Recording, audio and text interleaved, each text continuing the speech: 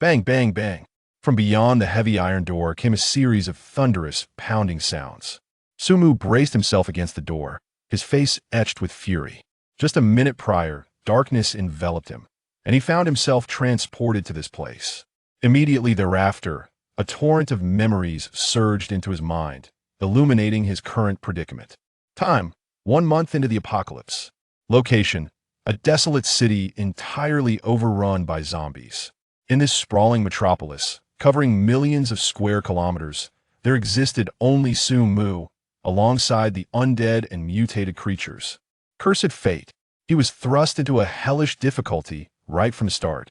How could he possibly survive? Though he lamented his dire situation, as a reincarnated individual well-versed in apocalyptic novels from his previous life, Sumu was acutely aware. In the face of the apocalypse, one must gather intelligence and utilize every available resource to endure. Yet, time was of the essence. Before Sumu could even acclimate to his surroundings, loud crashes resounded. Several zombies seemed to have caught a whiff of his flesh, relentlessly assaulting the door of the room he occupied. Fortunately, the door was a robust iron security barrier, not easily breached. However, zombies were not ordinary humans. Moreover, there was no door that could not be broken. Merely defending oneself would ultimately lead to one conclusion: being overwhelmed by the gathering horde and becoming their evening meal. As for confronting them heathen, the memories from his transmigration warned Sumu.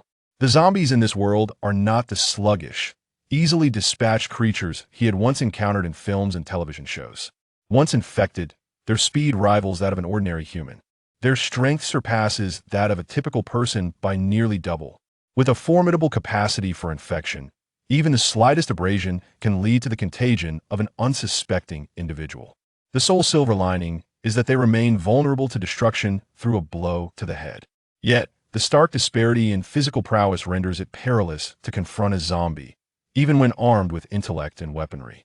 Moreover, the relentless pounding at the door reveals that he is not facing a solitary foe. What to do? Sumu's gaze darted around the room, desperately seeking any means to turn the tide of this dire situation. The ideal scenario would be to discover a firearm. Harnessing the power of such a weapon could swiftly resolve his immediate dilemma, allowing him to relocate post-haste. At the very least, he needed to find a knife or similar implement, something to afford him a chance to resist once the zombies breached the door. Alas, this was merely an ordinary dwelling. Not only was there no firearm in sight, but even knives were conspicuously absent. What a cruel twist of fate, Sumu lamented, a shadow of frustration crossing his features. Not only was he thrust into a hellish beginning, but he was also bereft of any weaponry, thrust directly into peril. Surely, he must be the most unfortunate of all time travelers. Before he could wallow in self-pity, an overwhelming force suddenly surged from his side. The terrifying strength propelled him across the room, crashing him forcefully onto the sofa in the living area. Then, with a thunderous boom, the chaos erupted. The heavy iron door, connected to its frame, shattered in an instant. The door itself was propelled upwards, crashing down upon the ground with a thunderous roar. At the center of the iron door, a massive indentation resembling a fist emerged prominently. A giant zombie, robust and nearly twice the size of an ordinary one, now advanced with heavy steps into the dwelling where Sumu resided. Behind it lay two ordinary zombies sprawled on the ground to the left.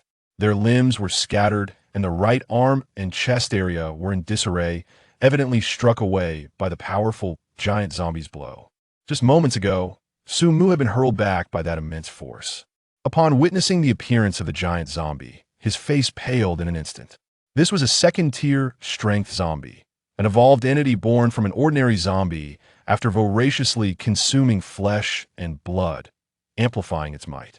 Their combat prowess was utterly incomparable to that of a mere first-tier zombie.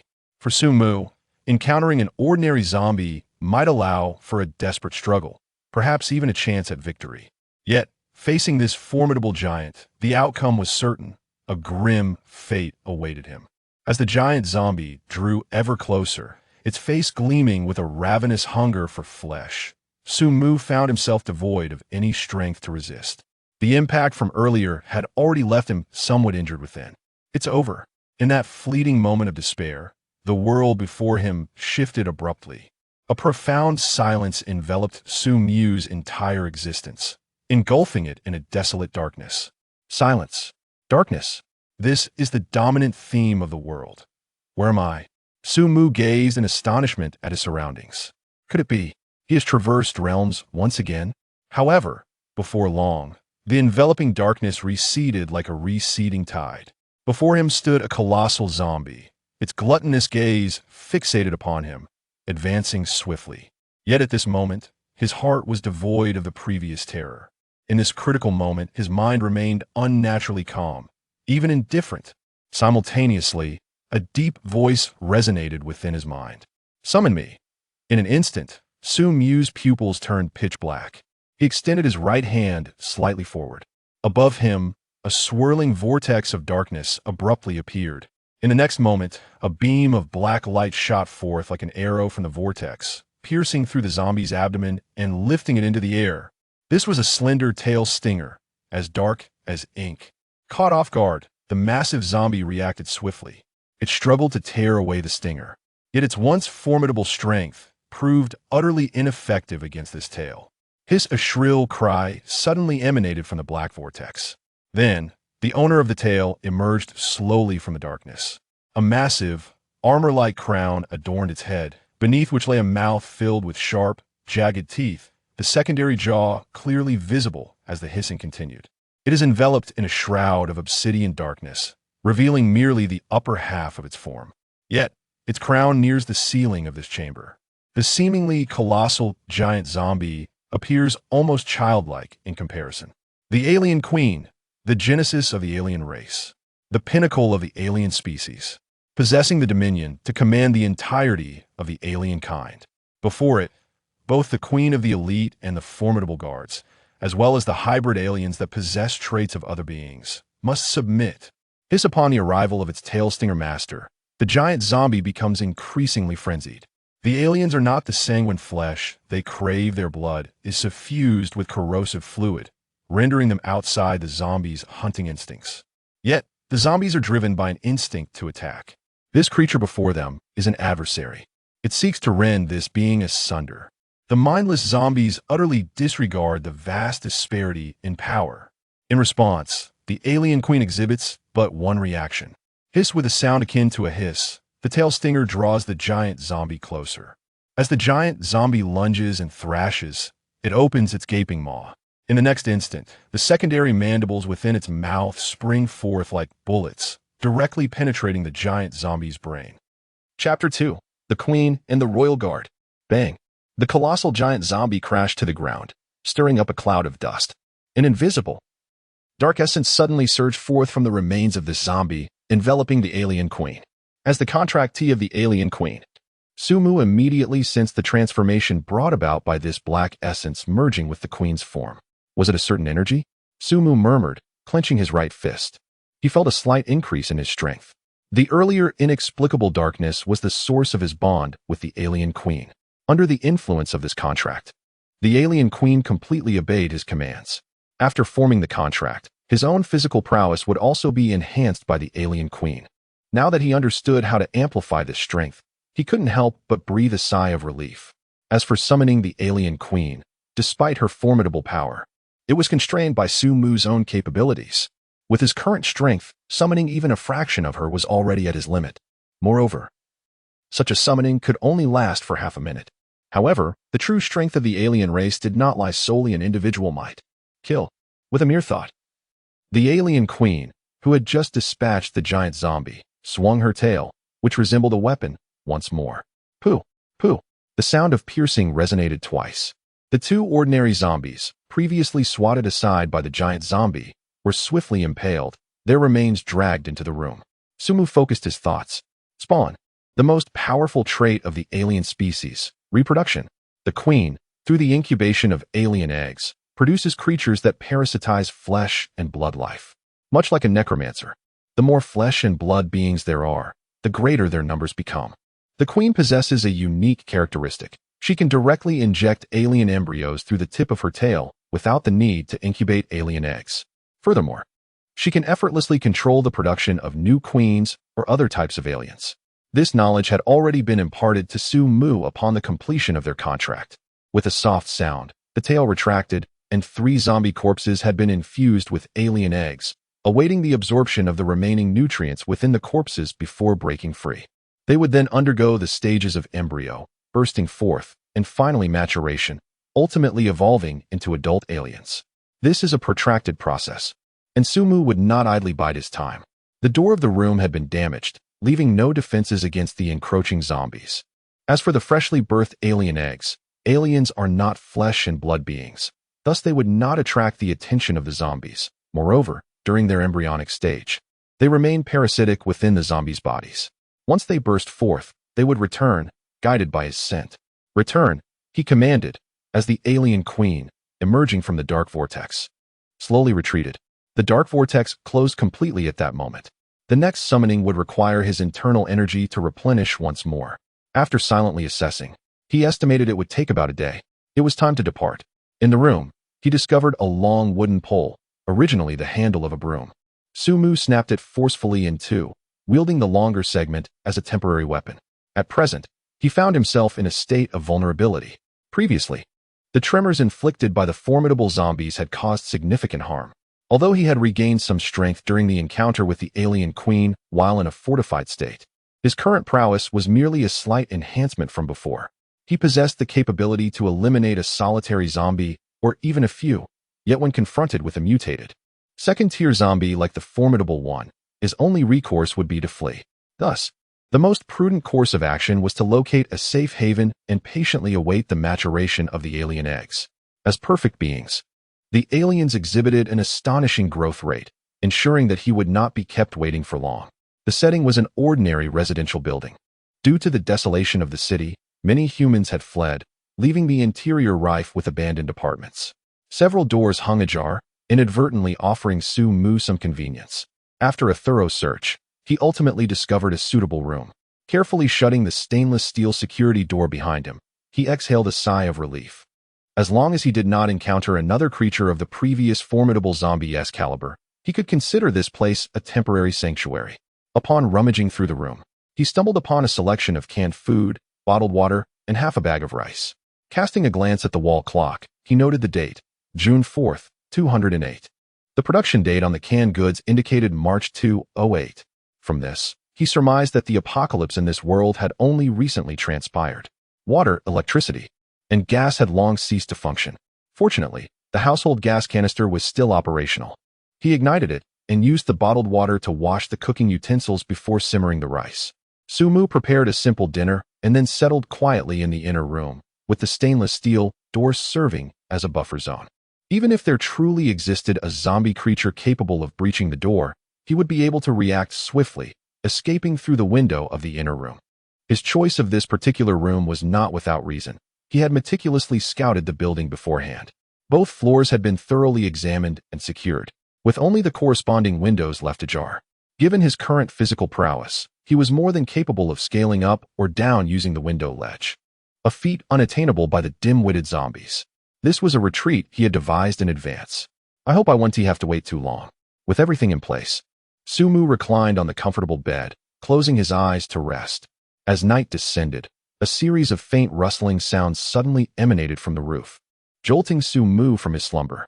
Instinctively, he reached for the wooden stake that fell into his hand, ready to launch an attack at a moment's notice. In the next instant, the source of the disturbance came into view. Upon seeing the newcomers, a smile spread across Su Mu's face. From the air conditioning duct in the room, 3 pale, elongated creatures emerged. These were the broken corpses, third-stage aliens birthed after the hatching of alien eggs, nourished by parasitic beings to gain life energy. Though they were currently small and possessed negligible combat capability, they naturally bore corrosive blood. In extreme situations, they could resort to a self-destructive tactic, tearing apart their own bodies to unleash their corrosive blood as a weapon. Moreover, after a few molts, they would evolve into formidable alien warriors. This transformation process was remarkably swift. Furthermore, with the contract of the Mother Queen, Su Mu had acquired the ability to command the aliens. With these 3 broken corpses, his vigilance was significantly heightened. The 3 broken xenomorphs were commanded to remain indoors, vigilant against any threats that might arise, with the capacity for self-detonation should danger present itself. At long last, Su-mu could finally rest in peace. Time passed swiftly, and before he knew it, the dawn broke, heralding a new day. He awoke from his slumber, thoroughly rejuvenated, his energy completely restored. However, the scene that greeted his eyes was even more satisfying. The 3 broken xenomorphs that had returned the previous night had vanished without a trace. Scattered throughout the room were several discarded exoskeletal remnants of the alien creatures. In their stead stood 3 fully matured xenomorphs, cloaked in darkness and bearing fierce visages. 2 of them crouched low on either side of the room, while the third stood tall and imposing at the entrance. 2 xenomorph queens and 1 elite xenomorph. The beginnings of Su-mu's alien army had emerged. Chapter 3. The formidable elite xenomorph. The 2 xenomorph queens had parasitized 2 ordinary zombies, while the elite xenomorph had taken residence within the colossal zombie. Xenomorphs possessed the remarkable ability of genetic optimization, enabling them to assimilate the superior genes of their hosts, thereby facilitating their own evolution. Consequently, the elite xenomorph, born from the giant zombie, was only slightly smaller than the 2 xenomorph queens beside it. In terms of combat prowess, it was, without doubt, on par with the queens that had parasitized the ordinary zombies. This was precisely Su-mu's intention. The 2 xenomorph queens were to be utilized for hatching xenomorph eggs, thus creating his alien army, with no need for excessive enhancement of their combat abilities. As for the elite xenomorph, it would serve as a guardian in the absence of the xenomorph queen. Based on the current circumstances, it was evident that his initial choice had been astute. The imposing creature of the elite guards, when pitted against the previously encountered mutated second-tier giant alien, should undoubtedly prevail with overwhelming force. Observing the curled forms of the 2 alien queens, Su-mu began to ponder deeply. The alien queen is of colossal stature, standing nearly 5 meters tall when fully erect. Ordinary structures could scarcely accommodate its massive physique, had it not been for the ample space of this main room. It would have been impossible to house even their curled forms. However, this also attests to the absolute submissiveness of the aliens. It appears that a nest must be sought. With this thought in mind, Su-mu set off without hesitation. This time, he felt no need for stealth.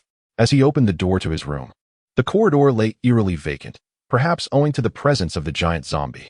With a mere thought, the elite guard zombie surged ahead. Bang, bang, bang. After 3 muffled thuds, tranquility returned. Su-mu advanced calmly, noticing 3 zombies sprawled on the left side of the corridor, their skulls pierced by some sharp object. Undoubtedly, they had met their demise in a single blow. The marks bore the signature of the elite guard alien's tail stinger. High-level aliens possessed considerable intelligence, and Su-mu, with the ability to command them, could issue precise destruction orders. The aliens transformed from second-tier zombies proved to be remarkably formidable.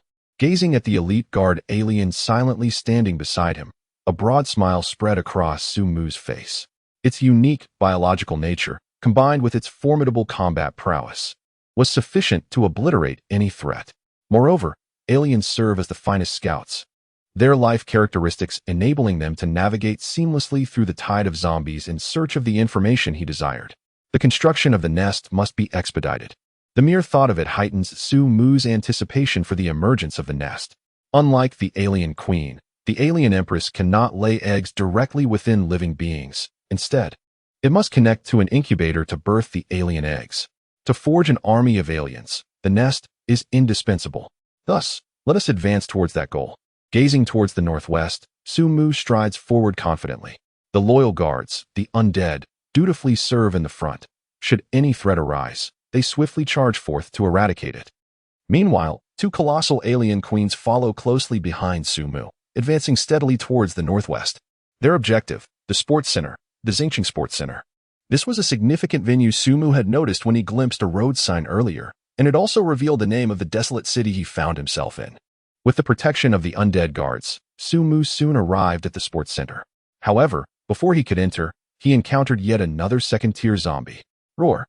As if it had caught a distant whiff of Su-mu's flesh and blood, this second-tier zombie charged at him with astonishing speed before he could react. Unlike the previous giant zombie he had faced, this one bore a more ordinary physique.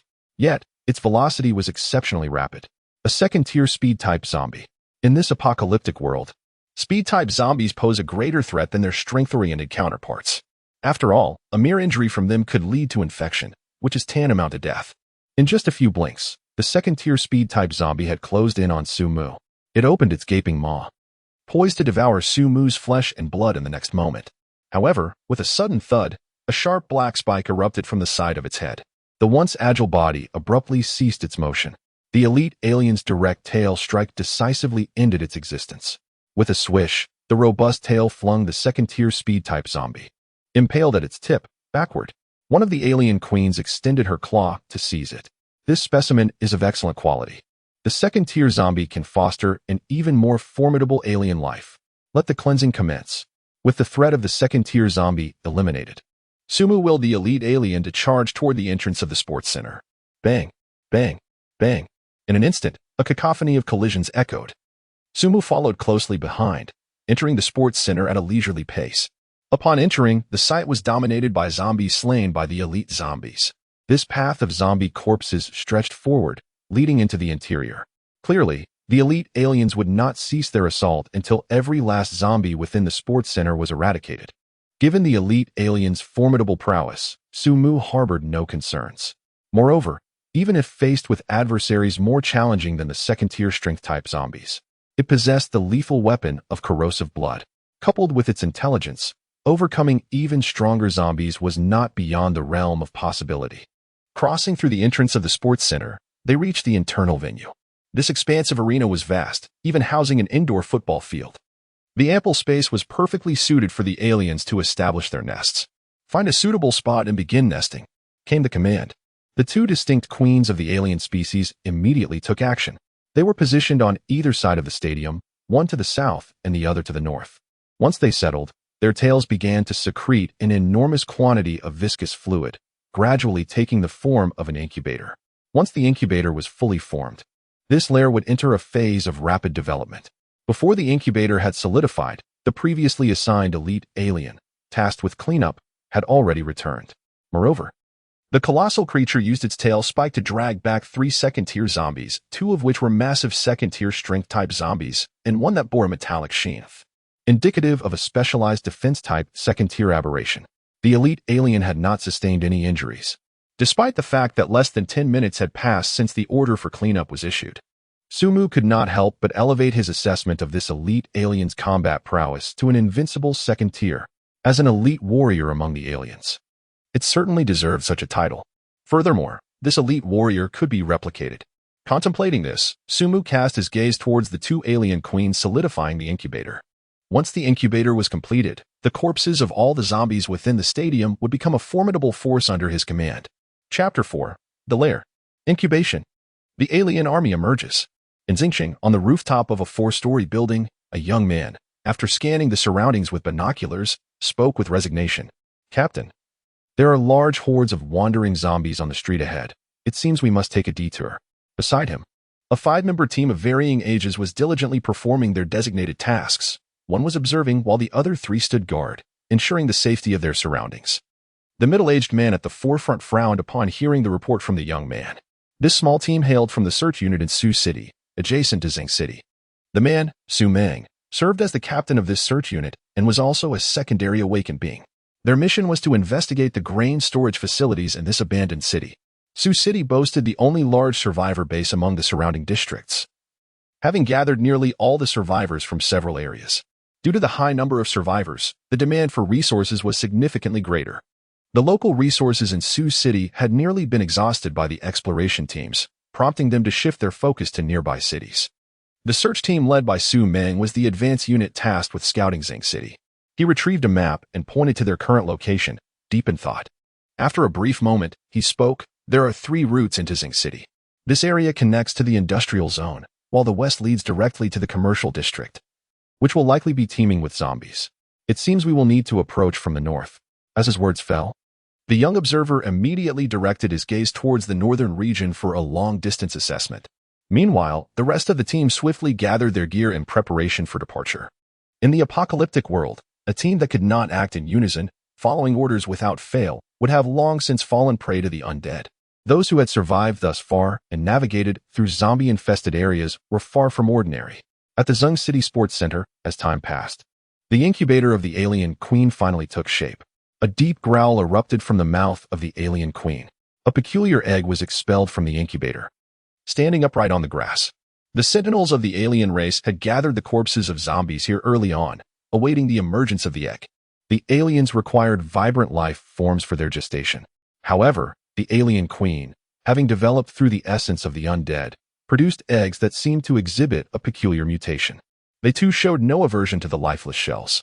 Upon the expulsion of the egg, sensing the presence of the surrounding zombie corpses, the top of the egg opened directly. A pallid, spider-like creature crawled forth from within. It extended 8 similarly pale appendages, its body tensed suddenly, and with a powerful leap, it landed upon the face of a deceased zombie. Its 8 limbs firmly grasped the visage of the corpse, while a slender, coiled tail constricted around its neck. Injecting the larva into the zombie's mouth, known as the facehugger, it derived its name from its unique parasitic process. This marked the second phase of life for the alien. Following the egg, ordinarily, the alien would not harm its host during the parasitic phase. Yet, due to the queen's influence from the zombies, and the fact that the host was already deceased, the facehugger gained the ability to harness the residual energy of the corpse for its own growth. After fulfilling its mission of larval injection, the facehugger immediately ceased all life signs. However, its form remained firmly affixed to the host's face. Simultaneously, the zombified corpse exhibited noticeable external changes. As time elapsed, the body of this zombie rapidly withered at a visible pace, its life energy being voraciously siphoned by the alien larva. Finally, after enduring 2 hours of energy harvesting, the once corpulent zombie carcass had shrunk significantly. Suddenly, an unsettling movement resonated from the lifeless body, which had succumbed just hours prior. Thud, thud, thud, the ribcage violently heaved upward. Following a sound reminiscent of tearing flesh, a slender, blood-soaked creature emerged with a piercing shriek from the carcass's chest cavity. This marked the third stage of the alien life form, the burst cavity. It was akin to the moment when Sumu first encountered the alien queen and the elite alien offspring, both in the same developmental phase. The gestation of this extraterrestrial being was nearing completion. Moreover, the emergence of this alien offspring was merely the beginning. Sizzle, sizzle, sizzle, on the verdant grounds of the Zhengqing Sports Center. The cacophony of flesh being rent asunder filled the air, as one after another, zombie carcasses birthed yet more burst cavities. As the first alien offspring matured, the 2 alien queens remained relentless in their duty to produce alien eggs. One by one, the eggs were laid, subsequently hatching into facehuggers that gave rise to alien offspring. Observing the continuous emergence of burst cavities from the zombie carcasses, a smile of anticipation crept across Sumu's face. Grow swiftly. The burst cavities required no sustenance. The life energy siphoned from the carcasses was sufficient for them to undergo metamorphosis prior to reaching maturity. After a few more hours of molting, they would evolve into formidable aliens, becoming part of a powerful alien horde capable of upending the world. Dozens of burst cavities congregated on the grassy field, their forms smeared with the fresh blood and remnants of flesh from their recent emergence. Although this scene bore a somewhat gruesome visage, it heralded a new era. Yet for Sumu, it is indeed the most enchanting scene. Bloodshed? In the dire straits of the apocalypse, if one can merely survive, many would likely not hesitate to transform into a monstrous form. Blood and slaughter are the dominant themes of this world in ruin. Having faced the first direct assault of zombies, Sumu had already steeled himself for what lay ahead. Chapter 5, Monsters. The terrified search team. As night descended, the Zhengqing Sports Center was bustling with life. In the expansive central playground, countless dark, grotesque creatures stood in formation, their sinister visages striking fear into the hearts of onlookers. They hunched uniformly, facing a platform at the forefront of the playground. The worker aliens, the carriers of the alien hive, also served as the soldiers of their kind. Among this horde, for being stood out, differing slightly from the other worker aliens, 2 of them were warrior aliens, enhanced in strength and significantly larger than their ordinary counterparts.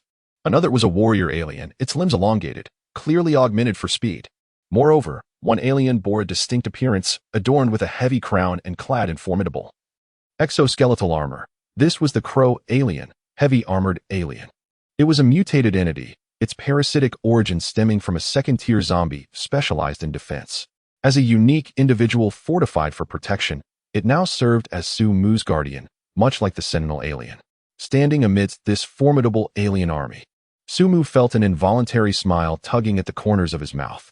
At last, he possessed the power to vie for dominance. Over 100 aliens. And this number continued to swell. Observing the multitude of alien beings awaiting his command, Sumu gestured with a grand sweep of his hand, signaling forth. Eradicate the zombies within the city. When confronted with formidable individuals, do not linger in combat. Remember their scent. Transport the cadavers of the undead to expand the scale of our lair. Go forth. At the command, a multitude of aberrations immediately erupted into a cacophony of screams as they surged forth like a black tide from the sports center, radiating throughout the entirety of Xingqing. The city of zombies? Soon, this name shall be rewritten. In the northern part of Xingqing, within a garden community, the order to cleanse the zombies was issued. In response, Su Mang's search team swiftly formed a tight-knit assault formation, breaching the nearest building. With a series of muted gunshots echoing, the zombies within the community fell in an instant. Sucheng boasts a military logistics base with ample supplies of weaponry and ammunition, enabling the rapid consolidation of personnel to establish a survivor-based city amidst the apocalypse. The teams venturing out were, of course, well-equipped. Room 101 cleared. Room 102 cleared. Room 103 cleared. The first floor is secure. Ascend to the upper levels. This residential building harbored no second-tier zombies. With collaborative efforts, the cleanup progressed remarkably well. In just half an hour, the 5-member team utilized their ample firepower to swiftly purge the 10-story building. Secure the doors and remain vigilant for the possibility of wandering zombies breaching our defenses. Let us take a moment to recuperate and gather supplies. At last, upon finding no remaining living zombie, Captain Su Mang issued the command to enter the kitchen of one of the rooms in search of provisions. They are, in essence, a search team, entering Xingqing with only a scant supply of provisions, as the remainder of their cargo has been allocated entirely to ammunition, necessitating a resupply of resources. Moreover, procuring materials from the residential buildings is not the mission of this search party. The consumption of a city is staggering, requiring a substantial influx of supplies. Their objective lies within the desolate expanse of Xingqing, specifically targeting several large food processing plants and a wholesale grain and oil market. Initially, they intended to access the industrial area of the food factories, yet the overwhelming presence of wandering zombies forced them to alter their route. However, the grain and oil wholesale market is not far from the residential district. Once they have replenished their supplies, their aim will be to investigate the situation there. To their pleasant surprise, they discovered a can of beef in the kitchen of a particular household. Su Mang, filled with delight, eagerly opened the can and began to savor its contents. The circumstances in Sioux City are equally dire. Although a survivor base has been established, fortified with robust defensive structures, the immense population leads to a staggering consumption of resources. Presently, the free resource distribution within the base city has dwindled from 3 meals a day to merely 2. With the rations often more sparse than dry. Even as an awakened individual, the allotted food is still less than that of an ordinary person, leaving him only partially satiated. The notion of indulging in a feast feels like a distant dream. Thus, they have formed exploration teams to search in this zombie-infested world, hoping that even if they do not meet the expectations of the base city, they may still reap some additional rewards. The prospect is indeed tantalizing. With a face full of satisfaction, Su Mang devoured an entire can of beef, broth and all, revealing a contented smile. However, in the next instant, his expression shifted dramatically. As a second tier awakened, his physical capabilities had been significantly enhanced. He distinctly heard the muffled crack of gunfire emanating from downstairs, and it was a rapid succession of shots. Trouble was imminent. In a heartbeat, Su Mang snapped back to his previous state, swiftly grabbing his weapon and dashing towards the staircase. On the second floor, the sound of gunfire echoed relentlessly. Dive monster. A deep, continuous barrage of gunfire erupted, interspersed with terrified shouts. The entire corridor on the second floor had transformed into a battleground shrouded in smoke. Su Mang leapt from the third-floor hallway, gazing at the epicenter of the chaos. In an instant, his pupils contracted as he fixated on the area ravaged by bullets. A grotesque creature, entirely cloaked in darkness, was now huddled beneath the storm of gunfire. Slowly retreating, its body was riddled with numerous wounds inflicted by bullets, oozing yellow-green blood. Most alarming to Su Mang was that the splattered blood, upon touching the ground and walls, had created corrosive pits. What manner of beast is this? Chapter 6, Intelligent Life? A New Species. Die, die, die. Among the 4 frantically firing at the aberration, the young observer from Su Mang's search team was the most fervent. Yet, as Su Meng cast his gaze upon him. He instantly understood the reason for such fervor. At this moment, the left hand of the observer had vanished, blood continuously oozing from the severed stump. In the center of the battlefield, a severed arm lay quietly, corroded by the blood splattered from the monstrous creature before them, missing a significant portion and evidently beyond recovery. The abilities of awakened individuals primarily lie in the enhancement of their physical forms. However, there exist other extraordinary powers as well, coupled with inherently remarkable physiques. If limbs are severed, there remains a substantial likelihood of reattachment and restoration, provided the detached parts are intact. Yet, alas, this arm seems irretrievably lost, which accounts for the young man's fury. In a post-apocalyptic world, with a mutilated body, the outcome is all too predictable. Furthermore, they now find themselves in a zombie-infested zone. Ammunition will inevitably run out. Driven by an inexplicable dread, even the Season 4-member search team momentarily forgot to coordinate their firepower and timing. The sound of several empty clicks echoed through the air. Only then did the team realize they had exhausted their bullets. More terrifying, however, was the realization that the creature they had bombarded with concentrated fire was still standing. Despite the numerous wounds dotting its body, it remained upright, maintaining a defensive posture. Damn it! The team hastily replaced their magazines. As for close combat, though all were first-tier awakened individuals, and while they may not match Su Meng, dispatching a few zombies with bare hands was certainly within their capabilities. Their combat experience was equally commendable. Yet, upon witnessing Bai Yang's plight, they abandoned that notion entirely. This creature possessed corrosive blood. After all, close-quarters combat is fraught with peril, and the creatures possess formidable strength.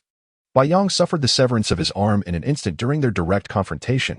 Presently, they hold an advantage with firearms, and avoiding hand-to-hand conflict is paramount.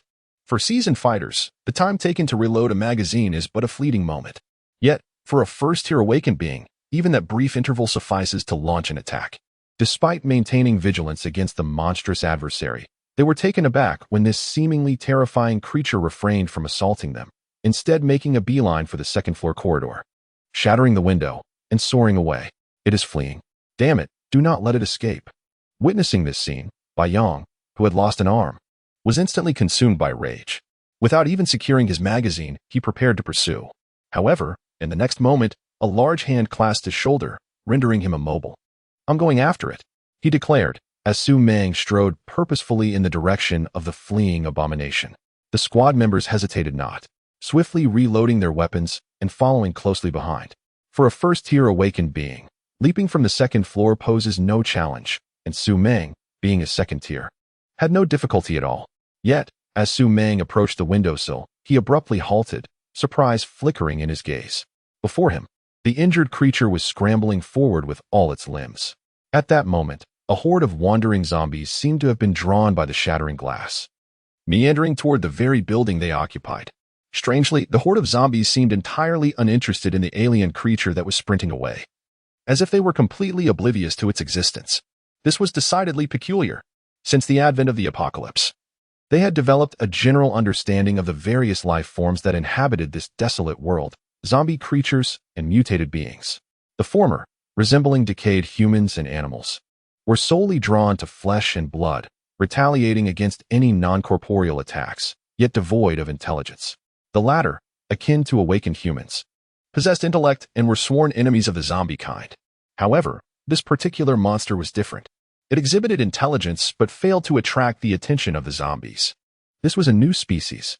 Yet at this moment, Su Meng could not afford to ponder further. They were in trouble. Immediately, he ordered the doors to be sealed, instructing the personnel to move to higher ground and prepare for evacuation. The swarm of zombies in the residential complex had unconsciously converged towards their location. The most formidable threat posed by the zombies was their terrifying numbers. Although Su Meng's team had the advantage of weaponry, their ammunition was ultimately finite. Furthermore, the awakened ones were not inexhaustible beings. Even Su Meng, capable of easily dispatching ordinary zombies, would falter against 1,000 or 10,000. There would inevitably come a moment of exhaustion. At that point, the only outcome would be to be consumed by the horde. Moreover, among the zombies, there existed second-tier zombies, which posed an even greater threat. Thus, avoiding the onslaught of the swarm was the wisest choice. Chapter 7. The Stalker. The Lair. Have you encountered humans? Sumu gazed, somewhat taken aback at the sight before him. A worker bee alien riddled with circular bullet holes, clearly inflicted by gunfire. Upon his arrival in this desolate city, he had received the unmistakable information that he was the sole human inhabitant of this place. This could not possibly be erroneous. Therefore, the sudden appearance of another human could only be attributed to an exploration team from a nearby city. Moreover, their city must lie in close proximity to Xingqing. This constituted a threat. To humanity, aliens were undoubtedly monstrous entities. When faced with such monstrosities, the response could be summarized in 2 words: annihilation. Go and recuperate, he gestured, allowing the alien to enter a state of dormancy for recovery. As an alien, as long as it had not met its demise, it could gradually heal its wounds within the nest. Once he observed the worker bee alien retreating to the queen's chamber to rest, Sumu began to ponder deeply. The human base, a potential threat, must consist of evolved beings akin to advanced zombies. The information conveyed by this worker bee alien encompassed more than just the bullet wounds. Its flight was prompted by the presence of Su Meng, a second-tier awakened being. Otherwise, with their innate agility and stealth, along with the ability to summon other worker bee aliens, they could have easily obliterated those 4 humans, even in possession of firearms. It appeared that I must investigate the city they inhabit. To know oneself and one's adversary is to seize the initiative. The power of technology should never be underestimated. A city shrouded in uncertainty regarding the safety of the nest must be thoroughly scrutinized for intelligence. Keep a close watch on them. With a flicker of thought, he resolved to proceed. Within the confines of the lair, a warrior xenomorph sprang into action, dashing forth with remarkable speed. It was the sole second-tier speed-enhanced warrior xenomorph currently residing in the nest, perfectly suited for stealthy pursuit. In a residential complex, atop a building staircase. Damn. Indeed, there exists a second-tier zombie. Su Meng forcefully kicked a nearby zombie, propelling it into the horde of undead surging up the stairwell. The immense force toppled a multitude. However, a colossal zombie, resembling a small giant, remained unmoved. A strength-enhanced second-tier zombie. The mere presence of this creature caused Captain Su Meng to tense with apprehension. Even he could not guarantee dominance over this second-tier strength zombie, not to mention the throngs of ordinary zombies looming nearby. As the 2 sides faced off, a sound shattered the fragile calm. "Captain, the zip line is secured," came the urgent voice of a teammate from behind. "You all go first," Su Meng bellowed, swiftly drawing his previously unused firearm and unleashing a barrage of gunfire into the staircase. Under the overwhelming firepower, countless ordinary zombies were swiftly dispatched. Inside the stairwell, the horde was momentarily restrained, preventing the vigilant second-tier strength zombie from unleashing its full might, despite its immense power. Behind him, the search team members deftly grasped the zip-line pulley and descended rapidly to the rooftop of the adjacent building. This was specialized logistical equipment brought by the team, ingeniously exploiting the zombies' lack of intelligence to navigate between high-rise structures. 3 fit team members reached the opposite rooftop first, quickly taking control of the access points atop the building. Only 1 individual remained to assist the severed armed by Yang. Their roles were distinctly defined, and in less than half a minute, they had all successfully evacuated. Su Meng finally ceased his barrage of fire. Swiftly, he removed a grenade from his belt, pulled the pin, and hurled it with great force towards the location of the second-tier strength zombie. Without a moment's hesitation, he disregarded the situation behind him and turned to sprint towards the extraction point. A thunderous explosion erupted, sending countless dismembered limbs soaring from the rooftop passage. Su Meng paid no heed to the chaos, swiftly attaching himself to the zip line and descending to the opposite building. Just as he reached the midpoint, a muffled sound resonated from the rooftop passage. Accompanied by the violent burst of the rooftop door, a colossal figure charged forth. It was none other than the second-tier strength zombie. At that moment, its body was riddled with wounds, and a large, charred cavity marred its abdomen. Yet, this terrifying injury did not impede its movements. It fixed a ferocious gaze upon Su Meng, suspended in midair, unleashing a deafening roar. Then, with a sudden surge of speed, it lunged towards him. Witnessing this scene, Su Meng sneered softly, uttering, "Die?" In the next instant, the second-tier strength zombie leapt, attempting to seize Su Meng in midair. However, the outcome was predictable. The massive form, having lost its forward momentum, plummeted directly to the ground. From a height exceeding 10 stories, even a second-tier creature could not withstand such a fall. With a resounding crash, it struck the ground forcefully. Although it did not perish from the impact to its head, both legs shattered upon landing, rendering it nearly immobile and no longer a threat. Observing this from above, Su Meng finally felt a sense of relief as he descended to the adjacent building. The crisis has been temporarily averted. However, Bai Yang has sustained injuries, significantly diminishing the team's operational capacity, rendering this mission a provisional failure. Their current deliberations revolve around the means of retreat. Unbeknownst to them, Su Meng, at this very moment, is being silently observed by a pitch-black entity, its limbs firmly affixed to the wall of a nearby building, keenly watching their every movement. Chapter 8. Survivor Base, Su City, Zengqing. In the outskirts, several shadowy creatures, their forms akin to arrows, are presently navigating the dim corners of the earth. Leading them is a second-tier, speed-enhanced warrior creature dispatched by Su Mu to pursue. Its gaze remains fixated on a vehicle occupied by a human squad situated 100 meters away, specifically targeting Su Meng and his team of Su City explorers. After their escape from the rooftop, Su Meng and his group swiftly commenced their withdrawal and successfully exited Zengqing. A strange sensation crept over him, as if something were tracking him. Within the team, Su Meng, a second-tier awakener, inexplicably glanced back. Yet, upon turning, he found nothing amiss, which stirred a twinge of unease within him. "Captain, you are being overly cautious," remarked Bai Yang, the only injured member of the squad, with an air of carefree nonchalance. "Whether it be zombies or mutated creatures, even that monster we encountered before, they are unlikely to possess complex cognitive abilities. Surely, you are contemplating that creature." Though his demeanor was casual, the bandaged stump of his arm and the fierce glint in his eyes when mentioning the monster betrayed the turmoil within him. "Let us hope so." Su Meng withdrew his gaze and looked towards the path ahead. The journey to Zengqing filled him with an unsettling apprehension. It seemed that the higher-ups should take heed. Amidst his thoughts, the vehicles had already entered Su City. Su City, the survivors' stronghold, was a towering wall constructed from abandoned vehicles and surrounding houses, along with fences. The gaps were filled with cement, forming a secure barrier against the encroaching zombies. A secondary defense line, crafted from wooden spikes and barbed wire, encircled the exterior. On the perimeter walls, a contingent of guards was stationed. Should any wandering zombies breach the designated warning line, they would be swiftly neutralized by the guards. It had been established that zombies exhibit a tendency to gather in clusters. The potential for a breach could lead to an overwhelming horde. Moreover, the congregation of numerous humans inevitably attracted attention, which was equally enticing to the zombies. Conflict was an inescapable reality. Additionally, this wall served as a barrier for filtering and screening the outside world's inhabitants. Zombies possessed formidable infectious capabilities.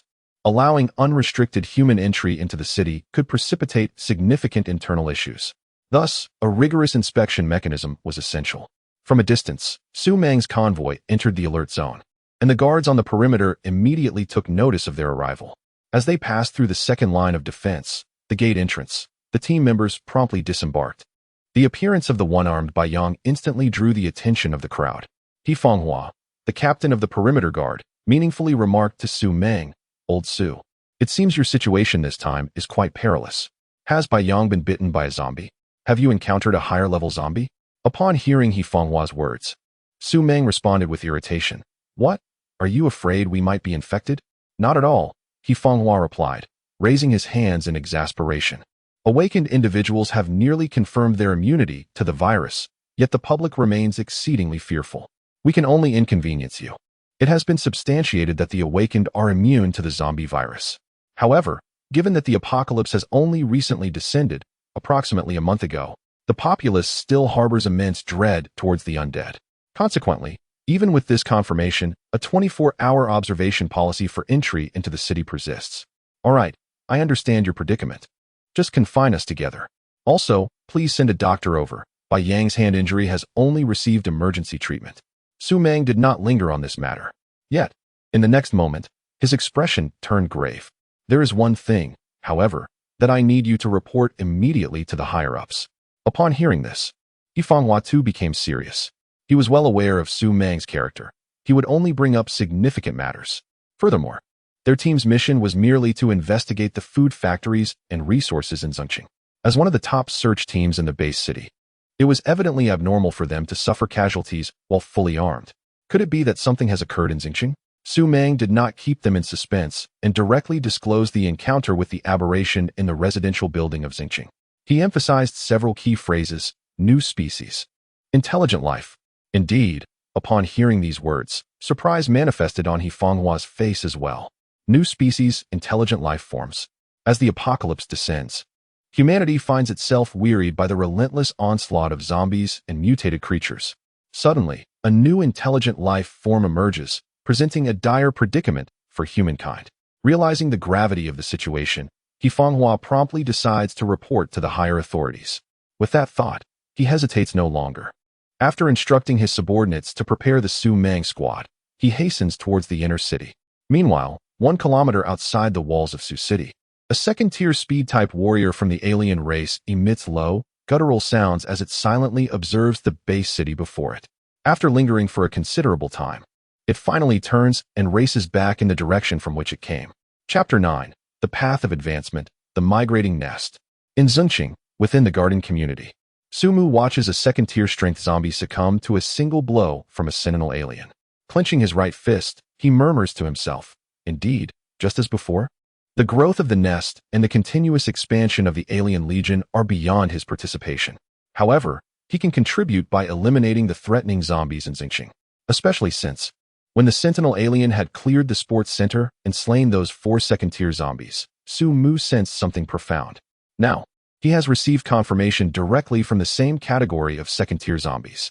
His enhancement in abilities is intrinsically linked to the act of slaughter. Moreover, there is no need for the alien queen to intervene. As long as life ceases in his vicinity, he can absorb this foreign energy.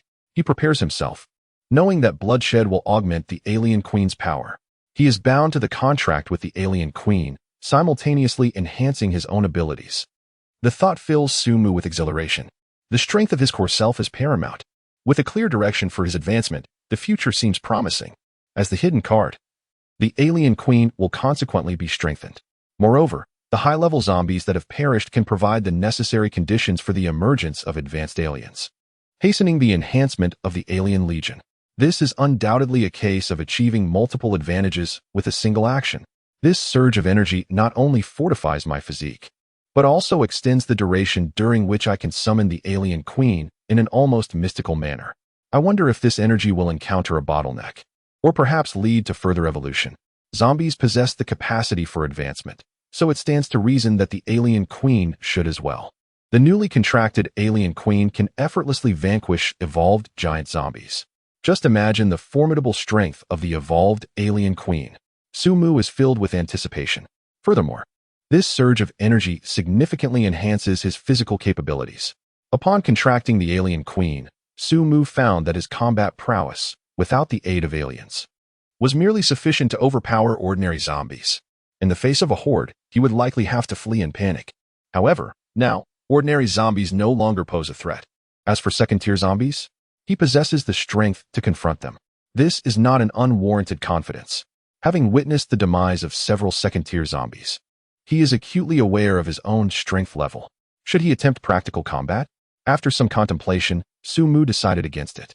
With the alien legion at his disposal, he need not risk himself in dangerous confrontations. This power serves merely as a final safeguard. Nonetheless, essential training remains necessary. As for opponents, controllable aliens undoubtedly represent the optimal choice. Just then, as Sumu finished gathering the remnants of the second-tier enhanced zombies left behind by the Su Meng squad, preparing to return to the nest with their remains, he suddenly felt an intuitive pull towards the outskirts of the city. In the next moment, the second-tier warrior xenomorph rushed towards Sumu, a surge of thoughts flooding his mind. Indeed, is this the survivor base?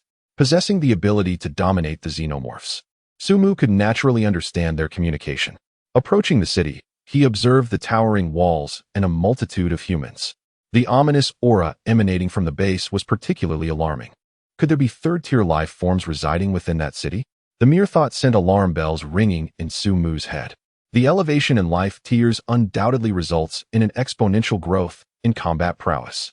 Just as zombies appear as mere clay figures before second-tier zombies, so too might second-tier beings be as insignificant as ants in the presence of third-tier life. Perhaps the xenomorph queen could overpower her foes as a second-tier being. But at this moment, Sumu had yet to facilitate her ascension to a higher life tier. Moreover, the emergence of third-tier life raised an even graver concern. If this survivor base could harbor third-tier life forms, what of other human survivor bases? Might there exist even more formidable entities? It is conceivable that they have regained a semblance of technological prowess. Consequently, all the ruined cities could face the threat of obliteration. Sumu would never underestimate the power of technology. Humanity in this world possesses destructive weapons, and if they were to fall into the wrong hands, even the Xenomorph Legion would meet with utter annihilation. It seems a relocation of the nest is imperative, Sumu murmured as he cast his gaze upon the earth. The Xenomorph nest requires vast space, yet the ruins are evidently unsafe.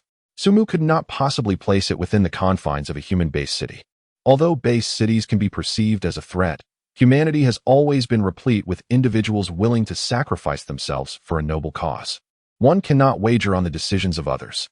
Thus, the only remaining option is to retreat underground. Nuclear weapons are aptly termed as instruments of annihilation, capable of obliterating the entirety of human civilization under substantial yield. However, this destruction merely engulfs the surface. At a depth of 15 meters within a robust stronghold, survival becomes feasible. When the depth reaches 70 meters, it enters a realm of safety. Relocating the nest underground emerges as the most prudent course of action. Conveniently, the Xenomorphs themselves excel in the art of concealment within darkness. They are equally adept at burrowing. Summon the worker drones. A surge of thought directed towards the two Xenomorph queens instantly elicited a response. The unique sound waves emitted by the queens resonated throughout the entirety of the augmented city. The worker Xenomorphs, previously engaged in the hunt for zombies and the transport of corpses, abruptly ceased their activities and swarmed back to the nest. In merely half a day, the number of worker Xenomorphs had surpassed 300. Additionally, many Xenomorphs had entered their growth phase, gradually transforming into their mature forms. Nonetheless, the thought of the Xenomorph's rapid reproduction brought a sense of ease to Sumu. This exponential growth would eventually decelerate upon reaching a certain scale, as the source lies in the queens producing Xenomorph eggs. Unless the number of queens is increased, the growth rate will remain limited. Without further contemplation, Sumu retrieved the map of the augmented city he had fortuitously discovered while eliminating high-level zombies.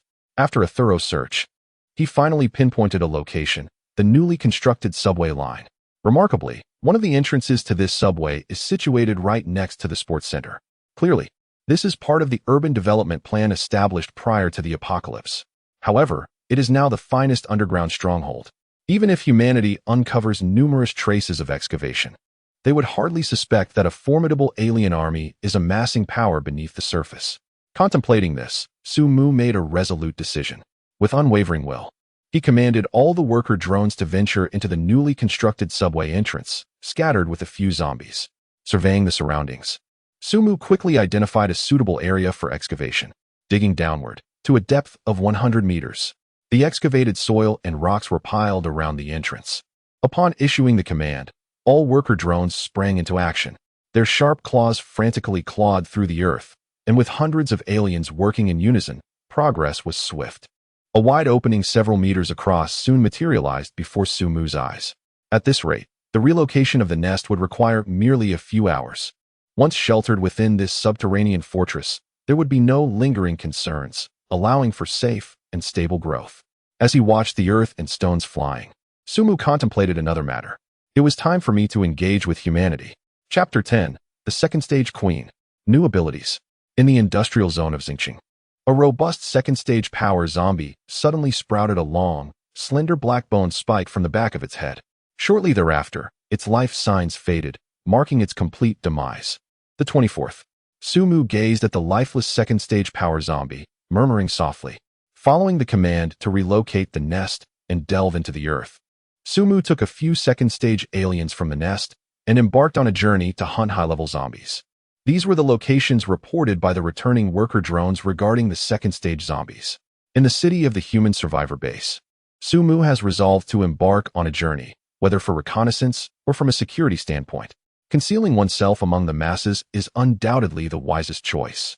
He intends to remain in the shadows until the alien army reaches a certain scale before stepping into the spotlight to establish his own dominion. However, prior to venturing to the survivor base city, he must enhance his own strength. After all, he sensed the ominous presence of second-tier warrior aliens, possibly indicating the existence of third-tier life forms. To ensure that he possesses the ability to confront adversaries, Sumu commenced the path of hunting high-level zombies. His objective is the ascension of the Alien Queen. A first-tier Alien Queen can effortlessly annihilate second-tier zombies upon their initial contract. Thus, what of a second-tier Alien Queen? With such a trump card, even third-tier life forms would no longer pose a threat. Furthermore, as the Queen grows stronger, her own power will be augmented. Sumu does not wish to reveal the existence of the Queen unless absolutely necessary. As the second-tier zombies perished, a surge of familiar energy flooded into Sumu's body, fortifying his physique. He had grown quite accustomed to this enhancement. Whenever a powerful entity met its demise, this energy would manifest. It seems to be a form of predatory ability possessed by the Alien Queen, not limited to the killing of alien life forms alone. Consequently, this energy becomes more manipulable. Just as Sumu was relishing the enhancement of his power, he sensed something amiss. The invigorating warmth coursing through him did not dissipate as swiftly as before. Instead, it surged within him. Could this be an ascension? A glimmer of delight flickered in Sumu's eyes. Indeed, the act of hunting serves as a means for the Alien Queen to ascend. However, just as Sumu was filled with exhilaration, a figure suddenly leapt from the rooftop of a 5-story factory building located in the northern corner of the area he occupied. Nonetheless, it landed firmly on the ground and rapidly charged towards Sumu, who was in the midst of his advancement. This was a tall zombie, robust in physique yet astonishingly agile. The second-tier aliens that had been guarding Sumu also detected the presence of the zombie. They swiftly lunged at the creature.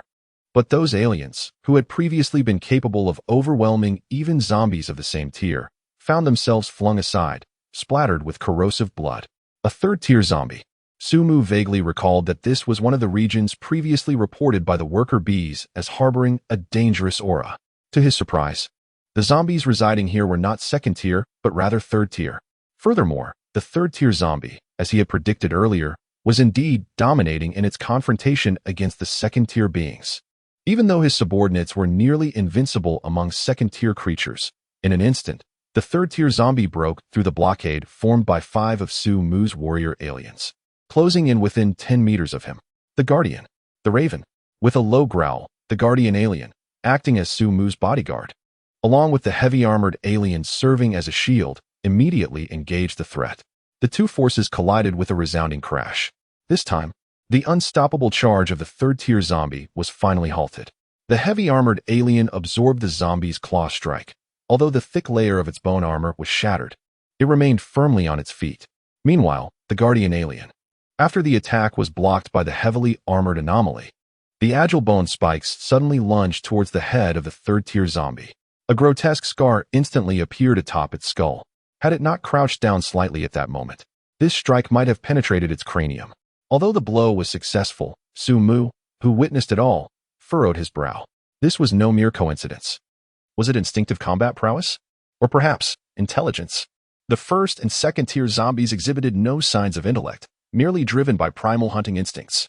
They were solely aware of the scent of flesh and blood, completely disregarding incoming assaults. Thus, when anomalies of the second tier confronted them, they were invariably overwhelmed. Those anomalies, possessing the cunning to discern their adversaries' weaknesses and exploit them, could effortlessly eliminate zombies of the same rank. Yet, this third-tier zombie before him appeared entirely distinct from the first and second tiers. Whether it was instinct or nascent intelligence, it had already grasped the concept of shielding its vulnerabilities.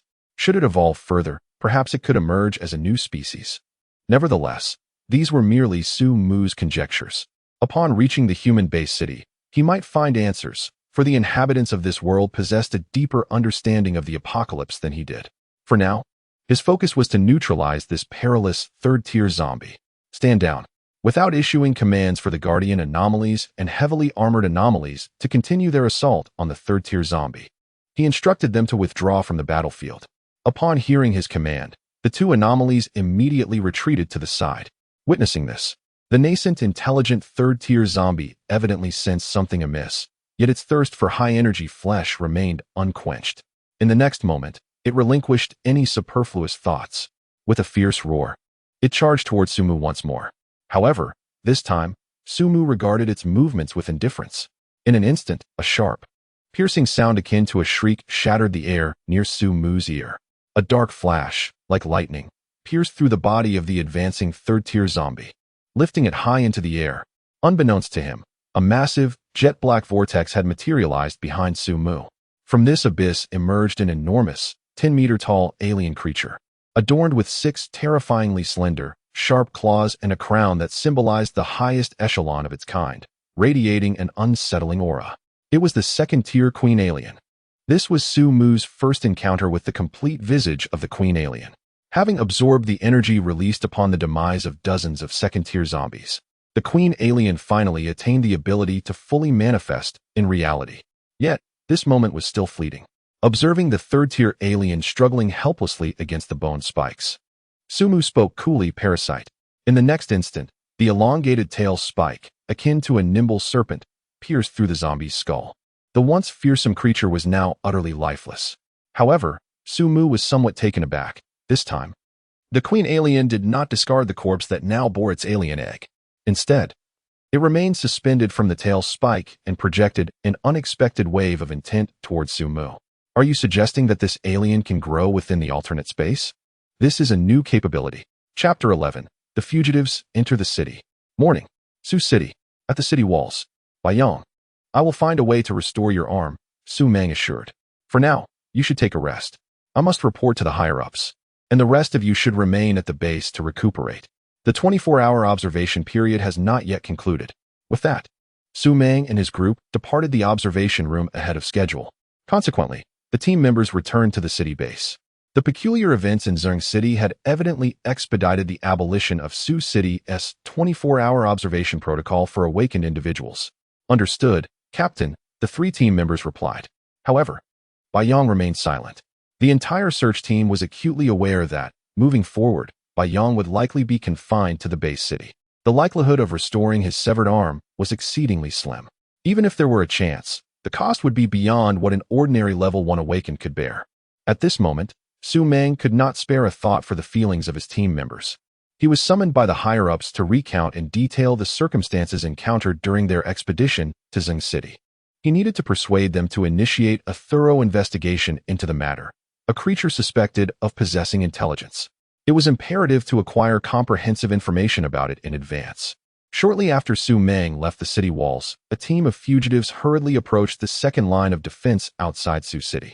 Most of the fugitives were in tattered clothing, save for one who was dressed appropriately, appearing incongruous amidst the others. They stood outside the barbed wire of the second line of defense, incessantly calling out to the guards atop the walls. "Please, open the gate. We are fugitives from Stone City. Allow us entry. I am Shi Zong from the Qixing Group, and I demand that the management of your base come to see me." Upon hearing the cries of the fugitives, the guards atop the city wall commenced their routine acceptance procedures with unwavering indifference. Particularly among the fugitive team, Shi Zong, who insisted on summoning the base's management, seemed to possess considerable status, yet his words were met with utter disregard. Noble birth? In this apocalyptic era, unless one wields military power, even the most prominent business magnate or political figure is merely an ordinary individual. Those wishing to enter the city must comply with regulations. Otherwise, entry is denied. Silence. The captain of the wall guards, He Fanghua, shouted. As a second-tier awakened being, his imposing presence swiftly enveloped the area where the fugitives stood. In an instant, the previously boisterous iron enclosure fell silent. All were orderly ushered into the city walls for a thorough inspection and subjected to a 24-hour observation for infection. No hazardous items are permitted within the city. Those carrying supplies must wait until the inspectors have completed their evaluations before claiming their belongings. Upon hearing this, Shi Zong of the Qixing Group, who had previously been the loudest in his demands, immediately objected. "I demand to see your leader." Among the group, he was burdened with the most possessions, packed in numerous bags, clearly reluctant to relinquish them to others, let alone endure the imprisonment of a 24-hour wait. "I do not compel you. If you cannot accept this, you may leave at once." He Fanghua offered no further discussion, turning his back on the group and allowing his subordinates to open the gates. Faced with the unwavering stance of the wall guard captain, the situation grew increasingly tense. Shi Zong clenched his teeth, casting a resentful glare at He Fanghua before vehemently tossing aside his personal belongings and stepping into the inspection room. To abandon entry into the survivor base? He was no awakened being. In a world plagued by zombies, one could lose their life at any given moment. As for other fugitives, the situation was even more dire. Having a sanctuary was already a considerable blessing, especially when contrasted with the daily life filled with trepidation. What did 24-hour surveillance matter in comparison? A group of refugees gradually underwent inspections, each stepping into the enclosed observation chamber established within the city walls. However, there were exceptions. If one relinquished their weapons, they could enter directly. He Fanghua approached the last member of the fugitive team, flashing a smile at Su Mu. Upon receiving this unexpected address from the captain of the wall guard, Su Mu initially feared he had revealed something. However, upon listening closely to the words spoken, it appeared otherwise, prompting him to retort, "Do I not need to?" He Fanghua shook his head. "You are different. Awakened beings have been confirmed to possess immunity to the zombie virus. Even a first-tier awakened individual would not be infected by a zombie bite. Moreover, you should have already reached the second tier, correct? The Suqing base welcomes formidable individuals like you. Just fill out a form at the city gate, and you may enter. Of course, once inside the city, you may be called upon to lend your strength. I hope you won't refuse at that time." After hearing this, Su Mu nodded in response. "All right, thank you." After all, the base city needed personnel to maintain it, a fact that did not surprise Su Mu. Additionally, he also confirmed another piece of information from He Fanghua. He had indeed contracted the Alien Queen, which was a manifestation of his awakened abilities. Moreover, his level of awakening was equivalent to that of the Alien Queen. However, in terms of true strength, he surpassed the original entity by one tier. Furthermore, there existed a mutual sensitivity among awakened beings, akin to the telepathic communication found within the alien species. This realization dawned upon him when he sensed the formidable aura within Su City upon his arrival in the vicinity, prompting him to abandon his initial plan of infiltrating the Su City survivor base as a fugitive. Instead, he opted to join a small group of escapees, assuming the role of an awakened protector. As it stands, everything has progressed smoothly. All that remains is for him to approach the higher echelons at the opportune moment to gather the information he requires. He casually filled out his basic information, such as his name, at the city guard's checkpoint, providing truthful details. Regarding his place of origin, Su Mu simply indicated Shurqing. Upon unexpectedly encountering this group of escapees from the Shurqing base, he subtly gleaned foundational information about Shurqing. Additionally, he managed to procure maps of several nearby cities. According to the escapees' accounts, Shurqing had been overrun by zombies, and everything there had perished. He harbored no fears of his identity being exposed. After completing his identity registration, Su Mu surrendered his camouflage weapon, a fire axe, and subsequently strode into this human city, now overshadowed by the undead. Chapter 12. Guide, Fate, Su Mang. Residence number, internal 2574. Upon entering the city, the environment deviated somewhat from Su Mu's expectations, a chaotic camp filled with ordinary people, aimlessly wandering about. A young woman, entangled with pedestrians, led them towards a dimly lit room. It was evident that, in this post-apocalyptic world, despite the shelter provided by the base, the ordinary inhabitants within it were not faring well. "Sir, do you require a guide?" A timid little girl approached Su Mu. Her clothing was tattered, and her face was smeared with soot. However, upon closer inspection, the ragged garment she wore was of fine quality, and the skin not marred by ash was remarkably fair, suggesting she once enjoyed a comfortable life. Before the cataclysm, she must have been a child of privilege. Yet, in these dire times, this former heiress had become a mere survivor. Her parents had likely perished in the chaos that engulfed the world. Judging by her clumsy disguise, it was clear that her alertness was commendable. She understood the necessity of concealing herself in such an environment. Of course, Su Mu could see through her inadequate ruse, and others undoubtedly could as well. The reason she could exist peacefully within this base city was clearly due to the strict regulations that governed the ordinary populace of Su City. Observing the little girl, Su Mu retrieved a piece of dried meat from his pocket and casually handed it to her. "Consider this my reward." The treatment afforded to awakened individuals was evidently worlds apart from that of ordinary citizens. Take, for instance, the earlier encounter with the so-called Seven Stars Group's Mr. Sure. The supplies he carried were partially returned by the city guards under the pretense of being spoiled. In contrast, aside from the firefighting axe he wielded as a weapon, All other provisions that served as mere disguise were returned to Su Mu without a single item missing. "Thank you, sir," the girl exclaimed upon seeing the dried meat. The little girl's eyes instantly sparkled with delight. Within the Sioux City base, the complimentary meals provided had already diminished from 3 to 2, reaching a state of thin gruel. This scarcity of food was evident.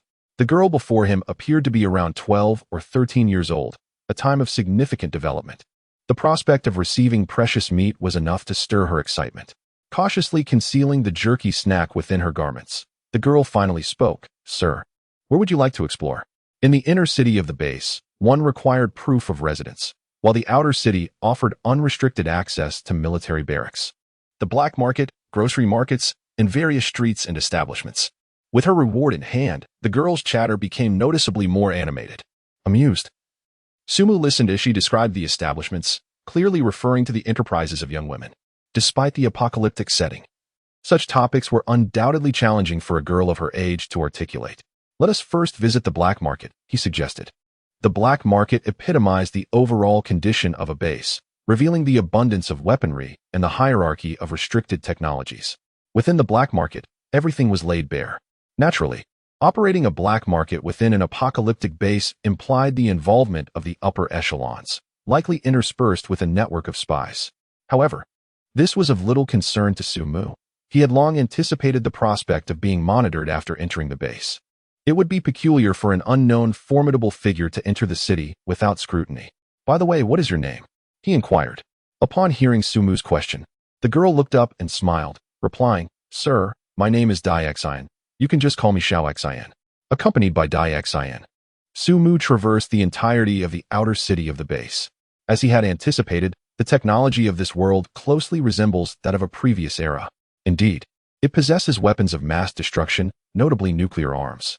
Furthermore, during a conversation with Dai Xian, Su Mu unearthed an unexpected piece of information. At the onset of the apocalypse, a region had experienced the detonation of a nuclear weapon. Surprisingly, the nuclear explosion did not annihilate all life within that area. Instead, it gave rise to a terrifying fifth-level zombie entity. Consequently, in light of this cautionary tale, the principle of prohibiting nuclear weapons as a means of destruction has become an unwavering tenet among various factions. This is, indeed, a piece of good news. Although the existence of extraterrestrial beings has been acknowledged by humanity, as long as they do not cross a certain threshold, they can develop and thrive without issue. Once they reach the fifth level, the extensive destructive technologies within humanity will no longer pose a threat. At that point, even in the face of a vast army, the focus would shift towards seeking collaboration rather than destruction. Moreover, Su Mu has gathered substantial information regarding the situation at the Sioux City base from Dai Xian. While the base is rich in weaponry resources, it lacks food supplies. This may explain the emergence of search teams from Sioux City within the confines of Zing City. After all, Su Mu, who commands the entirety of Zing City, is aware that there are several large resource warehouses and food processing plants within. Having grasped the fundamental conditions of the base, Su Mu bid farewell to the intriguing young girl, Dai Xian, and before parting, gifted her a bag of candies he had been carrying as a token of farewell. To his surprise, she received it with evident delight, showering him with thanks before carefully tucking her treasure away and making her way home. As he watched her retreating figure, a sense of warmth filled his heart. Su Mu smiled wistfully, realizing that at his core, he remained human. Despite commanding a legion of alien forces in Zhengqing and being able to communicate with them, the half-day conversation with Dai Xian offered a distinctly different sensation. Indeed, humanity is inherently social, were the world to be populated solely by aliens. He would undoubtedly feel a profound solitude. After this inexplicable reflection, Su Mu quickly composed himself and proceeded towards the entrance of the inner city. As an awakened one, his residence token served as proof of entry. The inner city, in stark contrast to the chaos of the outer city, exuded a certain tidiness even in its streets. A few patrolling officers, clad in distinctive uniforms, monitored the area. Moreover, the ordinary citizens strolling about displayed attire and demeanor that sharply contrasted with the numbness prevalent in the outer city. Class distinctions were omnipresent, a truth Su Mu acknowledged with clarity. According to Dai Xian, the residents of the inner city were classified into 3 categories. First, local inhabitants of Sioux City, who, Having stockpiled substantial resources, exchanged a portion for accommodation in the inner city. Second, local authorities who govern the allocation of all resources within the base. And third, the Awakened Ones, an emerging combat system within the base city, tasked with external missions. Su Mu possessed a residence certificate as a member of this third category, affording him access to information beyond the reach of ordinary citizens. With the status of an Awakened One, he would find it considerably easier to obtain such knowledge, as the base's external missions could only be undertaken by those of his kind. The structure, however, seemed rather rudimentary. However, it has only been a month since the apocalypse descended, and achieving such organization within the entire city is quite an accomplishment. It seems that the overseer of this base possesses considerable competence. While murmuring to himself, Su Mu inquired with the patrolling guards in the inner city before making his way to his residence in the Su City base. Soon, he located the building designated as Inner 2574. This was a residential block, a four-story structure entirely owned by Su Mu. However, what surprised him was not the building itself, but the presence of a middle-aged man standing in front of it, exuding an aura characteristic of an awakened individual. Upon seeing Su Mu, a smile spread across the man's face. "Hello, my name is Su Meng. May we have a word?" Chapter 13, The Capture Plan, Elite Team. What I just mentioned encompasses the entirety of this Operation S plans. I hope you will join this team. Naturally, the resources obtained from this endeavor will be distributed to you in a specific ratio. Inside the room, Su Meng spoke eloquently to Su Mu. While Su Mu responded outwardly, his heart found the situation amusing. Unexpectedly, the captain of the team that had previously entered Zheng City sought him out. It felt akin to pursuing an enemy commander, only to inadvertently pull the opposing general onto their own war chariot. Although the aberration Su Meng encountered earlier could only be considered a minor adversary at best, the situation held a certain absurdity. Yet, despite the humor in the circumstance, Su Mu replied earnestly, "We are naturally willing to contribute to the development of the base." Upon hearing Su Mu's agreement, a look of delight suddenly appeared on Su Meng's face. "Splendid. Brother Su, with your participation, this endeavor is sure to achieve remarkable success," he exclaimed, rising with a smile and clasping his hands in gratitude towards Su Mu. "I shan't detain you any longer, my friend. We shall meet at the city wall of the base tomorrow morning." With that, he hurriedly exited through the main door. Within the base, the Awakened Ones possess the autonomy to decline assignments, and even if they refuse, the base cannot impose any consequences upon them. After all, the formidable strength of the Awakened has become widely acknowledged, rendering them indispensable to many operations within the base. Although the higher-ups may not be able to win them over, they certainly would not dare to offend them. As Su Mu observed Su Meng's departing figure, he began to contemplate in silence. A new species search and capture initiative? According to Su Meng, this operation will involve the deployment of a third-tier Awakened One from Su City base, leading several second-tier Awakened Ones to venture into Zheng City, in pursuit of the previously encountered black, unknown creature. Concurrently, they are tasked with breaking through the zombie blockade and transporting food resources. The worker bee aberration, which had been exposed to Su Meng's team, has evidently garnered the attention of the higher-ups in Su City. If left unchecked, Zheng City may soon descend into chaos. This troublesome matter must be resolved. Should one of the aberrations be sacrificed to handle Su City's search? No. While this might be the most effective means to alleviate concerns, it also poses a significant risk of increasing the likelihood of the aberration's exposure. Su City is equally home to scientific researchers. The study on the immunity of awakened beings to the zombie virus has emerged from such efforts. If the remains of the aberration were to fall into Su City's hands, they possess the ability to proliferate in vast numbers and to seize the genetic traits of parasitic life forms, which may very well be uncovered through their research. This, however, stands in stark contrast to Su Mu's plans.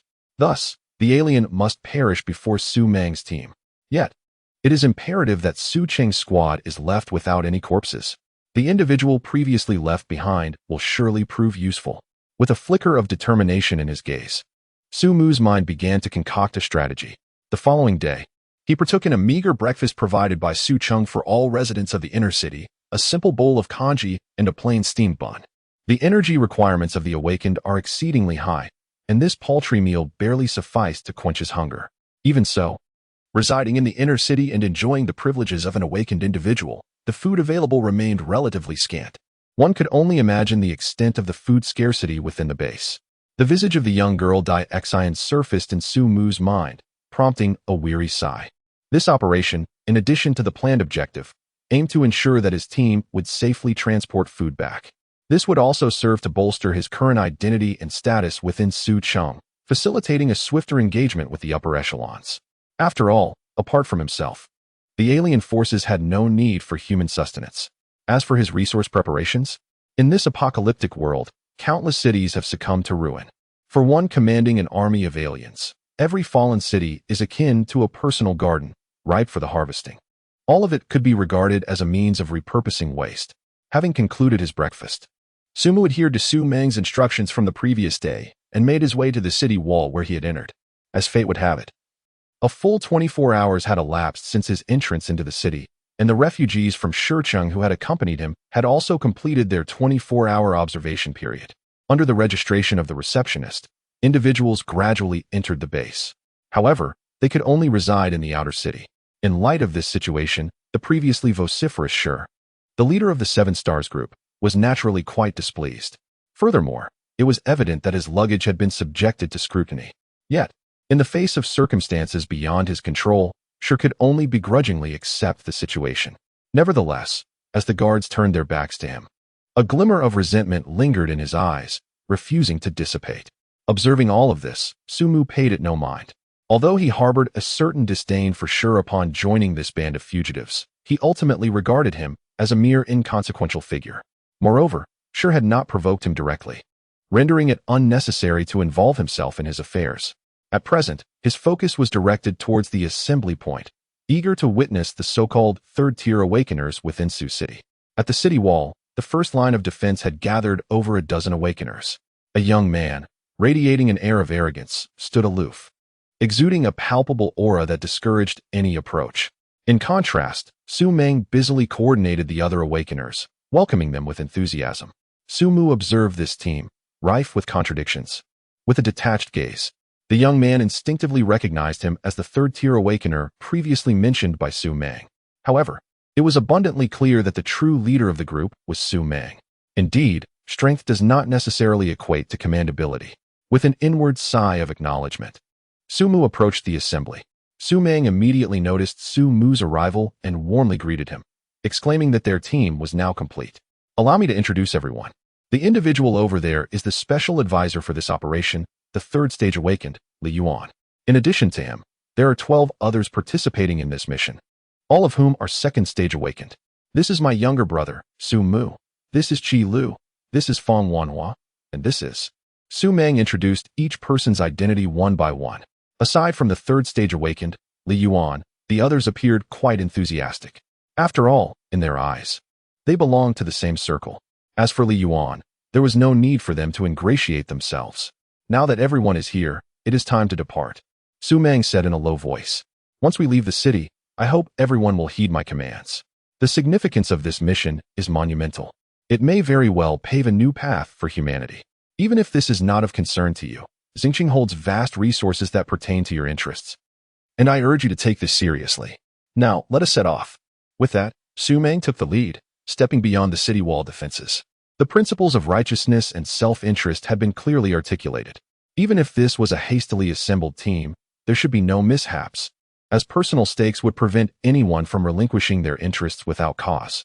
As Su Meng anticipated, upon hearing his words, the other 10 second stage awakened individuals immediately lit up with excitement, their faces beaming as they followed him beyond the city wall. As awakened beings, they may not have felt a direct connection to humanity's new path, but when it involved their own benefits, they were particularly invested.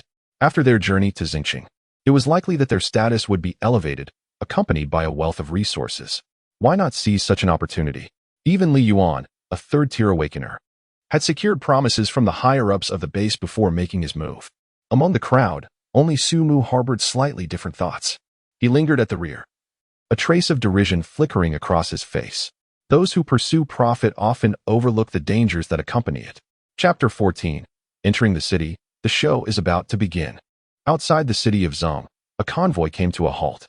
Disembarking from the vehicles were 13 humans. A wandering zombie, clearly alerted to their presence, roared as it charged towards the group. However, before it could close the distance, A burly man at the edge of the squad unleashed his long knife. With a flash of cold light, the zombie's head was severed cleanly from its body. With a casual flick of his wrist, the executioner wiped the blood from his blade and spat upon the lifeless form of the fallen zombie. What a stroke of bad luck. This group was none other than Su Meng's squad, en route to Zing City. Su Meng paid no heed to the actions of his comrades. In this apocalyptic world, everyone's nerves were inevitably frayed. They all required an outlet for their pent-up emotions, and slaying zombies was considered the least harmful means of release. Unless such an outlet became excessive, no one would trouble themselves to intervene. As the towering buildings of Zing City came into view, Su Meng spoke up. "We are about to enter Zing City. From now on, I expect everyone to follow my commands and refrain from straying from the group." With no objections raised, Su Meng continued, "We will enter through the residential area, where we previously encountered the unknown creature. During our last expedition, a member of our team lost an arm due to the encounter with that monstrous creature. Although each of you is a formidable awakened being of at least the second tier, I implore you not to underestimate the situation. It is highly probable that this creature is not solitary. I can only express so much. We shall remain in the residential area for half a day, utilizing this time for the replenishment of supplies and rest, before proceeding to the nearest wholesale market for grains and oils. We are equipped with a total of 13 cargo vehicles, and we shall endeavor to fill them to capacity. Upon our return to the base, each of you will receive a share of the supplies equivalent to one vehicle as your reward." Speaking of rewards, the second-tier awakened ones responded with satisfaction. "Rest assured, Old Su, whatever you seek will not escape us. A single cargo of supplies? That will sustain me for an entire month. Old Lu, don't forget to call on me next time there's such a good deal." With the promise of benefits, control truly fell into our hands. Su Meng then gestured. "All right, let us depart. In times of peace, a cargo of supplies may seem trivial, perhaps worth no more than 10,000 yuan. However, in this apocalyptic era, the stakes are drastically different. A single packet of instant noodles could afford one a night of revelry in the streets of Su City. The value of a cargo of supplies is therefore immeasurable. Naturally, the surge in prices is not without reason. The free distribution of food in Su City has dwindled, and ordinary people lack the means to procure sustenance in a world overrun by zombies. Thus, the prices of supplies have soared astronomically. This was also the reason why Su Mu had previously gifted his casually brought beef jerky snacks and candies to Dai Xin, who, after expressing profound gratitude, carefully concealed them close to her person. Meat and candy hold far greater value than ordinary grains. At last, the team stepped into Xingqing. Su Meng promptly began to direct the newly assembled members of his makeshift squad. "Qi Lu, at 3 o'clock, there are 2 wandering zombies. Eliminate them without making too much noise. Fang Wanhua, at 7 o'clock, there's a solitary zombie. Be cautious not to attract too much attention. Lu Ming, at 12 o'clock. Su Meng swiftly instructed the team members to deal with the nearby wandering zombies. Though this squad was hastily assembled, each member was an awakened individual of at least second-tier strength, seasoned survivors of the apocalypse. The speed with which they executed Su Meng's commands was remarkably swift, their overall efficiency even surpassing that of Su Meng's original team. Before long, Su Mu suddenly heard Su Meng call his name. "Su Laudi, at 10 o'clock. On the first floor of that small building, there are 2 zombies that might notice our movement. Please take care of them." "Understood." Su Mu, who had been anxious to find an opportunity to separate from the group, welcomed the task and swiftly approached the designated location. It was a 4-story building, its main entrance facing the path along which Su Mu and the others were progressing. 2 zombies were aimlessly meandering within the room, creating a sense of unease. They seemed to catch a whiff of the sanguine essence emanating from Su Mu, and suddenly their demeanor grew restless. However, they had only just begun to react. In a mere instant, 2 icy glimmers flickered to life almost simultaneously. 2 fine heads were cleaved asunder, their bodies collapsing lifelessly to the ground. In the next moment, Su Mu appeared behind the 2 zombies, deftly grasping them to prevent their impending fall. Witnessing this scene, Su Meng from a distance could not help but nod in acknowledgement towards Su Mu. Although Su Mu appeared youthful, his actions were more meticulous than those of the other members of the team, even silencing the sound of the zombies' demise upon impact. Subsequently, Su Meng shifted his focus away from Su Mu, for as the commander of the squad, he needed to oversee the entire unit. Meanwhile, Su Mu feigned the act of dragging the corpses into a room, subsequently positioning himself in a concealed corner. In the next heartbeat, A black vortex materialized behind him. Yet this time, it was not the alien queen that emerged from the abyss, but rather the second-tier speed-enhanced warrior alien that had previously pursued Su Meng and discovered Su City. This was a new capability granted to the queen after her ascension, allowing Su Mu to house 5 aliens within the contract space. Moreover, he could summon or store these 5 aliens at will, free from the queen's summoning constraints. Thus, should the existence of the aliens ever be unveiled, his dominion over them would also be exposed, yet he could feign his awakening summoning powers as an alibi. Furthermore, with the aliens as his constant companions, his combat prowess would be augmented significantly. After all, the otherworldly space contained more than just this one second-tier speed-enhanced warrior alien. Prepare the items I mentioned. Once everything is ready, draw that formidable creature towards me. Utilize thought waves to impart your intentions to this warrior alien. Subsequently, Su Mu emerged from the dwelling, rejoining Su Meng's squad. Meanwhile, the warrior alien, nestled within the confines of the room, swiftly made its way to the nest after Su Meng's squad departed from the area. A meticulously orchestrated performance, prepared by Su Mu, was on the brink of unfolding. Chapter 15, Collapse. Terrifying third-stage zombies. Under the relentless advance of the formidable team, Su Meng and his companions soon arrived at the garden community where they had previously executed a tactical retreat. Upon entering the garden community, a cautionary reminder was issued. Please be vigilant, as second-stage zombies have previously been encountered here. Upon hearing this, the members of the squad nodded in agreement, their expressions growing somber. Human awakeners are categorized as possessing comprehensive enhancements, whereas second-stage zombies are specialized in single attributes. Regardless of the particular specialization, they pose a significant threat to humans of equivalent levels. Within the squad, only third-stage awakener Li Yuan remained unfazed, along with the discreetly present Su Mu. The first floor of Building 1 is secure. The first floor of Building 2 is secure. The first floor of Building 3 is secure. The team, divided into units of 3, swiftly surveyed the conditions of each building, clearing out zombies on their respective floors and replenishing supplies. Su Meng's decision to establish a temporary rest point in the garden community was not merely for the purpose of resource replenishment. Previously, his squad had encountered an unknown life form here, thus heightening the likelihood of further encounters. Here lies the lair of the unknown life form. Unlike the previous reconnaissance team, this time, the squad he commands consists solely of formidable individuals of at least second-tier awakening. Even in groups of 3, the probability of capturing the unknown entity is significantly high. Should his assumptions prove erroneous, it is highly likely that the creature resides in the direction of the initial retreat, which coincidentally aligns with their intended destination, the Zhengqing grain and oil wholesale market. Resupplying at the garden community also bodes well for their forthcoming operations. As the squad leader, Su Meng has meticulously considered every aspect. The second-tier awakened members of his team did not disappoint him with their robust prowess. They swiftly cleared the building of mere ordinary zombies. However, they did not encounter the so-called black unknown entity. Although this outcome was anticipated, Su Meng could not help but sigh in resignation. The mission assigned from above may very well end in failure. Even if they proceed to the grain and oil wholesale market, the likelihood of encountering that monster there remains exceedingly low.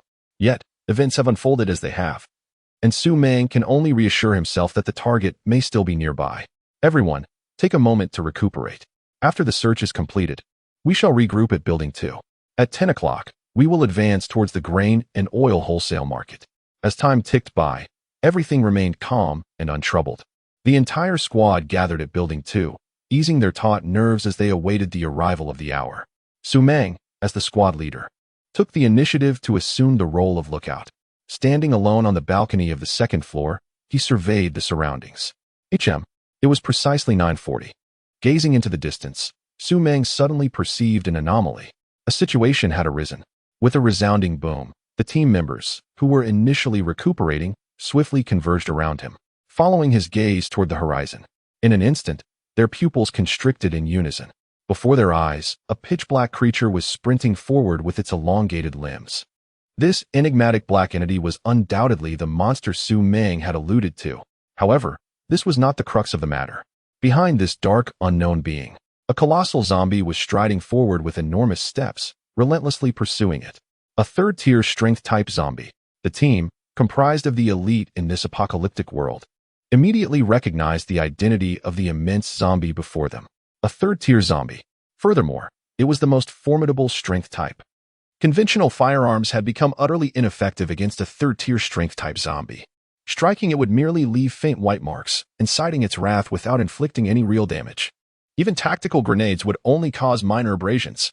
To breach its exterior defenses, only high-caliber armor-piercing rockets among thermal weaponry could achieve this, and even then, it would merely result in superficial injuries. The third tier had ascended to a level where conventional firearms were essentially rendered impotent. This was one of the reasons for the elevated status of Awakeners, for only those of the same third tier could contend with third-tier zombies. Li Yuan, it is up to you now. Su Meng immediately sought the aid of Li Yuan, who stood nearby. The reason the base city dispatched third-tier Awakeners was precisely to anticipate such scenarios. Now was the moment for their prowess to shine. Upon hearing these words, having never communicated with his team members, Li Yuan suddenly stepped forward. However, the words that followed caused Su Meng's face to blanch. I am no match for it. As a Tier 3 awakened, Li Yuan understood all too well that he could completely disregard the Tier 2 zombies. Yet, when faced with a Tier 3, he felt uncertain. Moreover, the adversary was a formidable strength-type zombie among the Tier 3s. Despite possessing intelligence and seasoned combat skills, a single blow from this zombie could inflict grave injuries upon him. As the saying goes, one strength can overcome 10 skills. When power reaches a certain level, all techniques become mere vulnerabilities. Can we hold it off? Su Meng persisted. Among those present, only Li Yuan had the capability to confront a Tier 3 zombie. The others, even if they banded together, would likely be utterly powerless against it. Very well. However, I lack the capacity to attend to all of you. Fortunately, this time, Li Yuan did not refuse. All right.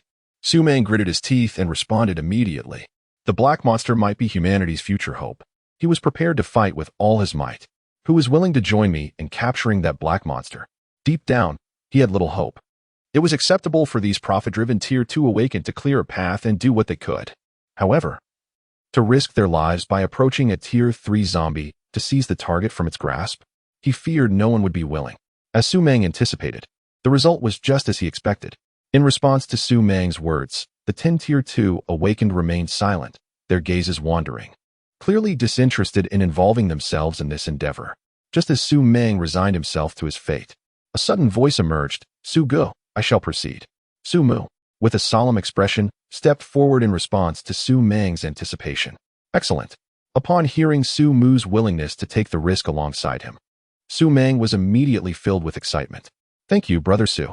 Once this mission concludes and we return to the base, let us indulge in a hearty celebration. In that fleeting moment, Su Mu's significance quietly soared within Su Meng's heart.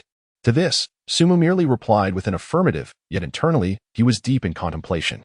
Su Meng's connections to the higher-ups suggested he was of considerable importance. By befriending Su Meng, Su Mu could more swiftly gain access to the upper echelons and acquire the intelligence he sought. As for seizing the alien creature, he would never allow that to transpire. Moreover, this performance had already commenced. Just as Su Meng and his companions prepared to forcibly intervene, aiming to subdue the third-tier zombie and capture the enigmatic black life form, an unexpected turn of events unfolded. The third-tier, strength-based zombie, in pursuit of the alien creature, charged towards the obscured rear flank of building number 6, completely shrouded from their view. After a brief moment of lost sight, the two entities re-emerged, and the situation dramatically shifted. To everyone's astonishment, that third-tier strength zombie had managed to grasp the black unknown life form. Its terrifying, massive claw had ensnared the entire creature within its grip. A noxious, corrosive gas erupted in an instant from within the zombie's grasp. Within mere moments, the flesh of its immense hand was entirely corroded, revealing ghastly white bones. A mass, oozing with a putrid greenish-black liquid, subsequently plummeted from the skeletal hand, crashing to the ground. As they beheld this scene, everyone was struck dumb. The monster was dead? The hunting plan had not even commenced, and it had already failed. Not only that, the creature seemed to be enraged by the dark unknown force of death. It frantically charged towards that black mass, smashing the ground with tremendous force. Even the building where Su Meng's team was located felt the tremors of the earth. The next scene filled every member of the team with dread. It was as if shattering that wretched black monster had not calmed the third-tier zombie. It was now barreling straight towards the second floor where Su Meng's team was. Chapter 16. The Suspicious Remains? Flight and the Yellow Sparrow. Damn, As they faced the third-tier zombie charging directly at them, terror was etched on every face. Confronting such overwhelming power was not something anyone could face with indifference. Run! The 10-second tier awakened ones immediately leaped off the building in a frenzy, scattering in all directions. To linger would mean certain doom at the hands of this third-tier zombie. The external defenses of the building posed no threat to it whatsoever. In an instant, on the second-floor balcony, only Su Mu, Su Meng, and Li Yuan remained. Should the plan continue?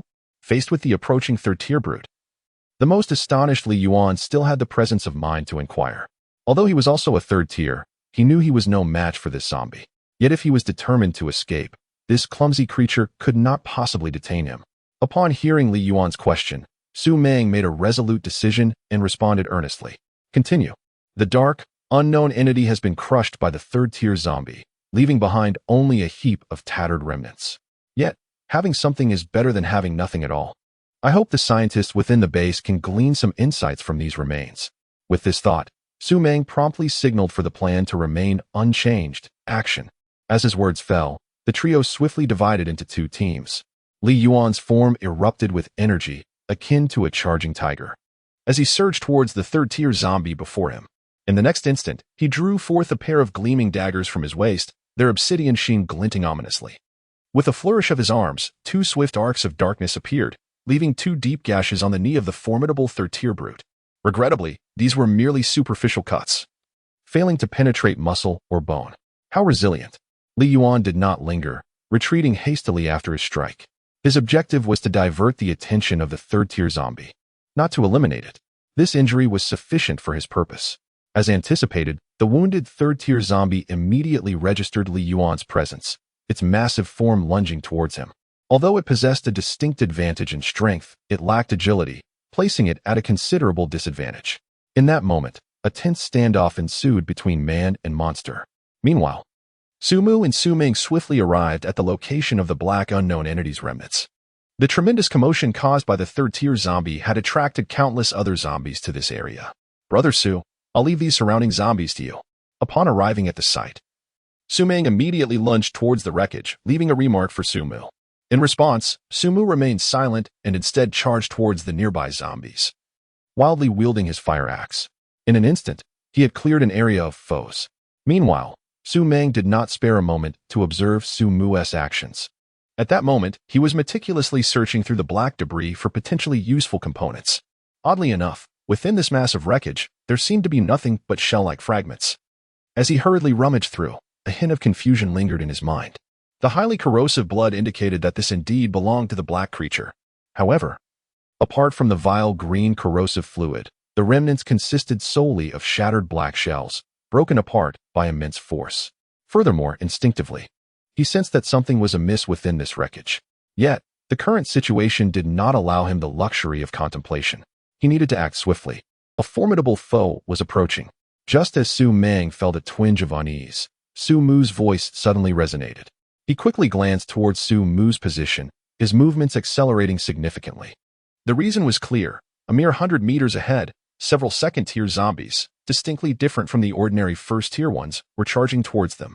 Among them, one zombie, evidently enhanced in speed, had already engaged Su Mu in combat. Su Meng could no longer afford to dwell on his peculiar feelings. Swiftly extracting a few untainted pieces of black shell from the corrosive blood, he carefully placed them into a pre-prepared pouch and secured it close to his person. Time to retreat. We must hurry, split up, and rendezvous at the truck. Su Mu commanded as he forcefully cleaved away the second-tier zombie that had been entangled with him, signaling Su Meng loudly. In the midst of retrieving the shells, he found himself surrounded by a horde of second-tier zombies. The situation was dire. They either had to flee individually or risk being ensnared together. Li Yuan, embroiled in a struggle with a third-tier zombie, was unable to provide assistance. Take care. After a moment of internal conflict, Su Meng responded promptly, swiftly breaking through in the opposite direction. Concurrently, Li Yuan was engaged in a perilous battle with the third-tier powerhouse zombie, which, for reasons unknown, had suddenly mastered the art of utilizing its surroundings. It seized a large stone block, dislodged during the chaos, and hurled it furiously at Li Yuan. Empowered by its frenzied strength, the colossal stone possessed immense destructive power. In a moment of inattention, Li Yuan was grazed by the projectile while attempting to evade, sending him sprawling several meters away. Were it not for his robust physique as a third-tier awakened, the other members of his team would likely have met a grim fate. Damn it! Li Yuan, who had maintained a calm demeanor until now, could not suppress a curse. He acutely felt the internal injuries inflicted by the blow, each breath a painful reminder. Fortunately, at that moment, the voices of Su Mu and Su Meng reached him, prompting him to immediately turn and escape. Remaining any longer could very well cost him his life in Zeng City. Boom, boom, boom. Within the vast expanse of the Zengqing Garden community, the third-tier strength zombie raged, hurling stones in the direction where Li Yuan had fled. However, it was evident that its efforts were in vain. Aware that his mission was accomplished, Li Yuan swiftly exited the confines of the garden, vanishing entirely from sight. All members of the Su Meng squad, with the exception of Su Mu, retreated. The last scene Su Mu witnessed before Su Meng's departure was the latter's retreat towards the third building of the community. Nestled quietly in a room on the third floor, a towering heavy-armored alien stood resolutely at the entrance, resembling a majestic mountain, fending off the relentless assault of zombies outside. Meanwhile, Su Mu calmly stood by the window, gazing outside. The third-tier zombie continued its frenzied rampage, and hordes of corpses surged into the building. Yet, his focus was not on the zombies. He sensed no presence of awakened beings anymore. It seemed that everyone had already departed. Previously, Su Mu had tested his maximum perception range, which was approximately 1 kilometer. After a moment of contemplation, a smile suddenly appeared on his face. Very well. It is time to conclude this performance. Your efforts have been commendable, but your appearances are no longer required. As his words faded, a black vortex reappeared behind Su Mu. From it emerged 2 strong guardian aliens, one large and one small, stepping out in succession. The smaller one had been closely following Su Mu, while the larger one. Before proceeding to Shuqing, Su Mu was killed by the alien queen and subsequently became a parasitic third-tier speed-type zombie, ultimately evolving into a third-tier elite alien. In terms of combat prowess, it far surpasses the second-tier elite. With a casual wave of his hand, the second-tier elite alien charged directly towards the entrance. As for the third-tier elite alien, it leaped towards the balcony on the second floor, aiming for the frenzied third-tier strength-type zombie. The mission of this third-tier zombie had already been accomplished, and Su Mu would not allow it to escape. Whether the alien queen was advancing or parasitizing new high-tier aliens, it required this creature. Moreover, Su Mu needed to harness the power of Su Meng to gain a certain level of influence in Shuqing, securing resources to alleviate the food crisis there, which was his most viable channel. Any potential obstacles to his plans must be eliminated. Chapter 17. The Shattered Building. The Path of Corpses. Outside Zengqing, at the location of the convoy, a group of 11 individuals had regrouped. Su Meng, the squad leader, although disdaining the members who had deserted their comrades in the face of danger, still needed to account for everyone. After all, these individuals were the backbone among the awakened, and the base still relied on their abilities. After a thorough scan, Su Meng suddenly furrowed his brow. Where's Qi Tong? Qi Tong was one of the 10 second-tier awakened individuals accompanying Su Mu. Aside from Su Mu, Su Meng was aware that Qi Tong had been ensnared by the horde of corpses, and it seemed he would not be able to extricate himself anytime soon. The others should have exited the garden community early. Qi Tong should have returned to the convoy, just like the 9 present here. Could it be that he went directly back to the base? As the words fell, one among the 9 emerged with a somber expression. He murmured, Qi Tong is dead. During the previous evacuation, misfortune befell him as he encountered a horde of corpses, including several second-tier zombies. With that, he retreated. And all present comprehended the grim reality: Qi Tong was likely beyond recovery. A second-tier awakened individual could manage to evade a single second-tier zombie, but facing multiple such foes heralded an inevitable demise. This was precisely why the team had opted to gather after clearing the building. What if Su Mu, Li Yuan, who had grown increasingly reclusive due to internal injuries, suddenly inquired? He had previously been tasked with restraining a third-tier zombie, during which he sustained injuries. It was only thanks to Su Mu's sudden shout that the third-tier creature paused, allowing him to escape unscathed. Moreover, he was the only one willing to assist Su Meng in collecting the remains of the black monstrosity amidst the crisis. Thus, Li Yuan held a certain fondness for him. Su, my brother, finds himself in a bit of trouble. Yet, I have faith he can manage it, Su Meng sighed. The threat posed by the frenzied third-tier zombie, compounded by the pursuit of several second-tier zombies, rendered Su Mu's chances of survival exceedingly slim. Furthermore, his ability to gather the remnants of that dark creature was largely due to Su Mu diverting the attention of those second-tier zombies. Su Meng owed Su Mu a life. Just as Su Meng was lost in thought, an awakened presence suddenly emerged within his perceptive range. Instantly, his gaze was drawn to the source of the aura. Su, my brother? In the distance, a shadow was swiftly approaching the convoy. Upon recognizing the figure, he felt a surge of hope. A look of surprise instantly appeared on Su Meng's face as he hurriedly approached. Brother Su. At that moment, Su Mu finally ceased his frantic pace and responded. I have fulfilled my duty. Su Meng solemnly patted Su Mu's shoulder. Very well, very well. It is good to have you back. Under Su Meng's gaze, Su Mu was covered in countless splatters, a clear indication that he had emerged from a veritable sea of corpses and blood. Reflecting on his state when he had departed, it was evident that Su Mu must have endured a harrowing battle to escape with his life. However, the plans they had previously devised seemed increasingly difficult to execute. With third-level zombies stationed at the residential complex, it was likely that the nearby grain and oil wholesale market would also be inaccessible. Did you notice the movements of that third-level zombie before you left? Despite the chaos of his flight, the probability of Su Mu observing such details was low, nonetheless. Su Meng felt compelled to inquire for the sake of their forthcoming operations. To Su Meng's surprise, upon hearing his question, Su Mu suddenly broke into a smile. That third-level zombie is no longer there. I lured it away. At this revelation, everyone in the vicinity of the convoy widened their eyes in astonishment. Even Li Yuan, who had returned to his indifferent demeanor upon seeing Su Mu's return, could not help but cast a look of disbelief in his direction. You lured it away? Su Meng swallowed hard, pressing for more details. Yes, Su Mu affirmed with a nod, continuing, you mentioned the plan for this operation, and I took a look at the map of Xingqing. Thus, I directed it towards the southern commercial district. Su Mu's words were exceedingly plain, yet they struck the ears of the audience like a thunderclap, especially for Su Meng, who could not help but gasp in astonishment. The fearsome level 3 zombie had actually been lured away, and the direction it was led towards was the desolate commercial district. This was undoubtedly monumental news for them.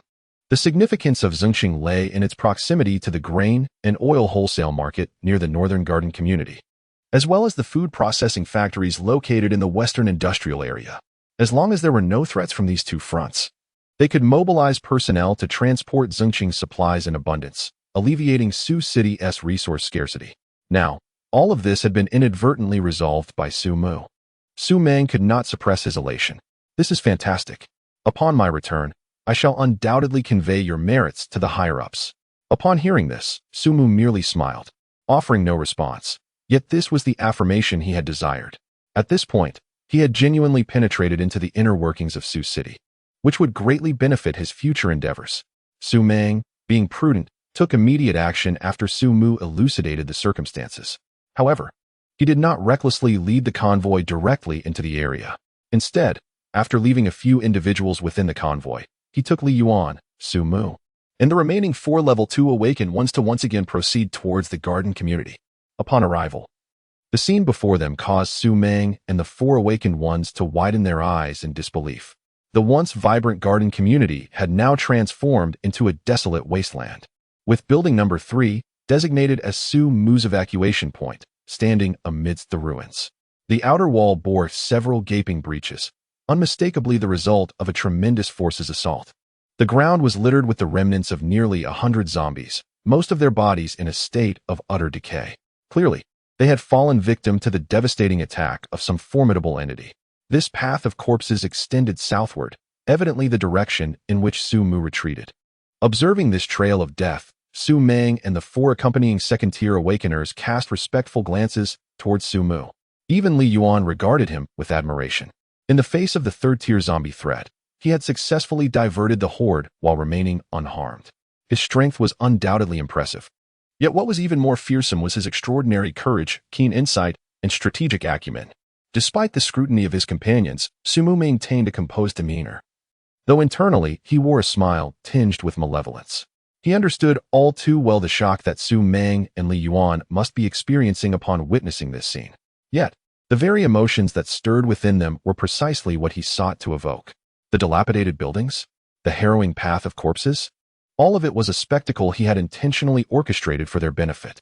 As for the third-tier zombie, it was already ensconced within Su Mu's contractually bound interdimensional space, having been parasitized by an aberrant queen, quietly awaiting the emergence of a new aberrant powerhouse. The majority of the undead that had besieged him were also dragged back to their lair. This path of corpses served as a deliberate ruse to substantiate his prior claims, crafted as evidence to commemorate his achievements. Everything was unfolding according to plan. Chapter 18. A Bountiful Return, Wrath. As dusk approached, the road leading to Su City lay ahead. A convoy, laden with bountiful harvests, journeys towards the Su City base. This caravan consists of 13 freight cars, though the final vehicle is being towed by the one ahead. This convoy is led by Su Meng, commander of the hunting squad. After Su Meng confirmed the diversion of the third-tier zombies, he proceeded to scout and clear the nearby grain and oil wholesale market. Subsequently, he instructed the squad to bring the entire convoy inside. Following nearly an hour of loading supplies, all 13 freight cars were filled to the brim with rice, flour, and cooking oil. Initially, the squad consisted of 13 members, thus the allocation of one vehicle per person. However, due to the unfortunate loss of a squad member during the battle at the Garden Community, only 12 remained. Consequently, the last vehicle could only be towed. As for the distribution of supplies, each member received one vehicle, while the surplus vehicle was unanimously entrusted to Su Mu. He accepted it without hesitation, as a single supply vehicle was of little consequence to Su City. The grain and oil wholesale market in Zhengqing was the true treasure. After all, the 12 individuals spent an hour transporting supplies, merely managing to cart away a small fraction of what was available. At the border wall of Su City, a familiar cry rang out. They have returned. The vigilant guards atop the wall observed the approaching convoy and called out in excitement. Su Meng, leading his team, boldly advanced towards Zhengqing. Although their true objective was to hunt the aberrations, the ostensible purpose was to survey the resources in Zhengqing to alleviate Su City's pressing shortage. This was communicated to the border guards prior to their departure, serving to soothe the anxieties of the populace within the base. The true reason behind this, known only to the high-ranking officials of the base and a select few awakened individuals, remained a mystery to the rest. Upon hearing the guard shouts from the perimeter wall, the crowd outside Su City rushed from their meager abodes to gaze towards the city gate. The expedition team's mission held promise for the ordinary populace, and they eagerly anticipated its successful completion, hoping for an ample supply of resources. Among the newly admitted members of the Stone City escapee team was Dai Xian, who had guided Su Mu upon his entry into the city. He too hurried to the wall to witness the unfolding events. As the convoy arrived at the perimeter gate, Su Meng, leading the team, leaned out of the vehicle window and called to Hifeng Hua, who stood atop the wall. "It's us. Open the gate." Seeing Su Meng driving alone, Hifeng Hua exhaled in relief and promptly commanded, "Open the gate to welcome the convoy and clear the path." Being one of the few privy to the true purpose of Su Meng's journey, Hifeng Hua and Su Meng shared specific signals. Given the suspected intelligence of their target, the potential for unforeseen circumstances necessitated utmost caution to safeguard the base. However, thus far, their concerns had not materialized. The perimeter guards swiftly opened the gates and cleared the streets of the outer city to allow the convoy to enter. One by one, trucks laden with supplies rolled into the outer city. Following protocol, the perimeter guards inspected the contents of each truck, allowing the onlookers to see the goods within, thereby reassuring their anxious hearts. It was indeed food. Wonderful. With these supplies, I should be able to enjoy a hearty meal tonight. Surely, there must be a granary within the confines of Zhengqing. How I wish I could access it. But with your limited capabilities, don't even think about handling the zombies, let alone feeding them. I observed truck after truck laden with grain entering the base, drawing the envious gazes of the onlookers.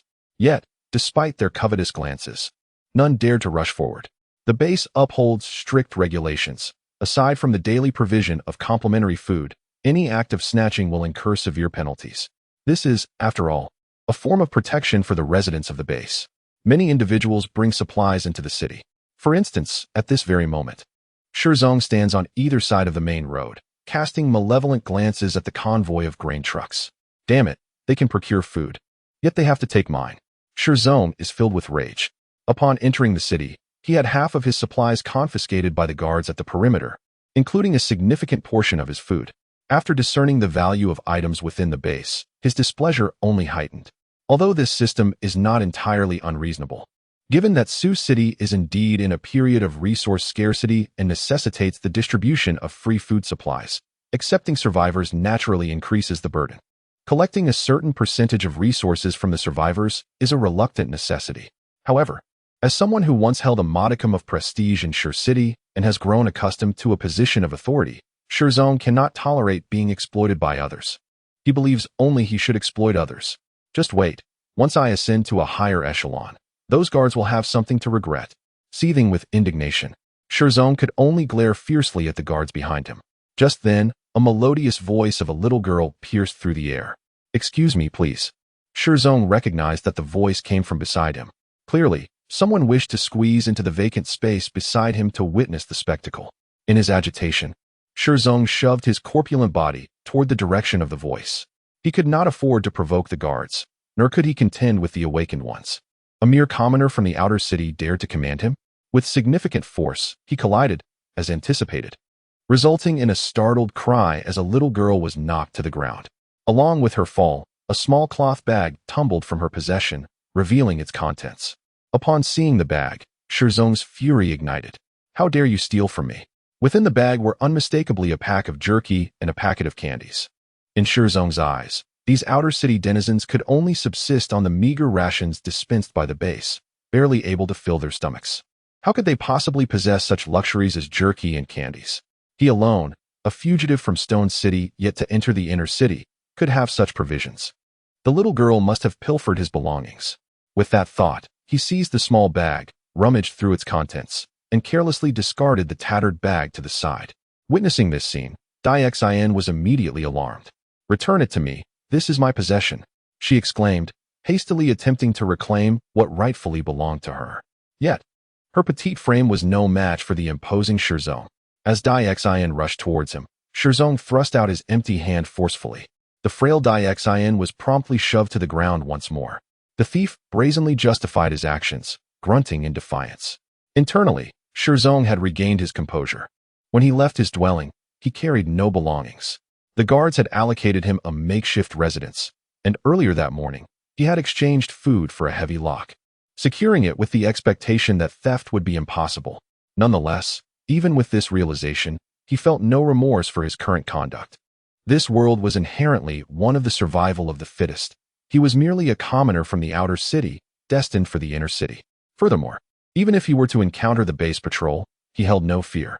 He possessed resources of equal worth to those he clutched in his hands, and in abundance. As for this outer city commoner, even if she claimed these items were hers, what of it? Who could prove it? With this thought in mind, he felt emboldened.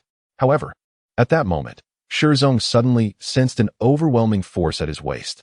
This irresistible power propelled his body like an arrow, tracing a graceful arc before crashing violently against the wall of a nearby residence with a thunderous impact. The two valuable snacks he had seized were sent spiraling into the air, scattering to the ground below. This time, no one dared to touch them. A figure has taken the place of Shirzong. A raised foot seems to acknowledge its role as the instigator of Shirzong's flight journey. The owner of this foot is none other than Su Mu, whose face now bears an unusual expression of fury. Chapter 19. Encountering the upper echelons. Sioux City Base Chief. Is everything all right? The anger that surged within Su Mu after kicking Shirzong away gradually subsided. He swiftly approached Dai Xin and assisted her to her feet. Su Mu's rage stemmed from the resemblance of Dai Xin's plight to his own past life, an orphan, bereft of parents, struggling to survive in a cruel world while enduring the bullying of others. In his previous life, he had to swallow his pride and suffer in silence. However, now that he possesses the power, he would not allow such injustices to transpire again. As for Shirzong, his annoyance began when Su Mu joined the fugitive team in Shurching. Shirzong frequently attempted to bribe him, seeking to make him a pawn in his schemes, while consistently hiding at the back of the team during perilous encounters. In moments of danger, he even considered using Su Mu and the others as bait to escape. Had it not been for the necessity of maintaining a reasonable identity to enter the city, Su Mu would have long since cast him to the zombies. Now, with the foundation of Sioux City firmly established, and given that Shirzong had provoked him first, it was only fitting to resolve this matter thoroughly. What transpired? An unexpected incident. The guards at the boundary wall, responsible for maintaining order, rushed over. The first to reach Shirzong's side wore a grave expression. "He is dead," The fury of an awakened individual's kick is not something an ordinary person can withstand. That single blow has extinguished the life of Shirzong, who fancied himself destined for greatness. Yet for the boundary wall guards, within their jurisdiction, the occurrence of fatalities is no trivial matter. Moreover, this incident pertains to a team of awakened individuals who had just returned with supplies from the outside world. The boundary wall guard found himself at a loss, hesitant and uncertain, and thus promptly reported the situation to the captain of the guard. At this moment, He Fanghua was engaged in casual conversation with Su Meng, who was returning. As for Su Meng's cargo vehicle, it had long been taken over by members of the base. Initially, he had intended to visit the inner city to submit the monster fragments acquired during this journey to the Research Institute and to brief the higher-ups on the particulars of this trip to Xingqing. However, this time, he planned to meet with the higher-ups alongside Su Mu. He was not one to make promises lightly. His previous words to Su Mu in Xingqing had been spoken from the heart. Oddly enough, where was Su Mu's vehicle? Just as Su Meng waited patiently at the rear of the convoy for Su Mu, he was unexpectedly struck by the realization that the last two vehicles seemed to have lagged behind the procession, which puzzled him. Shortly thereafter, a boundary wall guard hurriedly approached, whispering a report in He Fanghua's ear. Upon hearing his subordinate's account, He Fanghua, with a sense of resignation, turned to Su Meng and remarked, "It appears you are in trouble." At the entrance to the outer city, the atmosphere was tense and unsettling. The body of Shirzong lay quietly beneath the wall of a nearby building, and no one dared to approach the scene. On the other side, isolated by the crowd, stood the impassive Su Mu and the visibly alarmed Dai Xian. A murder has occurred. This was Dai Xian's first encounter with such a situation, and an unavoidable sense of panic surged within her. The base had strict laws. A murderer would inevitably face severe punishment. With this thought weighing heavily on her mind, Dai Xian anxiously addressed Su Mu beside her. "My lord, this matter is entirely my fault. When the guards arrive, I shall claim that I sought your assistance." With these words, she took full responsibility for the incident. Upon hearing this, Su Mu affectionately ruffled Dai Xian's hair and calmly replied, "It's nothing." Shortly thereafter, He Fanghua and Su Meng arrived at the scene. Upon witnessing Shirzong lying in a pool of blood alongside Dai Xian and Su Mu, it became immediately apparent that the conflict involved Su Mu. Su Meng was the first to speak. "Brother Su, what happened?" He Fanghua, taken aback, cast a surprised glance at Su Meng. The latter's words did not suggest any distance from Su Mu. He still used an affectionate term of address. Was he protecting him?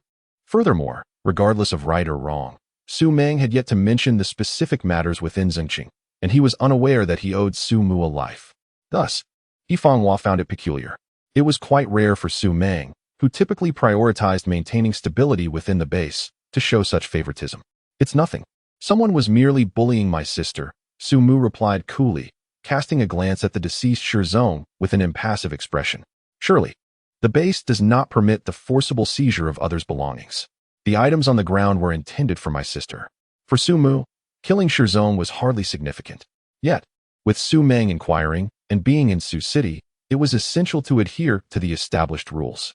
This also provided Su Meng with an opportunity to save face. He Fanghua looked at the 2 bags of snacks on the ground and sighed with relief. Matters concerning awakened individuals are inherently challenging to navigate, but thankfully the matter at hand is unlikely to have arisen without reason. There are underlying causes, and it contravenes the established regulations of the base, making it a situation that can be resolved. Immediately, He Fanghua spoke up, stating, "I shall conduct a thorough investigation into the true origins of this incident. However, your sister must accompany us for a brief inquiry to ascertain the details." He specifically indicated his intention to take Dai Xian with him. This awakened individual did not appear to be harmless. Regardless of her affiliations, provoking such a presence was indeed unwise. "Sir, I am fine," Dai Xian reassured, exhibiting her understanding. Su Mu glanced at her and nodded in acknowledgement. Subsequently, he addressed He Fanghua. "Surely, there must be an admission criterion for the inner city base? I propose that my 2 vehicles laden with supplies be exchanged for an entry quota into the inner city for her." Upon hearing this, He Fanghua initially contemplated a refusal. He had recently learned from his conversation with Su Meng that the stockpiles in the Xingqing grain and oil wholesale market significantly exceeded expectations. With the passage now opened, a few transport trips would suffice to alleviate Su City's food crisis. However, the inner city quota was distinct. It had only accepted residents during the base's establishment who were granted food supplies. The remaining inhabitants were either exceptionally skilled technicians or formidable awakened beings, reflecting an elite zone trend, which is not unexpected in a post-apocalyptic context. Hence, seeking to exchange food supplies for an inner-city entry quota seemed somewhat unrealistic. Nevertheless, before He Fanghua could voice his refusal, Su Meng interjected. There is no need for 2 vehicles. 1 supply truck suffices. Su Meng chuckled lightly and directly pulled Su Mu along, casting a knowing glance at He Fanghua before addressing him. Old He, I entrust you with Su's younger sister. Do not frighten the young lady. I will take Su up for a while. Once you are done with your task, kindly return her to him. And bring along the supplies from the truck as well. With that, he did not wait for He Fanghua's response and led Su Mu toward the inner city. As he watched their retreating figures, He Fanghua remained silent for an extended period. It seemed that the journey to Zengqing held many secrets he was yet to uncover. In the inner city, traversing the main thoroughfare, Su Mu, under Su Meng's guidance, arrived at a magnificent edifice. This should be the original central landmark of Su City, which had transformed into the hub of authority since the onset of the apocalypse. After passing through the main entrance and undergoing a brief inspection of their belongings by the gatekeeper, Su Meng and Su Mu entered the elevator leading to the building's top floor. As the center of power, this was the only structure in Su City still endowed with electricity. Ding! With a melodic chime, the elevator doors opened, revealing an elderly man and a young individual who had been waiting at the entrance. Upon seeing the doors part, the seemingly leading middle-aged man spoke. You two have worked hard during the Zengqing expedition. This man was none other than Su City's current base leader, Su Maoye. Chapter 20. Surrounding Area Map, Danger Levels. As Su Mu responded to Su Maoye, his gaze instinctively drifted toward the young man behind him. A 3rd level awakened. No wonder. The downstairs guard was remarkably lenient in their inspection. Su Maoye was accompanied by a 3rd tier awakened, providing him with a sense of security against ordinary threats. Moreover, from Su Maoye's self-introduction, Su Mu discerned subtle implications. The connection between Su Maoye and Su Meng suggested a familial bond, which explained Su Meng's composed demeanor at the base's entrance. Invited warmly into the office by Su Maoye, they took their seats, and Su Meng then retrieved a carefully stored package containing the remnants of the creature. Base Commander, this is the remains of that monster. I apologize, but we encountered a 3rd-tier zombie and could only bring back these fragments, Su Meng stated succinctly, refraining from excessive elaboration. After all, a failed mission was simply that, a failure, with no need for further discussion. He would provide a detailed account later. Su Maoye nodded in acknowledgement and accepted the fragments, which resembled the exoskeleton of some insect. After a brief examination, he offered it to the 3rd-tier awakened in the room, who, clearly uninterested, shook his head and declined. Su Maoye then returned the fragments to Su Meng. After you leave, please hand it over to Professor Hao. Pausing momentarily, Su Maoye continued, Now, let us discuss the situation in Zengqing. Hearing this, Su Meng swiftly stowed away the small package and, having prepared his thoughts, began to relay the details of their successful return from Zengqing, expressing gratitude to his companion, Su Mu. We followed the previously charted route towards the Zengqing Garden community. Su Meng swiftly and meticulously recounted the entirety of our encounters during the journey to Zengqing, accentuating Su Mu's invaluable contributions to this endeavor. Evidently, he had not forgotten the promise he made earlier. Su Maoye listened attentively, nodding in response from time to time. Particularly noteworthy was the moment when the 3rd-tier zombies emerged, proving formidable even for the awakened individual, Li Yuan, accompanying us. Yet, Su Mu managed to divert the horde and escape unscathed, subsequently opening a supply route for Su City. Su Maoye could not help but display a look of astonishment, while the 3rd-tier awakened being behind him cast a surprised glance at Su Mu. It turned out that this journey was fraught with such complexities. You all have truly endured much. After hearing Su Meng's account, Su Maoye spoke with reverence, acknowledging that Su City's ample provisions were largely thanks to Mr. Su's intervention. Should there be any needs, Su City would spare no effort to accommodate. This promise, uttered from the lips of the base's leader, carried significant weight. However, Su Maoye expressed it without hesitation. The base naturally wished to cultivate good relations with those possessing abilities. Aside from the few awakened individuals affiliated with the official faction, the rest were essentially in a contractual relationship. You offer compensation, and I provide my services. Su Mu, as an awakened individual, would undoubtedly be highly sought after in any base. Although the specifics of how he extricated himself from the third-tier zombies and led them away remained a mystery, possessing such capabilities would undeniably benefit the base's development. Even if it required a considerable sacrifice, it would be deemed worthwhile. Upon hearing Su Maoya's words, a glimmer of light flashed in Su Mu's eyes. I wish to utilize the Skynet system to locate my relatives. Upon entering Xuqing, guided by Dai Xian towards the black market within the base, Su Mu gleaned this information. This world is equipped with the Skynet system, capable of retrieving images from the skies and searching for targeted individuals. However, since the advent of the apocalypse, this system has succumbed to a state of dysfunction. Following the incident in Zhengqing, where the alien presence compelled Su Mu to relocate their nest, he breathed a sigh of relief. With the absence of this divine surveillance, the existence of the aliens could remain concealed from humanity. Armed with this knowledge, Su Mu resolved to leverage it as a pretext to demand something from within Xuqing. The quest for his family was merely a facade. Indeed, after Su Mu voiced his intent, Su Maoya shook his head in response, apologizing that the Skynet system had failed at the onset of the apocalypse. As compensation, I shall grant you access to the internal roster of the base city for your perusal. In silence, Su Mu contemplated for a moment before speaking again. I also require a detailed map of the vicinity of the base, along with a distribution map of hazardous landmarks. This, indeed, was the fundamental objective of Su Mu's venture into Xuqing. His power emanated from bloodshed, while aliens possess an innate ability to sense formidable presences. They are ultimately neither awakened beings nor human. They can only discern the strength of their adversaries. Much like the third-tier zombie encountered in the factory district of Zhengqing, this world harbors the existence of fifth-tier zombies. Upon realizing this, Su Mu resolved to obtain maps of the surrounding areas through Xuqing, to achieve a more efficient hunt for the undead and enhance one's own prowess. As long as one reaches level 5, even in the face of nuclear devastation, there shall be no fear. It will be the moment when the alien army reveals itself to the world. This information, however, does not form the foundation of the base.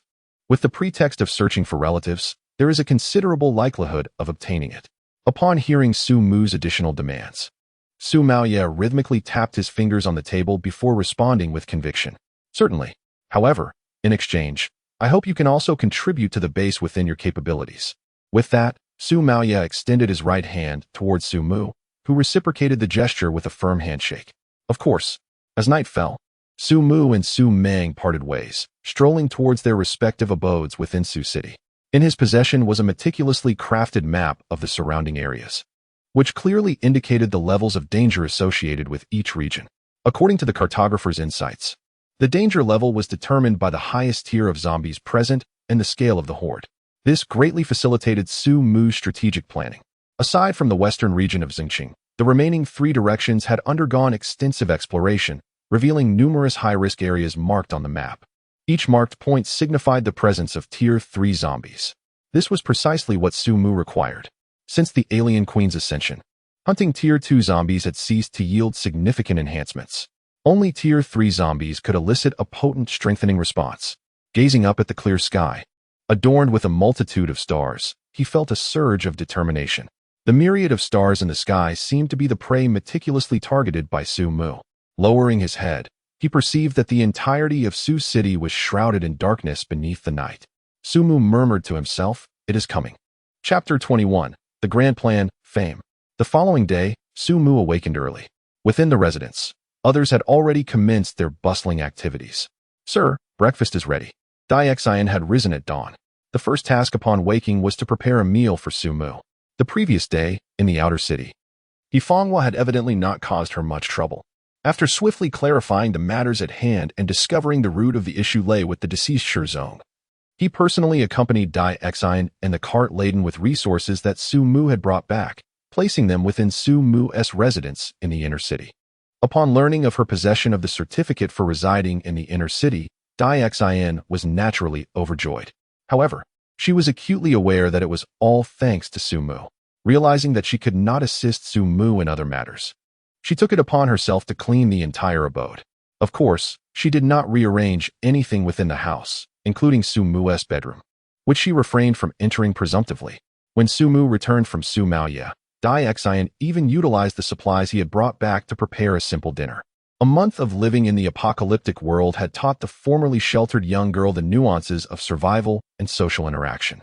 Observing Dai Xin's endearing demeanor, Sumu could not resist gently stroking her hair and reassured her that she could consider him her brother, granting her full authority over everything here. Upon hearing these words, the usually resilient girl finally succumbed to her emotions and began to sob quietly. Evidently, over the past month, she has accumulated a myriad of pressures. Despite Sumu's assurances, Dai Xin clearly harbors her own thoughts. Observing her proactive approach to tasks, Sumu decided to indulge her. In a world ravaged by catastrophe, failing to keep oneself occupied could easily lead to self-doubt and, ultimately, a descent into a lifeless existence. After finishing breakfast and offering a word of caution to Dai Xin, Sumu departed from their residence in the inner city. Following the main thoroughfare, he soon arrived at a venue-like structure, the Awakeners Guild, a gathering place for the awakened of the inner city. It also served as a hub for negotiations and collaborations between the high-ranking officials of Su City and the awakened. Previously, Su Meng was supposed to discuss a partnership with him regarding the hunting plan in Xing City. Yet he had only recently entered the city and had never visited the Awakeners Guild, which led to the other party seeking him out at home. Damn it. The intelligence provided was too vague. I lost several brothers in Shurqing. It was infuriating that a level 3 zombie appeared in Yinqing, but fortunately, I spotted it from a distance. Otherwise, I would have met my end there. I heard that old Su had good fortune in Xing City. Despite encountering a level 3 zombie, they only lost one person and managed to clear a route to the grain station, making life a bit easier in the base. Within the Awakeners Guild, clusters of awakened individuals engaged in conversation, revealing an abundance of information through their exchanges. As Sumu quietly advanced, he pondered the level 3 zombie in Yinqing, which must correspond to the newly designated level 3 danger zone on the map he acquired earlier, Shurqing. As a city recently ravaged by a horde of zombies, and not too distant from Su City, it is only natural that Su City would dispatch personnel to assess the situation. However, the specific intelligence regarding Shurqing remains unclear at present. The destruction of a survivor stronghold suggests the imminent emergence of a 4th-level life form from that region. In due time, an expedition will be warranted. Quietly noting this, Sumu unobtrusively passed by the awakened individual engaged in conversation. Presently, his outward rank stands at level 2. However, it is the absorption of unknown energy from slain entities that demands the demise of a 3rd-level life form to yield significant results. The energy released upon the death of a 4th-level life form is anticipated to be even more potent. Yet, the strength of such beings remains uncertain. Despite the formidable prowess of the alien queen, even she would struggle against a 3rd-level zombie, making it unwise for him to take risks at this juncture. Upon entering Su City, he accomplished his prior objectives. At this moment, he possesses ample intelligence to ensure stable development, rendering any aggressive maneuvers unnecessary. Once he has hunted enough 3rd-level zombies to amass sufficient unknown energy, thereby facilitating the alien queen's 2nd evolution, dealing with 4th-level entities will be effortless. Navigating through the Awakener Guild's Grand Hall, Sumu entered a side chamber, where 4 individuals awaited his arrival. The moment he stepped through the door, the foremost figure, a robust man, greeted him warmly. "Brother Su, you have finally arrived." Indeed, this man was Su Meng, accompanied by 3 of his original team members. Yesterday, after acquiring the map, Su Meng proposed that Su Mu join his team. After a moment of contemplation, Su Mu expressed his agreement. While acting independently would allow him to wield the power of the alien beings without restraint to achieve his objectives, such an approach was clearly contrary to reason. Moreover, as a trusted confidant of the upper echelons of Su City, forging a strong alliance with him would undoubtedly facilitate the cultivation of goodwill from Su City. Sumu harbored grand ambitions. The alien beings could not remain concealed in the shadows indefinitely. Once they emerged, it would inevitably attract the attention of humanity's leaders, potentially igniting a war between species. As a human, Sumu naturally wished to avoid being the sole survivor in a world devoid of humanity, a fate not dissimilar to that of a world overrun by zombies. Therefore, he sought to build a bridge between humans and aliens, dissipating the rift that separated them. To serve as that bridge, one must possess sufficient prestige. Fortuitously, the positioning of Su Meng's team as pioneers aligned perfectly with his plans. "I hope I'm not late," Sumu remarked with a smile as he settled into his seat. The remaining 3 members of Su Meng's team had already briefly acquainted themselves with him the previous evening upon agreeing to his inclusion. Apart from the captain, the 3 members were all level 1 awakened: the medic, Bai Tingting, the fire support, Gu Kai, and the scout, Qi Wei. As for the original team member who had been injured by an alien encounter and subsequently replaced, Su Mu finally learned that his name was Bai Yang. He had retreated to a secondary position due to losing a hand to the corrosive blood of the alien. Su Mu's designated role within this team was that of deputy commander. There was no dissent among the members regarding this matter. After all, Su Mu's outwardly displayed strength was that of a level 2 awakened, on par with Su Meng. In this era of the apocalypse, where power reigns supreme, strength signifies everything. Of course, we merely arrived here a step ahead of you, having a better familiarity with the surroundings. Su Meng responded with a smile, then returned to his seat and continued, the supply transport from Zhengqing has already commenced. Once the materials arrive, there will be a portion allocated for you. Upon hearing this, the other members of the team regarded Su Mu with envious glances. As members of Su Meng's squad, they were well aware of the abundant resources in Zhengqing, as revealed by their captain. However, rather than feeling jealousy towards Su Mu, they instead felt a sense of delight. The more remarkable Su Mu's performance in Zhengqing, the safer they felt being part of the same team. In the apocalypse, having a reliable and formidable ally to fight alongside greatly enhances the odds of survival. In response to Su Meng's words, Su Mu simply nodded in acknowledgement. Although he was indifferent to the supplies, it would not be wise to refuse the goodwill from Su Cheng. In the realm of human interactions, reciprocity is the key to enduring relationships.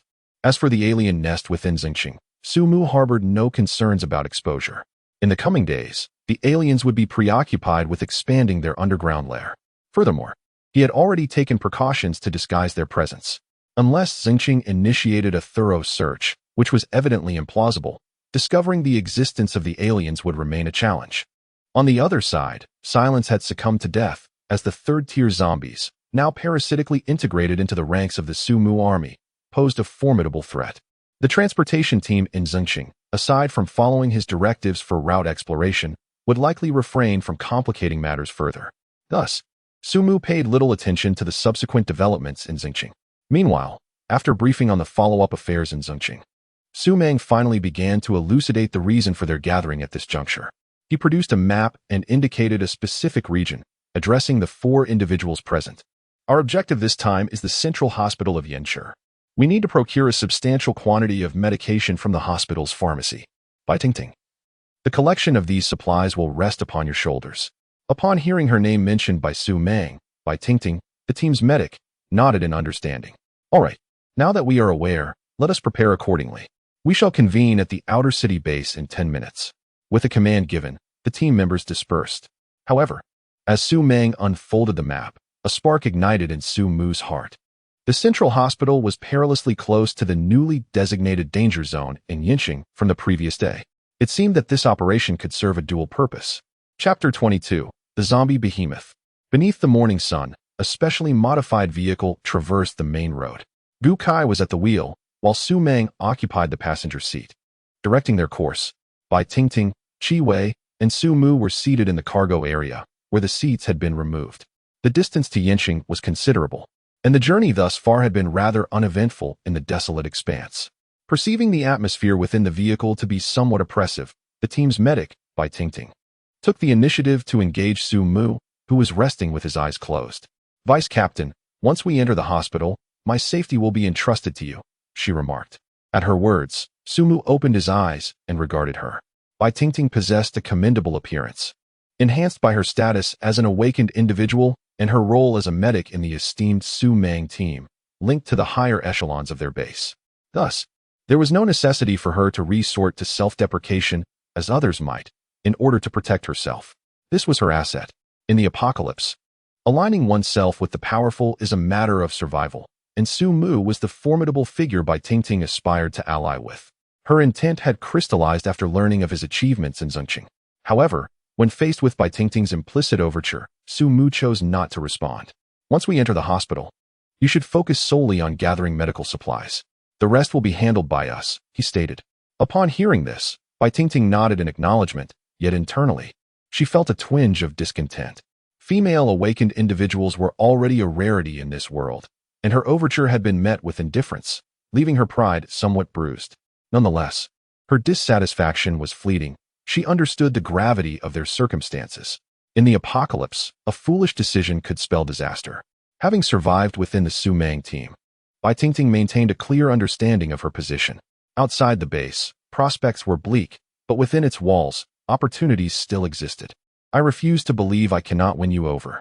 In the midst of this quietude, the team soon arrived at the outskirts of Yin City, parking the vehicle in the nearest available space to the central hospital. Su Meng and his companions disembarked and set forth. In a world ravaged by the apocalypse, vehicles are essential tools for navigation. When venturing into uncharted territories, it is unwise to bring them along indiscriminately. Both hordes of the undead and high-ranking zombies pose a threat, capable of encircling and even destroying vehicles. The loss of such means of transportation would render their movements perilous. Therefore, in uncertain circumstances, parking the vehicle in a secure location is the wisest course of action. One must remain vigilant of the conditions on either side of the road. Brother Su, should you detect any potential threats, feel free to take action. Su Meng granted Su Mu the autonomy to act independently prior to their departure. Under the banner of the Zhengqing operation, Su Meng held great confidence in Su Mu's capability to navigate unforeseen challenges. The other members of the team shared this sentiment without objection. Onward. With this command, the 5-member team advanced along a narrow path towards the hospital. Suddenly, a sharp sound echoed, a blade slicing through flesh and bone. Su Mu's axe severed the head of a concealed second-tier zombie lurking around the corner. Having accomplished this, he rejoined his team, greeted by the admiring gazes of his comrades. Su Meng, too, offered a gesture of commendation to Su Mu, acknowledging that recruiting him had been a sagacious decision. Their expedition to the hospital had been remarkably smooth. Along the way, they encountered 3 potential threats, all of which Su Mu had silently neutralized before they could escalate. Consequently, the team's pace had more than doubled. Had it not been for Su Mu's keen observation and swift execution against the second-tier speed-type zombie hidden around the corner, their progress might have been drastically hindered. It is highly likely that there will be significant repercussions for the team, with the possibility of injuries and casualties not being out of the question. Within the team, Bai Tingting, who has harbored thoughts about Su Mu, now gazes at him with even greater determination to secure this exceptionally promising individual. However, the moment is not yet ripe. Just as the others sense the ease of this operation, Su Mu, having returned from slaying a second-tier zombie, finds himself engulfed in perplexity. The number of zombies on this path is alarmingly sparse, having hunted countless second-tier zombies in Zhengqing. Su Mu possesses a deeper understanding of the congregation patterns of these creatures than anyone else in Su City. In regions where second-tier zombies exist, one would expect a considerable horde to be nearby. Research from the base city indicates that zombies' insatiable hunger for flesh is not merely an instinctual reaction. They are also acquiring energy, thereby enhancing their potential for evolution. This provides insight into why areas inhabited by advanced zombies invariably host substantial hordes.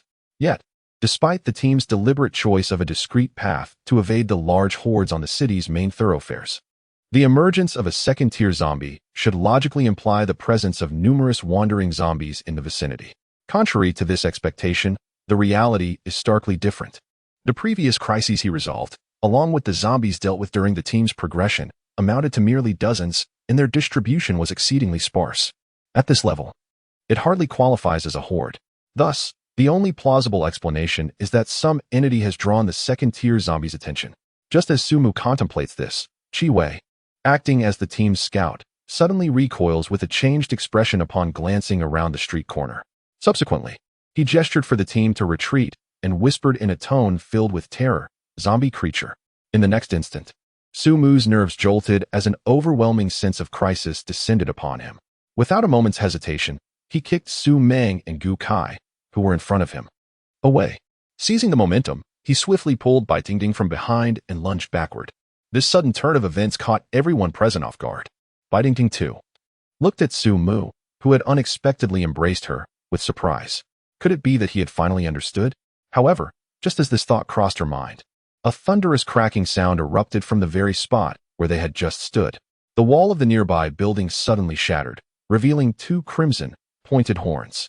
Following them was a massive bull's head, charging forth from the debris, its colossal body marred with grotesque, rotting wounds. the zombie giant bull. Moreover, the creature before them was of a significantly high level, a Tier 3 zombie creature. The expressions of the remaining 3 members of Su Meng's team mirrored the panic of their reconnaissance officer, Gu Kai, a Tier 3 zombie creature. Compared to its lower-tier counterparts, it posed an even greater danger. Given the current predicament of Su Meng's team, a frontal confrontation would spell their doom within mere moments. The only option left was to flee in order to survive. Run, Su Meng shouted furiously, conveying his intent to the team while hoping to divert the attention of the zombie giant bull. He refrained from immediately allowing Su Mu to attempt to lure the beast away, despite having a record of successfully drawing off Tier 3 zombies. However, the agility of the zombie creature far surpasses that of the clumsy, strength-based zombies. As the squad leader, he would never issue commands that he could not personally oversee. Moreover, he owed Su Mu a life, and he would never lead him to his demise. Nevertheless, Su Meng's plan could not be executed. The frenzied zombie bull, upon breaking through the wall, completely disregarded Su Meng's shouts and charged directly at Su Mu and Bai Tingting. It sensed that among those present, the flesh and blood energy emanating from Su Mu was the most potent. It craved to consume him. Driven by its primal instincts, it chose to attack Su Mu. Facing the rapidly advancing zombie bull, Su Mu let out a cold snort. In the next moment, he lifted his right foot and forcefully kicked the massive head of the charging zombie bull. A dull symphonic sound erupted as the bull stumbled backward a few steps. As for Su Mu, he was propelled backward after the collision. With the alien queen having ascended to the 2nd tier, his own awakened presence was also fixed at that level. However, his physical strength had reached the 3rd tier. His combat prowess matched that of a 3rd-tier awakener, and he was completely unafraid of a direct confrontation with a 3rd-tier zombie. However, the strength of this zombie bull exceeded Su Mu's expectations. Additionally, he was not prepared to fully reveal his capabilities. Therefore, at the moment of contact, Su Mu utilized this force to tumble backward with Bai Tingting. Once they regained their footing, Su Mu set Bai Tingting down. I will draw its attention. You go and regroup with the squad. Assemble at the hospital, he instructed. Leaving behind those 2 sentences, Su Mu charged directly towards the colossal zombie bull, and after taunting it, he swiftly veered to the side.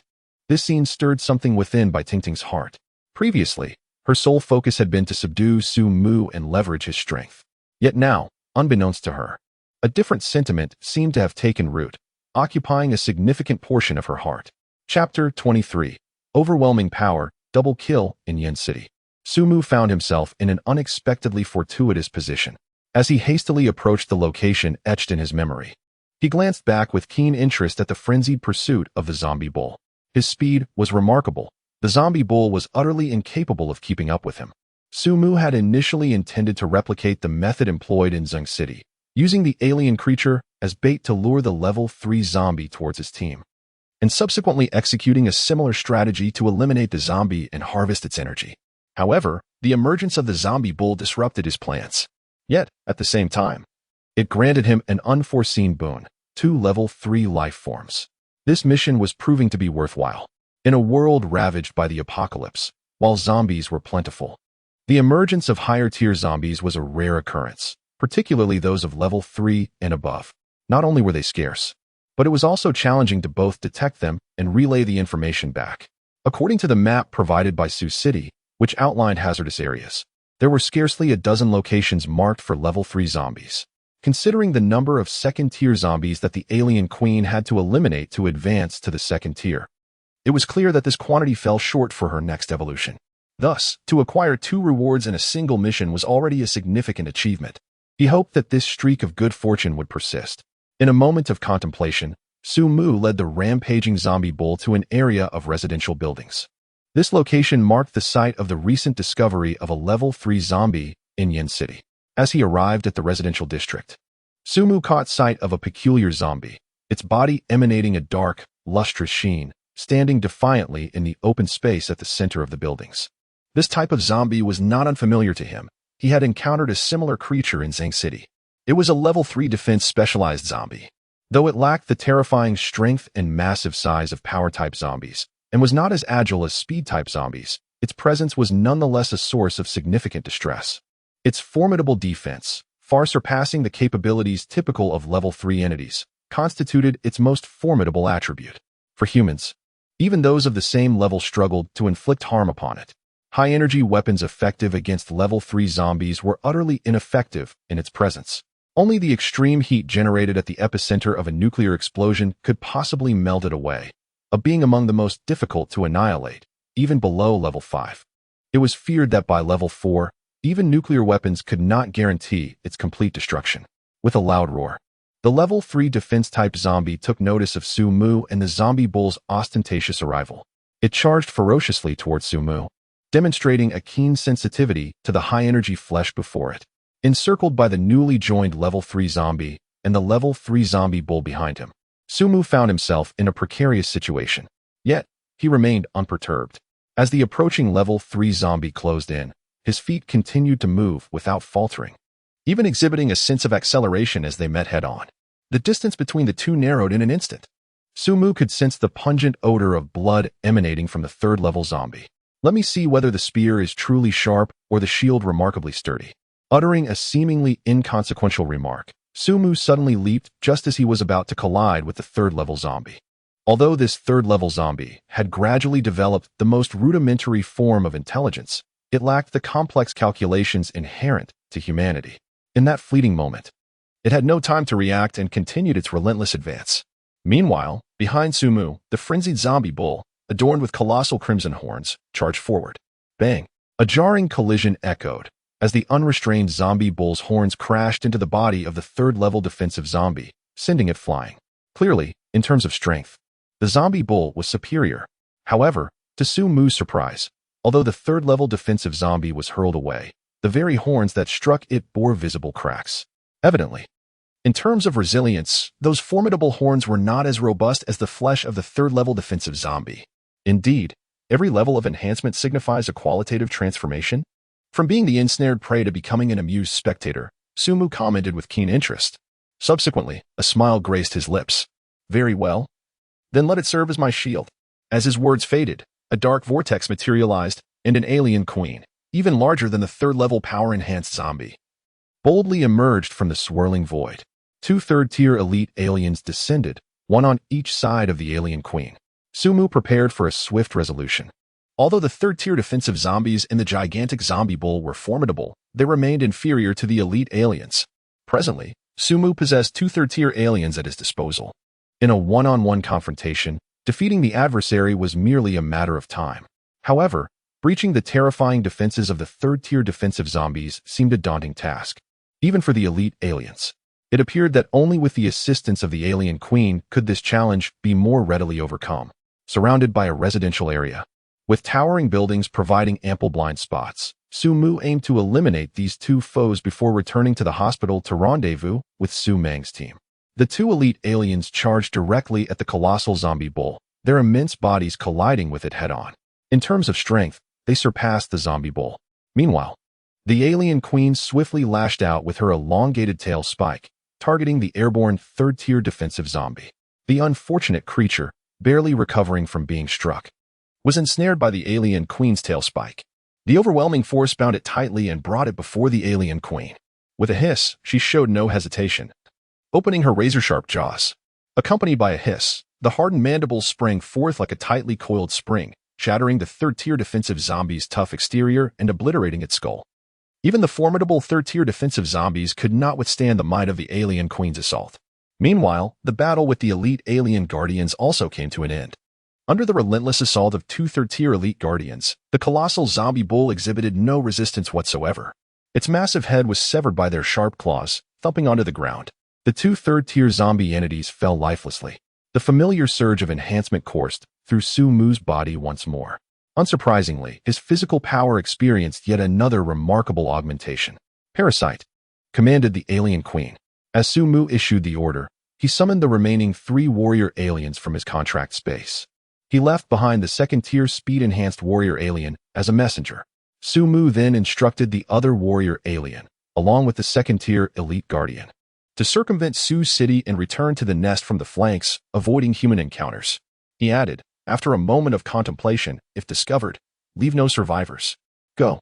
Chapter 24, Survivors in the Hospital. The trap, after clearing away the traces left by the demise of the 2 third-tier zombie entities and luring a horde of zombies for camouflage, Su-mu swiftly departed from the residential area, hastening towards the hospital's location. At present, his contract space held 5 aliens, 2 third-tier elite guardians, and 1 second-tier speed-enhanced warrior alien. The recently acquired remains of the 2 third-tier zombies were still in the embryonic gestation phase, rendering them incapable of becoming warriors in the short term. However, this holds little significance. The inherent third-tier combat power he possesses, when juxtaposed with the formidable presence of the alien Queen Mother, renders threats to Su-mu exceedingly rare.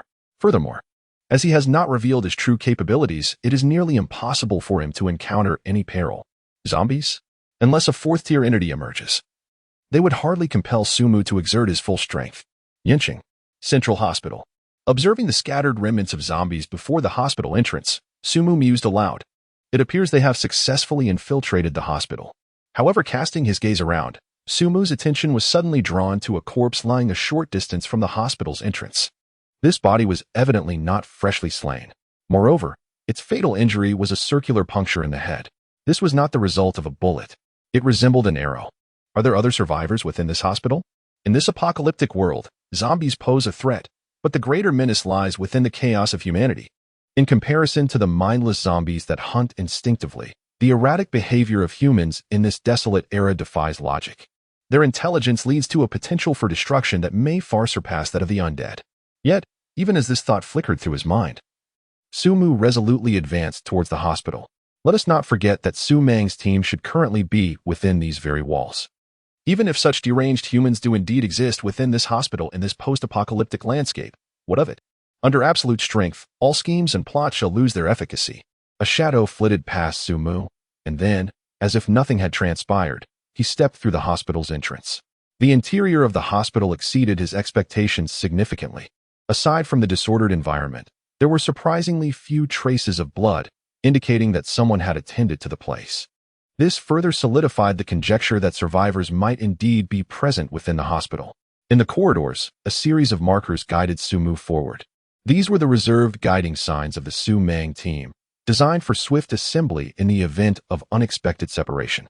Following these markers and traversing several doors, Su-mu finally discerned a rustling sound emanating from a distance. The source of the sound was a room labeled pharmacy. "Will your companion truly come?" a strange man's voice inquired.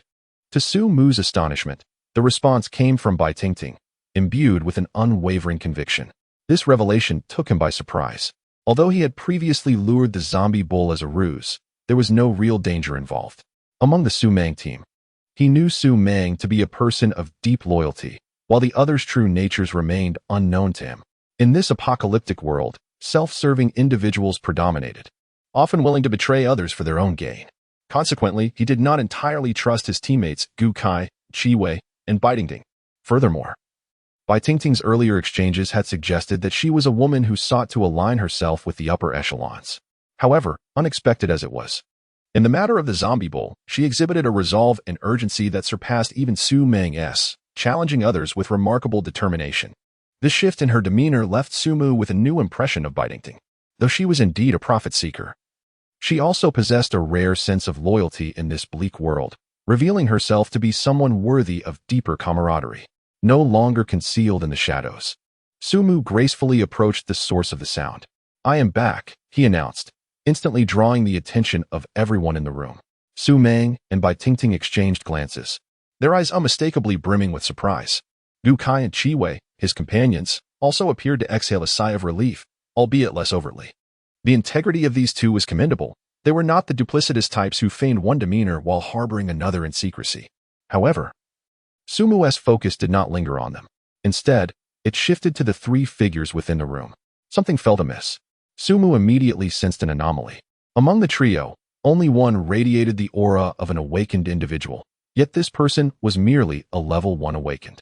This was the source of Su-mu's unease. In Sioux City, he was aware that the apocalypse had descended over a month ago. The circumstances within the hospital suggested they had been holed up for an extended period. These 3 had likely remained within the confines of the hospital since the onset of the apocalypse. Yet, a hospital is not a food storage facility. Despite the existence of a cafeteria, the hospital's supplies would not have been plentiful. Without external resupply, they could only deplete their resources. Being trapped in a hospital for a month, devoid of outside interaction? Under such circumstances, most individuals would likely experience varying degrees of psychological distress. Furthermore, from an external observation of the hospital, it appeared that these three had scarcely ventured beyond the confines of their sanctuary. Yet, they were not only impeccably groomed but also displayed a remarkable lack of emotional response upon Su-Mu's entrance. Their demeanor did not resemble that of individuals who had just been rescued. These three humans were indeed suspicious. You must be Su-Mu, quite impressive indeed, managing to escape from that monstrous creature. We had previously encountered that terrifying being upstairs. The young man among the three, who seemed to take the lead, initiated a conversation with Su-Mu. We have successfully gathered all the medical supplies you requested. Thank heavens, we can finally leave this wretched place. At that moment, Su-Meng stepped forward and directly addressed Su-Mu. These three individuals are survivors from this hospital. The one in charge is a pharmaceutical salesman, while the other two were originally patients of the hospital. The salesman was quite helpful during our search for supplies, and I intend to take them back to the base with me. Su-Meng's tone carried a hint of hesitation. Clearly, as the leader of the exploration team in this post-apocalyptic world, he sensed something amiss, although he could not quite pinpoint the issue. Nevertheless, with survivors in front of them and the fact that these three had assisted in their quest for medical supplies, it was only reasonable to bring them along. Su-Mu did not contest this decision. I will follow your lead, as long as they did not provoke him. Su-Mu had no intention of delving deeper into the underlying issues. If they were indeed cunning like a fox, their true nature would eventually reveal itself. Su Cheng's ability to stand firm amidst the apocalypse and to gather survivors while ensuring their safety undoubtedly indicated a degree of capability. Affirming Su-Meng's words, Su-Mu suddenly brought up another matter. By the way, since we are at the hospital, let us also take back some medical instruments. The hospital within the city of Su is among the most severely affected areas during the tumultuous efforts to restore order to the base. This has led to a significant strain on medical resources. Given the successful collection of pharmaceuticals, it is only fitting to procure some medical instruments as well, for patients require more than just medicinal treatment.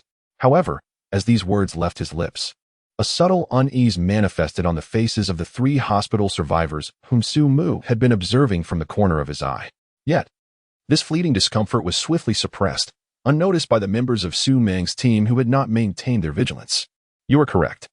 Su-Meng nodded in response to Su-Mu's words, before addressing the young representative among the trio. Do you know where the medical equipment room in this hospital is located?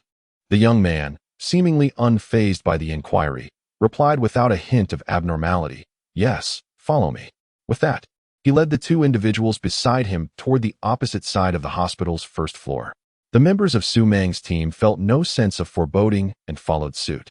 Having left their collected medications behind, the corridors along their path had been effectively cleared, and even the wandering zombies posed no significant threat. They could simply drive in later to transport the supplies. Before long, the group arrived at a heavy iron door at the end of a corridor, which was peculiarly devoid of any guiding markers or room signs, situated in a rather secluded corner. Yet, none of them sensed anything amiss, as the equipment room would naturally remain inaccessible to patients, thus lacking any directional signage. We have arrived, the youth said, simultaneously tapping a verification panel beside the iron door while explaining further. As the apocalypse began to unfold, the hospital was amidst a reconstruction of its departments, including the equipment room. The disarray within suggested that a search would be necessary. As the words were spoken, the main door swung open, revealing the chaotic scene the young man had described, filled with various stacked crates. He stepped inside first, followed naturally by Su-Meng and the others. Su-Mu hesitated momentarily before entering with an impassive expression. However, the instant he crossed the threshold, the iron door behind him unexpectedly activated and shut closed. The two individuals who had been trailing the young man did not follow him in. This development was unmistakably troubling. What are you planning? Su-Meng, standing closest to the young man, erupted in anger, attempting to subdue him. Yet, in the presence of an awakened individual of a higher tier, he was met with a sardonic smile from the young man, who uttered ominously, "Sleep now." In the next instant, an invisible gas emanated from the young man's body, enveloping the entire room. Su-Meng, who had just lunged toward him, inhaled this gas and felt his consciousness abruptly dim. What had once been a determined charge transformed into a staggering gait akin to drunkenness. Within mere seconds, he collapsed to the ground. Chapter 25, The Silent Terror. The inevitable death. Damn it, why are you forcing my hand? observing Su Meng crumple to the floor. Liang Dong's demeanor shifted drastically from his previous calmness to one of pathological malevolence. He lifted his right foot and savagely stomped down on Su Meng's head. "Aren't you a level 2 awakened? How audacious of you. Why are you not moving?" He cursed as Liang Dong's right foot forcefully kicked Su Meng. Despite his efforts, he couldn't even injure Su Meng with a strike. Liang Dong's awakened ability was somewhat unique: absorption and release. This succinctly encapsulated his power. He could absorb various gases into his body and, when necessary, expel them. The gases inhaled would not affect him in any detrimental manner. The gases previously released from his body were anesthetic substances obtainable within the hospital. Utilizing a sealed environment allowed him to maximize the potential of his ability. However, in open spaces, this power would be significantly diminished. This was his method of attack. Yet, as the price of his special ability, Liang Dong's physical attributes were markedly inferior to those of an ordinary awakened individual, even less formidable than some robust ordinary people. This was why he sought refuge within the confines of this hospital. Of course, this establishment was not unfamiliar to survivors. Otherwise, he would not have so effortlessly led Su Meng and his group into this room. Humph, worthless scum. With a kick, he sent Su Meng sprawling to the side and glanced around the room. The 5 individuals who had entered with him were scattered haphazardly on the floor. It was then that he called out loudly, "Open the door." The iron door was opened once more. The 2 individuals outside clearly had experience in such matters and were already adept at it. Upon seeing Liang Dong emerge, one of them spoke up, "Boss Liang, what shall we do with these people?" Liang Dong, with a cold expression, replied nonchalantly, "As per usual, drag them to the equipment room. First, eliminate the leader and then the others that follow. The remaining 2 men shall meet their end subsequently. Secure the woman and leave her be." Curse it. Why on earth did these individuals choose to venture into the equipment room? As he spoke, a fierce expression once again manifested on Liang Dong's face. Observing the change in their leader's demeanor, the 2 youths dared not utter another word. They had truly provoked his wrath. Perhaps they too would become wandering souls within the confines of the equipment room. However, just as the 2 prepared to heed Liang Dong's command and drag the individuals within the room to the equipment chamber, a sudden voice pierced the air, sending chills down their spines. Indeed, was it as they feared? Sumu stood calmly at the door, exuding the presence of a level 2 awakener, yet possessing the physical prowess of a level 3. Su Meng, as a level 2 awakener, found himself unable to withstand the fainting gas released by Liang Dong. Yet for Su Mu, this gas merely left him slightly dazed, akin to having consumed several bottles of beer, without any further significant effect. Thus, he feigned unconsciousness, eager to discern what these individuals were truly up to within the hospital. He was particularly intrigued by why they had initially expressed a desire to accompany them to the base, only to abruptly change their minds. From the recent dialogue among the 3, Su Mu had already gleaned the reason. The equipment room of this hospital was likely to be rather unsettling. Upon realizing that Su Mu remained alert, fear instantly washed over Liang Dong and his comrades. This individual was not merely a level 2 awakener. How infuriating! As an awakener, Liang Dong's reaction was the swiftest. With a furious exclamation, he seized 2 of his subordinates nearby and thrust them towards Su Mu, while he himself hastily retreated. He was acutely aware that he could never contend with Su Mu, having narrowly escaped the clutches of that terrifying monstrosity, the giant bull. He understood that Su Mu's strength could obliterate him in an instant. Flight was his only chance of survival. Effortlessly, he hurled the 2 men towards the doorframe, one on each side, and despite Su Mu's lack of force, both were rendered unconscious upon impact. As Liang Dong sprinted towards the hospital's entrance, Su Mu remained motionless, intently listening to the sound of his retreat, murmuring to himself, "Will you truly escape?" In the next moment, just as Liang Dong caught sight of the sunlight streaming from the hospital's entrance, a shadow abruptly eclipsed that light. Following closely behind, a colossal, grotesque creature of the Imperial Guard stepped forward with heavy strides, standing ominously in front of the fleeing Liang Dong. Suddenly confronted by the monstrous being, Liang Dong's ludicrous escape plan was utterly shattered. Faced with the terrifying, pitch-black entity, he pivoted, attempting to return to Su Mu's side. Human or monster? He instinctively chose the path that seemed most likely to offer him a chance at survival. As for why he had fled initially, it was a thought that had entirely escaped him in the face of death. However, in that fleeting moment of turning, he caught a distant glimpse of the mocking smile upon Su Mu's face, and in that instant, understanding dawned upon him. "End it," he commanded silently. A dark, barbed tail erupted from Liang Dong's chest. His gaze was fixated on the stinger that pierced his own body, his eyes brimming with bewilderment. Am I dead? In the next moment, a sharp, slicing sound echoed as flesh met steel. The formidable stinger of the elite xenomorph retracted abruptly. A shroud of darkness enveloped Liang Dong's consciousness. He found himself bereft of strength, collapsing to the ground. Liang Dong is dead.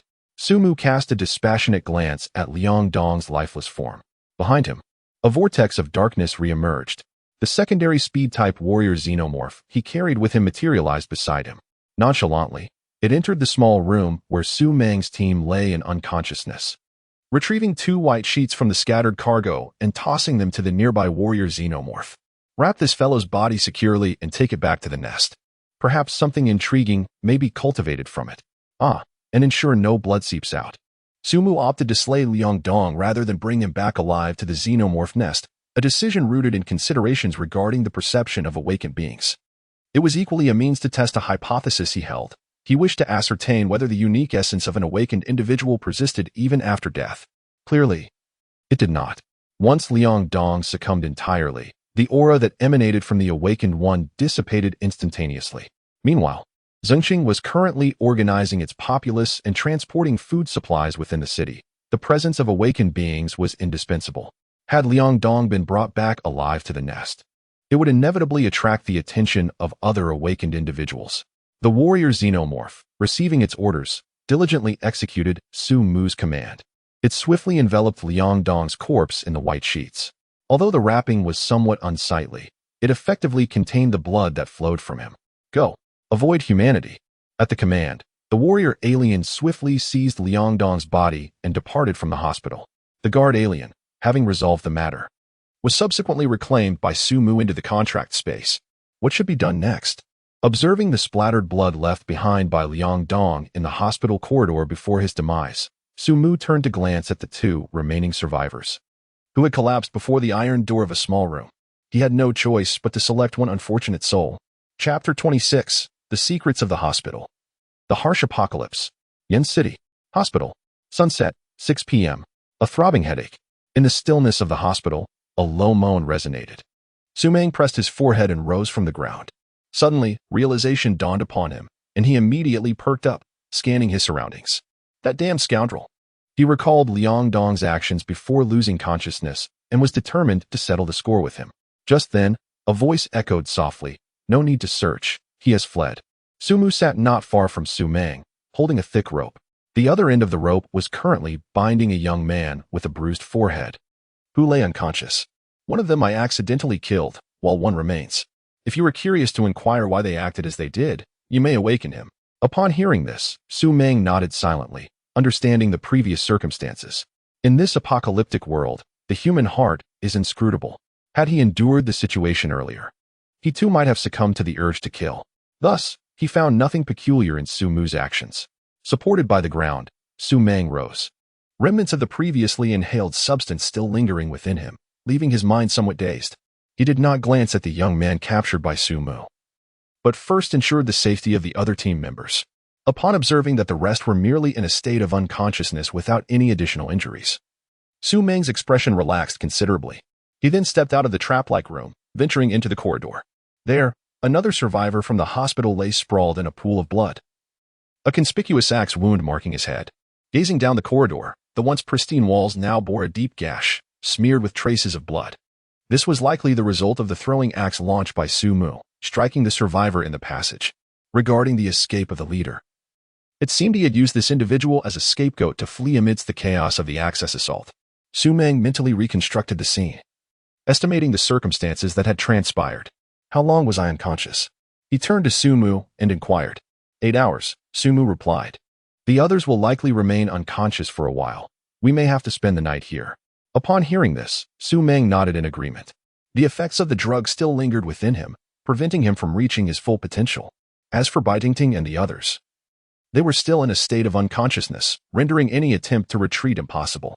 The darkness had descended, and a team in such poor condition launching an assault under the cover of night was clearly unwise. It would be prudent to hold their ground for the night, allowing time for recovery before returning to the base the following day. The search team finds themselves in a post-apocalyptic world. occasionally due to unforeseen circumstances. Becoming stranded in the wilderness is not an uncommon occurrence. The base will not be alerted in the short term. Observing the seemingly stable Su Mu, Su Meng paused before speaking. Tonight, I may have to trouble you. In response, Su Mu offered a kind smile. I am also a member of the team. At midnight, a series of 3 soft murmurs echoed through the silent, darkened hospital. Bai Tingting and her companions had finally emerged from their unconscious state. Upon regaining consciousness, they expressed their confusion. What has happened to me? Their reactions were even more distressed than Su Meng's. Bai Tingting and the other first-level awakened ones lost consciousness the moment Liang Dong released the gas. In contrast, Su Meng, a second-level awakened, managed to resist for a few seconds before succumbing to the effects. This unique awakening ability is nearly lethal against opponents of the same level, though it is primarily effective in enclosed environments. You are awake, Su Meng announced as he noticed their revival. We were ambushed. Yang Dong is a special awakened one. After we entered this room, we were all incapacitated by his ability. Fortunately, Su Mu had not been entirely affected. Otherwise, their fate would have been dire. Su Meng paused momentarily, having already interrogated the survivor captured by Su Mu prior to their unconsciousness.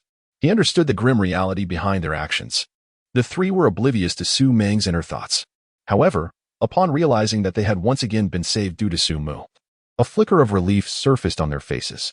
Gu Kai and Qi Wei exchanged glances filled with gratitude towards Su Mu. They understood the brutality of the apocalypse. Survivors who schemed against others, once captured, faced consequences beyond their control. As for Bai Tingting, who had long harbored feelings for Su Mu, her gaze was now entirely consumed by his figure. The trivial calculations in her heart had vanished, replaced by an emotion akin to admiration that quietly took hold of her soul. Meeting the gaze of the 3, Su Mu waved his hand dismissively, reminding them that as a member of the team, such actions were merely part of their duty. There is no need to look at me like that. Finally, the trio diverted their eyes. Yet, this act of kindness would not be easily forgotten. All right, let us discuss this later. For now, rest well tonight, and we shall return to the base tomorrow, Su Meng suggested, indicating that they should not dwell on their troubles. Nevertheless, the trio was clearly unwilling to let the matter rest. Captain, why are these people plotting against us? I could tell they initially intended to return to the base with us. I noticed you captured one of them. Surely you have extracted some information? Bai Tingting, disregarding Su Meng's directive, posed her question. The thought of being schemed against by their own kind was bewildering. Had it not been for Su Mu, they could only imagine the fate that awaited them. Out of both sentiment and reason, they all yearned to uncover the truth behind this betrayal. The other 2 shared the same sentiment. Gazing at the 3 individuals who faced him with piercing eyes, Su Meng's expression grew somber as he replied, Tomorrow, I shall take you to see it. With that, Su Meng turned and retreated to a corner of the room, closing his eyes to rest. Receiving the captain's response, the 3 suppressed their inner turmoil and sought solace in their respective corners.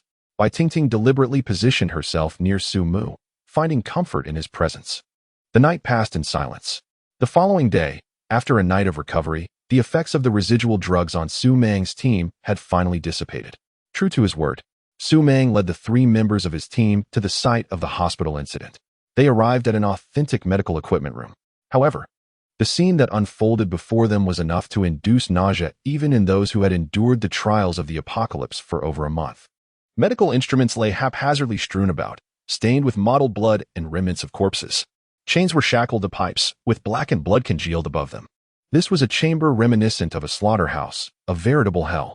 Upon seeing this room, the remaining 3 members of the team comprehended the grim reality. The individuals from the hospital could no longer be regarded as human. They had forsaken the very essence of humanity, struggling to contain the turmoil within her stomach. Bai Tingting fixed a fierce gaze upon the last survivor from the hospital, who had been dragged along by them. Captain, let us end this. She had spotted one of the shackles, alongside a dark pool of long hair. Moreover, that area bore peculiar yellow stains, distinct from the blood. She understood all too well what it was. These scoundrels deserved to perish. Very well, Su Meng replied to her suggestion without hesitation. These beings were no longer human. In the next moment, a thunderous roar erupted as Su Mu delivered a powerful kick, sending the man crashing into the wall opposite him like a ragged sack. Lifeless and utterly defeated, gazing at the lone survivor he had left to interrogate, Su Mu couldn't help but reflect inwardly. It seemed that unfortunate soul was far luckier than he. Chapter 27. Safe Haven having resolved the incident at the hospital and equipped with ample medical supplies and equipment. Su Meng and his companions embarked on their journey home. The atmosphere among the group was noticeably more somber than before. It had been a month since the onset of the apocalypse, and while they had witnessed various calamities and understood the harsh realities of their new world, encountering individuals like Liang Dong was a first for them. Moreover, they were acutely aware that Liang Dong's situation was not an isolated event. As time progressed, even those who had managed to retain their humanity could succumb to the pervasive corruption of the apocalypse, becoming just like them. As Su Meng observed the occasional zombies darting past the window, he spat out in frustration, cursing this wretched world. Fortunately, the journey back was devoid of further incidents, and the group returned safely to the Sioux City base. Upon confirming their identities, He Fanghua, the captain of the city wall guards, promptly opened the city gates to welcome the team. As they crossed into the outer city wall area, Su Meng handed over the vehicle laden with supplies to Su Mu, before seeking out the guard responsible for the registration records. "Where's the entry roster for the past 2 days?" he inquired. The guard, of course, was well acquainted with Su Meng. Under the subtle gaze of the guard captain He Fanghua, the registration roster was respectfully presented. Su Meng swiftly took it and began to peruse its contents with great urgency. Ever since regaining consciousness, he had been preoccupied with the whereabouts of Liang Dong, the one who held authority among the survivors of Yin City Central Hospital.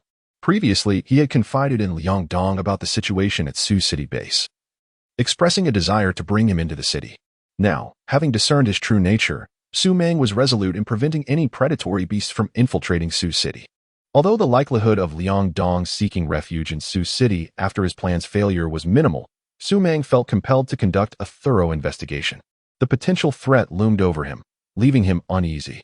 Fortunately, the situation he both feared and hoped for did not materialize. The section for newly awakened individuals showed no new entries. The arrival of any awakened beings could not go unnoticed. The guards stationed along Sioux City's perimeter were predominantly awakened themselves and could easily sense the aura of others like them. Even an attempt to stealthily breach Sioux City would be thwarted by their pervasive awareness. With a slight sigh of relief, Su Meng returned the roster and, somewhat resigned, made his way back toward the inner city. Liang Dong had not arrived in Sioux City. Yet this very fact rendered the search for him exceedingly arduous should he choose to conceal himself amidst the vastness of the apocalypse. Su Meng could only hope that fate had dealt a fatal blow to him at the hands of the undead. Accompanying Su Meng, the members of his team prepared to submit a significant portion of the medical resources acquired from Yin City Hospital to the base. Su Mu then leisurely strolled back to his residence within Sioux City. He had also received a share of the medical supplies obtained from the hospital, a well-deserved perk for the search team. After reporting the secure route, the subsequent gains for Yincheng Hospital would undoubtedly benefit him as well. This was also the reason why Gu Kai and others chose to join the search team. A few daring ventures could yield rewards that might allow them to relish in comfort for an extended period. Furthermore, before the team disbanded, Su Meng returned and announced a decision. The team would temporarily refrain from undertaking any missions, allowing them to enjoy a well-deserved respite. Upon receiving this news, Gu Kai, Chi Wei, and Bai Tingting could not help but display faint smiles. After enduring the tension of the apocalypse and the ordeal with Yincheng Hospital, they certainly required some time to recalibrate their states of mind. As for Su Mu, his thoughts were occupied with another matter. Soon, Su Mu returned to his residence in Inner City number 2574. Upon opening the door, he was met with the sound of hurried footsteps. Momentarily, the young girl Dai Xine dashed to the doorway, and upon seeing Su Mu, she could not contain her voice, tinged with a hint of tears, exclaiming, "Sir, you have finally returned." Last night, she had felt an overwhelming fear. When the apocalypse struck, her parents had gone out and never returned. Having finally found a refuge and regained Su Mu's protection, she was terrified of losing everything once more. Yet, she did not wish to reveal her anxieties to Su Mu and could only suppress her emotions. Observing Dai Xine's expression, Su Mu understood her unspoken feelings. He approached her slowly and gently embraced her, reassuringly stating, "Do not worry, I will not disappear. If you wish to cry, then let it out." Hearing these words, Dai Xine earnestly raised her head, gazing directly into Su Mu's eyes, and resolutely declared, "I understand, my lord. I shall always believe in you." After uttering these words, she gently wiped the corners of her eyes. "You must be hungry, my lord. I will prepare a meal right away."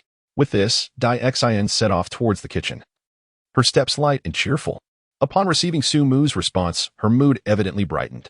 Observing the innocent and carefree Dai Xian, the remnants of Su Mu's prior disdain due to the Liangdong incident began to dissipate. Perhaps this place is my sanctuary. In this post-apocalyptic world, where everything is meticulously calculated, only here does Su Mu wish to abandon all schemes. Very well, today shall be a day of rest. Chapter 28, Solitary Hunt, Steed, and Soaring Power. The following day, Su Mu awoke early from his slumber. As usual, Dai Xian had prepared breakfast for him. After enjoying the meal, he informed Dai Xian of his intention to venture out, promising to return by evening. With that, he set off alone towards the boundary wall. Having spent the previous day resting at the base, it was time to resume his endeavors. His objective for the day was to eradicate all nearby Tier 3 zombie entities indicated on the map provided by Su Cheng in the shortest time possible, and to pay a visit to the nest. After 2 days, the supply transport from Zhengcheng had concluded, and Su Cheng's team had already withdrawn from Zhengcheng. They would likely not return for the foreseeable future. Su Mu felt it was also time to plan for the expansion of the nest. He completed the exit registration at the boundary wall guard post. Su Mu simply acquired an unmodified sedan and departed from the base without hesitation. Such vehicles, unaltered, are ubiquitous in the post-apocalyptic world. Their worth diminished. Within a single city, abandoned automobiles are abundant, and with disassembly and reassembly, one can piece together a functioning vehicle. Even during the construction of rudimentary walls in Sioux City, vehicles were utilized as filler material. As for Su Mu's choice of this car for transportation, it was merely a ruse to obscure his movements. Once he exited the base's perimeter, Su Mu intended to set the vehicle aside.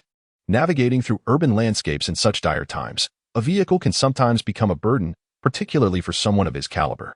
Driving the small sedan, he swiftly left the confines of Sioux City and arrived at a nearby county, which was marked on the map provided by Sioux City as a region with a crisis level of 3.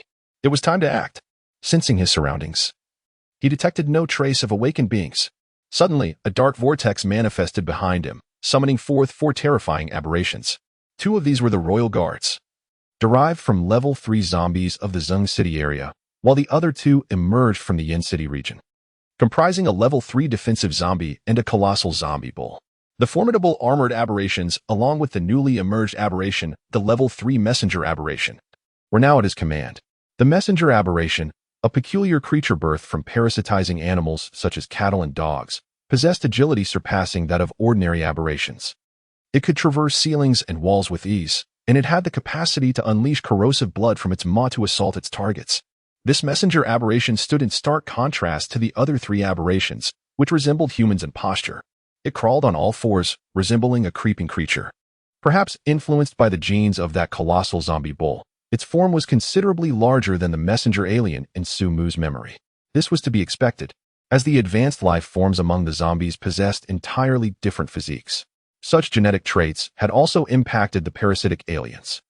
The elite guardian aliens and heavily armored aliens under its command were also significantly larger than the regular aliens.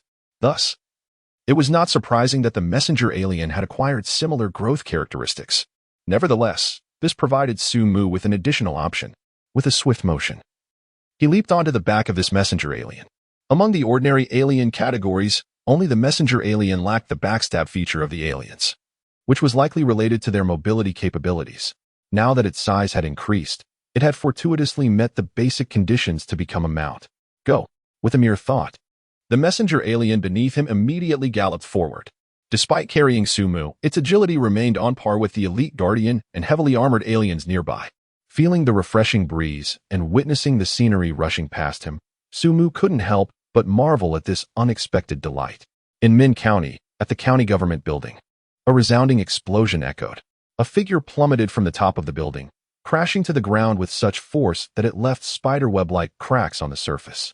This was evidently a powerful Tier 3 zombie, and at this moment, it was already lifeless. The first, riding upon the messenger alien, Su Mu approached the edge of the building, his demeanor as cold as ice. With a surge of will, the messenger alien leapt from the edifice, landing gracefully beside the lifeless form. The thud of 3 heavy bodies hitting the ground followed closely behind, evidently 2 other elite aliens accompanied by a heavily armored one. Notably, the tail of one elite alien bore traces of blood, a telltale sign of its involvement in the demise of this third-tier zombie. The familiar sensation enveloped Su Mu once more. The death of a third-tier life form rekindled the warm flow within him, filling him with a profound sense of power. Each hunt represented an opportunity for growth, a chance to augment his strength infinitely, provided there were enough advanced zombies to vanquish. However, the warmth was fleeting. Mere seconds later, it dissipated. Unperturbed by the transient sensation, Su Mu summoned the contract space, calling forth the alien queen to be enshrined within. In an instant, the elongated, shadowy tail emerged from the dark vortex, ensnaring the remains of the third-tier zombie and retracting back into the abyss. Su Mu had summoned all the aliens from the contract space, leaving 5 vacant slots available, thereby sparing himself the trouble of accommodating the hunting third-tier zombie corpses. As for the second-tier zombies, they hardly warranted his concern. In this post-apocalyptic world, zombie remains were in abundance. To Su Mu, a second-tier zombie was merely a slightly stronger soldier, easily attainable. Having accepted the remains of the third-tier power-type zombie, Su Mu, guided by his recollections, directed his gaze towards the west. Onward, he commanded, his voice resonating with determination. Beneath him, the messenger creature surged forth once more, racing directly towards the objective indicated by Su Mu. 2 sentry zombies and a heavily armored zombie closely trailed behind, serving as Su Mu's guardians. Any entity bold enough to exhibit hostility towards Su Mu along the way would face the ruthless pursuit of the 3 aberrant beings.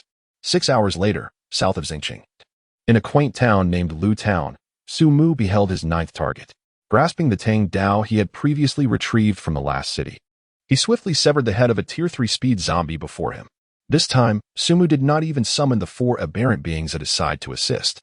Throughout this expedition, he had hunted down 8 Tier 3 zombies, in addition to the 4 from Xingqing and Yinqing. Su Mu's prowess had undergone a transformative enhancement.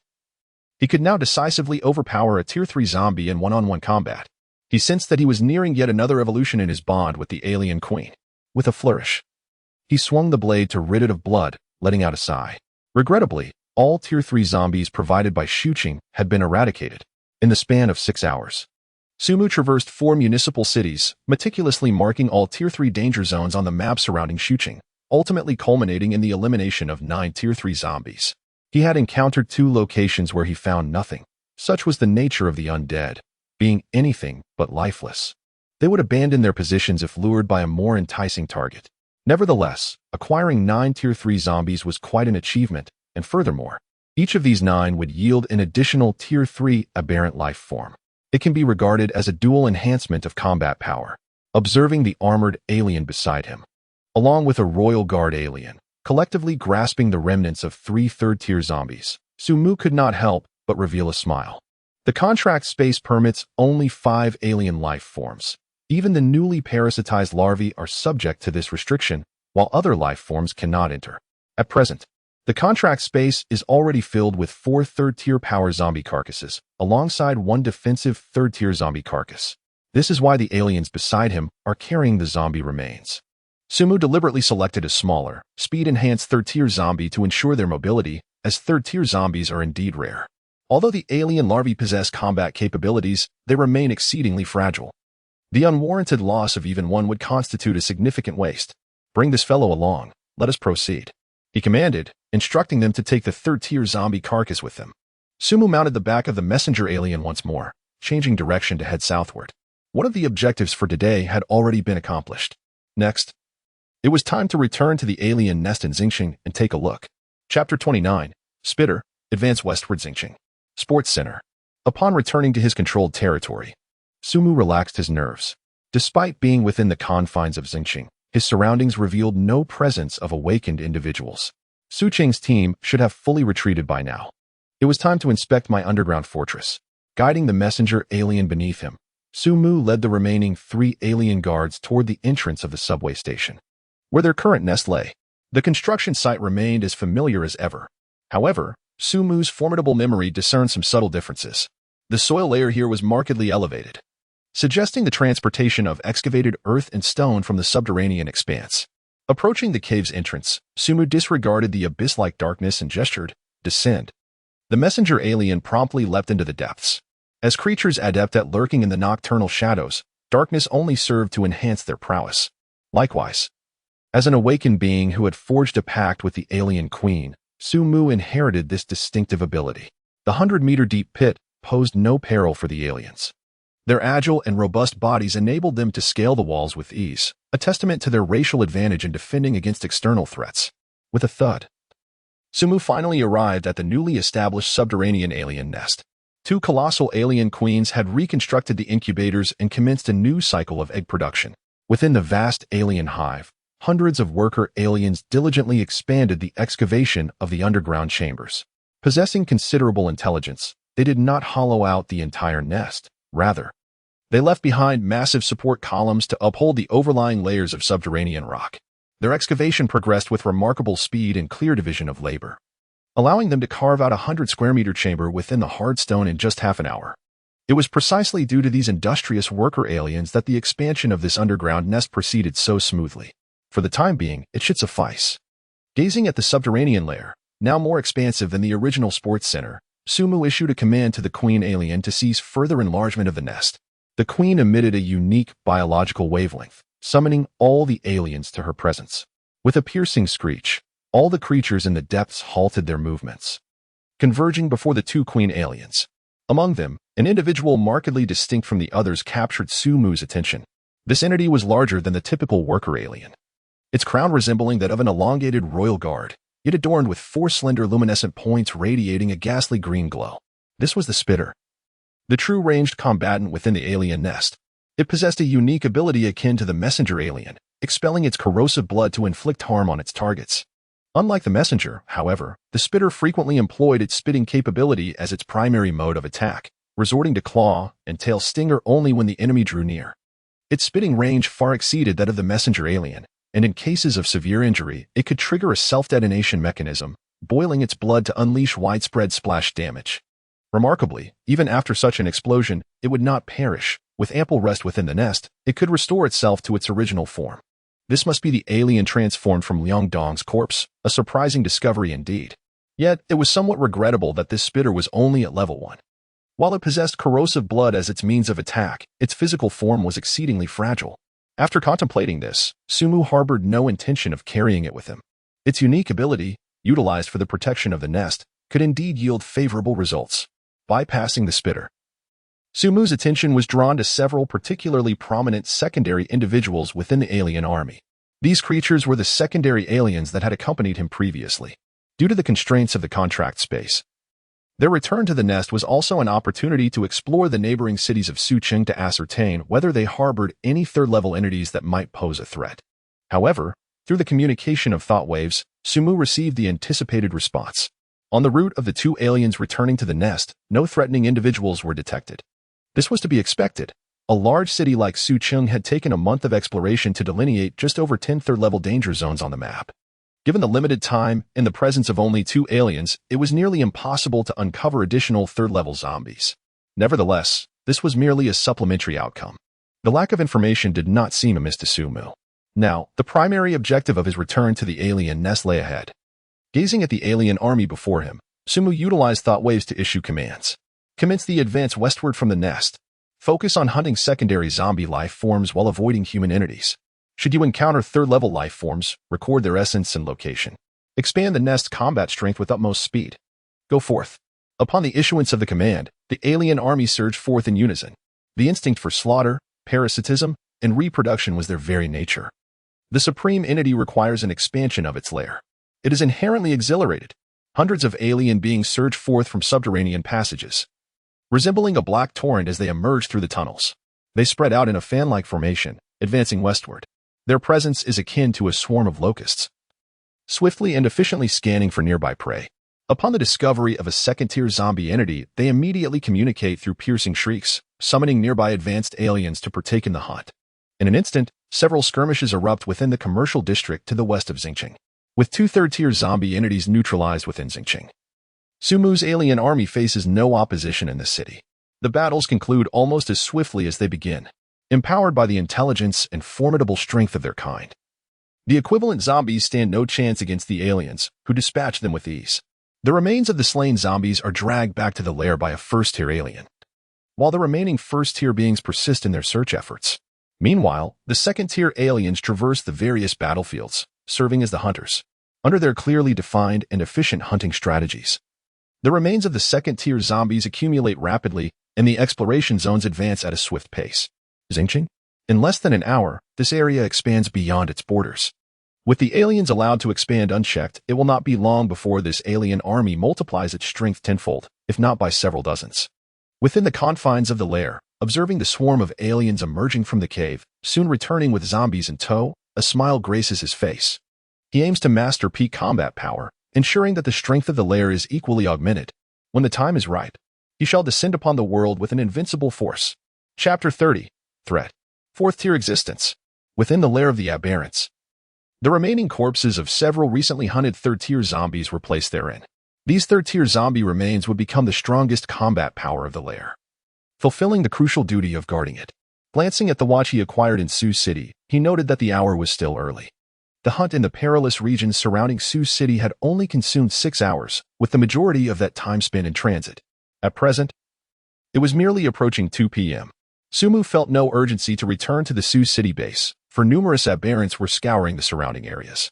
Perhaps they would soon uncover the third-tier zombie life forms he required for his advancement. After all, each aberrant roamed unimpeded amidst the hordes of the undead in this apocalyptic world. In comparison to humans, they were the quintessential explorers. More and more aberrants returned to the lair, bringing with them the remains of zombies. As time passed, at last, after nearly half an hour of waiting, a returning aberrant conveyed a message to Sumu regarding the third-tier zombies. The target had departed from Xing City and was now located in the vicinity of the Western City Center. Upon receiving this information, Sumu immediately mounted the messenger aberrant and set off towards the indicated direction. He had previously sensed that he was on the brink of another advancement. Perhaps, before his return to Sioux City, he could successfully complete this progression with the aid of the aberrants. In Lin County, at the city center, the messenger aberrant moved with remarkable speed, reaching the heart of the nearby city in a mere 10 minutes. This is a county-level city that should be under the jurisdiction of another city across the way. At least, Sumu did not find its existence marked on the map of Xingqing. However, this did not matter much to him. What truly captured his attention was the presence of the Tier 3 zombie life forms. Upon arriving at the location, Sumu was indeed taken aback. There was not just one Tier 3 zombie entity here. On the desolate street, 2 robust zombie horses were galloping recklessly, their speed astonishing and their presence formidable. As they thundered down the road, they mercilessly hurled the wandering zombies aside with their powerful heads and sturdy legs, leaving a chaotic scattering of mangled corpses in their wake. This was the first time Sumu encountered 2 zombie entities cohabiting within the same territory. Until now, Tier 3 zombie life forms had almost always existed in isolation, leading Sumu to believe that these nascent intelligent beings had developed a sense of territorial awareness. Yet, it seemed that this assumption was unfounded. Perhaps some other reason was at play here? Nonetheless, this was fortuitous. Shaking off his thoughts, Sumu promptly summoned his 3 Tier 3 aberrations. Territorial awareness? Such speculation was far less significant than his own advancement. As long as the aberrant queen broke through to Tier 3, even a cluster of Tier 3 zombie life forms would simply present themselves as a bountiful source of experience. Sumu had already felt himself on the cusp of a breakthrough. And with 2 Tier 3 zombies presenting themselves, how could he refuse such a gift? He was determined to eliminate them. The thought ignited his resolve. 2 elite xenomorphs and a heavily armored xenomorph sprang into action in an instant. They surged forward with their immense bodies, thundering towards 2 zombie horses. The sudden appearance of these aberrant life forms immediately captured the attention of the zombie steeds. Hostility engendered a fierce response. With a shrill neigh, the powerful legs of the horses erupted into motion, charging fiercely at the xenomorphs in retaliation. The instinctual reaction of the undead creatures was far more intense than that of the typical zombies. Even before the xenomorphs could launch their assault, the horses sensed the impending danger and reacted accordingly. The 2 sides collided with great force. The distance between them vanished in an instant. Boom, boom. The sound of a heavy impact resonated as the foremost heavily armored xenomorph braced itself against the onslaught of the 2 zombie horses with its formidable shell. Simultaneously, the 2 elite xenomorphs, seizing the moment of collision, leapt into the air, soaring over the armored xenomorph to pursue their designated targets. Whoosh, whoosh. 2 tail spikes shot forth, piercing through the elongated necks of the zombie horses with precision. The overwhelming force restrained their movements. Immediately following this, the massive bodies of the elite xenomorphs descended, pinning the heads of the zombie horses to the ground. Their razor-sharp jaws targeted the tops of the horses' skulls as their secondary mandibles thrust forward, impaling them decisively. Through seamless teamwork, The two zombie horses, having only mounted a solitary charge, met their demise at the hands of the elite xenomorphs. Well done. Observing the xenomorphs' harmonious coordination and effortless execution of their prey, Sumu expressed his approval. The individual strength of the third-level alien beings is inherently superior to that of third-level zombie life forms. Nevertheless, they remain predominantly focused on team hunting, rendering ordinary third-level zombies utterly incapable of matching their prowess. Once the nest of third-level aliens is fully established, its power is likely to escalate at an accelerated pace. As this thought crossed his mind, Sumu found himself approaching the two zombie horses. The familiar warmth surged once more, and this time, it was not fleeting. This sensation, could it signify an advancement? A look of ecstatic joy illuminated Sumu's eyes. These two zombie horses had indeed enabled him to complete the final step of his evolution. However, just as he reveled in the imminent prospect of his advancement, a thunderous roar suddenly echoed from afar, reverberating toward his position in layers. In the next moment, high above in the distant sky, a black object plummeted like a shooting star, tracing an arc through the air before crashing down approximately 10 meters from Sumu, creating a circular pit. As the black object landed and its nature became apparent, Sumu's expression darkened. The object that had soared through the air was, astonishingly, the corpse of an alien. This was not the fabricated alien remains utilized previously in Zhongxing to quell the unease among Su Meng and the human populace, but rather a fully grown second-level alien. It had met its demise at the hands of some unknown entity that had crushed its skull. Something was actively hunting aliens. Just as this thought emerged in Su Mu's mind, a series of rumbling sounds resonated around him. From a distance, a furious roar echoed, and suddenly, several buildings began to topple to either side, as if some colossal entity was forcefully pushing them apart. Soon, the source of the roar emerged, a supergiant zombie towering over 10 meters in height, its body ensnared by terrifying muscles. It fixed its piercing gaze upon Sumu. And within that gaze, Sumu discerned a semblance of human emotion, mockery. Upon witnessing the sudden appearance of this colossal zombie, Sumu quietly uttered two words, Level 4. It became evident why two Level 3 zombies would inhabit the same area. This territory belonged to the Level 4 zombie before him. Much like how Level 2 zombies congregate around a Level 3, this Level 4 zombie would naturally attract Level 3 zombie entities. Moreover, its intelligence was not to be underestimated. These zombies were evolving towards a more cohesive group. Realizing that this Level 4 zombie had set its sights on him, Sumu understood the formidable nature of this newly evolved zombie. Retreating would prove exceedingly difficult, and he had no compelling reason to do so. Thus, he resolved to fight. With a commanding shout, the four Level 3 aberrations beside him swiftly assumed aggressive stances. In the next moment, a dark vortex materialized behind Sumu, heralding the return of the immense form of the alien queen. Chapter 31. Extermination. Soul Crystal. Advancement. Boom. Beneath the ruins, the two colossal entities collided with a thunderous crash. The terrifying shockwaves from their clash swept through the surroundings, sending debris soaring into the air. Roar. A colossal Level 4 strength-type zombie emitted a thunderous roar. Its massive fist, akin to a giant boulder, came crashing down towards the body of the alien queen. In response, the alien queen, currently in an advanced state, showed no signs of retreat. With three of her right claws extended, she resolutely blocked the impending strike. Furthermore, her sharp-tail stinger traced a swift arc through the air, plunging down fiercely from the right side of the Level 4 zombie. The piercing stinger penetrated deeply into the zombie's flesh with a sharp sound. In her advanced state, the alien queen's bodily strength had begun to enhance, previously capable of breaching the surface defenses of Level 3 defensive zombies. It was no surprise that she could also penetrate the defenses of a Level 4 strength-type zombie after further augmentation. However, the sheer size of the Level 4 zombie compared to the Level 3 defensive type was staggering. The stinger, though embedded, barely reached within, likely not even touching the internal organs. Yet, this was sufficient to incite the wrath of the formidable Level 4 zombie, which had begun to exhibit significant intelligence, indicating its evolution towards a new form of life rather than remaining a mere mindless creature. With a ferocious roar, the Level 4 zombie grasped the alien queen's tail stinger with its left hand, attempting to extract it. However, the alien queen, of a comparable level, would not allow such an easy victory. Her 6 dark claws firmly ensnared the Level 4 zombie's body, while her massive crown pressed against its head.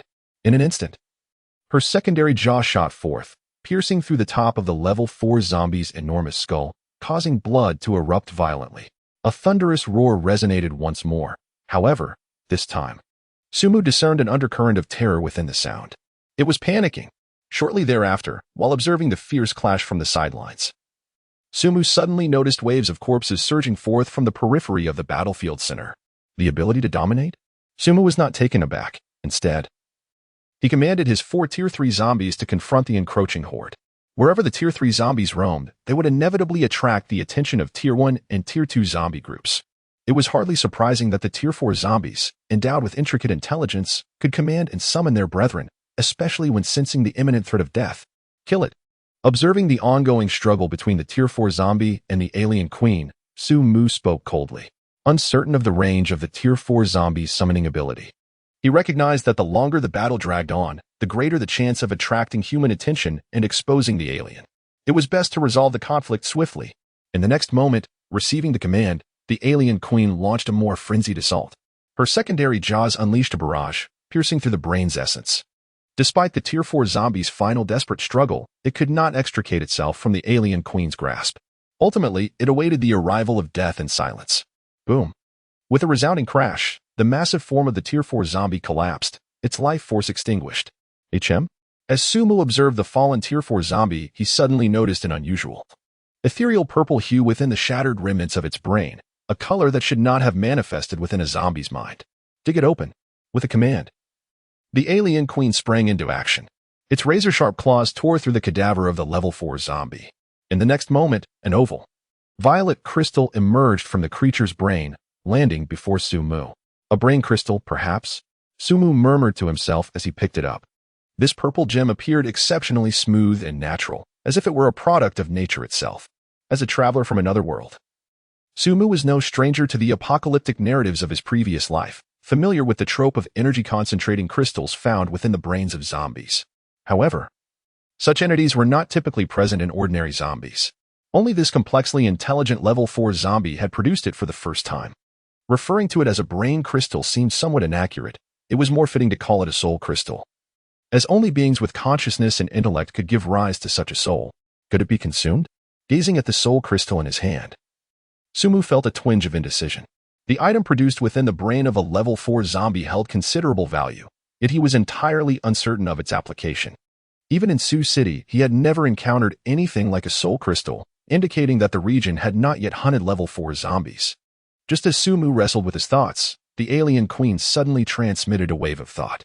It desired to consume the soul crystal. Are you sure you can eat it? Sumu inquired. As a critical asset, he was concerned for the alien queen's well-being, knowing that their fates were intertwined. Yes, my instincts tell me so. 2 more waves of thought followed. Sumu nodded and tossed the soul crystal towards the alien mother. Instinct, much like the human necessity for sustenance, serves as the most reliable of senses. As Sumu hurled the violet soul crystal, the alien mother opened its sharp maw, extending its inner mandibles. It simultaneously embraced the act of feeding, devouring the walnut-sized violet soul crystal in a single, gluttonous bite. Then, silence ensued. Was that truly all? The brief stillness left Sumu momentarily speechless. A substantial object, such as that crystal, directly consumed by a level 4 zombie, ought to elicit some form of reaction, right? No sooner had the thought crossed his mind than Sumu, who was already in the midst of advancement and gradually absorbing the warm currents of enhancement, suddenly froze. A torrent of ferocious warmth surged forth from within him. An overwhelming sensation blossomed. The advancement was complete. Moreover, even after the completion, this torrent of fervor did not abate. An inexplicable force began to coalesce around Sumu's heart, forming a core. A certain indefinable willpower began to gather in his mind, as if some corporeal restriction had been lifted by this advancement. However, the most profound transformation was not within Sumu himself. With a resounding roar that pierced the heavens, the alien mother, having swallowed the violet soul crystal, began to expand at an astonishing rate. 10 meters, 15 meters, 20 meters. The already colossal alien mother now towered like a colossus. The level 4 zombie, which had previously appeared much larger than it, now seemed as feeble as an infant. An invisible pressure emanated from its formidable presence. The essence emanating from the alien queen's colossal form was palpable. It was evident that this recent evolution had instigated a significant leap in its life tier. Gazing upon the now imposing figure of the alien queen, Sumu could not help but burst into laughter. With the alien queen under his command, who could possibly pose a threat? Chapter 32, Alien Abilities. Collective Evolution, Advanced Alien. The advancement had finally ceased, and the alien queen had halted its thunderous cries, her size now stabilized at a formidable 20 meters. Sumu also sensed that the relentless surge of power had come to a standstill. Nevertheless, his body remained infused with an overwhelming sense of strength. With the second-tier alien queen, he could effortlessly crush third-tier zombies. A third-tier queen, even when confronted with an equivalent fourth-tier zombie, would similarly dominate. Moreover, the current version of myself is markedly different from before. Concentrating his thoughts, an intangible force surged forth from his mind, enveloping the third-tier guardian alien beside him. Under Sumu's mental command, the third-tier guardian alien soared into the air, and he felt no strain. The potential of this power was far from its limits. Psychokinesis. This was the culmination of the power that had coalesced within Sumu's mind during the final stages of evolution. This force was likely the result of the alien queen's enhanced telepathic communication abilities. The applications of this psychokinesis were manifold. It could serve as both an offensive measure and a defensive shield. At present, Sumu possessed not only the physical prowess akin to a fourth-tier life form but also the formidable power of psychokinesis. He had truly transformed into a being of formidable combat capability, approaching the might of the alien queen herself. After yet another evolution, the journey continued. Merely relying on telekinetic defenses, I could perhaps withstand the explosion of nuclear weaponry, could I not? To confront the impact of such armament single-handedly is evidently not in Sumu's nature. Presently, with the last lingering concerns resolved, he need only elevate the alien queen to the fourth tier to execute the grand plan previously devised. This entails consigning the deceased fourth-tier zombies into a covenant space, awaiting the birth of a newly formed fourth-tier alien. Sumu then gathered the aliens, directing them back to their lair. Yet, as he rounded up his other creatures, an unsettling notion struck him. It seemed as though those under his command had undergone some peculiar transformation. However, upon closer inspection, no discernible changes were evident. Could it be that I am mistaken? With this question lingering in his mind, Sumu hastened back to the lair, having ascended to the third tier himself. The original plan required a revision. Within the subterranean lair, once more mounted upon the messenger alien, he entered through a concealed opening. Yet, an unexpected unease washed over him. A drone alien? Under his gaze, a creature that had just broken through the third stage of alien transformation, having completed its final mold, now stood before him. However, this newly emerged alien bore a striking resemblance to the previous worker drones, yet with significant distinctions. Its once smooth head now resembled a jagged assemblage of shards, looking sharp and perilous. The formerly slender stinger had morphed into a robust appendage, its tip resembling a curved blade, glistening with a metallic sheen. Its form was more powerful than before. Its strength far surpassed that of the worker drones. A collective evolution of the species? Upon witnessing the emergence of the male bee xenomorph, Sumu could not help but recall a certain term that resonated in his mind. In light of recent transformations, was it not the case that the xenomorph queen had ascended, giving rise to a mutation in its life form?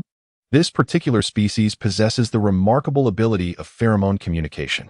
Perhaps it is precisely due to the evolution of the xenomorph queen that the entire xenomorph race is undergoing a transformation. Could it be? Suddenly, Sumu summoned the remaining xenomorphs within his contracted space once more. He had previously sensed some discrepancies in the Royal Guard and heavy armor xenomorphs. Initially, he dismissed it as mere illusion, but now, the appearance of the male bee xenomorph confirmed that this was no figment of his imagination. In the next moment, a dark vortex manifested, from which two third-tier Royal Guard xenomorphs and another heavy armor xenomorph emerged. Redirecting his gaze towards these three entities, Sumu finally discerned the anomalies. The Royal Guard xenomorph had subtly grown in stature, its physique becoming increasingly robust and imposing. The changes in the heavy armor xenomorph were even more pronounced.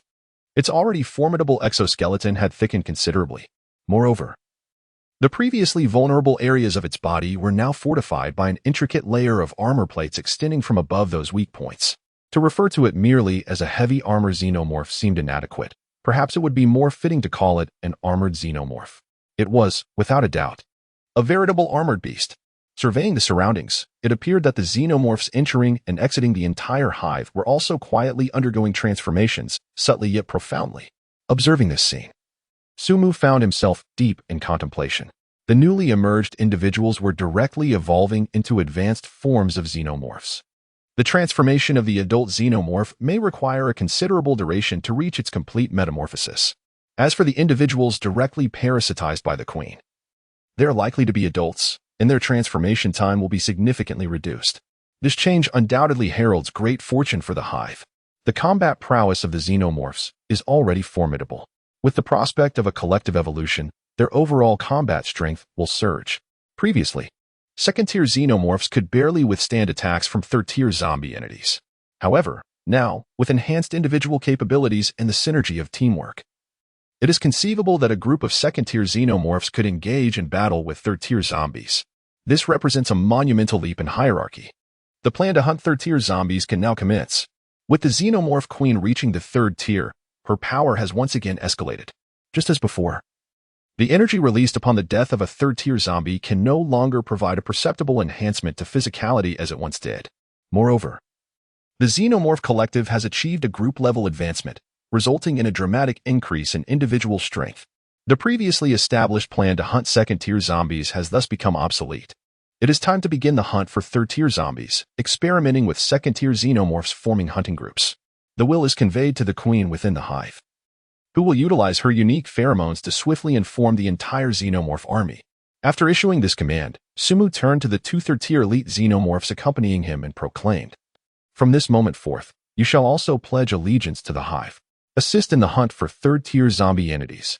Should you encounter fourth-tier life forms, document their essence and await my return. Go." The command was issued. The two-tiered elite aliens immediately dashed out of the cave.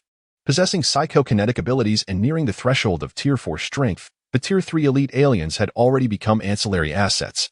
Sumu promptly placed them within the nest, where their potential could be fully realized.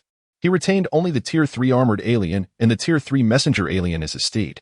The remaining 3 contract spaces were reserved for a Tier 4 zombie and 2 unhatched aliens, which had previously been collected during a cleansing operation, parasitizing Tier 3 zombies.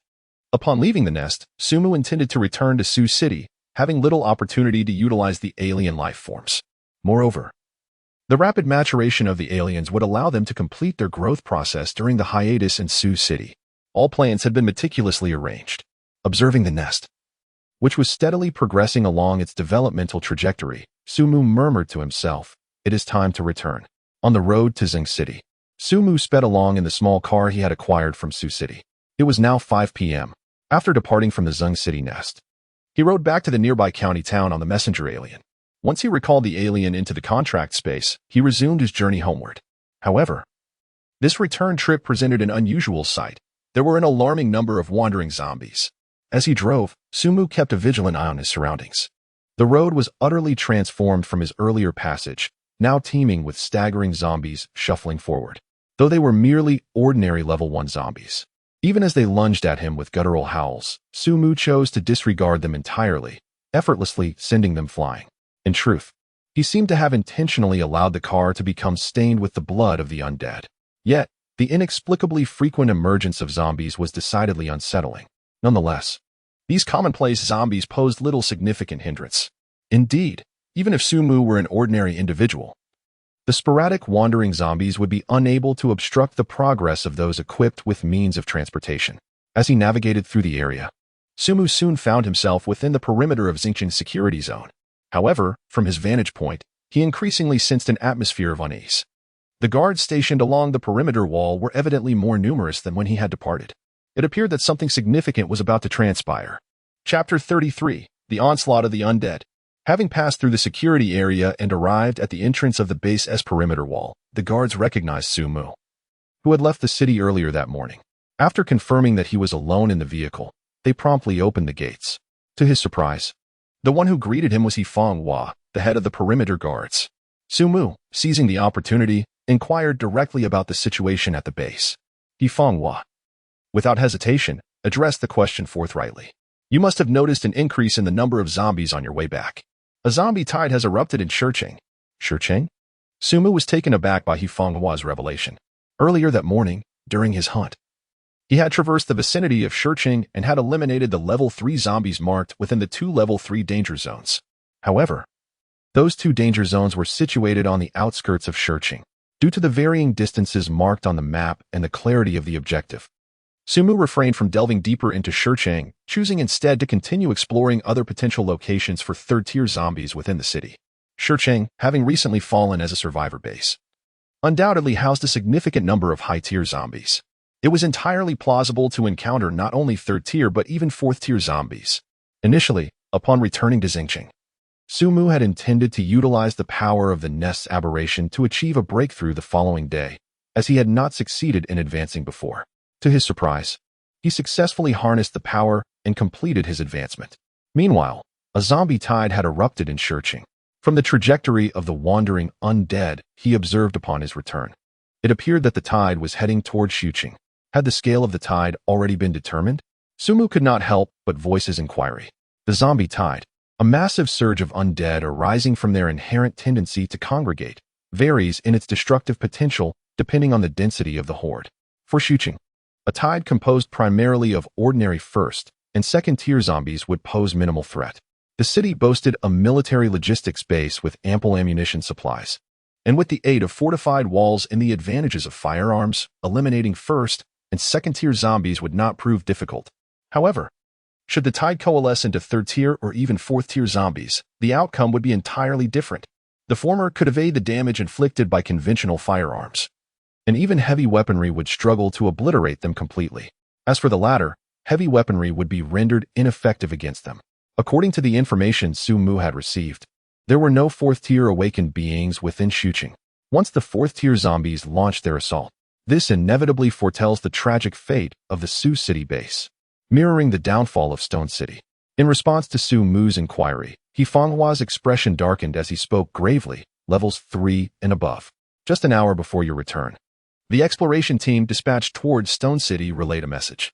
It has been confirmed that the tide of corpses has already surged forth with the appearance of level 3 zombies, and they are now advancing towards our location, expected to arrive by dawn tomorrow.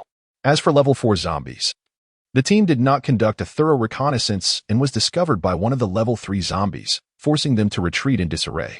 After uttering these words, Hifanghua suddenly lowered his voice, leaning closer to Su Mu's ear to whisper, Su Meng previously entrusted me with a message for you. The upper echelons of the base have now prepared for the worst. Should level 4 zombies emerge within the tide, the evacuation plan will be activated immediately. With that, Hifanghua stepped back, clearly unwilling to delve deeper into the matter. The implications of level 4 zombies were well understood by the awakened, and he trusted that Su Mu was astute enough not to disseminate this information carelessly. As the tide of corpses approached, an atmosphere of trepidation enveloped the base. If this unsettling information were to circulate unchecked, it could potentially jeopardize the evacuation plan, which would serve no beneficial purpose for him. Observing Hifanghua's retreat, Su Mu nodded in acknowledgement, replying, I understand.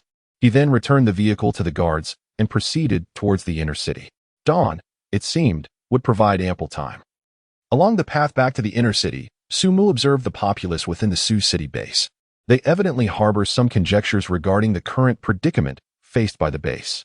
The residents of the outer city have all returned to their abodes early, striving to conserve resources. After all, the sudden surge of zombies wandering into the alert zone of Xingqing is quite alarming.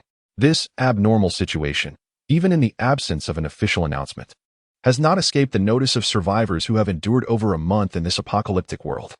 They are acutely aware of the terror that arises from hordes of zombies and understand the precarious position of humanity in such dire circumstances. Even in Su City, there are scenarios that cannot be withstood. Hence, they are ever prepared to abandon the city at a moment's notice. The lower strata of society in this apocalypse are inherently steeped in an atmosphere of anxiety and tension. As for the inhabitants of the inner city, they possess more channels of information and have similarly devised contingency plans. The entirety of Su City is engulfed in an unsettling aura. Such is the nature of the apocalypse.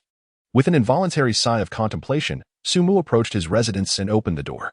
Were it not for his contract with the alien matriarch and the formidable strength he has acquired through repeated growth, he too might have felt the same unease as those around him in the face of such circumstances. However, at this moment, Su Mu is devoid of such thoughts. Su City cannot be allowed to fall. As an integral part of his predetermined plan, nothing shall obliterate Su City without his consent. A level 4 zombie? Bring it on. Each one serves as a stepping stone on his path to ascension. With a chime, he swung open the door, having quelled his emotions. Within the sanctuary he calls home. He does not intend to let the external turmoil infiltrate his peace. Yet, he had anticipated that upon opening the door, he would be greeted by the familiar voice of Dai Xian. To his surprise, upon opening the door, an unexpected figure came into Su Mu's line of sight. Bai Tingting. adorned with an apron, was carrying dishes as she emerged from the kitchen. Upon noticing Sumu, she exclaimed with delight, "Sumu, you're back." In the next moment, Daexion's familiar silhouette emerged from behind her, greeting him in her usual manner, "Master, welcome home." Observing their attire, Sumu couldn't help but curiously inquire, "What brings you here?" Bai Dingting's presence at this moment was indeed puzzling. After all, although they were team members, they had only interacted for a mere day. Sumu felt that their acquaintance was not yet deep enough to warrant such familiarity with each other's residences. Moreover, he was not at home today, and Daexian did not know Bai Tingting. Yet, they appeared as if they were sisters, collaborating in the kitchen, which felt somewhat out of place. In response to this, Bai Tingting found herself momentarily at a loss for words. She had not informed the homeowner prior to arriving and had taken the liberty of preparing a meal, which was clearly crossing a line. However, Daexian took the initiative to explain, "Master, Sister Bai came looking for you this afternoon. When she saw I was alone, she kindly offered to show me around the base. As time passed, I suggested we dine together." Her words carried a hint of unease. Being acquainted with the members of the Su Mang team, she was well aware of their noteworthy reputation within the base, having paid attention to them even while in the outer city. Naturally, she was familiar with Bai Tingting among the team members. Regarding Su Mu's entry into Su Mang's team, he had indeed mentioned it to Daexian. Thus, it was through Su Mu, this bridge, that Daexian came to know Bai Tingting. Otherwise, she would have unequivocally rejected invitations from others. Bai Tingting's initiative to seek out Su Mu led Daexian to believe that their relationship was amicable. Consequently, during mealtime, she insisted on having Bai Tingting stay to dine together, both to fulfill her responsibilities as Su Mu's host and to prevent any critical discussions between the two. However, it now appeared that she had misinterpreted the situation. Nevertheless, upon hearing Daexian's explanation, Su Mu felt a sense of relief. A young girl, even in a post-apocalyptic world, certainly lacks a sense of security when alone. She too craves companionship, given that he seldom remained in the base city. Bai Tingting's presence today had indeed assisted in looking after Daexian.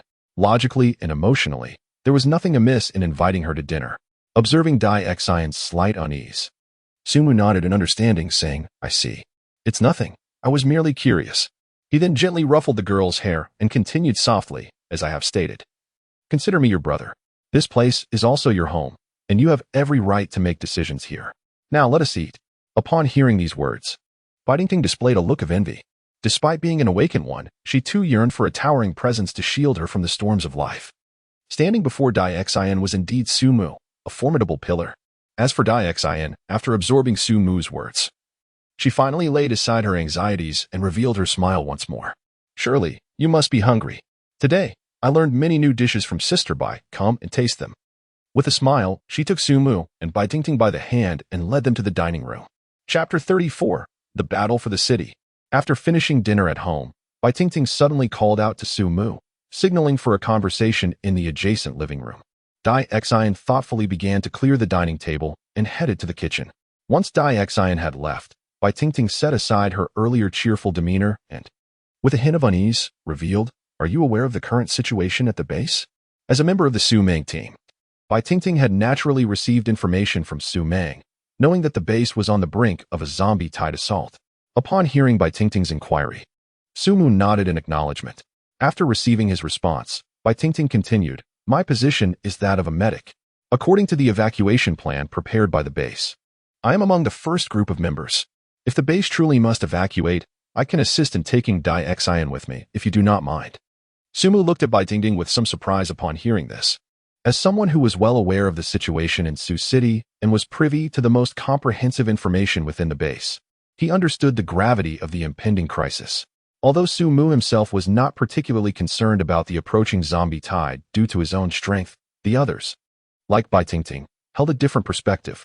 In their view, should a level 4 zombie emerge amidst the tide, the base would inevitably fall.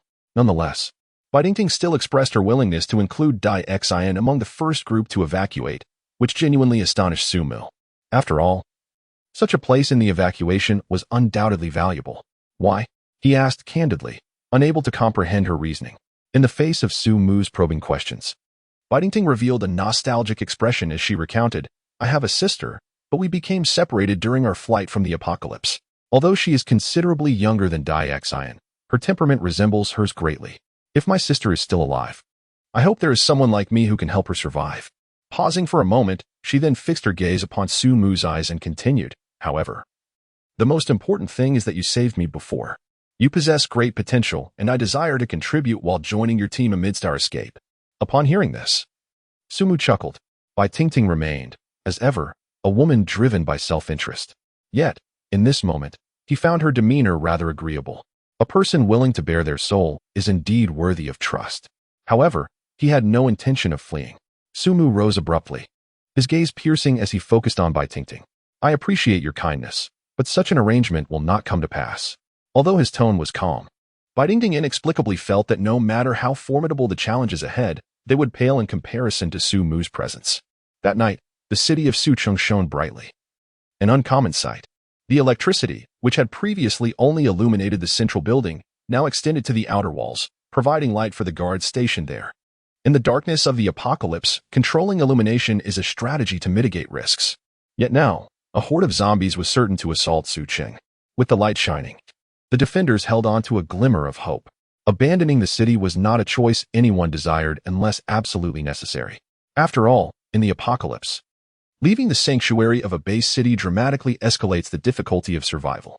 Even those who have awakened do not wish to endure a life fraught with tension and daily fears. One can only hope that this time, the horde will not manifest in the worst possible scenario. On the city wall, He Fenghua, the captain of the border guard, gazed contemplatively at the illuminated ground ahead. Su Meng, standing beside him, echoed his sentiments with a hopeful murmur.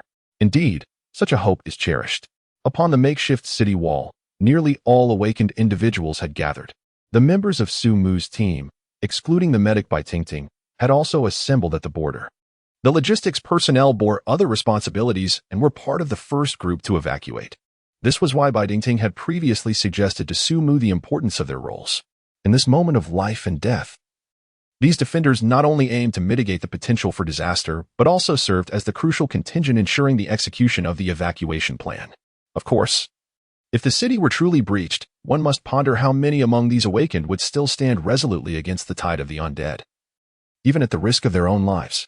It is a thought-provoking question, as few would entirely disregard their own interests. Such is the nature of the apocalypse.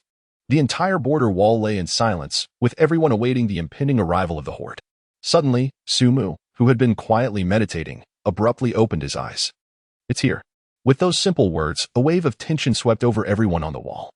In the next moment, an undulating dark line emerged on the horizon, visible against the night sky. This was countless zombie heads moved in the shadows of the night. The tide of the undead has arrived. Prepare for battle. The moment He Fenghua spotted the dark line, he shouted, "Open fire when the target enters the illuminated zone."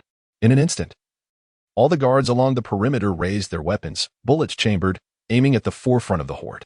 Based on past experiences in Su City, the leading segment of the horde primarily consisted of low-level zombies, mostly of the first and second tiers, and in vast numbers. Utilizing firearms for concentrated fire was the optimal strategy. With ample supplies of weaponry and ammunition, they had established a survivor base within the fortified walls. They were never afraid of these ordinary zombies, even when they amassed into a horde.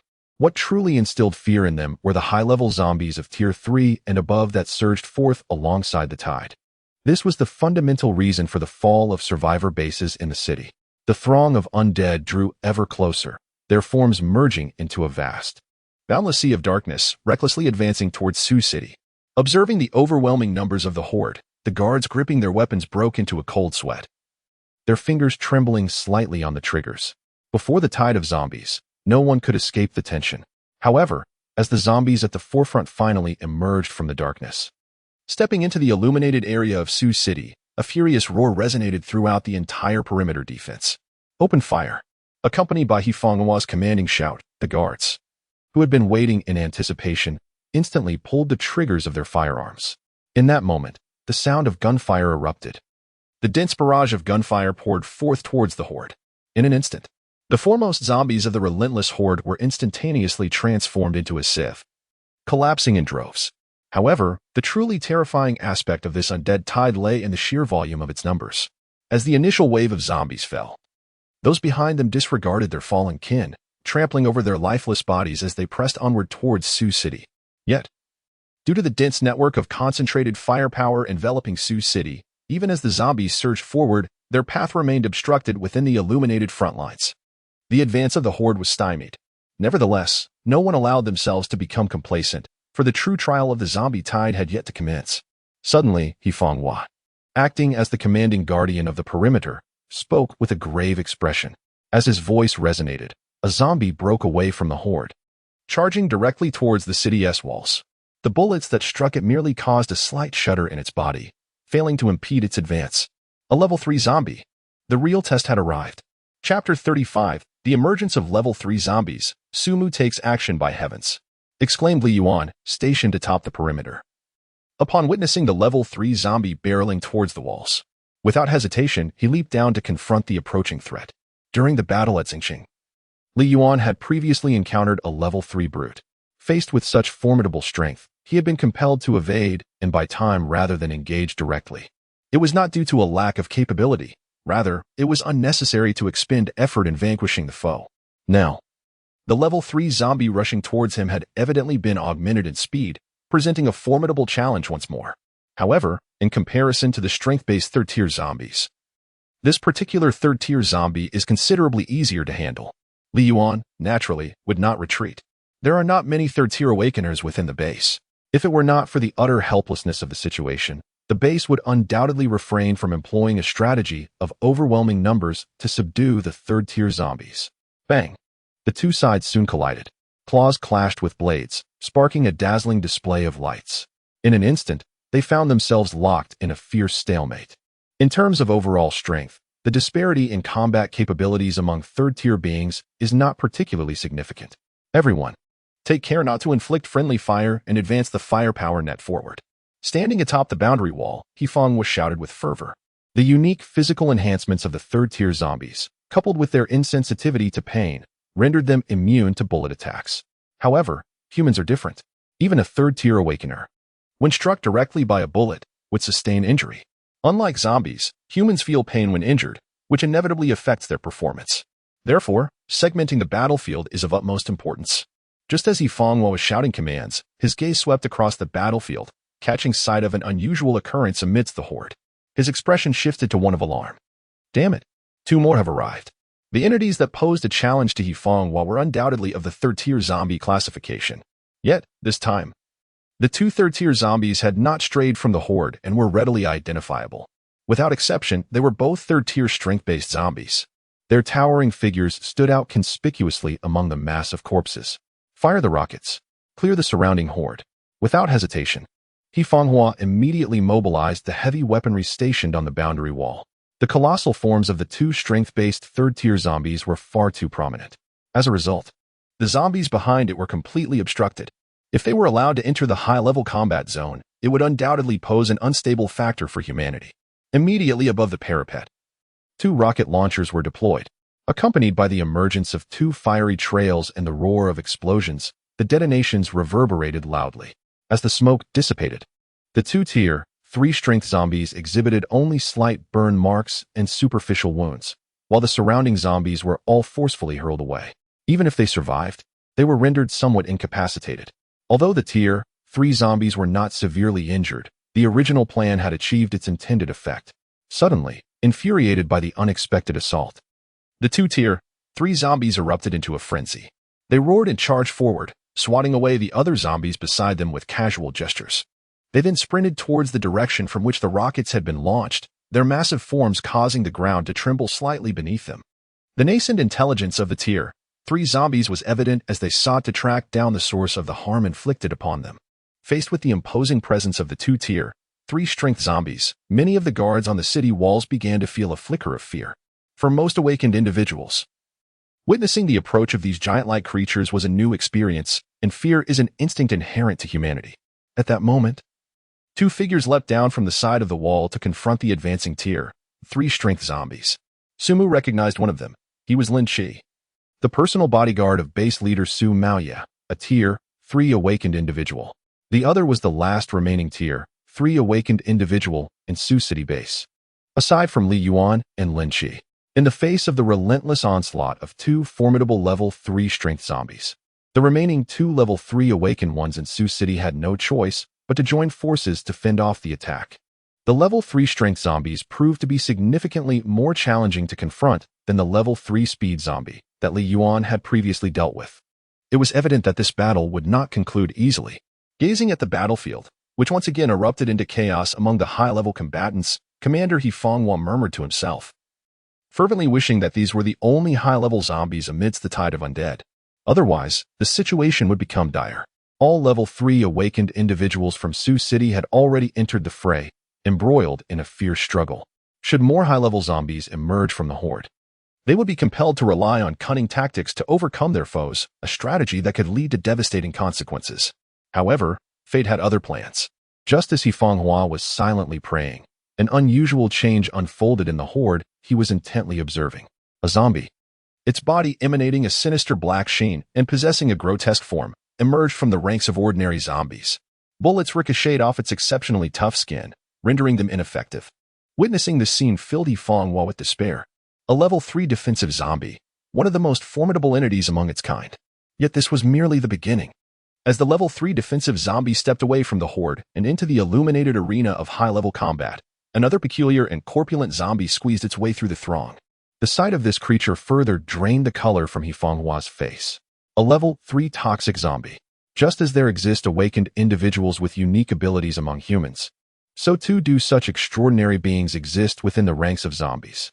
The third-level toxic zombie is indeed such a creature. Within its body resides an enormous venom sac, capable of expelling the corrosive liquid through its mouth. This venom is not only caustic but also possesses astonishing lethality. Even more terrifying is the fact that it is a rare zombie with inherent long-range attack capabilities. Now, it has emerged amidst the tide of corpses in Su City, undoubtedly heralding a catastrophe for the city. It need not advance, it merely has to unleash its venom amidst the horde, corroding the fortifications and dismantling the defenses. The firepower network becomes stagnant, and the protective walls crumble. Su City is destined to confront the tide of corpses head-on, leading to inevitable ruin. The toxic zombie must be eradicated. A fierce determination surged within He Fenghua. He called upon any second-level awakeners willing to join him in vanquishing the toxic zombie. With that, He Fenghua prepared to leap from the wall, charging towards the toxic zombie at the forefront of the horde. There was no time to gather allies. This threat must be eliminated post-haste, or the defense of the city would surely result in defeat. However, just as he was about to set forth, a hand suddenly clasped his shoulder, halting his advance entirely. Following the hand, he beheld Su Mu, who gazed sternly at the distant toxic zombie, murmuring, "Leave those two to me. I have already advanced to the third level." With that, he fully released the awakened aura that had been suppressed by his telekinetic abilities. The sudden and unheralded promotion of a second-level awakener to the third level is a rarity among the awakened. Su Mu had initially intended to return to Su City after a few days, allowing circumstances to unfold naturally. However, his plans were abruptly disrupted by a sudden onslaught of corpses besieging the city. In light of the current situation, concealment was no longer an option. Moreover, stepping forth in Su City during this perilous time to shield against the calamity of destruction would quell any lingering doubts. No one would suspect that an awakened individual, bravely standing between an immense horde of corpses and two third-tier zombies, would harbor any ulterior motives. After all, a third-tier awakened being's strength was commensurate with that of a third-tier zombie, and facing two opponents simultaneously was akin to courting death. Furthermore, Su Mu needed a valid reason to infiltrate the horde of corpses, and the emergence of this third-tier toxic zombie provided just that. Su Mu and He Fenghua exchanged solemn nods, affirming, "We entrust this to you." Su Meng, observing the scene, spoke up quietly, "Please, do not perish." In response, Su Mu nodded at the two and then leaped over the edge of the wall, charging toward the location of the two third-tier zombies. However, his gaze was not fixed on them, but rather extended beyond their figures, scanning the distance. In the impenetrable darkness of Su City, a colossal silhouette loomed at the rear of the horde, which was the true target of Su Mu's expedition. Chapter 36, Utilizing Corpse Shadow Escape, the master behind the horde. A third-tier toxic zombie? Su Mu shifted his focus from the distant shadow to the oddly shaped corpse directly ahead of the horde. This must be a creature akin to Liang Dong. The mere thought of it piqued Su Mu's interest. The transformed spitter creature that Liang Dong had utilized possessed long-range offensive capabilities. However, its individual level was regrettably too low to keep pace with his own. Thus he had relegated it to the nest. Yet now, another specimen lay before him. with characteristics reminiscent of Liang Dong's creation. It should be possible to conjure a similar aberrant entity. Acquiring an additional long-range combat unit would diversify his offensive strategies and enhance his dominion over the battlefield. It was imperative to seize this opportunity, albeit discreetly. As he sprinted, Su Mu's mind raced with possibilities. Suddenly, an idea struck him. Gunfire continued to erupt from the walls. Unrelenting in its defense, a dense barrage of firepower held back the advancing horde of zombies, while simultaneously clearing space for the high-level battlefield illuminated by the lights. Hifanghua, the commander, kept a vigilant eye on Su Mu's position. Within several Tier 3 battlegrounds, Su Mu found himself in the most perilous zone. Beset by Tier 3 defensive zombies and Tier 3 toxic spitters, a daunting combination of lethality and resilience, facing him in a 2-on-1 scenario. Clearly, the odds were stacked against Su Mu. He had to hold his ground. Hifanghua dared not demand that Su Mu eliminate these two formidable zombies. He merely hoped he could buy enough time until the other Tier 3 awakened beings could dispatch their respective targets and lend a hand. However, the situation on the ground defied his expectations once more. A stream of corrosive liquid erupted from the mouth of the Tier 3 spitter. Su Mu hastily maneuvered to the side. He narrowly evaded the deadly torrent of corrosive liquid. However, the assault did not cease. The corrosive fluid continued its relentless trajectory, plummeting directly onto the outer wall of Su City's defensive fortifications. A piercing hissing sound resonated as the liquid made contact. Su Meng, positioned directly above the attack, gazed down with a grave expression. To his dismay, he witnessed the emergence of a mottled, blackened hole in the wall, a testament to the damage inflicted by the toxic spittle of the zombie. Although the pit was modest in size, should it land upon the iron lock of the main gate, the first line of defense would be irrevocably breached. Damn it, Hifanghua cursed under his breath. Feeling utterly powerless against the toxic zombie, it was unreasonable to expect Su Mu to manage the dual threat of two level 3 zombies while also safeguarding their rear. This sense of helplessness weighed heavily on Hifanghua. Yet, the unfolding events soon surpassed his expectations once more, and this time, the surprise originated from Su Mu. What was he planning to do? With a startled exclamation from Hifanghua, Su Mu, who had charged towards the two zombies, suddenly exhibited an unusual action. He raised the fire axe, which had served as his backup weapon, and hurled it forward with tremendous force. The flying axe struck the toxic zombie squarely in its broad abdomen, causing a violent spray of blood. With formidable strength, Su Mu's throw breached the defenses of the toxic zombie. Meanwhile, he seized the Tang Dao he had picked up after leaving the city, utilizing the momentum from his sprint to deliver a decisive slash against the level 3 defensive zombie. A sudden burst of fire ignited at the point of collision, accompanied by the resounding clash of metal. Su Mu did not exert his full strength, with his current physique akin to that of a level 4 life form. A single strike at full power would be sufficient to vanquish a level 3 defensive zombie. However, his intention at this moment was not to eliminate them, but rather to use them as a means to obscure his presence and approach the source of the zombie tide. Therefore, they could not perish just yet. Upon the impact, Su Mu immediately retreated, but the direction of his withdrawal led him toward the heart of the zombie horde. Witnessing this scene, Hifanghua, the commander on the battlefield of Su City, quickly issued an urgent command. Cease fire in Su Mu's vicinity. He understood Su Mu's strategy. The threat posed by the toxic zombies was immense. Even in a direct confrontation, the corrosive blood they spewed could threaten Su City. To mitigate this danger, the focus of their attacks should be redirected. By infiltrating the horde, Su Mu could ensure that the toxic zombies' assaults fell upon their own kind. This would not only eliminate the hidden peril to Su City, but also allow him to leverage the toxic zombies' capabilities to clear out the horde, achieving a dual objective. Yet, this maneuver was perilously audacious. Though a level 3 awakened might not fear level 1 or 2 zombies, they were still amidst a tide of the undead. And Su Mu faced 2 additional level 3 zombies as his adversaries. A single misstep could lead to his demise. It was a gamble for his very life. As he observed the 2 zombies, drawn to him after their initial clash, pursuing him into the depths of the horde, Hifanghua felt a surge of emotion. He roared with fervor, "Do not let the efforts of Brother Su Mu be in vain. Eliminate these abominable zombies." The warriors on the battlements were profoundly moved by the scene before them, erupting in unison with a resounding battle cry, "Kill!" For a fleeting moment, their fervent shouts drowned out the cacophonous roar of gunfire.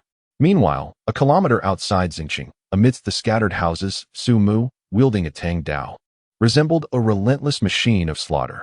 Within a radius of 5 meters, he was enveloped by a tide of corpses. Any who dared to approach would meet their demise. His gaze swept towards 2 third-tier zombies, encumbered by the swarm, their movements severely restricted, the third-tier defensive zombie and the third-tier toxic zombie.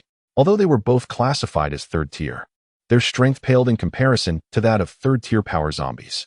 Amidst the throng of first- and second-tier zombies, they struggled to advance, their agility hampered. This very limitation led Su Cheng's side to perceive the operation as perilous, yet not a path to certain death. After all, even though third-tier zombies had begun to exhibit nascent intelligence, they lacked the complex thought processes of humans, unable to employ strategy or tactics. "You too should make your move," he murmured softly. In a sudden shift from passive defense to aggressive assault, Su Mu struck. The blade gleamed with a cold light as it sliced through the air, propelled by his psychokinetic energy, carving a luminous white line. In the next instant, a sizzling sound resonated as, from Su Mu's original position to where he now stood, every zombie along that trajectory met their end, their heads cleaved asunder. Among these undead, not only were there first- and second-tier common zombies, but even the 2 third-tier defensive and toxic zombies were simultaneously decapitated in that brief moment. The 4th-level combat power, under its explosive force, is simply insurmountable for any 3rd-level zombie. Even the 3rd-level defensive zombies are no exception. With a casual swing of the blade in hand, he flicks the congealed blood of the undead onto the ground, paying no heed to the mindless zombies that approach him, driven solely by instinct. Su Mu whispers, "Come forth." In the next instant, a black vortex flickers behind him. 4 grotesque beings emerge from the swirling void. "You shall handle these lowly zombies. Avoid the direction of the humans." With his command issued, the 4 third-level abominations spring into action. These creatures are, by their very nature, machines of slaughter, teeth, claws, and stingers unleashed. Even zombies of the same level are no match for them, let alone these lesser, ordinary zombies. In the blink of an eye, the previously contracting safe zone suddenly expands and continues to extend outward. Yet, Su Mu does not turn his gaze to their movements. Instead, his penetrating eyes fixate on the direction from which the tide of corpses surges, suddenly parting to create a pathway. It is as if some unseen force compels them to yield, directly leading to Su Mu's position. Bang, bang, bang. Accompanied by a slight tremor of the earth, a colossal figure materializes before Su Mu. However, to his astonishment, the newcomer is not a zombie, but a combination. A zombie mammoth, reminiscent of ancient beasts, treads heavily forward. Yet this mammoth is not the main focus. Atop its back rides a diminutive figure, resembling an ordinary zombie in stature, though it appears to be nothing more than a typical first-level zombie. Yet, within its gaze, there emanated a brilliance known as spirituality. This was the first time Su Mu encountered a zombie with such elevated intelligence. Undoubtedly, this diminutive undead entity was a level 4 zombie. Chapter 37. The level 4 intelligent zombie, the Royal Guardian, the display of psychic power. Humanity. A peculiar wave of thought suddenly manifested in Su Mu's mind as this bizarre aberration appeared before him. This thought wave transformed into a wavelength resembling characters, conveying the message it bore: "You are formidable. Stand aside, do not kill." Upon perceiving the information transmitted by this thought wave, even though Su Mu had grown accustomed to the telepathic exchanges of such life forms, he could not help but feel astonished. The intelligence exhibited by this level 4 zombie was sufficient to facilitate communication. Furthermore, it was capable of assessing its circumstances based on the current situation. This was likely a completely new species. Or perhaps, this zombie had evolved through the characteristic of intelligence during its life cycle. A level 4 intelligent zombie. No wonder the human base fell. Setting aside the factor of individual strength, when these mindless undead beings acted in unison, they could become a catastrophic torrent. Its behavioral patterns were rife with logical reasoning. Encountering the strong, it would evade confrontation. Against the weak, it would enact annihilation. With each successive obliteration of human survivor bases, the orchestrator behind this tide of corpses would, with the intake of blood and flesh, ultimately advance once more, ascending to the status of a level 5 zombie king. Indeed, intelligent beings are inherently cunning. However, no matter how intelligent, it ultimately remains merely a zombie. With his gaze fixed upon the 4th-level intelligent zombie atop the colossal undead elephant, Su Mu remained silent. Instead, He responded with action, transmitting his thoughts through a wave of mental energy. The Tang Dao stood defiantly against the adversary. Retreat? Impossible. He had come to hunt the fourth-level zombie, and now that he had arrived as anticipated, encountering his target, there was no question of withdrawal. This determination incited a wave of furious mental energy from the fourth-level intelligent zombie atop the giant elephant. Do not retreat, then perish. As the mental wave surged forth, the colossal elephant abruptly raised its massive foot, intent on crushing Su Mu beneath its weight, reducing him to mere pulp. From the moment this formidable creature appeared, Su Mu had observed closely. This was a third-level zombie creature, yet, due to its pre-mortem racial advantages, it had nearly achieved the pinnacle of third-level power. Its strength rivaled that of the third-level guardian monstrosity birthed from the parasitic third-level power zombie in Su Mu's possession. Nevertheless, he calmly uttered a command as the colossal foot was raised. In response, a dark vortex materialized behind him. A gigantic claw of an aberration emerged from the void. Seizing the elephant's foot with unwavering grip, and with a mighty heave, hurled it aside. Boom! The massive zombie elephant, comparable in size to a small building, was effortlessly toppled by the overwhelming force.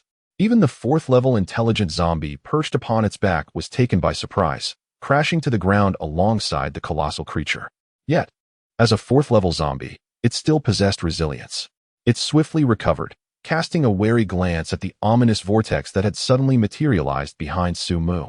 Following its gaze, a colossal entity, markedly distinct from all previous aberrations, began to emerge from the swirling darkness. It towered even higher than the alien queen, resembling a formidable amalgamation of the royal guard and the heavy armor alien, exuding an aura of resilience and enhancement. A robust, elongated tail, tipped with a scythe-like stinger, trailed behind it. What set it apart from other aberrations was the crown-like formation atop its head, adorned with sharp spines, as if it wore a suit of armor.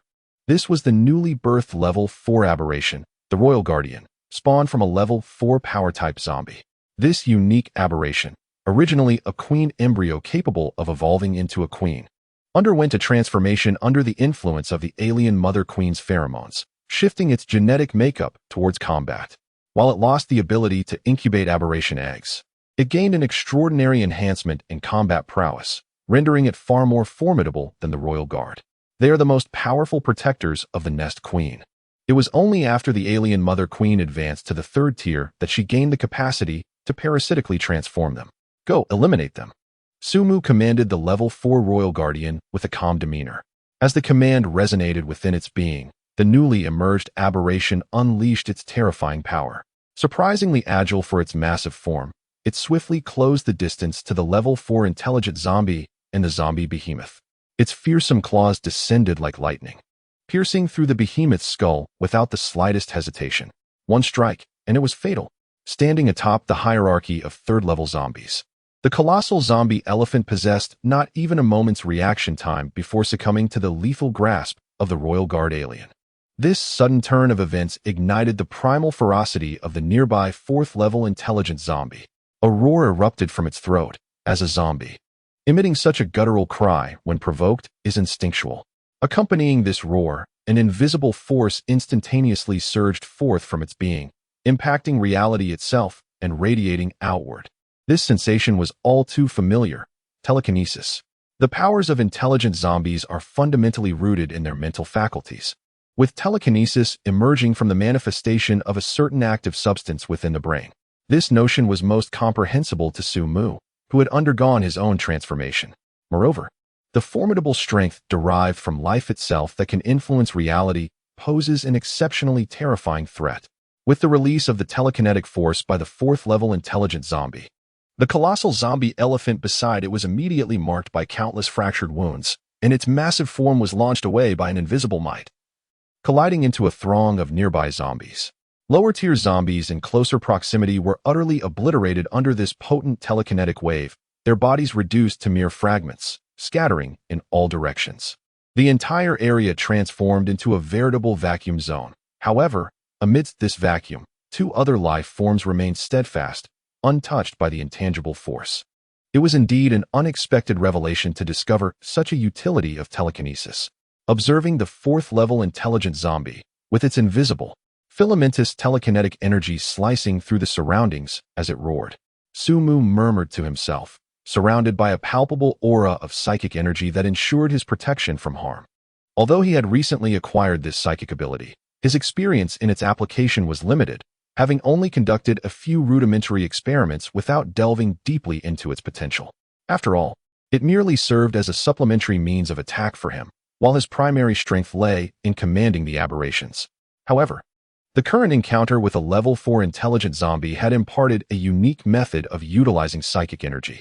This creature instinctively wielded its psychic power, demonstrating considerable efficacy in clearing out the lesser foes. Mastering this technique would enable Sumu to face a horde of zombies without moving an inch, effortlessly annihilating them all. On the other hand, the Royal Guard aberration relied on its robust physique to withstand the level 4 intelligent zombies' filamentous psychic onslaught. A series of sparks erupted, reminiscent of clashing blades. Yet despite this, the Royal Guard aberration remained unscathed, shielded by its formidable body armor. The relentless assault of psychic energy merely impeded its movements. Nevertheless, bolstered by its strength, it advanced step by step toward the roaring level 4 intelligent zombie, which was now displaying signs of panic. Its previously invincible abilities seemed to falter at this moment, marking the first instance it felt the looming threat of death. Yet, it dared not cease the release of its psychic energy. Instead, it intensified its output, fully aware that halting its psychic activation would invite the fearsome, giant creature to close in on it in an instant. Sever its head. The roar reverberated. In the face of life and death peril, this level 4 intelligent zombie seemed to have awakened some latent potential within. The already formidable tendrils of psychokinesis surged to an even greater intensity. The vacuum zone expanded further, annihilating countless ordinary zombies that had ventured outside. Yet, the alien entities dispatched by Sumu, sensing the ominous shift in circumstances, swiftly retreated into the depths of the encroaching horde. The disparity in intelligence was starkly evident in an instant. Also affected were the Royal Guard aliens, steadily advancing towards the level 4 intelligent zombie. The enhancement of psychokinesis impacted them as well. However, as a level 4 alien life form, positioned above the alien hierarchy as a Royal Guard, this influence was insufficient to entirely diminish its mobility. Its movement remained slow yet resolute, exuding an air of intimidation. Yet, given its current pace, it would undoubtedly require considerable time to reach its destination. It would be prudent to address this matter sooner rather than later. With a sigh, another surge of psychokinesis emanated from Sumu's mind, transforming into tendrils that met the level 4 intelligent zombie's activated psychokinesis. The two forces clashed, ultimately neutralizing each other. What? In the face of this sudden upheaval, even the level 4 intelligent zombie experienced a fleeting moment of cognitive disarray.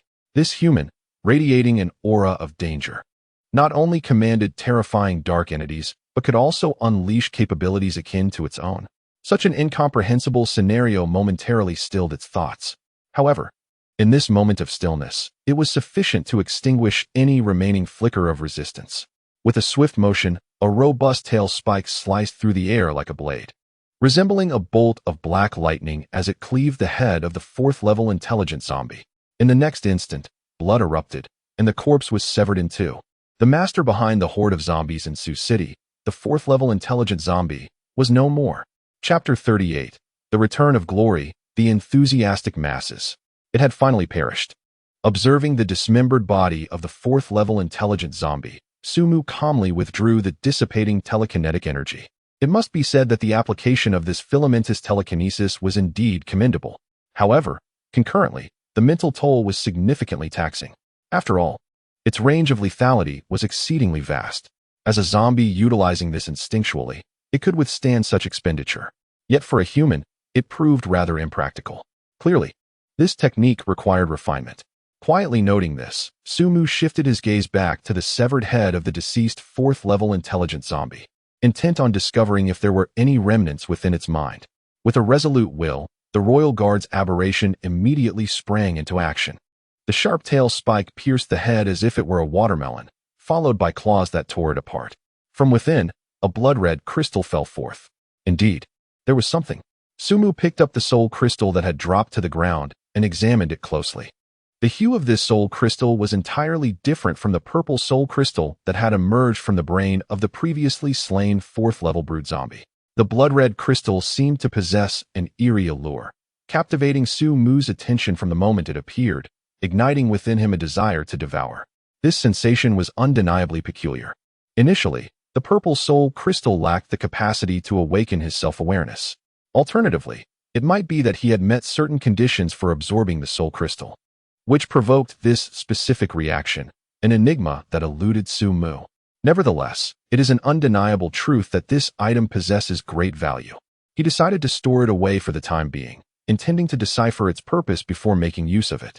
A familiar warmth surged within Su Mu's body once more with the demise of the fourth-level intelligent zombie. Evidently, the third-tier alien queen retained the ability to absorb a unique energy released upon the death of higher-level life forms, thereby enhancing her own strength. While the alien queen had the capability to absorb soul crystals, Su Mu felt that the presence of the soul crystal was not the optimal means for her to feed. Furthermore, since the soul crystal was readily available, if no alternative methods could be discovered, he could always leave it for the alien queen to absorb later.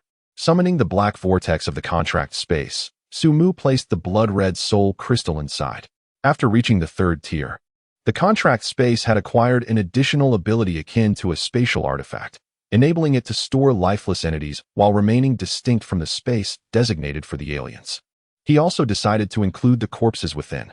Within the contract space, the alien queen extended her tail spike, adhering to Su Mu's will and retrieving the remains of the fourth-level intelligent zombie.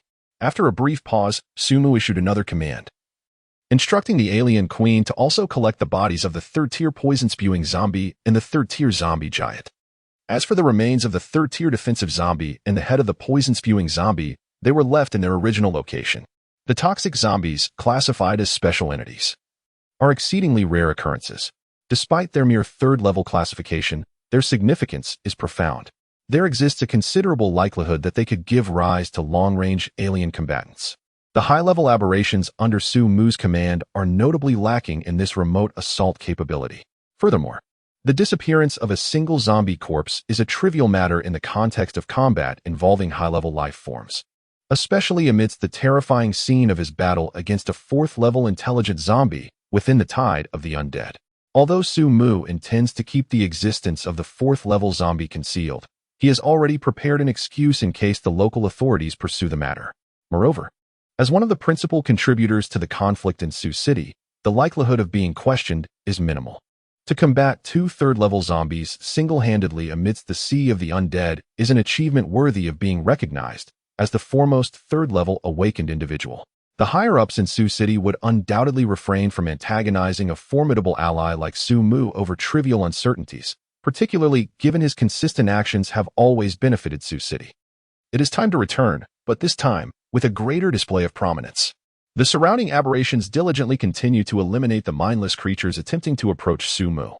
Clearing a safe zone, you three shall now return to the nest and assist in its development. The command was conveyed telepathically. Two third-level elite aberrations and another third-level messenger aberration immediately complied, departing from the tide of the undead and swiftly maneuvering around Sioux City, racing towards the location of the nest under the cover of night. Only a single third-level armored aberration remained on the scene. Come back. The dark vortex summoned forth, obedient to Su Mu's will, as the armored alien promptly dove back into the whirlpool. The aliens departed entirely. The surrounding tide of corpses stirred once more, encircling Su Mu's position. Although the emergence of the corpse tide was instigated by the demise of the fourth-level intelligent zombie that Su Mu had slain. After the death of the fourth-level entity, their movements became less cohesive. Yet, as zombies driven by an insatiable hunger for flesh, they remained fixated on Su Mu. These mindless beings harbored no emotions towards the annihilator of their high-ranking kin. They fearlessly pursued the scent of blood and flesh. Observing the encroaching tide of zombies, a cold smile flickered across Su Mu's lips. In the next moment, his psychokinesis ignited, transforming into invisible, thread-like blades that swiftly carved out a vacuum amidst the horde. This display of power was intended to return in high style. Now, Su Mu had grown his wings, sufficiently poised to gradually unveil his true self and orchestrate the grand design that had long been set in his heart. His gaze fixed on the direction of Sioux City. he noticed the horizon gradually brightening, a faint light heralding the dawn. Gunfire echoed relentlessly in Sioux City, a cacophony of bullets cascading upon the tide of corpses that filled the landscape. The air was thick with the acrid scent of gunpowder, pervading the defensive perimeter of the city walls. Within this stronghold, Li Yuan, Lin Shi, and Lu Fangjin were currently receiving medical attention, having sustained grave injuries in their fierce battles, yet they had successfully vanquished their respective foes. Although they learned from the city guards that Su Mu had bravely faced 2 level 3 zombies alone, plunging into the tide of corpses that could not extend their assistance. Instead, they could only helplessly pray in their hearts for Su Mu's safe return. Similarly, at this moment, all the defenders of the city were engaged in silent prayers, their hopes transforming into a fervent rage directed at the zombies, pouring their gunfire into the horde. As the faint light gradually ascended from the horizon, the weary defenders of Sioux City felt a renewed sense of encouragement, sensing that the dawn of hope was approaching. The worst potential outcome for Sioux City had not materialized. And moreover, after the several level 3 awakened within the city had intercepted them, no further level 3 zombies had appeared. This battle against the zombie tide might indeed signify a victory for Sioux City. What was that? Just as the spirits of the crowd were lifted, an extraordinary sight emerged at the horizon where the faint light met the sky, starkly contrasting with the surging tide of corpses, slowly advancing from the distance. As the onlookers discerned the anomaly within the horde, their eyes widened in astonishment. Before them stood Su Mu, enveloped in an invisible aura, ruthlessly annihilating the surrounding zombies. Step by step approaching them.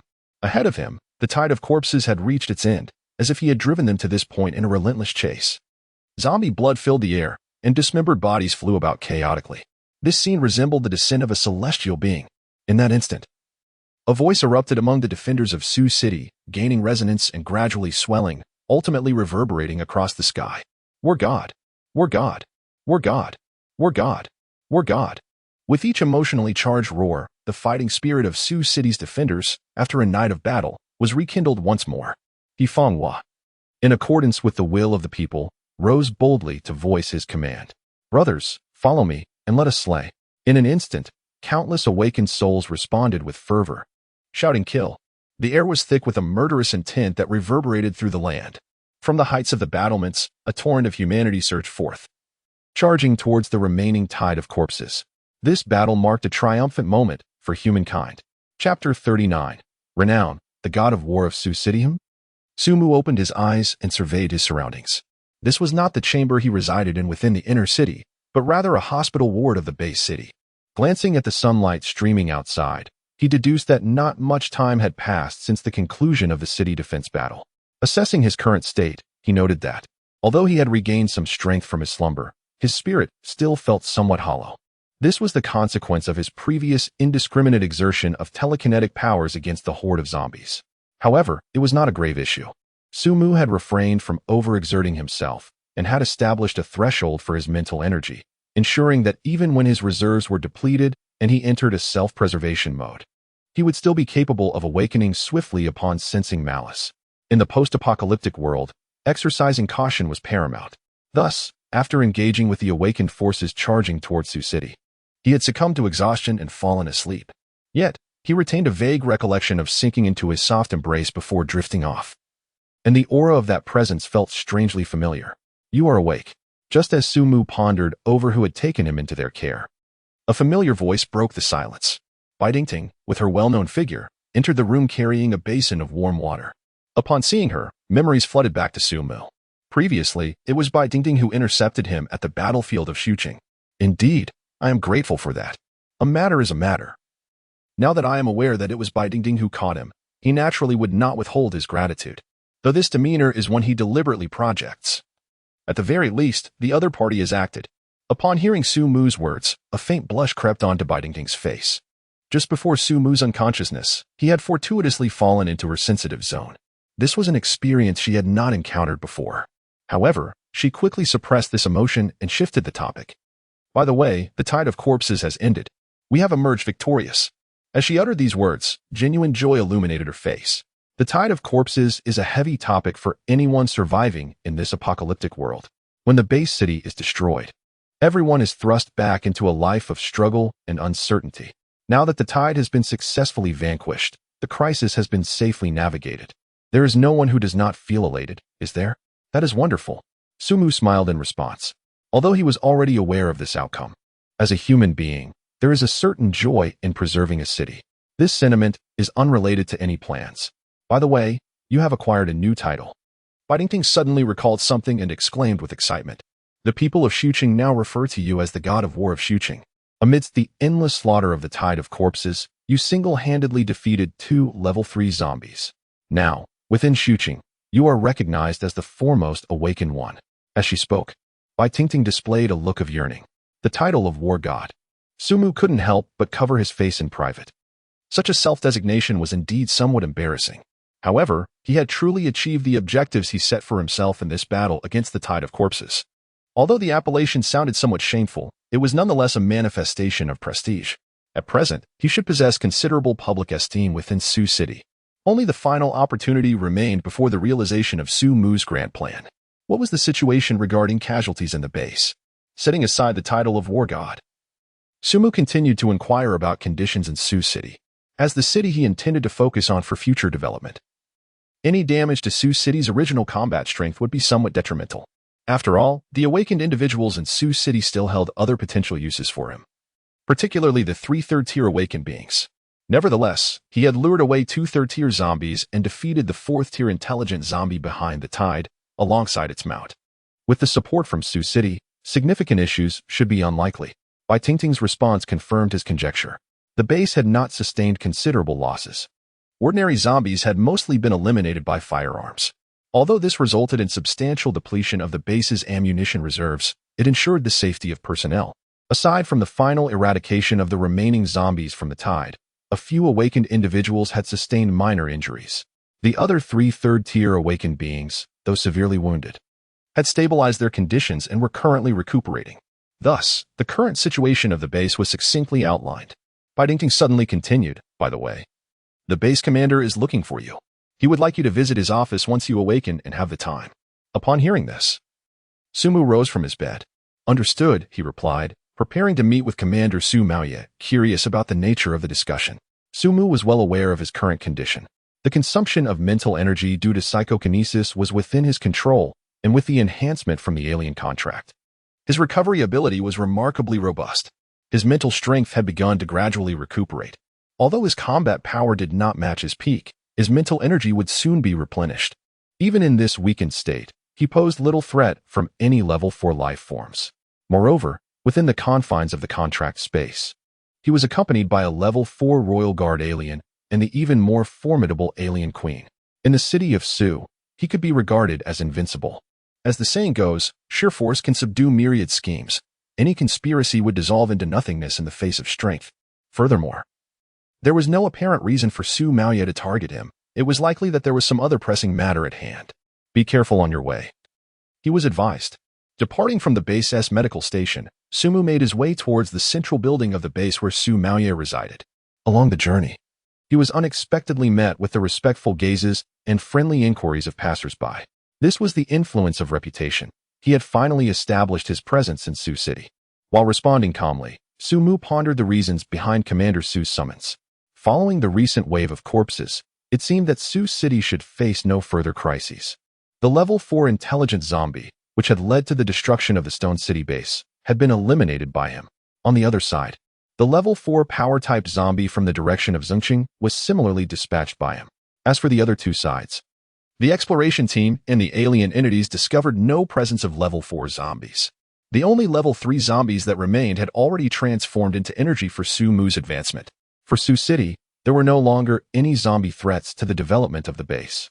Consequently, it was inevitable that they would soon enter a period of rapid growth. Although Su City was currently unaware of the true circumstances, it was likely that Su Maoye's discovery of himself post-battle was closely linked to this.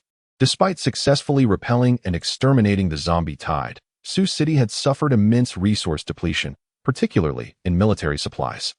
Perhaps he intended to leverage his strength to seek out resources that could replenish Su City's military stock? Contemplating this, Sumu unconsciously found himself at the central building of the inner city. Let us observe what this base leader intends to do. Pondering, Sumu stepped directly into the central building. Chapter 40. External Mission. Enigmatic night. Upon entering the central building of the inner city, Sumu was notably not subjected to any entrance checks. Clearly, with the elevation of his status, he had acquired certain privileges akin to those of the high-ranking officials of the base. This was likely a directive from Su Maoya, not merely to bestow respect upon Su Mu, but also to secure his loyalty and ensure his comfort within the Su City base.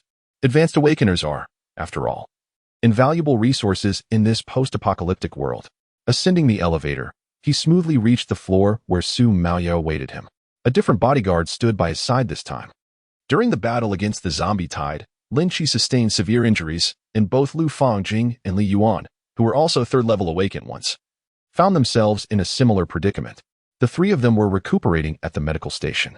Consequently, the strongest second-level awakened individual available at the base was appointed as the personal guard for the base leader, and it was inevitable that those selected would be individuals close to him.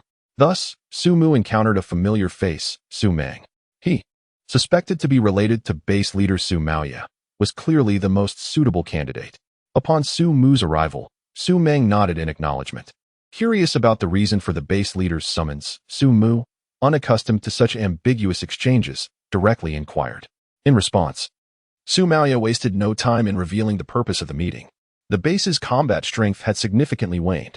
It was not only the high-level awakened individuals who had suffered grievous injuries during the recent conflict. The ammunition reserves had also been depleted by more than half. Should another zombie tide occur, even if it were less formidable than the last, the base city would undoubtedly face considerable costs. Su Maoya's expression bore the weight of unspoken sorrow as he mentioned this. Observing this, Su Mu couldn't help but reflect internally that the losses were indeed greater than anticipated. It was hardly surprising, considering the sheer scale of the previous zombie tide, which resembled an entire city's worth of the undead surging forth. Tens of thousands? At the very least, there were hundreds of thousands of zombies.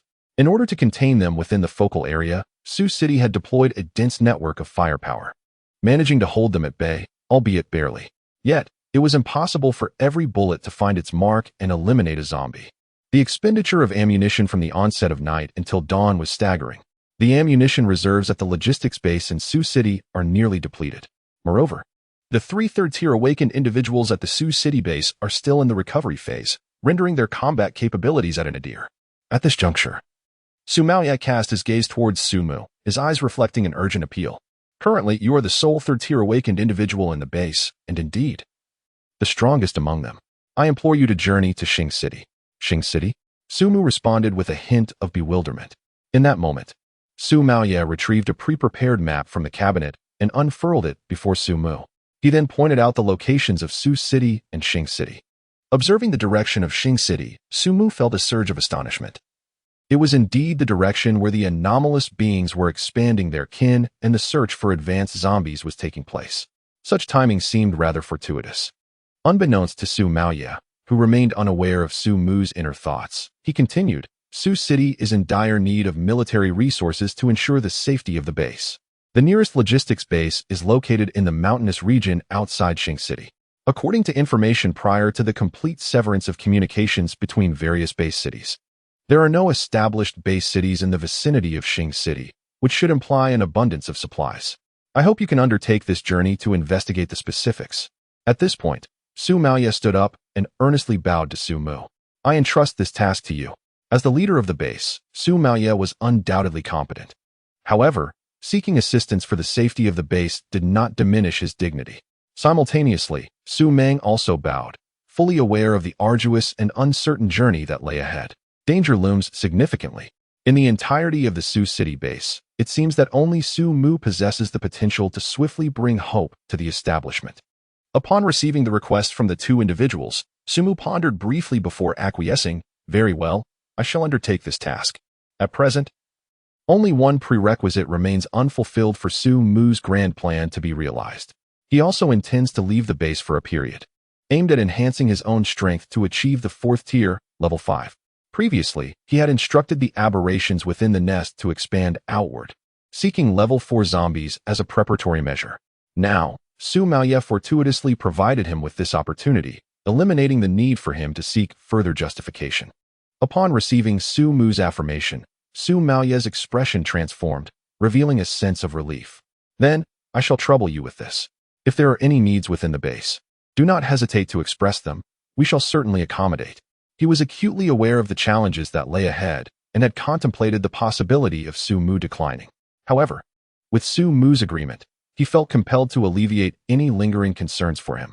This was, after all, the only course of action he could take at present. Su Mu did not impose excessive demands on Su Maoya. He merely wished for the well-being of his sister, Dai Xian, during his absence from Su City. It was evident that he could not bring Dai Xian along to Xing City, and he was uncertain when he would return. Locating the logistical base in Xing City and ascertaining the situation would pose no significant challenge for him. Yet, another objective of his journey was to hunt level 4 zombies. Striving for promotion to the 4th tier, bringing Dai Xian along would undoubtedly complicate matters, and leaving her alone within the base city for an extended period could lead to potential issues. Upon hearing Su Mu's words, Su Maoya promptly promised to bring Dai Xian to his residence and take good care of her. Su Meng also assured her safety. The commitments from the two most formidable individuals within the base naturally alleviated any lingering concerns. Su Mu expressed his agreement. Upon returning to his abode in the inner city, Su Mu did not bother packing his belongings. With his capabilities, the entire uninhabited city served as his home in this apocalyptic era. Food, water, clothing, and shelter were all readily obtainable along the way, rendering any preparation unnecessary. Su Mu did not intend to embark on his journey that very day.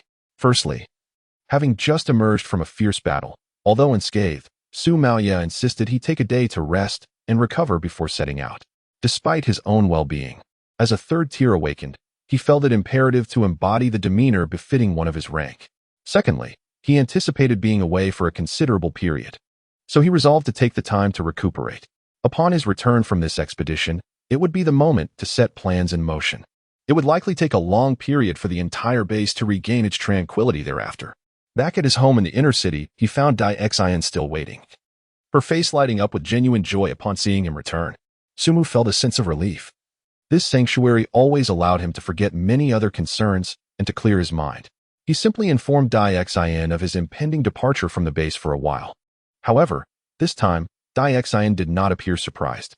It seemed she had taken to heart his comforting words from their last encounter, firmly believing that, no matter the circumstances, Su Mu would return safely. He understood the thoughts nestled in the young girl's heart. Su Mu felt a sense of relief as he strolled through the bustling marketplace of the base city with Dai Xian, whom he hadn't seen in a while. However, he was somewhat taken aback by her next move, as she unexpectedly brought along Bai Tingting, suggesting that they explore together. Su Mu did not object. Instead, he sensed that Bai Tingting had something significant to convey. His intuition was soon validated when Dai Xian deliberately created a private space for Bai Tingting and himself, allowing her to express her intentions directly. "You wish to accompany me to Xing City?" Su Mu inquired, astonished by Bai Tingting's request. It was clear to anyone that this journey was fraught with peril, and evasion was not an option. Furthermore, given Su Mu's formidable strength, anyone weaker than him could potentially become a liability. This was precisely why Su Maoya had refrained from suggesting sending a team to accompany Su Mu. Now, it was Bai Tingting who had taken the initiative to propose joining him, piquing Su Mu's curiosity about her motives. "Could you share your reasoning?" he asked, as he believed Bai Tingting was not the type to engage in actions that might jeopardize her own interests. Certainly, Bai Tingting nodded before revealing her rationale. "I previously mentioned that Dai Xian resembles my sister. We went missing in Xing City. Although the chances of her being alive are slim, I wish to search for her." Her tone was earnest as she spoke. In the past, she lacked both the opportunity and the strength to venture to Xing City, but now, she had finally unearthed a glimmer of hope. Even if the possibility is minuscule, she must endeavor to search. "Sister," Su Mu sighed, "I am sorry, but I cannot take you with me. The probability of Bai Tingting's sister being alive is exceedingly slim, ever since their separation." The sister's appearance in Su City indicated as much. That unfortunate incident must have had far-reaching consequences. A woman devoid of capabilities has likely met her demise at the jaws of death, for a mere flicker of hope. To bring Bai Tingting along would only complicate her plans. This, evidently, does not align with Su Mu's principles. Naturally, he declined. However, his refusal was not absolute. "If I encounter your sister, I shall bring her back. Since you are sisters, you must bear a striking resemblance, correct? What is her name?" Upon hearing this, Bai Tingting earnestly met Su Mu's gaze and replied, "Bai Jingyi. She is somewhat more beautiful than I, yet we share a similar appearance." After uttering these words, Bai Tingting softly inquired once more, "Is it truly impossible?" To this, Sumu shook his head again. Initially, he believed Bai Tingting would persist in her pleas, imploring him to relent. However, to his surprise, she acquiesced, as if the previous conversation had never transpired, and resumed her exploration of the market alongside Daixin. Observing this, Sumu could only shake his head in resignation, hoping she would come to terms with it. As night fell, the trio concluded their leisurely day, shared a dinner, and then parted ways. After a day of exploration, Daixin appeared somewhat fatigued, bidding Sumu a prompt good night before retiring to her room for rest. Sumu, without giving it much thought, returned to his chamber to rest. In this apocalyptic world, avenues for entertainment are scarce. However, this night may hold a certain distinction. The night was profound, and Sumu, whose mental faculties had fully recovered, was abruptly awakened from his slumber. Was there a sound in the room? A thief? He shook his head, casting aside such unfounded thoughts. In this post-apocalyptic era, especially within the confines of the inner city of the base, and in the renowned residence of the war god, a figure known far and wide, who among the inhabitants of Sioux City would dare to steal? Moreover, the inner city is well guarded, and with abundant resources at the base, thievery seems utterly unnecessary. So, aside from the notion of a thief, who could possibly intrude upon his home at such an hour? Furthermore, it appeared that the intruder did not exude any malevolence. After awakening his telekinetic abilities, Sumu had become acutely sensitive to emotions, capable of discerning malice, goodwill, fear, and other distinct feelings. The individual who had entered his abode evidently lacked any negative sentiment. Just as Sumu was engulfed in confusion, the door to his room swung open. Bai Tingting, endowed with the ability to perceive darkness after forming a contract with an otherworldly entity, Sumu distinctly recognized that the visitor was indeed Bai Tingting, who had parted ways with them just before the night fell. Upon entering his room, she closed the door with care, emanating an intense aura of tension. What was her intention? A wave of perplexity washed over Sumu. At that moment, Bai Tingting suddenly took action, as if she had made a sudden decision. Her garments were deftly loosened and shed, and in a swift motion, she slipped beneath the covers beside Sumu, a wave of warmth enveloping him. At this juncture, Sumu naturally understood her intentions. Why bother? He ceased pretending to be asleep and whispered softly. Upon hearing his words, Bai Tingting was momentarily startled, but she quickly regained her composure. She had contemplated this notion long before during the day. In response to Sumu's inquiry, she replied with a gentle sigh, "This is all I have." With that, she inched closer to him. Given the circumstances, Sumu had no reason to decline. A night of enchanting dreams rendered the stillness of the night even more ethereal. Chapter 41.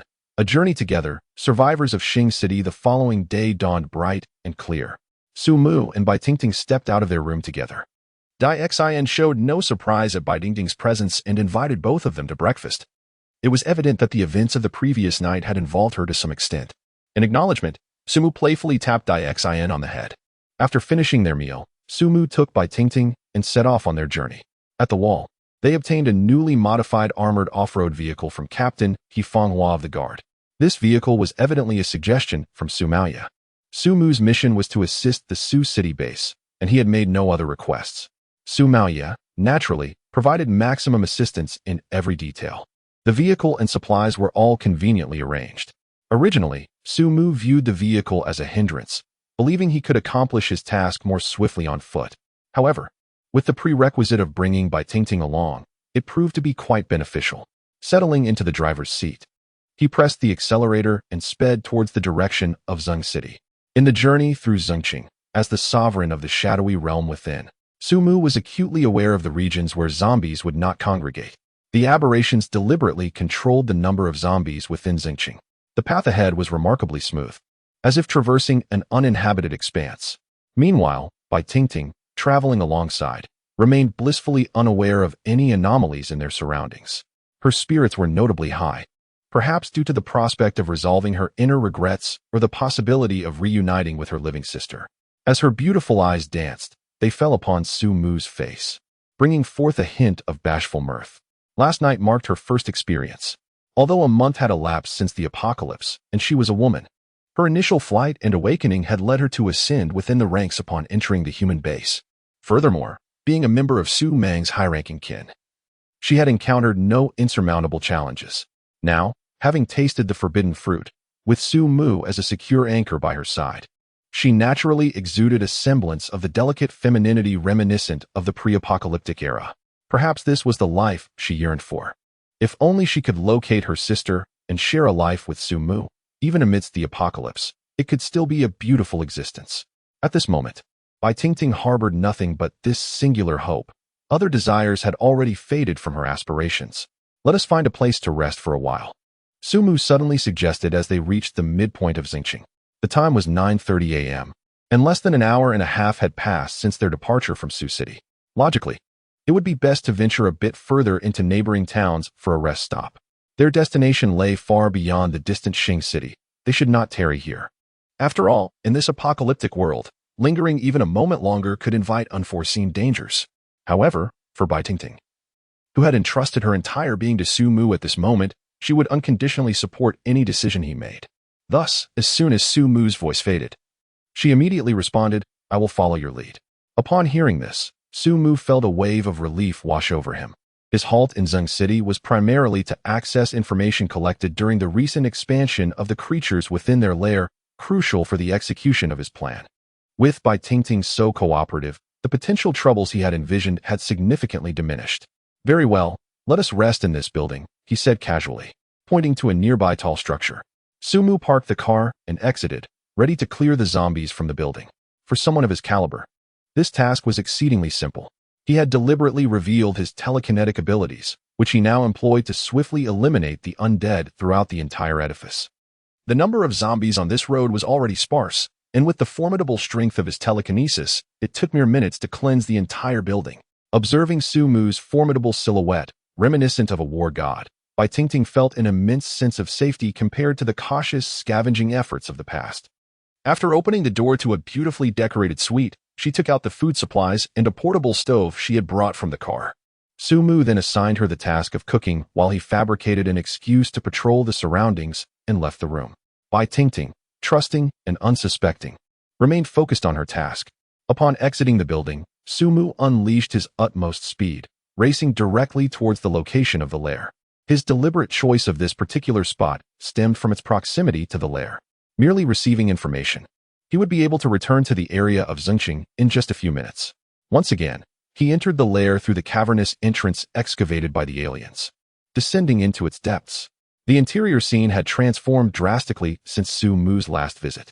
No longer shrouded in darkness, the lair now exhibited elements of human technology, radiating a semblance of light. The entire subterranean lair had expanded several-fold, likely encompassing the size of multiple football fields. Towering stone pillars supported the ceiling, creating a veritable underground fortress.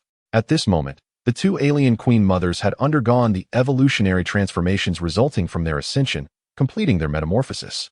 However, there were no significant alterations to their appearance, save for a slight increase in their size. The rate at which alien eggs were produced by the incubators had also seen a notable increase. As the progenitors of the alien species, this was their primary function. The third-tier zombies had evidently been the target of considerable hunting. 2 days had elapsed since his departure, and within the lair, several specimens were in the process of shedding their shells, maturing into third-tier alien creatures. Clearly, these were not the remnants of third-tier zombie corpses left behind by Su Mu before his departure. During his absence, it was evident that the plan to hunt third-tier zombies had commenced. The alien lair was progressing at an astonishing pace, methodically evolving.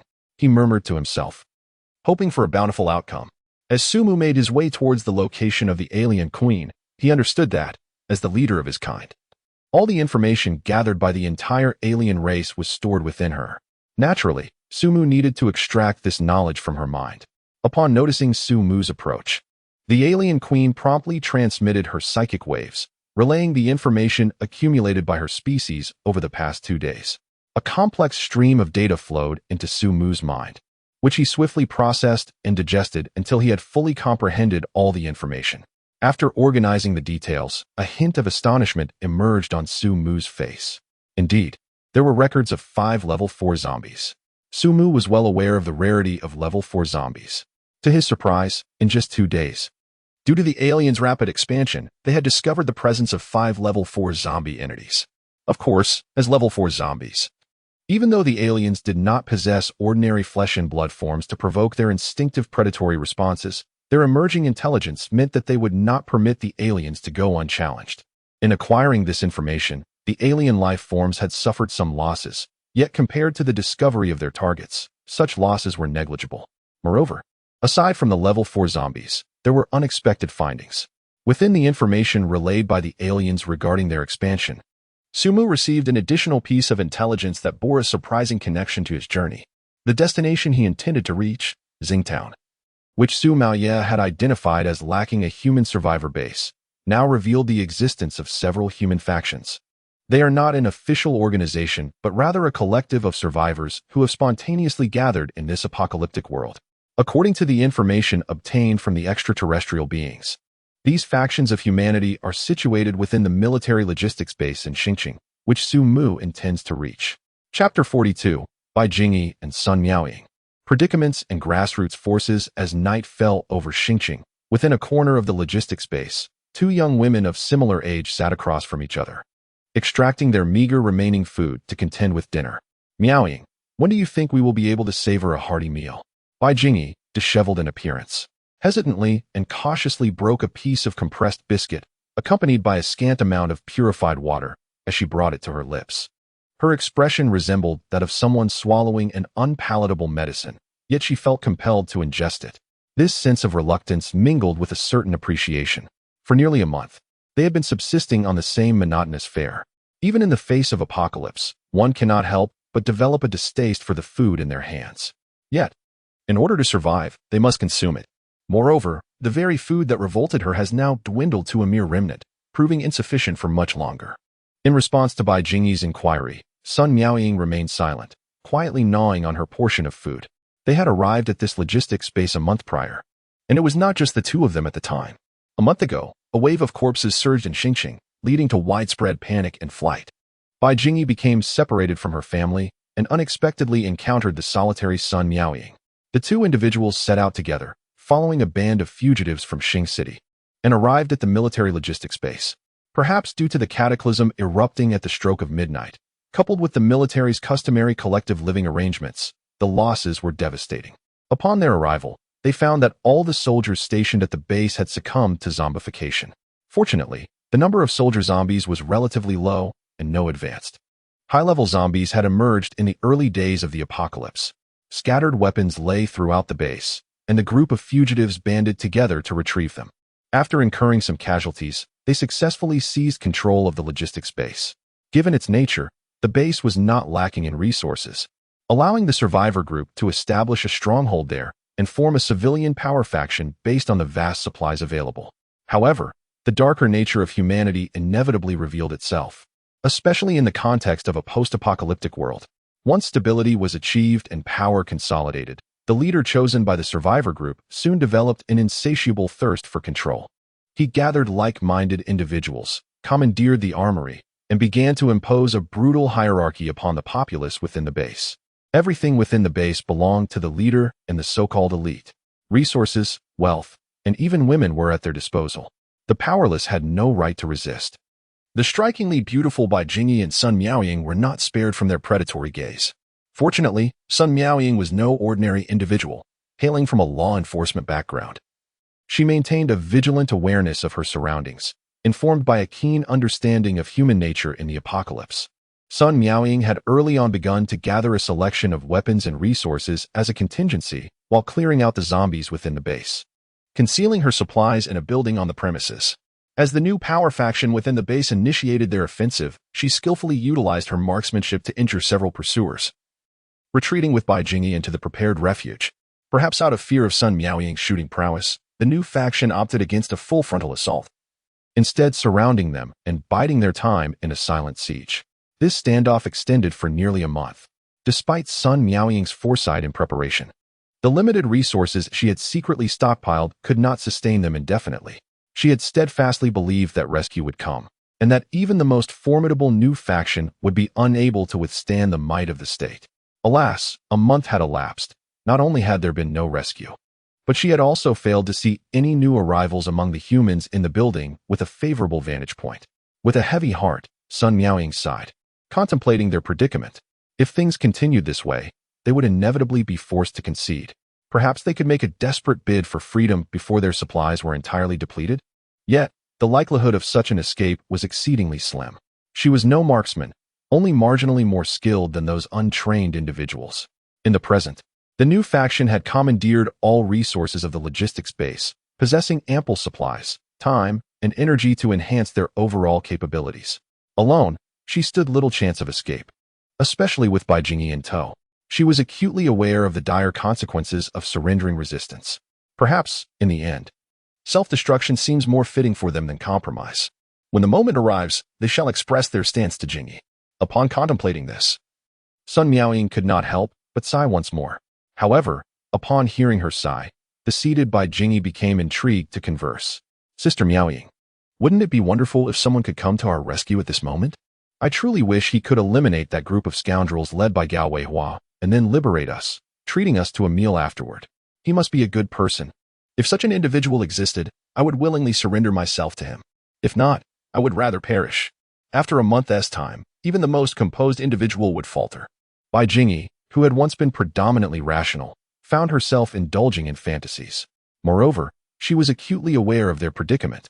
If circumstances did not improve, they would inevitably face the grim fate of running out of resources and being captured by the new forces at the base.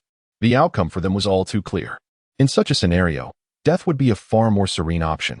On this point, Bai Jingyi and Sun Miaoying shared a strikingly similar mindset. They were not the kind to compromise their principles. Was there truly such a person? Upon hearing Bai Jingyi's words, Sun Miaoying murmured softly to herself. If such a person truly existed, her statement remained unfinished, yet its meaning was unmistakable. If such an individual were to appear, she would likely make the same choice as Bai Jingyi. At the logistics base in Xingqing, within the territory controlled by the new forces, a young woman leaned over beside a tall man in an expansive room. The man is named Gao Weihua, the leader of a new power faction within this base. Akin to a local emperor, as the chief, he wields complete control over the logistics of the entire facility. The sole exception lies within the confines of Building 17, where two women, whom he covets, reside. Nevertheless, he possesses unwavering confidence that these two women will eventually yield to him. Having survived the apocalypse with remarkable resilience, they undoubtedly harbor an intense will to live. Once their resources are depleted, he shall savor the taste of these two succulent, alluring fruits. The mere thought ignites a fervent heat within Gao Weihua. Fortunately, he currently has alternatives at his disposal. After satisfying his urges, he forcefully kicked the woman who had just been working, casually tossing a piece of biscuit before her. Here is your reward, be gone. His tone resembled that of a sovereign, leaving the woman with no room for defiance. Clutching her compensation, she hurriedly adjusted her attire and slipped out the door. However, it was not long before the sounds of lewd remarks from members of the new power faction echoed outside. Even after receiving what they termed a reward, the woman evidently found it difficult to depart. A pack of ravenous individuals. Gao Weihua merely scoffed, choosing not to reprimand them. They were simply tools for release. At that moment, a frail young man entered the room. It was Gao Mingyi, Gao Weihua's brother. The stable development and establishment of the new faction owe much to his brother's contributions. It would not be an exaggeration to call him the faction strategist. Is there something you need? Without any hesitation, he began to tidy up the remnants of his recent endeavors in the presence of his younger brother. Gao Weihua finally spoke up. Gao Mingyi had evidently grown accustomed to such behavior. He directly stated his purpose. Brother, the security personnel have informed me that a vehicle is approaching. Upon hearing this, Gao Weihua remained indifferent. Someone is coming? As usual, you can handle it. This logistics base was not situated in an obscure, unknown area. Naturally, others would harbor similar intentions. However, as the self-proclaimed sovereign of the base, Gao Weihua was unwilling to allow any unforeseen variables to disrupt his carefree existence. All individuals entering this base would, at the first opportunity, have their equipment removed under the pretext of safety. Subsequently, they would be ushered into the city before revealing their true intentions, relegating them to the status of second-class citizens within the base. The woman who had just exited his quarters was one of the trophies from the last incursion into the base. Now, with another arrival, the operation would proceed as before. Nevertheless, Gao Mingyi shook his head at this assertion. This time is somewhat different. Their vehicle has evidently been modified. It likely originates from a human base. Moreover, and most importantly, he adjusted his glasses, his gaze shimmering with insight. The occupant of the vehicle is a formidable awakened one. Upon hearing this, Gao Weihua's previously dismissive demeanor faltered momentarily. He gazed into the distance, as though sensing the approach of the incoming party. His expression then turned grave as he looked back at his brother. For the very reason he had ascended to the leadership of this new faction was now at stake. One of the reasons is that he is among the exceedingly few and most formidable awakened beings within the entire base. His younger brother, Gao Mingyi, is also one of these rare awakened individuals. As awakened beings, they are fully aware of their own strength. Currently, the sudden arrival of a powerful awakened being poses a significant threat to the emerging faction, just by sensing the aura of the awakened. Gao Weihua immediately knew that this visitor was undeniably much stronger than they were. What should we do? Lacking any ideas, Gao Weihua promptly inquired. In response, his brother Gao Mingyi adjusted his glasses, revealing a glimmer of coldness as he sneered. Brother, we are merely a group of fleeing survivors who have found a safe haven. When someone visits, it is only natural to welcome them. Rest assured, there is nothing to fear. Chapter 43, Gao Weihua's Unease and Ruthless Decision. Su Mu and Bai Tingting sped along, having gathered information from Xing City, without lingering in the surroundings. After a full day of travel, they finally arrived near the logistics base of Xing City as night fell. Upon reaching the vicinity of the logistics base, Bai Tingting, who had been remarkably quiet throughout the journey, suddenly displayed a look of surprise and delight, murmuring, "Is someone there?" As an awakened being, Bai Tingting possessed the same perceptive abilities. Ahead of them, specifically within their intended destination, the logistics base of Xing City, there were distinctly 5 awakened presences. Although these auras were not particularly powerful and were on par with Bai Tingting's own level, this discovery filled her with immense joy. Within Xing City, it is indeed astonishing that humans have gathered together. Thus, the possibility of his sister's survival has increased significantly. Su Mu, fully aware of her implication, promptly responded, "Let us proceed inside." The two of them swiftly maneuvered their armored all-terrain vehicle directly towards the entrance of the logistics base. The perception of awakened beings is mutual. Upon sensing each other's presence, they are equally aware. However, the human contingent stationed at the logistics base in Xing City remained oblivious to the extensive information that Su Mu possessed, knowledge far surpassing what could be gleaned from merely sensing the awakened. According to the feedback received from the extraterrestrial entities, it appeared that the humans within this base had been fragmented into 3 factions. Clearly, the internal community was rife with disunity. Without pausing, the armored vehicle came to a halt right at the gate of the base. From a distance, Su Mu observed the armed personnel stationed along the high walls, vigilant and alert. In this apocalyptic era, even in a seemingly secure location, essential precautions are indispensable. Yet, Su Mu discerned from their demeanor that these individuals were not the original military personnel of the base, but rather external invaders. As for why he approached so brazenly, disregarding the potential for unwarranted aggression from them, it was entirely due to his formidable strength. At present, Su Mu had grown significantly more powerful, having acquired the formidable ability of telekinesis. The third-tier zombies had begun to exhibit considerable resistance to conventional firearms. In contrast, Su Mu, who, although appearing to be a third-tier awakened due to the contract with the extraterrestrial queen, possessed physical attributes equivalent to the 4th tier, could completely withstand regular firearms. Coupled with his telekinetic abilities, he was a force to be reckoned with. Even if the populace of this base were to launch a sudden assault against him, he would emerge unscathed, escorting Bai Tingting to safety. Not even his vehicle would suffer harm. High-level awakeners possess such formidable prowess. In this apocalyptic world, strength reigns supreme. However, as it stands, there seems to be no cause for concern regarding such occurrences. As the vehicle approaches, the aura of the awakeners within the base grows increasingly palpable. It appears that they are fully aware of their presence and have come forth to greet them at the entrance. This thought brings an ambiguous smile to Su Mu's lips. Armed with abundant resources, they are not merely a group of desperate survivors struggling in this harsh reality. Their enthusiasm for what is dubbed rescue is evidently tepid. Their warm reception must hold ulterior motives, perhaps. Yet, akin to Liang Dong at the Central Hospital of Yin City, under absolute strength, any schemes will inevitably unravel. If these individuals do not obstruct his mission, he has no intention of recklessly extinguishing a small organization. Otherwise, their fate would mirror that of Liang Dong. "Let us descend," he declares, as his gaze catches sight of the base's inhabitants, brandishing torches in the twilight. Su Mu steps down from the vehicle, accompanied by Bai Tingting. and strides towards the entrance. Upon reaching the threshold, a deep and resonant voice greets them. "Welcome, esteemed guest, to our base. I am the temporary leader of the survivors here. May I inquire what brings you to our humble abode?" Gao Weihua steps forward, addressing Su Mu with a cordial demeanor. He expressed his friendliness and immediately revealed his identity, subsequently inquiring about Su Mu's purpose for this visit. In just 3 brief sentences, he made his intentions clear. Gao Weihui's ascension to the position of base leader was not merely due to brute force. However, as he uttered his 3rd sentence, his speech faltered momentarily, for he had discerned the approaching figures of Su Mu and Bai Tingting. This hesitation stemmed from Bai Tingting, who had previously mentioned that she bore a resemblance to her sister, Bai Jingyi, though her sister was decidedly more beautiful. Gao Weihui's brief pause in speech was indeed a consequence of this realization. For a fleeting moment, he had thought his prey had escaped from that small building. Yet, upon closer examination, Gao Weihui discerned the truth. While the woman before him bore a slight resemblance to the fleeing Bai Jingyi, she was not quite her equal in appearance. However, a warning bell rang within him. He absolutely refused to believe that there was no connection between the two.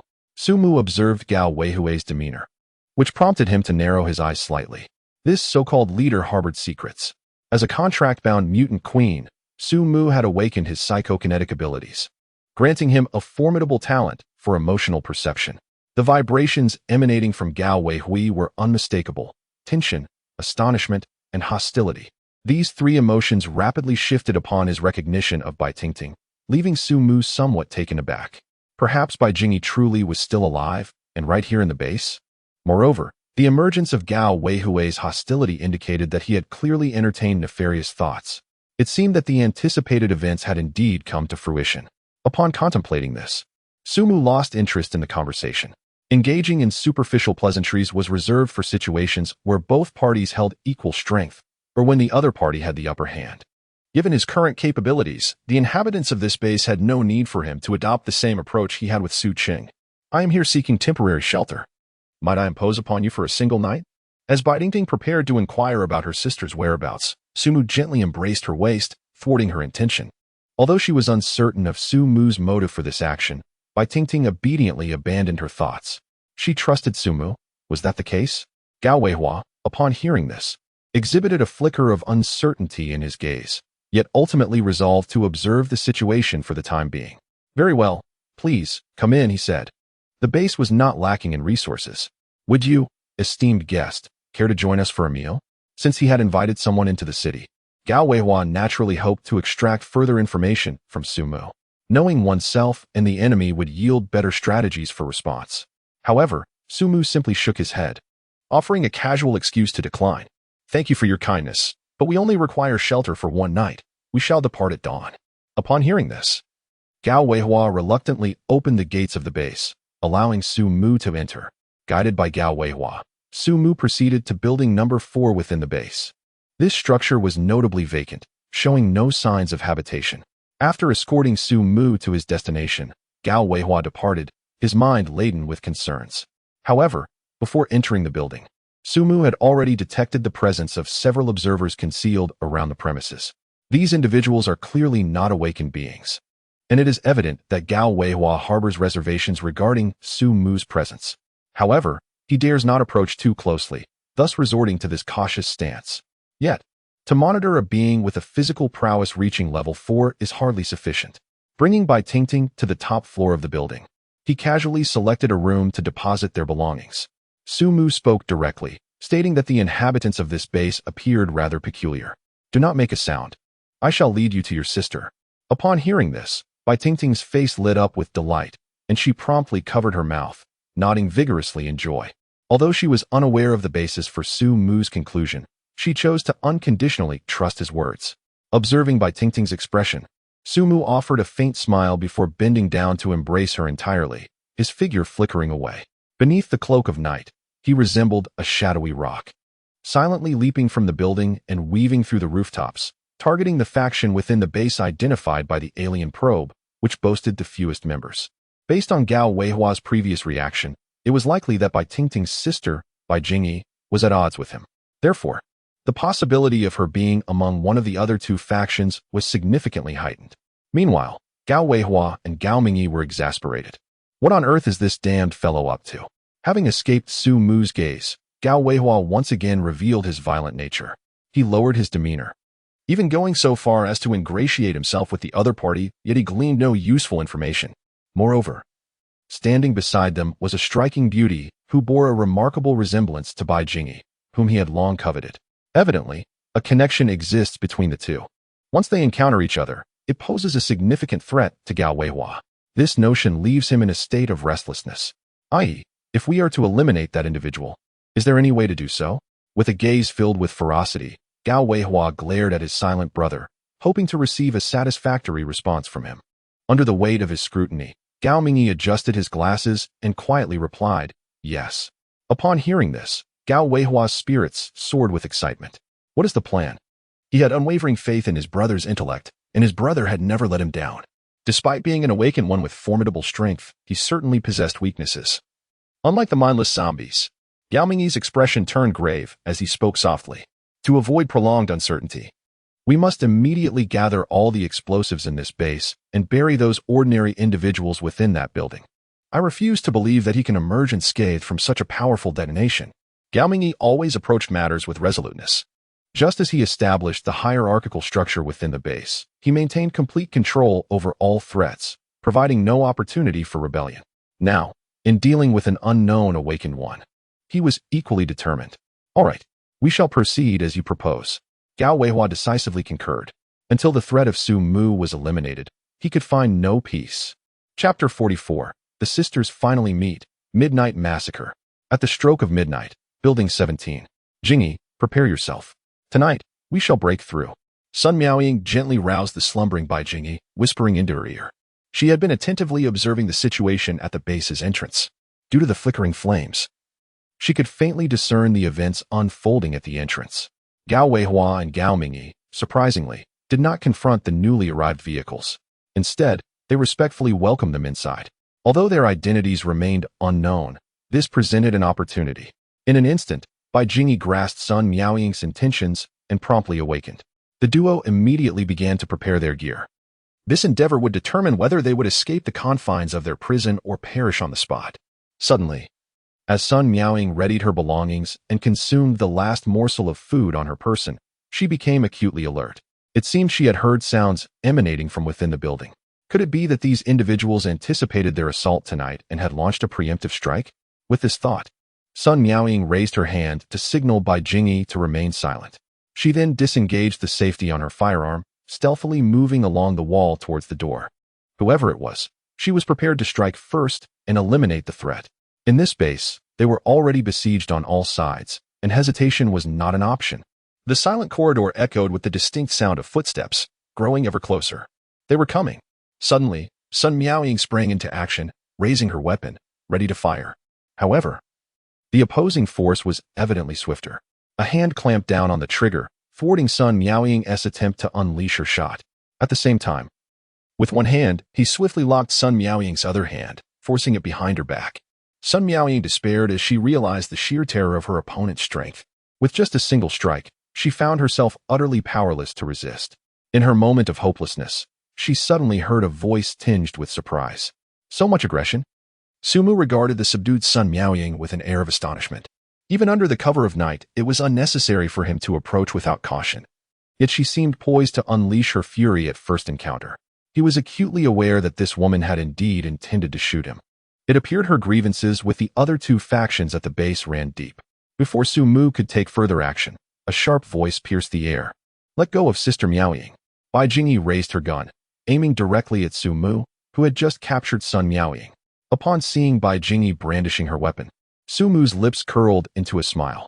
Beneath the night sky, he could clearly discern her features. It seemed Bai Tingting's presence had not been without merit. Without needing any prompting from Su Mu, Bai Tingting, who had been trailing behind, quickly stepped forward upon hearing Bai Jingyi's call. Jing. Without regard for the gun raised in her direction, she lunged toward Bai Jingyi. Sister. The familiar voice caused Bai Jingyi's firearm to slip from her grasp involuntarily. At that moment, all the pent-up grievances from nearly a month of captivity surged forth as she fell into Bai Tingting's embrace, much like a fledgling returning to its nest. In the aftermath of the upheaval in Xingqing, the two sisters, separated for so long, were finally reunited. Witnessing this scene, Sun Miaoying finally realized that she seemed to have misunderstood the intentions of the newcomers. To her astonishment, they were actually there to save them. As this thought echoed in her mind, Sumu released his hold on her and, with a smile, remarked, "I suppose you won't be aiming a gun at me any longer, will you?" Upon hearing Sumu's words, Sun Miaoying felt her cheeks flush with embarrassment. However, her shame stemmed not only from her apparent misjudgment of the enemy, but also from recalling the words spoken by Bai Jingyi when night had just fallen. It seemed that someone had indeed arrived, as if descending from the heavens to rescue them. The mere thought of it intensified the blush on her face. Fortunately, under the cover of night, others could not discern her expression. Yet, Sumu, equipped with keen night vision, noticed her reaction and found it rather peculiar. Was this woman truly so affected? Within Building 17, Sumu and Bai Dingting learned from Bai Jingyi about her experiences over the past month. Similarly, Sumu came to understand that there were not 3 factions within the base, but rather 2. The third force sensed by the alien was, in fact, the other survivors oppressed by Gao Weihua and his associates. Upon hearing her sister Bai Jingyi's recent tribulations, even the typically composed Bai Tingting felt a surge of anger. These scoundrels deserved to be punished. Having witnessed the events at Yin City Hospital, she was acutely aware of the depths of human depravity. Had Sumu not arrived in time, she shuddered to think of what fate might have befallen Bai Jingyi. Death might have been the best outcome. The chilling thought made her break into a cold sweat. Indeed, they must be dealt with. Sumu responded calmly. In the past, he would have. The fate of Bai Jingyi is of no concern to him.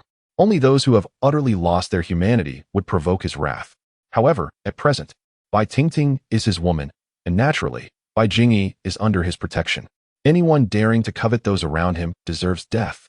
Suddenly, a wave of thought energy emanated from outside. Sumu immediately stood up and addressed the 3 women within the building. "Please wait here. I shall resolve a matter." Before entering the base, Sumu had sensed the malevolent intentions harbored by Gao Weihua and his associates. Upon entering the city, he harnessed his formidable psychic abilities to issue a directive to the alien creatures surrounding the base. Closely monitor the movements of all personnel within this facility. Currently, the aliens within the nest have undergone comprehensive enhancements, with the lowest tier being a second-level entity. Utilizing the cover of night, they surveil a group comprised predominantly of first-level awakened beings and mostly ordinary humans, who remain blissfully unaware of their presence. Just moments ago, the aliens transmitted thought waves from a distance, which were intercepted by his psychic powers. At present, numerous humans are around the building he inhabits, transporting items. Without the need for contemplation, Sumu deduced that these individuals were moving explosives, intending to entomb themselves within the edifice. The mere thought of this prompted Sumu to resolve to eliminate them tonight. The resources within the base must not be squandered. With this declaration, Sumu stepped out the door and leaped down through the open window of the 5th-floor corridor. Listening to Sumu's words laced with murderous intent, coupled with his decisive actions. Within the confines of the room, the gazes of the 3 women sparkled like stars. Bai Tingting felt a sense of tranquility, while Bai Jingyi and Sun Miaoying perceived Sumu as a figure reminiscent of the heroes they had once envisioned.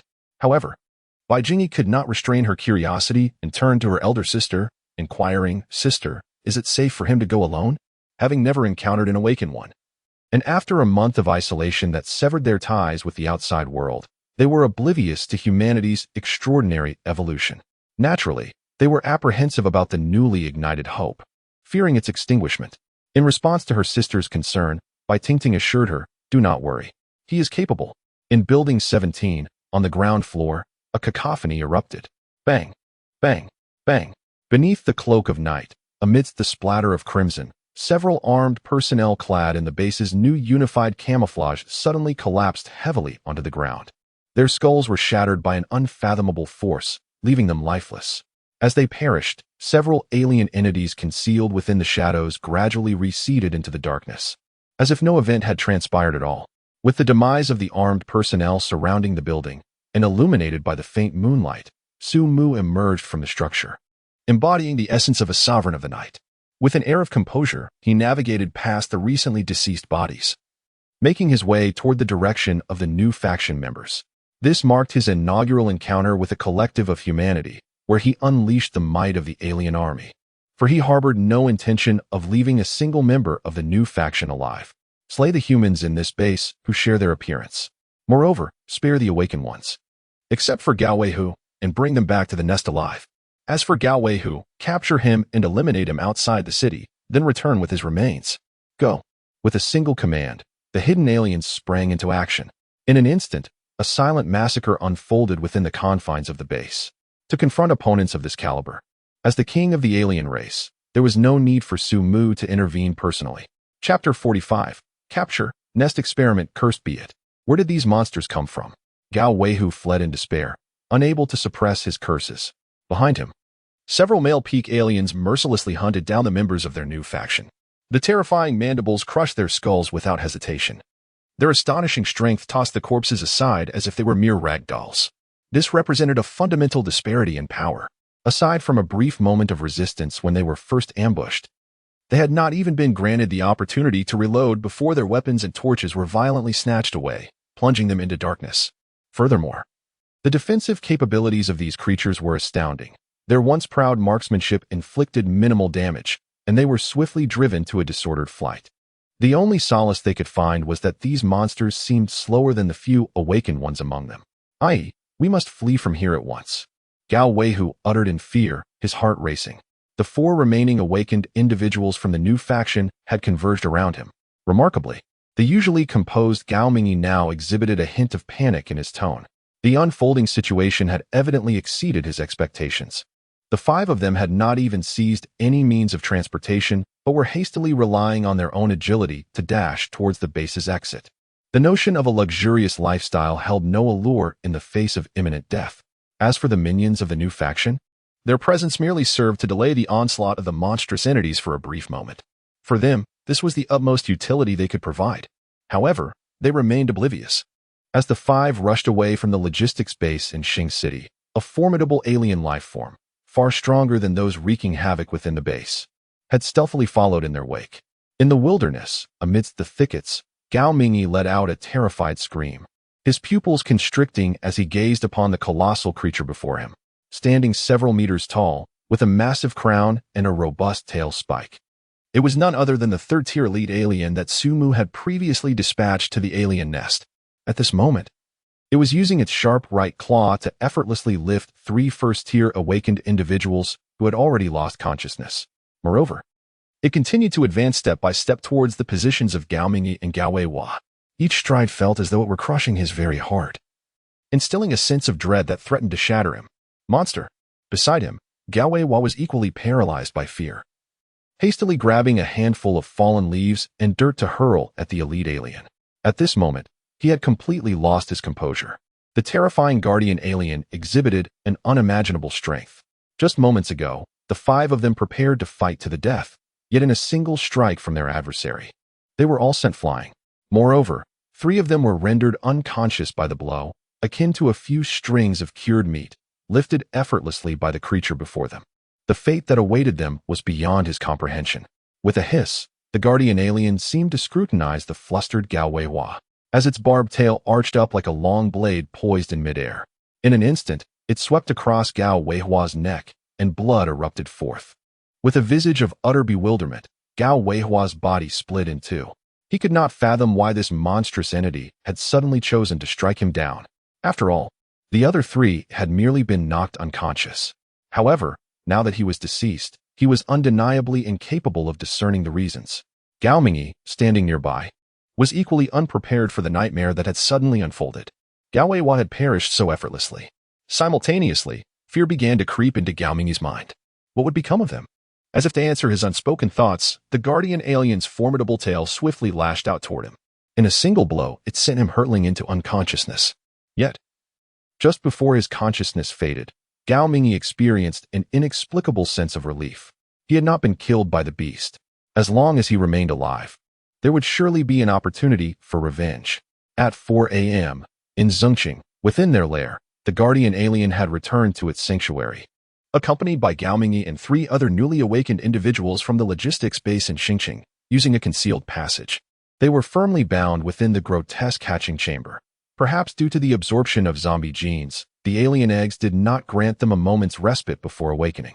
As a few succumbed to unconsciousness, for facehuggers sensed their presence and emerged from the alien eggs, forcefully implanting the alien embryos into the abdomens of the 4 individuals. Everything seemed to settle into an eerie calm. As time passed, Gao Mingyi and the others finally regained consciousness. Where was this place? Upon opening his eyes, Gao Mingyi gasped in terror. Although his glasses had been lost during their escape, his vision had already been restored due to his awakening. The glasses had merely served as a guise. Thus, with his first glance, he clearly observed his surroundings. A bizarrely resilient and adhesive white substance enveloped him and the other 3. Even more alarming was the sight of the 3 others, each with a peculiar creature clinging to their faces, seemingly siphoning something from them. Sun Yu, Zhao Qianming, Lu Zi, wake up. Are you alive? In a strange environment. Humanity's primal instinct is to band together, especially when familiar faces are present. Gao Mingyi's greatest fear was that he might be the only survivor among them, diminishing their chances of escape. Fortunately, his concerns were unfounded. What is that? Among the 3, Zhao Qianming was evidently awakened by Gao Mingyi's call and simultaneously noticed the facehugger clinging to his face. The restless creature shook its head vigorously, yearning to rid itself of this enigmatic being. However, the entity upon its face appeared surprisingly easy to manage. With a mere forceful shake, Zhao Qianming dislodged the shell of the face-hugging insect, sending it tumbling to the ground. Witnessing this scene, Gao Mingyi visibly sighed in relief. Yet an inexplicable sense of trepidation stirred within him. He couldn't shake the feeling that something was amiss. Nevertheless, with the crisis at hand, he set aside his curiosity about this unsettling intuition. Old Zhao, can you move? Gao Mingyi exerted considerable effort, attempting to shift his position, but he remained firmly ensnared within the unfamiliar white substance. Thus, he could only place his hopes on Zhao Qianming and his companions to liberate him. It seems possible? Zhao Qianming, aware of the gravity of the situation, immediately endeavored to break free. To his astonishment, the sense of restraint he felt was not as intense as he had anticipated. With dexterity, he tore away the white material binding him, which then fell to the ground. Excellent. Quickly let me down. Upon witnessing Zhao Qianming's successful escape, a glimmer of hope illuminated Gao Mingyi's face, and he hastily called out, "All right, Zhao Qianming, of course." Would not refuse. In this unknown territory, having allies was far preferable to being alone. However, just as he responded and took a few steps toward Gao Mingyi's position, a sudden grimace of agony contorted Zhao Qianming's features. He collapsed to the ground, his hands pressing desperately against the upper part of his abdomen, his body writhing in pain as if it were driven to madness, silently screaming. What is happening? Faced with this unforeseen shift, Gao Mingyi found himself utterly bewildered. Zhao Qianming. Had he been attacked by some malevolent force? Just as confusion enveloped him, a sharp, piercing sound suddenly erupted from the upper region of Zhao Qianming's abdomen. Almost instantaneously, blood gushed forth, accompanied by a grotesque wail as something emerged, breaking free from the confines of flesh. A pallid, mutilated figure, stained with blood, arched its back to the heavens in a harrowing cry. No, no, no. Witnessing this chilling and surreal scene, Gao Mingyi's nerves felt as though they had been struck by lightning, as he screamed in madness. This sound seemed to serve as a signal within the nest. The other 2 individuals ensnared by the white substance began to emit muffled sobs. However, as they regained consciousness, a piercing shriek escaped their lips. Crack, crack. The sound of bones fracturing resonated through the air, and blood sprayed forth as 2 more grotesque figures emerged in succession. This nightmarish spectacle obliterated the last remnants of Gao Mingyi's sanity. It's a dream. It's a dream. He lowered his head, murmuring to himself, unable to confront the grotesque and sanguinary tableau before him. Yet, in that moment of self-reflection, he also caught sight of something beneath his feet, a discarded exoskeleton of a facehugger. In an instant, his countenance turned ashen. He recalled the 3 individuals from whom the monsters had emerged, each bearing the same dreadful shell. It was as if he could sense a force within his own abdomen, slowly preparing to break free. Chapter 46. The Hunt Before Dawn, The Wailing Alien Queen. Xing City. 2 a.m. Snap beneath the cloak of night. An alien creature emerged from the shadows, discarding a severed head beside it. It is faintly discernible that this emanates from the recently slain Gao Weihua, a victim of the elite alien forces. This is a directive from Sumu, which the aliens naturally obey. No need to linger. They should pursue their own endeavors. Observing the alien crouching before him, Sumu spoke with a nonchalant tone. In the next instant, the hidden aliens scurried away, completely evacuating the military logistics base. With the head of this individual, it is likely that no one will concern themselves with the whereabouts of the other awakened beings. Not paying further attention to Gao Weihua's severed head, Su Mu made his way towards Building 17, where Bai Tingting and her companions resided. The reason he allowed the aliens to keep a few of the newly awakened beings alive and return to their nest was to conduct an experiment to ascertain whether human awakened individuals, when parasitized, would surpass the strength of aliens birthed from parasitic zombies. Until now, he had only utilized the Queen Mother to inhabit the body of Liang Dong from the Yin City Hospital, whose demise rendered him essentially indistinguishable from a zombie. Presently, however, an unexpected source of experimental material had emerged, which Su Mu certainly did not intend to overlook. In repurposing what was deemed waste, he would simultaneously unleash their fears, channeling their terror into a fury against those who dared covet the lives of those around him. The dread of being parasitized is a burden few can withstand. Furthermore, this serves as a preliminary experiment for Su Mu's subsequent plans. The awakened humans are now precious individuals, yet they will inevitably encounter hostile forces akin to Gao Weihua. Should the aliens spawned from parasitized awakened beings prove to be stronger than those from parasitic zombies, Su Mu would not hesitate to exploit this method to weaken his foes while simultaneously bolstering his own power. Otherwise, when facing adversarial awakened beings, there would be no reason to hold back. Returning to Building 17, I beckoned the three women to descend. Bai Tingting followed without a moment's hesitation, while Bai Jingyi and Sun Miaoying trailed behind at a slower pace. Upon witnessing the lifeless forms of the new faction members surrounding the building, a shadow of discomfort crossed their faces. A month of confinement had evidently made it difficult for them to confront the harsh realities of this post-apocalyptic world. In stark contrast, Bai Tingting appeared unfazed by the scene before her. "This is Gao Weihua," she remarked. They caught wind of the situation and fled the base. But I pursued and eliminated them all. Bringing back all 5 would have been too cumbersome, so I settled for just 1. Su Mu discreetly nudged the corpse of Gao Weihua, which had gone unnoticed by a few due to the poor visibility of the night. At the mere mention of Gao Weihua's name, Bai Jingyi's courage seemed to swell slightly, prompting her to inch closer, eager to confront her most despised enemy.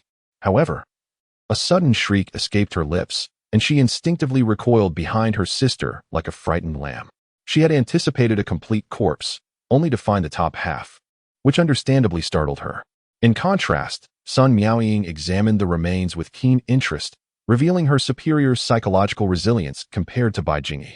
Observing their starkly different reactions, Su Mu couldn't help but chuckle at the situation before steering the conversation back to business. "Aside from you, there should be others in this logistics base under Gao Weihua's control. Can you take this and reassure them?" His gaze fixed intently on Sun Miaoying. The courage of the individual in question is evidently not that of an ordinary woman. Moreover, she is a member of the original survivor squad from the base, making her exceptionally suited for this task. "Very well," Sun Miaoying nodded in agreement. "Is there anything else?" Her gaze was piercing as it focused on Su Mu. Sun Miaoying sensed that Su Mu was not the type to selflessly dedicate himself to others. The request for her to reassure the remaining survivors at the base must have stemmed from an ulterior motive. This was, after all, understandable in a post-apocalyptic world. Prioritizing one's interests is only natural. "Quite astute," Su Mu remarked with an appreciative glance at Sun Miaoying before continuing. "Our purpose for this visit, aside from locating Tingting's sister, is also to procure military supplies from the military base. 200 kilometers east of the base lies a secure survivor enclave known as Su City. Su City boasts abundant food and water resources, providing daily survival assistance free of charge, all under strict regulations.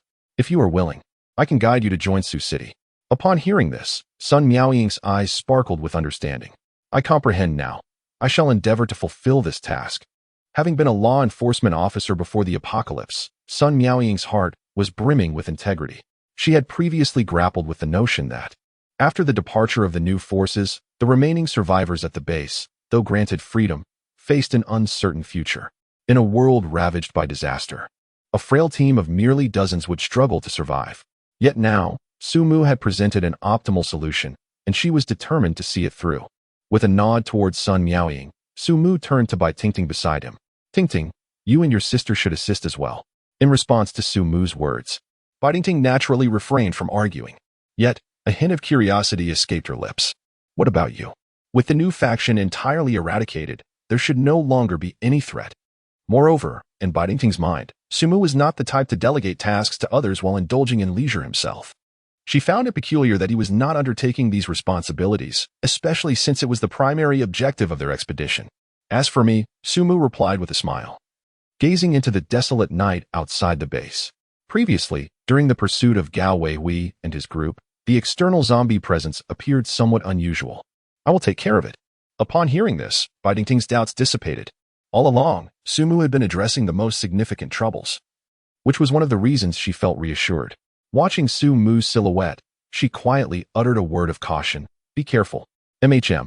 He responded softly. Sumu then swiftly took flight, merging into the lonely darkness of the night. In Xingqing's central district, a massive horde of zombies crowded the streets, their throngs reminiscent of the terrifying zombie tide previously encountered in Xuqing. The sight of an entire city's undead amassed together was indeed a formidable spectacle. On the rooftop of a towering building, Sumu stood at the edge, surveying the immeasurable sea of zombies below. However, my objective is not you. His gaze drifted into the distance, where, amidst the heart of the horde, a colossal zombie lay quietly on its side. This was indeed one of Sumu's objectives for this journey, the level 4 zombie. Life had been relatively peaceful.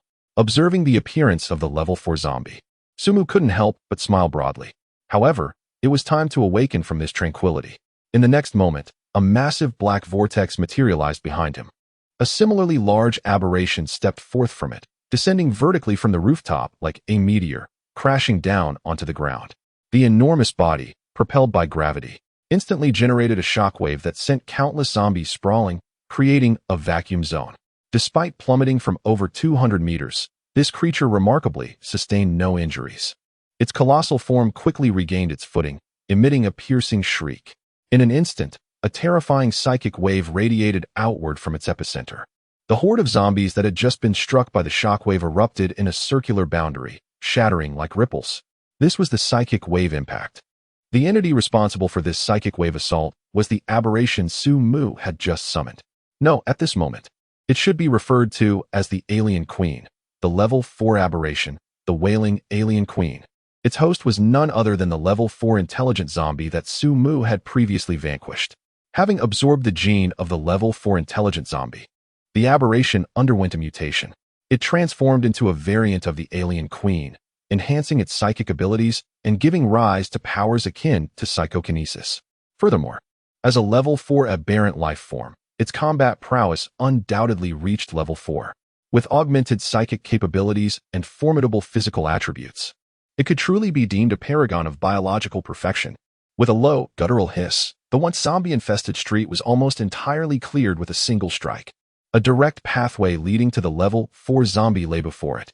Faced with this sudden, alien creature, the level 4 zombie at the city center reacted swiftly, charging towards the Wailing Alien Queen. Possessing intelligence, it understood the principle of striking first, especially when the opponent was on the verge of exhaustion. This was the innate hunting instinct of a sentient being. However, the alien clearly could not be dealt with using conventional logic. As the level 4 zombie launched its attack, the Wailing Alien Queen seemed completely unprepared, standing still as if awaiting the impending blow. Even the attacking level 4 zombie wore an expression of triumph. Yet, just as the two forces were about to collide, the Wailing Alien Queen suddenly lowered its massive frame, evading the strike entirely. Not only that, but it swiftly retaliated, raising its colossal crowned head, and its secondary jaws shot forth, piercing through the level 4 zombie's lower jaw. Simultaneously, a thick, sharp tail struck from above, penetrating its brain. In an instant, a spray of yellow, white, and red erupted. In terms of intellect, the zombies were no match for the alien, let alone the Wailing Alien Queen. Birthed from the parasitism of the level 4 intelligent zombie, withdrawing its secondary jaws and extracting its tail spike, the now unrestrained massive level 4 zombie crashed to the ground with a thunderous roar. In the brief interlude of their clash, life and death had been irrevocably determined. Chapter 47. A desperate gamble, ascending once more. Indeed, another soul crystal. The level 4 zombie has perished. Sumu commanded the Wailing Alien Queen to rend its head asunder in search of the soul crystal. As anticipated, upon the brain being cleaved open, a crystal fell forth. This time, however, it was of a striking blue hue. Observing the deep azure soul crystal that had emerged from the 4th level zombie's cranium, Sumu picked it up his expression contemplative. Thus far, he had hunted 3 4th-level zombies in the nearby county of Xingqing. The 4th-level zombie had yielded a purple soul crystal, while the one behind the Sioux City zombie tide had dropped a blood-red soul crystal. And now, this one was blue. Was it a difference in energy or in type? Holding the azure soul crystal in his hand, Su Mu pondered. Unlike the intense desire to devour that the blood-red crystal invoked, this azure one did not elicit the same overwhelming urge. Evidently, they were distinct in nature. Yet, he could not discern the answer. Never mind. The pressing matter was to continue the hunt. The surge of enhancement within him had ceased. Su Mu stowed away the azure soul crystal, along with the lifeless 4th-level zombie, into his contract space.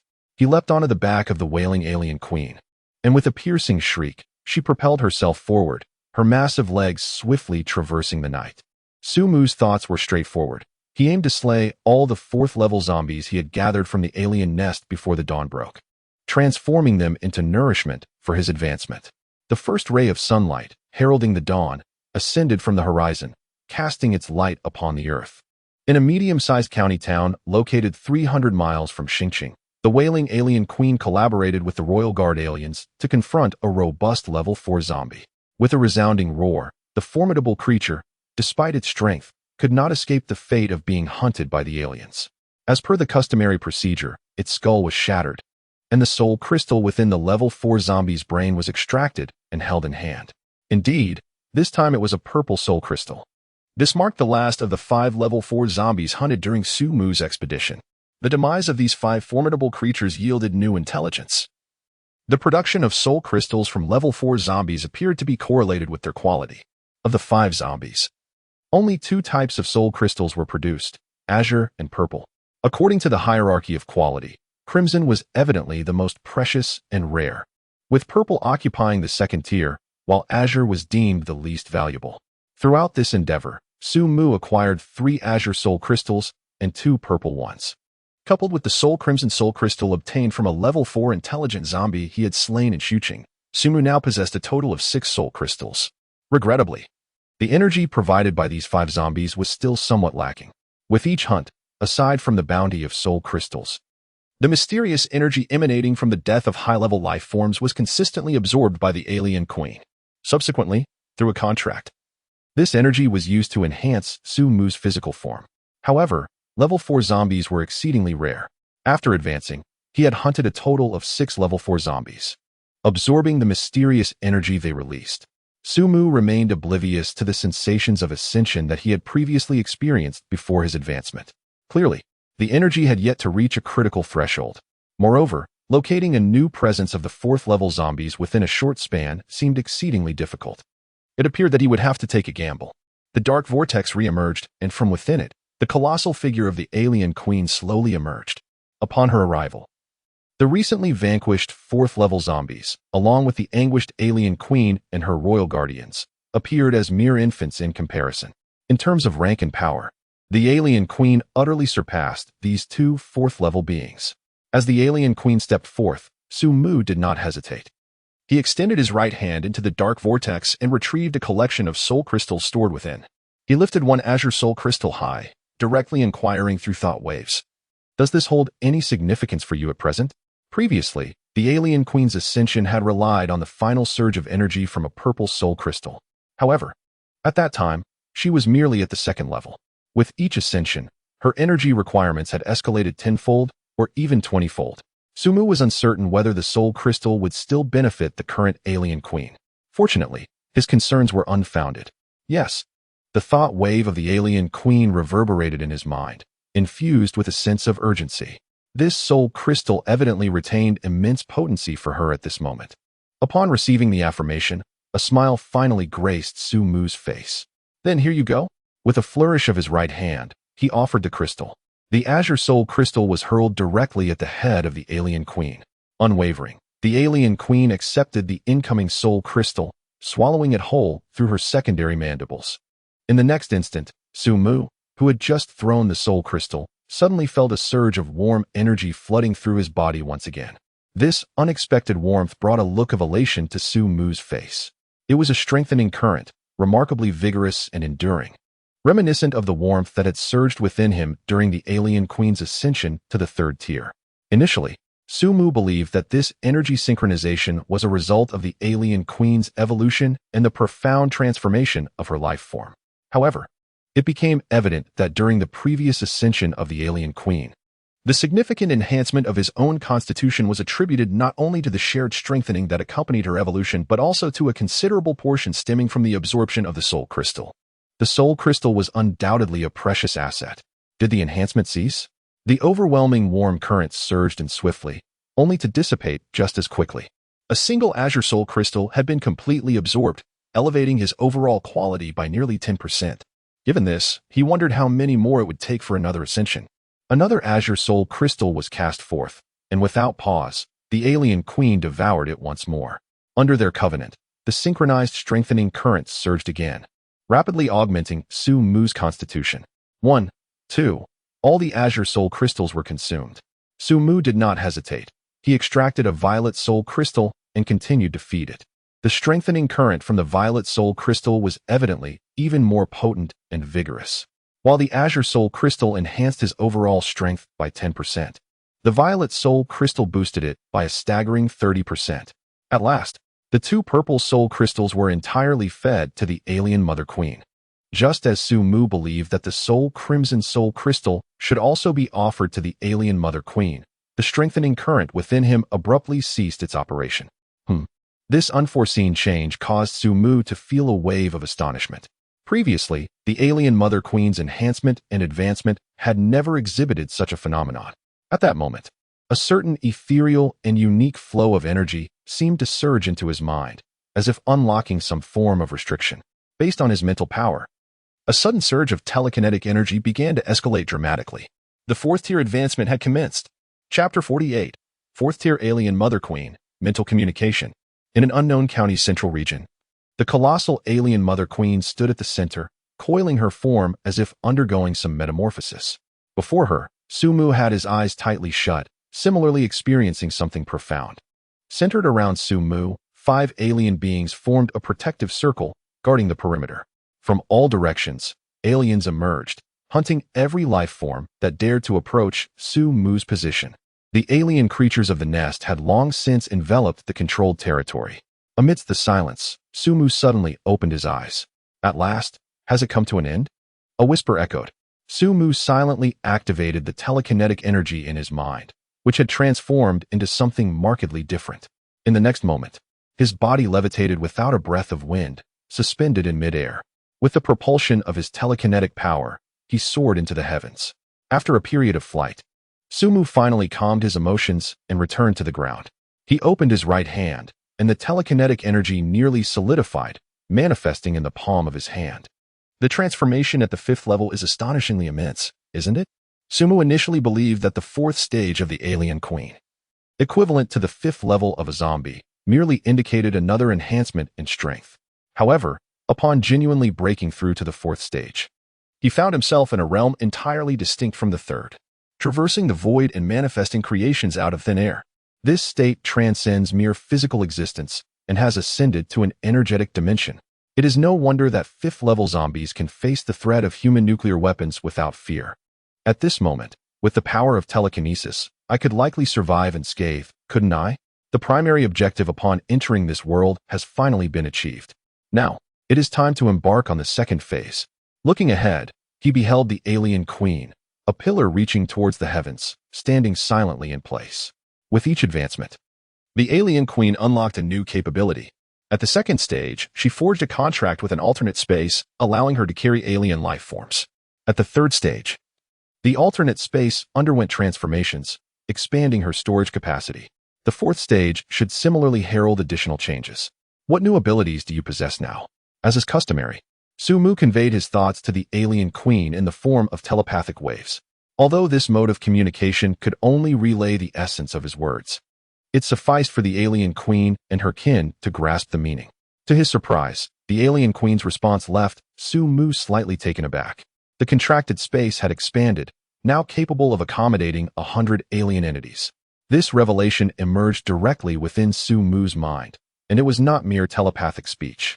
The alien queen had acquired the ability to converse directly with humans. 100 aliens? A mental communion. Sumu was taken aback.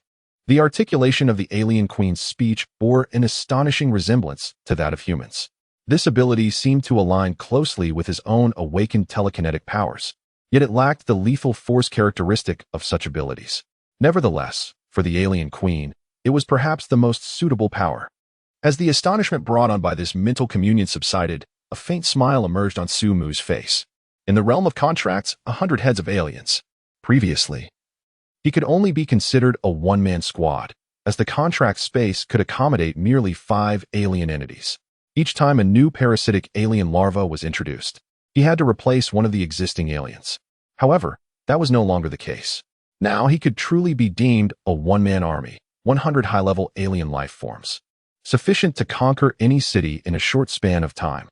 With this capability, coupled with the alien queen's mental communication, Sumu's eyes sparkled as a new idea suddenly took shape in his mind. Perhaps it could be done this way? By 7 o'clock in the morning, Sumu had swiftly returned to the military logistics base in Xing City, having traveled 300 miles from the nearby county. Under the daylight, the carnage from the previous night remained vividly apparent. Dried blood had congealed into dark stains, and the air was saturated with the metallic scent of blood. Despite this, no trace of a single zombie could be found in the vicinity of the base. As the master of the alien race, Sumu had instructed the aliens to clear the surrounding area of any creatures that might pose a threat to their safety before leaving the base. He was keen to avoid any complications, ensuring that the base remained secure for several miles in every direction. It was, in essence, a desolate wasteland, teeming with the remains of zombies. This served as a convenient guise for Sumu's departure from the base, venturing into the outer city. Upon entering the confines of the base city, Sumu swiftly observed a multitude of figures bustling about. Under the guidance of Sun Miaoying, approximately 20 individuals were incessantly entering and exiting a sealed gate. They were transporting an array of weapons, equipment, and ammunition, loading them into the rear compartments of a convoy of transport vehicles stationed at the entrance. The majority of the vehicles were already brimming with supplies, evidently the fruits of their labor throughout the night. In response to the invitation from the safe base, their enthusiasm was palpable. "Sumu, you have finally returned," exclaimed Bai Dingting, who had been assisting Sun Miaoying, as she was the first to notice his arrival. She immediately jogged over to him. "Yes, everything is fine," Sumu replied, addressing the somewhat clingy Bai Dingting, before inquiring about the current progress. "Have they all agreed to go to Su City?" "Indeed," Bai Dingting nodded vigorously. "Sister Miaoying is quite formidable." She explained the current situation to them while holding the severed head of Gao Weihu, analyzing the pros and cons. "Everyone unanimously accepted your proposal and is working diligently. These vehicles were salvaged from the base, and in about half an hour, they should all be fully loaded." Surprised by Bai Dingting's words, Sumu cast a sidelong glance at Sun Miaoying. Was she wielding the head as a means of intimidation? Yet, he found no disdain for such a pragmatic approach. At the very least, she had fulfilled the task she had set for herself. And her methods were neither excessive nor convoluted, but rather direct and straightforward. "Well done." At that moment, Sumu offered his affirmation. Upon hearing his words, Sun Miaoying visibly exhaled in relief. Her emotions towards Sumu were intricate. On one hand, there was admiration, while on the other, a sense of reverence. Deep within, she harbored a touch of feminine shyness, stemming from their previous conversation before she had been rescued by Bai Jingyi. This made her feel an inexplicable tension in Sumu's presence, rendering her somewhat at a loss for words. Fortunately, Sumu's encouragement allowed her taut nerves to relax. Observing the industrious members of the base, Sumu suddenly stepped forward and proclaimed loudly, "Complete the loading as swiftly as possible. And then everyone should prepare a meal to satisfy your hunger, while also readying provisions for the journey. You may consume as much food as you wish within the base. Aside from the military supplies in the rear compartment, you are permitted to carry food resources, as long as it does not impede our progress. This is a benefit for you all." Upon hearing this, the survivors erupted in cheers, and subsequently, they worked with even greater diligence. They had already learned from Sun Miaoying that it was Sumu who had vanquished Gao Weihua and saved them, providing them with a sanctuary. Now, with Sumu's declaration of unlimited food access, their morale soared. The tone of their leader suggested that the distant base might indeed be as Sun Miaoying had previously described, a place not only free from worries but also abundant in sustenance, devoid of oppressive figures like Gao Weihua. In this apocalyptic world, it felt akin to a paradise. Their yearning for a new life at the base intensified. As she listened to Su Mu's grand pronouncements and observed his silhouette, Bai Tingting felt an overwhelming sense of pride.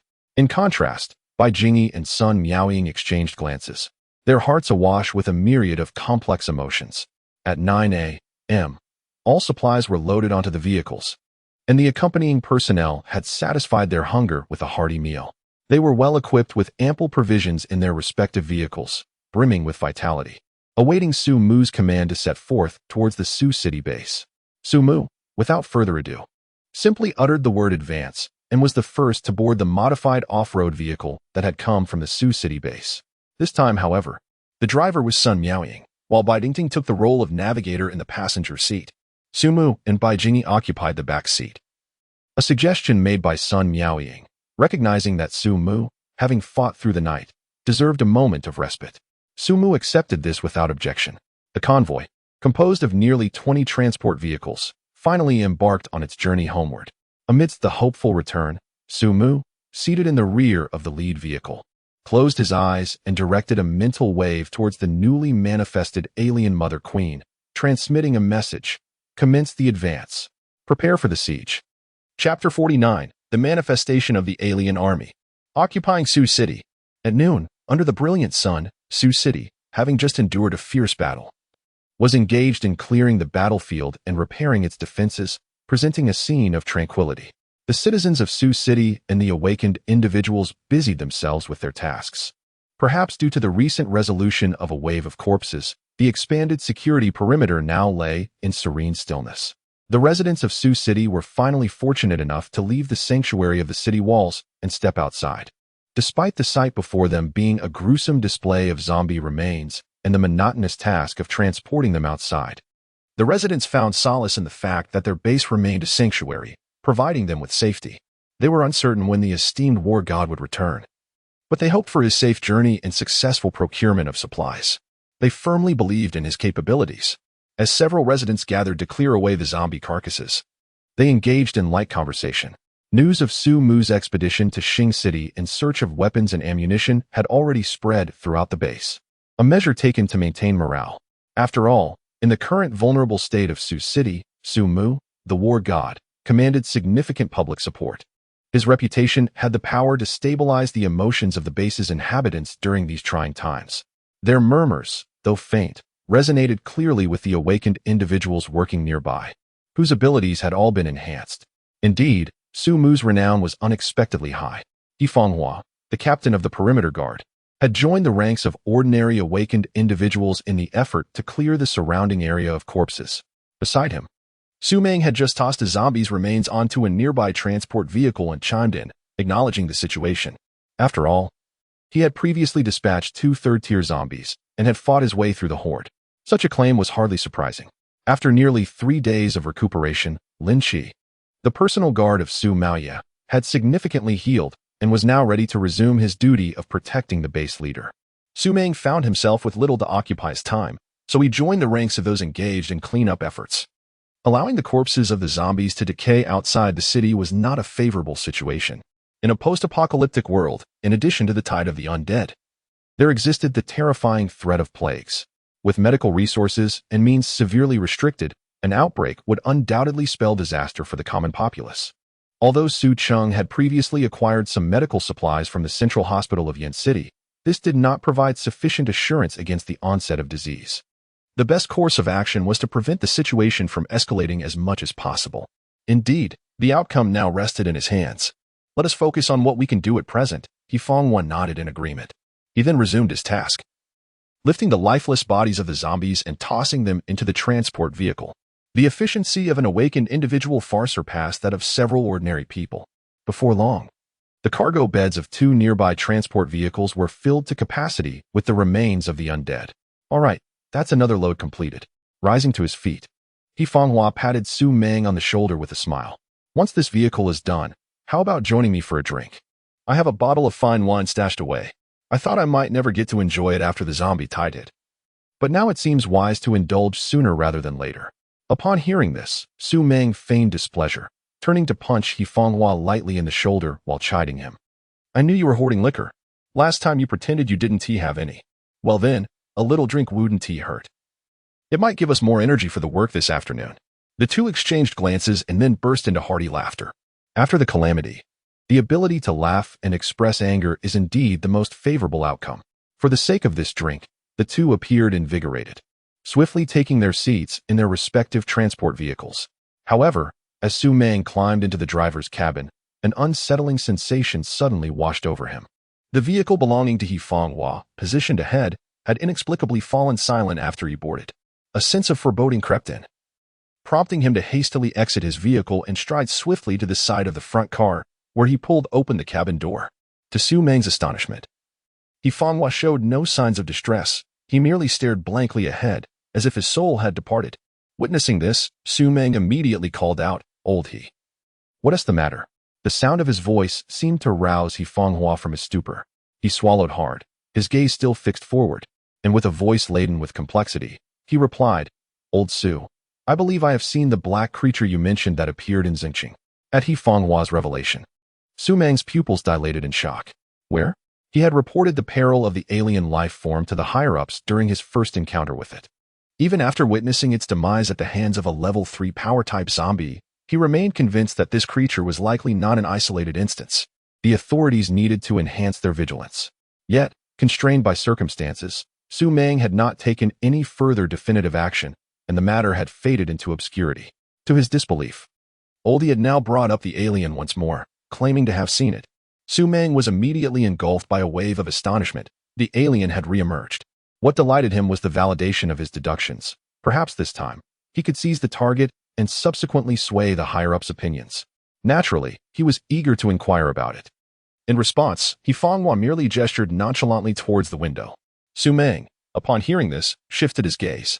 Due to the height difference between the driver's cabin and the ground, he initially failed to discern the anomaly to which He Fenghua had alluded. However, mere seconds later, a pitch-black creature swiftly emerged into Su Meng's line of sight. The moment he spotted the entity, Su Meng instinctively yearned to rush forward and capture it. Yet, just as he was about to act, the ensuing scene rendered his legs as if weighed down by lead. Following the appearance of the first creature, a multitude of others surged forth, reminiscent of the previous tide of corpses. Moreover, trailing behind these frantically racing beings was an extraordinarily massive alien queen, rising gradually from the horizon like a celestial behemoth. Its form, even without a complete view, emanated an aura of sheer terror. The mere presence of this singular entity overshadowed the previously encountered horde of corpses. No, it would be more accurate to assert that the two were not even on the same tier of existence.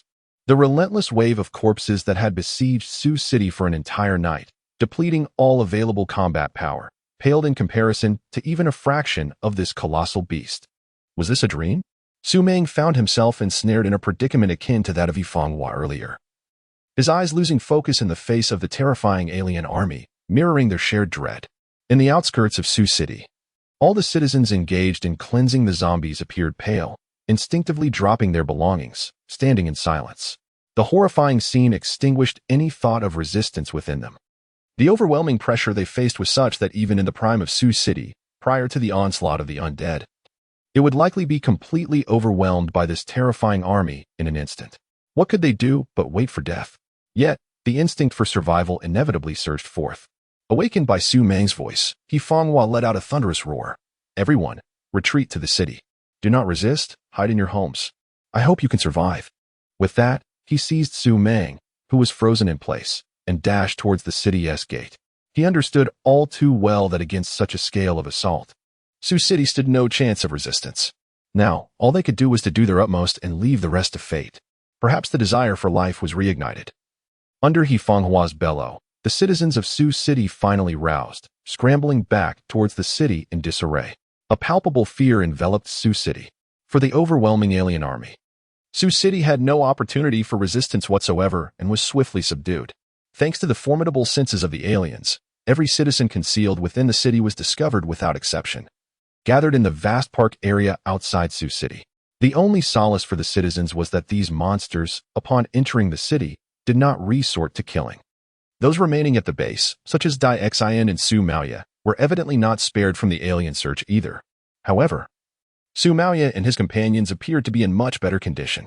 After Lin Chi, a third-level awakened guardian, was struck unconscious by a formidable alien creature. Su Maoya chose to abandon resistance and voluntarily accompany the alien to the gathering place. Along the way, Dai Xin, the least conspicuous member of their group, made an unexpected observation. These monsters seemed to have no intention of driving her away. After a moment's reflection, she considered that it might simply be a coincidence, for she possessed nothing particularly special. As for the others, under the aliens' intimidation, they had completely lost their usual composure. Within less than an hour, the entirety of Sioux City had succumbed to the dominion of these alien beings.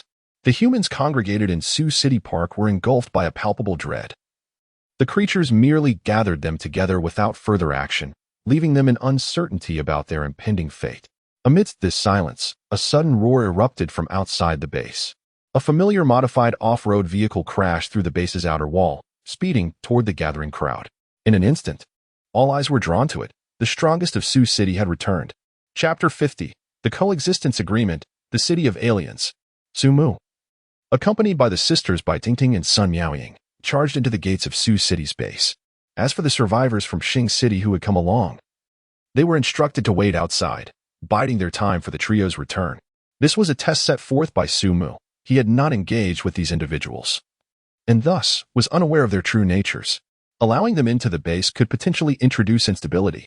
Therefore, he seized this opportunity presented by the upheaval in Sioux City to evaluate them thoroughly. Should they steadfastly remain at a distance, patiently awaiting their return, Su Mu would not obstruct them, regardless of whether they entered the city. However, if their hearts harbored treachery and they fled prematurely, the myriad of aberrations that had long since encircled Sioux City would take it upon themselves to deal with them. With a prolonged screech of brakes, a modified off-road vehicle came to a halt at the outskirts of the city park. The rear door swung open, and Su Mu emerged slowly, his gaze locking onto the towering figure of the alien queen, which had remained still in the open space. Instantly, a palpable tension enveloped Sioux City Park, as if the very air had sensed Su Mu's arrival. At last, the alien queen stirred, rising to her full height. A deep voice reverberated in the minds of all within the city. "Human warrior, your existence astonishes me. My kind respects the strong. Should you defeat the warriors under my command, we are willing to forge a pact of coexistence. If you fail, then..." The voice trailed off, and the robust tail spike behind the queen suddenly swung through the air like a blade piercing the void, striking down a portly middle-aged man in the crowd. In an instant, blood erupted, and the man, known as Ho Xiaojun, met his end. He was a rather notable figure within the Sioux City base, formerly the manager of military supplies. Yet, during the tide of corpses, he had abandoned the supply depot and sought refuge in the evacuation convoy, earlier utilizing a concealed grenade to eliminate a first-tier aberration when the creatures invaded the city. A considerable upheaval has been stirred. At a time when it is essential to establish authority through decisive action, Su Mu naturally chose to make an example of him. This individual, already known for squandering resources in Sioux City, held a significant position of power. Eliminating him would facilitate future operations. With someone falling victim, the populace of the base was immediately engulfed in trepidation. They fervently turned their hopes towards Su Mu, praying for his triumph. The creature capable of human speech conveyed a clear message. Should Su Mu fail, their only fate would be death, with the glimmer of hope for survival. No one wishes for demise. Now, all they could do was await the prowess of their revered warrior of Sioux City to once again avert disaster. As for Su Maoya amidst the crowd, his heart was overwhelmed with astonishment upon hearing the telepathic communication from the alien queen. The intelligence of this creature's species surpassed all his expectations, approaching that of humanity itself.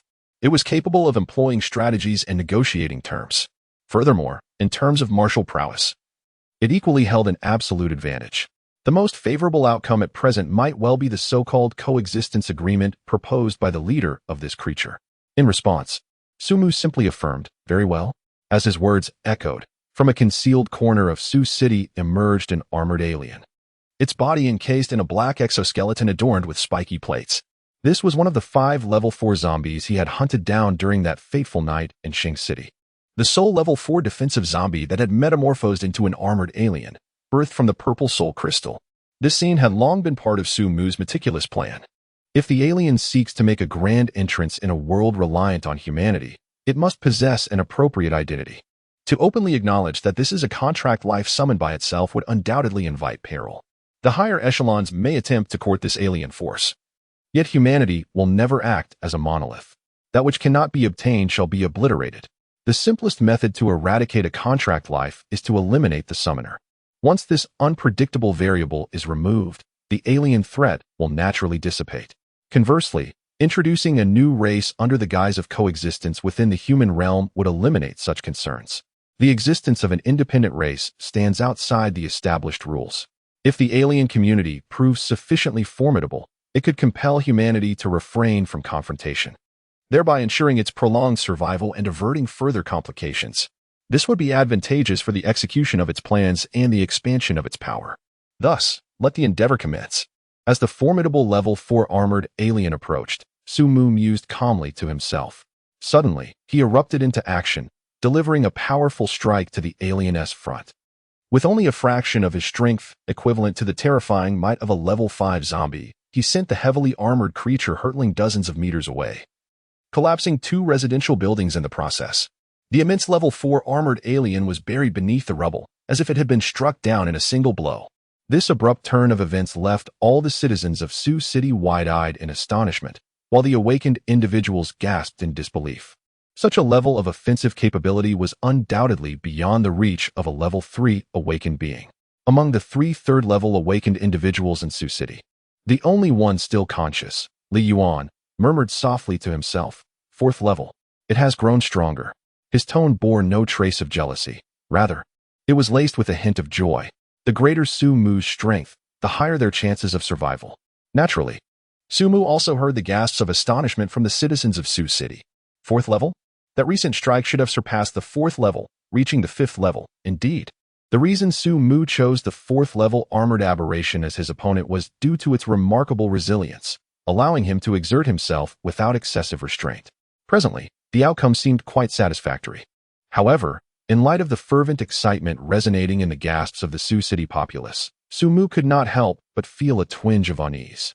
A 4th level armored aberration was not so easily vanquished. Furthermore, this was merely a performance. He would certainly not risk his own combat effectiveness. It was time to bring this to a close. As these thoughts settled in his mind, a sudden roaring sound erupted from the distant ruins. Under the incredulous gazes of the Sioux City citizens, the 4th level armored aberration, which had been sent flying, forcefully displaced the debris that had covered it, reappearing before their eyes. To their utter dismay, the monstrous creature, apart from a circular dent at its maw, appeared unscathed in every other aspect. Such terrifying physical resilience instilled a deep sense of hopelessness in all present. How could one possibly slay such a fearsome entity? Could Su Mu truly triumph over this monster? In that fleeting moment, the flicker of hope was overshadowed by a veil of despair.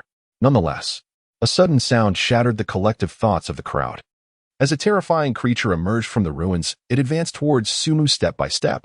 Abruptly, a thick-tail spike surged from the side, striking the creature with such force that it was sent flying, achieving an effect far surpassing what Su Mu had previously inflicted, propelling it directly into the inner city of Sioux City. This formidable tail spike originated from the alien queen at the center. It was evident to all that the alien queen undoubtedly eclipsed the creature that had just been struck down, and she was indeed more powerful than Su Mu. Yet, immediately following this, a deep voice resonated once more in the minds of all present. "Human warrior, thank you for sparing our kind. We shall honor our promise and establish a pact of coexistence with you. Provided that you do not intentionally provoke us, we shall refrain from initiating any attacks." The somber words echoed in their minds, leaving the citizens of Sioux City in disbelief. Could it be they were alive? Incredulous, they pinched their own flesh, the pain grounding them in reality. In the next moment, someone took the lead, shouting, "Warrior of the Battle God! Warrior of the Battle God!" Despite the proclamation, the surrounding aliens remained unresponsive, cautiously testing the boundaries of their controlled territory. Seeing no further restrictions, in an instant, all the citizens of Sioux City rose together, their voices ringing out, "Warrior of the Battle God! Warrior of the Battle God!" The sound reverberated throughout Sioux City. Witnessing this scene, Su Mu sighed inwardly, alas. All of this was merely a performance. Nonetheless, it was a necessary act for the stability of the alien race in this world.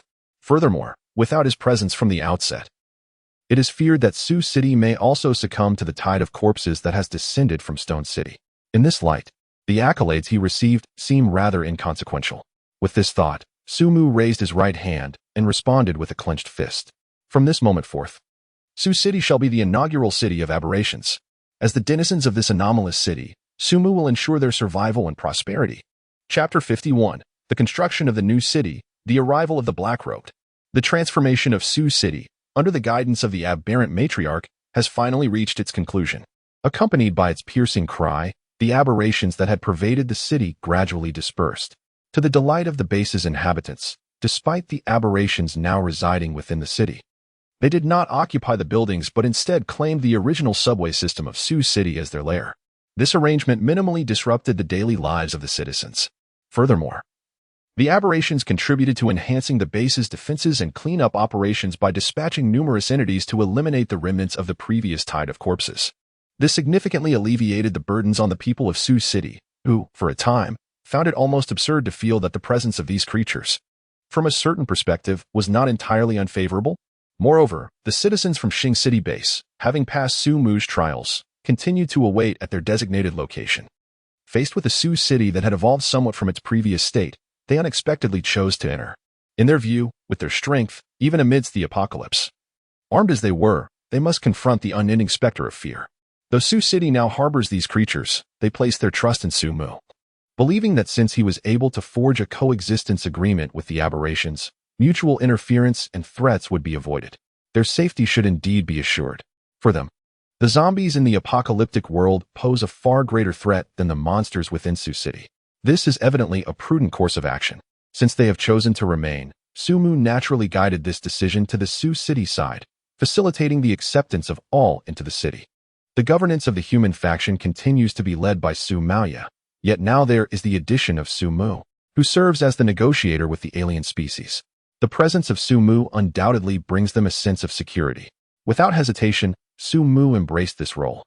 With the aliens taking control of Su City, he no longer needs to frequently venture outside. He only awaits their messages, ready to hunt the prey that requires his intervention. After a brief period of upheaval, Su City unexpectedly entered a phase of stable development. The following day, the sun rose as usual, casting its rays upon the now pristine outer walls of Su City. The remnants of the zombie tide battle had completely vanished from the sight of the citizens. This was all accomplished by the alien army, which efficiently cleared the previously neglected areas of Su City in just half a day. As for the collected zombie remains, they were not conspicuously transported into Su City. Instead, they were discreetly returned to the underground lairs in Xing City. Su City merely serves as a FAAD visible to the public, while the true foundation of their operations remains anchored in the nearby Xing City, from which they extend outward, occupying Su City as a branch city for human coexistence, allowing the aliens to step into the realm of light. Is by no means the culmination of Su Mu's ambitions, cleansing the entire apocalyptic world and transforming it into a realm of aberrations. To bring an end to this cataclysm, to pass on the flame of civilization in an alternative form, this is the grand ambition of Su Mu. In pursuit of this goal, he must continue to grow stronger. Su Mu firmly believes that the fourth tier, level 5, shall not be the pinnacle. Level 5. It remains uncertain how many zombies of such caliber exist in this world. As he indulged in the breakfast prepared by Dixian, Su Mu reflected on the situation. The presence of fourth-tier zombies has become apparent through the relentless advance of the denizens of the nests, yet there have been no sightings of the fifth tier. Now, due to the recent ascension of the aberrant queen, the energy released upon the demise of fourth-tier zombies can no longer trigger the enhancement currents. Furthermore, the aberrant queen has lost her craving for the soul crystals produced in the minds of fourth-tier zombies. Clearly, to ascend swiftly, a higher-grade energy source is required. It appears he may need to linger at this stage for a while. With this thought, Su Mu could not help but sigh. Although his current physical prowess is comparable to that of fifth-tier zombies, coupled with the command of a high-level aberrant army, and the fourth-tier strength that should stand at the peak of the fifth-tier aberrant queen, under these three advantages, he should be hard-pressed to encounter a formidable threat in this apocalypse. Yet, unforeseen changes are always a possibility. Strength is never a surplus. Regrettably, the known methods for promotion at present do not offer any means of advancement, leaving him only to sigh in resignation. Are you contemplating matters of the aberrations, my lord? At that moment, Dixian, who was approaching the table with her meal, happened to overhear Su Mu's sigh. Naturally, Su Mu was contemplating the concerns regarding the extraterrestrial beings in the city. The term extraterrestrial was proclaimed through Su Mu's voice by the alien queen to the citizens of Su City just before their departure, designating it as their species name. Perhaps due to the fact that she had not felt threatened during the previous alien invasion, Dai Xian quickly accepted the current circumstances. Nonetheless, the presence of an alien neighbor in Sioux City was akin to a ticking time bomb, posing a significant threat. As a pivotal link between the extraterrestrials and humanity, Su Mu's worries were entirely understandable. In response to Dai Xian's concern, Su Mu smiled reassuringly, declaring that there was no need for worry regarding those beings. As long as I am here, they shall not cause any trouble. Upon hearing Su Mu's words, Dai Xian nodded earnestly. She had unwavering faith in the words of the elder, knowing he had never broken a promise. Subsequently, she redirected her attention to the meal before her. In her current simple and blissful existence, she cherished each moment of tranquility. Observing Dai Xian's demeanor, Su Mu set aside his myriad contemplations. It was enough. He had done all that was within his power. What would happen next was left to fate. Releasing his thoughts, he enjoyed a sumptuous breakfast with Dai Xian. Just as he was preparing to leave their abode and head towards the central building of the inner city for the high-level meeting proposed by Su Maoya the previous night, Su Mu suddenly froze.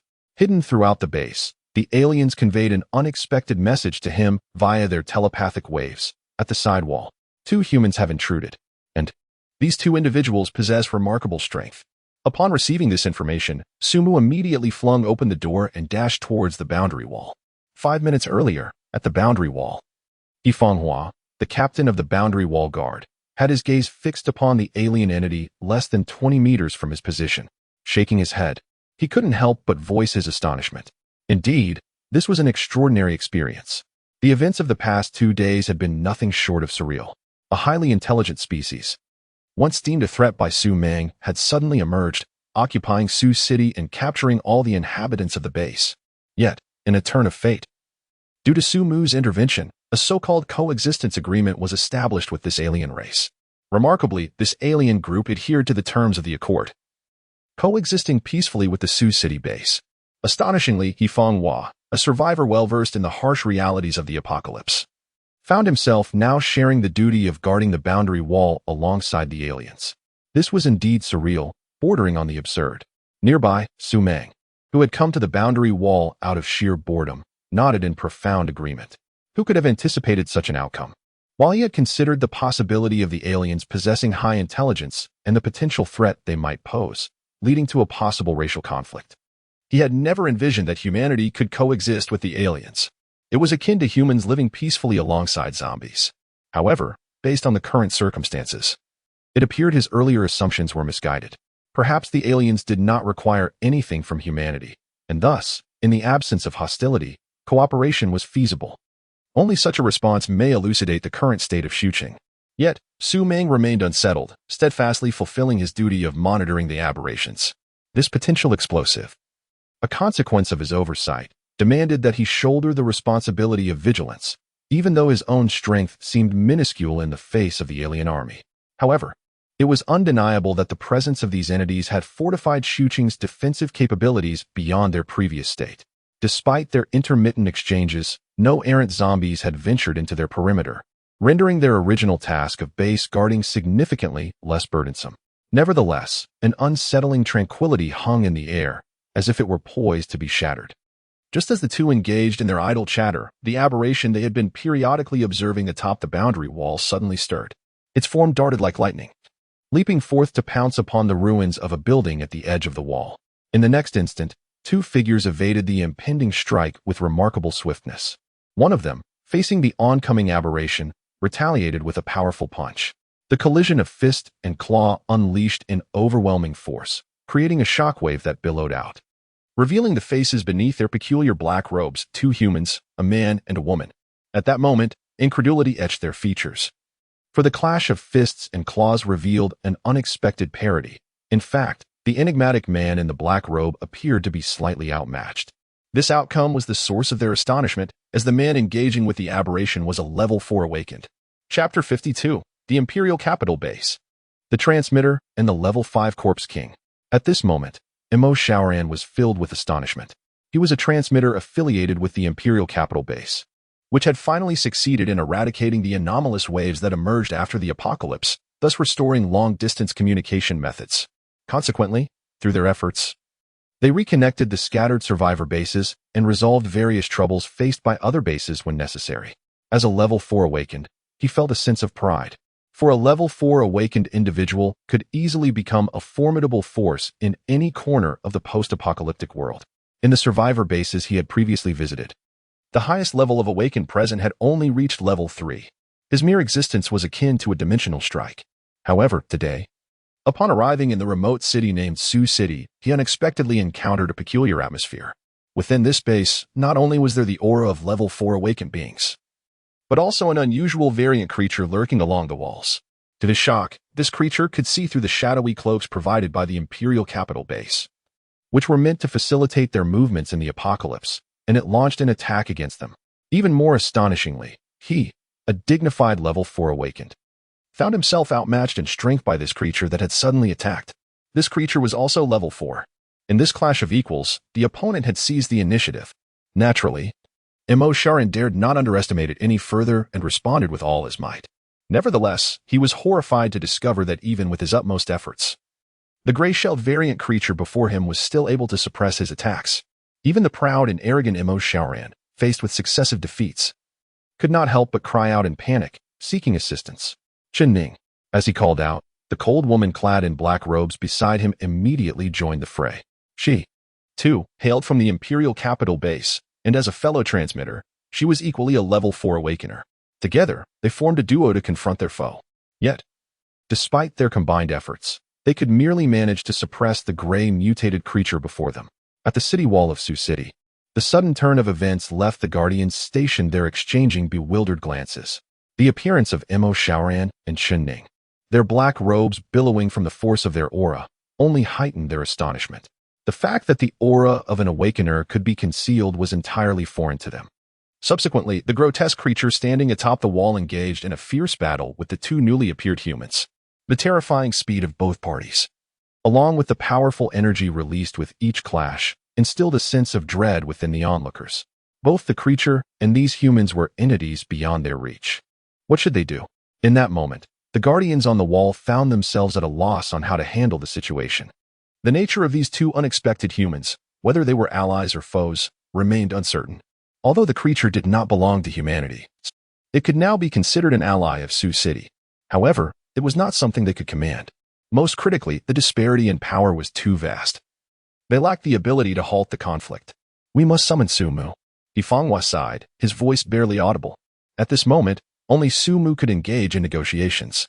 No sooner had he spoken than a powerful gust of wind swept past him.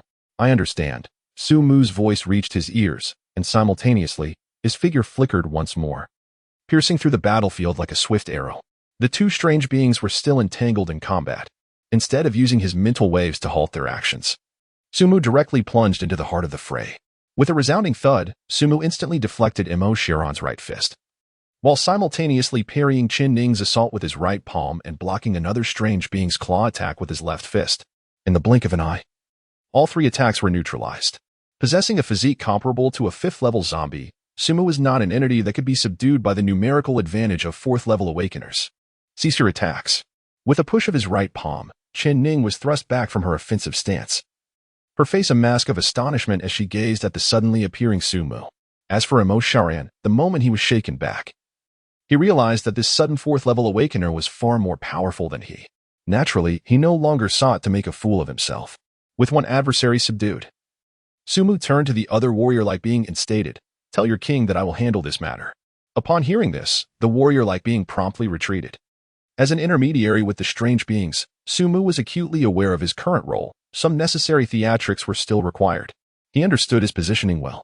After sending the strange beings away, Sumu shifted his gaze once again, now resting on the two foreign humans before him. A peculiar black robe capable of concealing one's presence. Suddenly, two level 4 awakeners materialized. There is no need for speculation. These individuals undoubtedly hail from a formidable faction, possessing a level of elite status.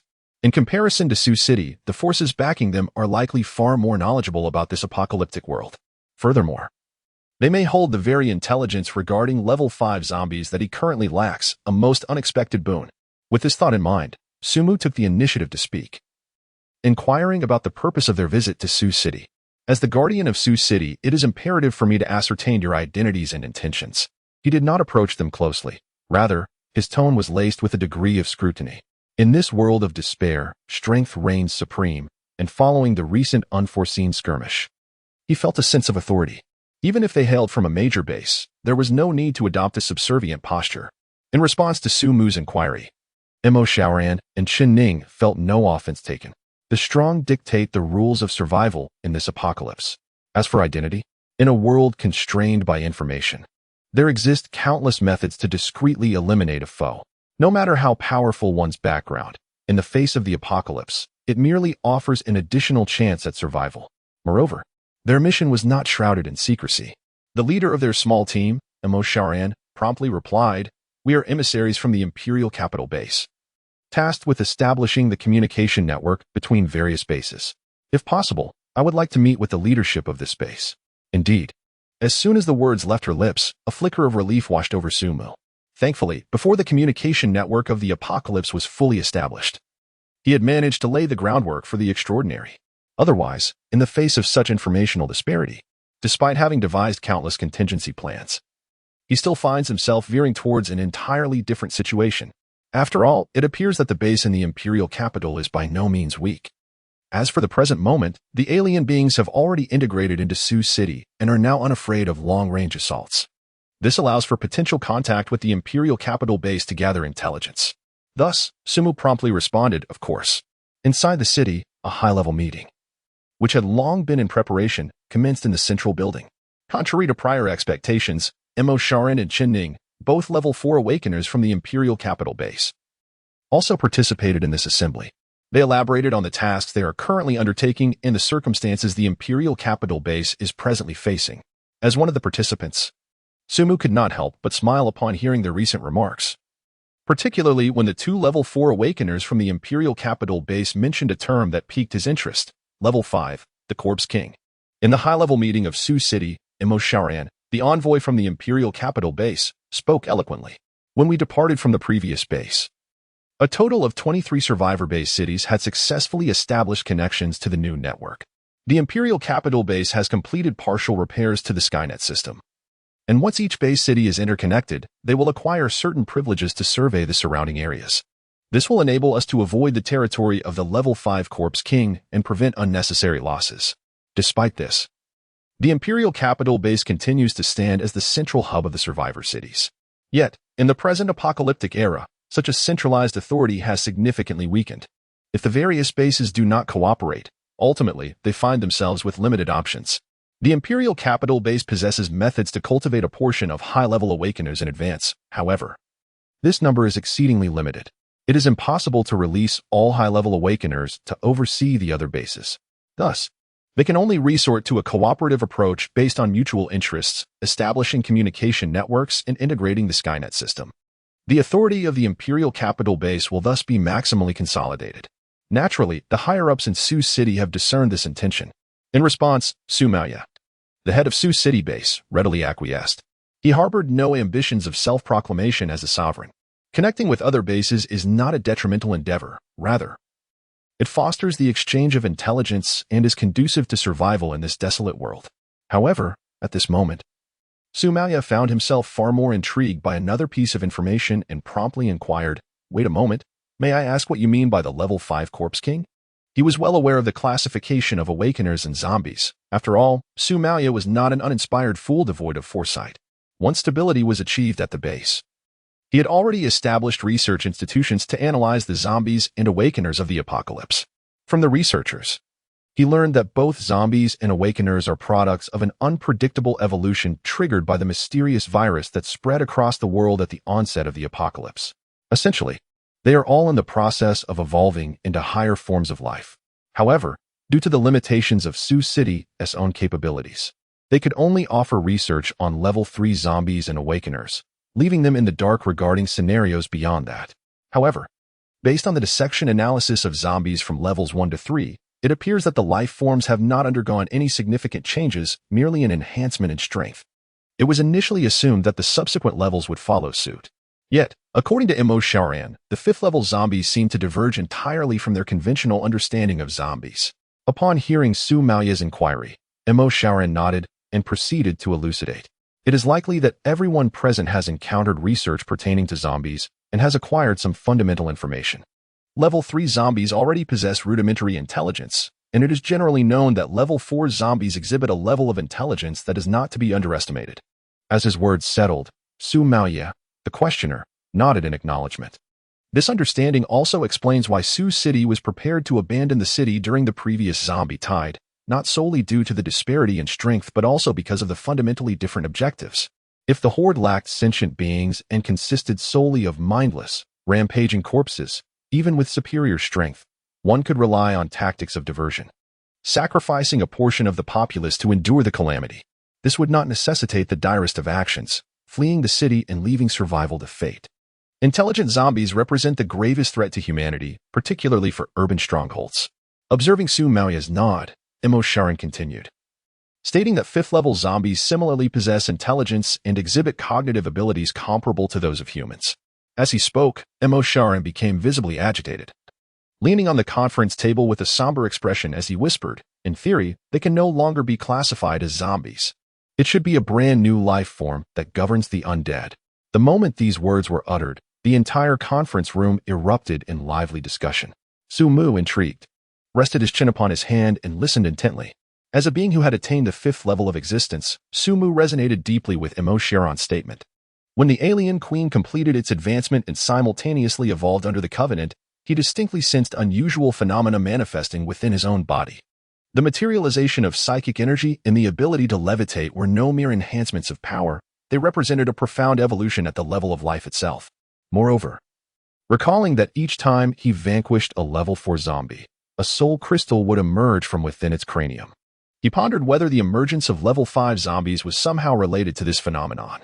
With this realization, Su Mu was compelled to speak up for the first time during the meeting. The evolution you speak of must be connected to what resides within the brains of the level 4 zombies, correct? Upon hearing this, all eyes in the room turned towards Su Mu, including those of Emo Shaoran and the previously silent Chen Ning. However, both suddenly recalled the prowess Su Mu had displayed earlier at the boundary wall, where he had single-handedly felled a level 4 zombie, making it entirely plausible. They promptly responded. Indeed, Emo Shaoran nodded, then addressed Su Mu directly. You must have brought back the soul crystals from their brains, haven't you? At this, Su Mu nodded in affirmation. He then feigned a search within his garments, while discreetly tapping into an alternate dimension to retrieve the sole remaining blood-red soul crystal he possessed. The unexpected alignment of the naming of the soul crystal with the nomenclature used by the Imperial Capital Base caught Su Mu by surprise. Ultimately, the name serves merely as a code. The act of naming does not alter its fundamental purpose, it is merely a coincidence. Extracting the blood-colored soul crystal, he placed it upon the conference table. In an instant, all gazes converged upon this crystal, pure as blood. A hint of intoxication flickered in their eyes, a sentiment shared by both the awakened and the ordinary members of the Sioux City leadership. Only Emo Shaoran and Chen Ning, the 2 4th-level awakened ones, upon recognizing the object presented by Su Mu, exhibited astonishment and suppressed their innate desires. Their glances towards Su Mu shifted subtly, previously filled with reverence for strength. They now bore an additional thread of awe.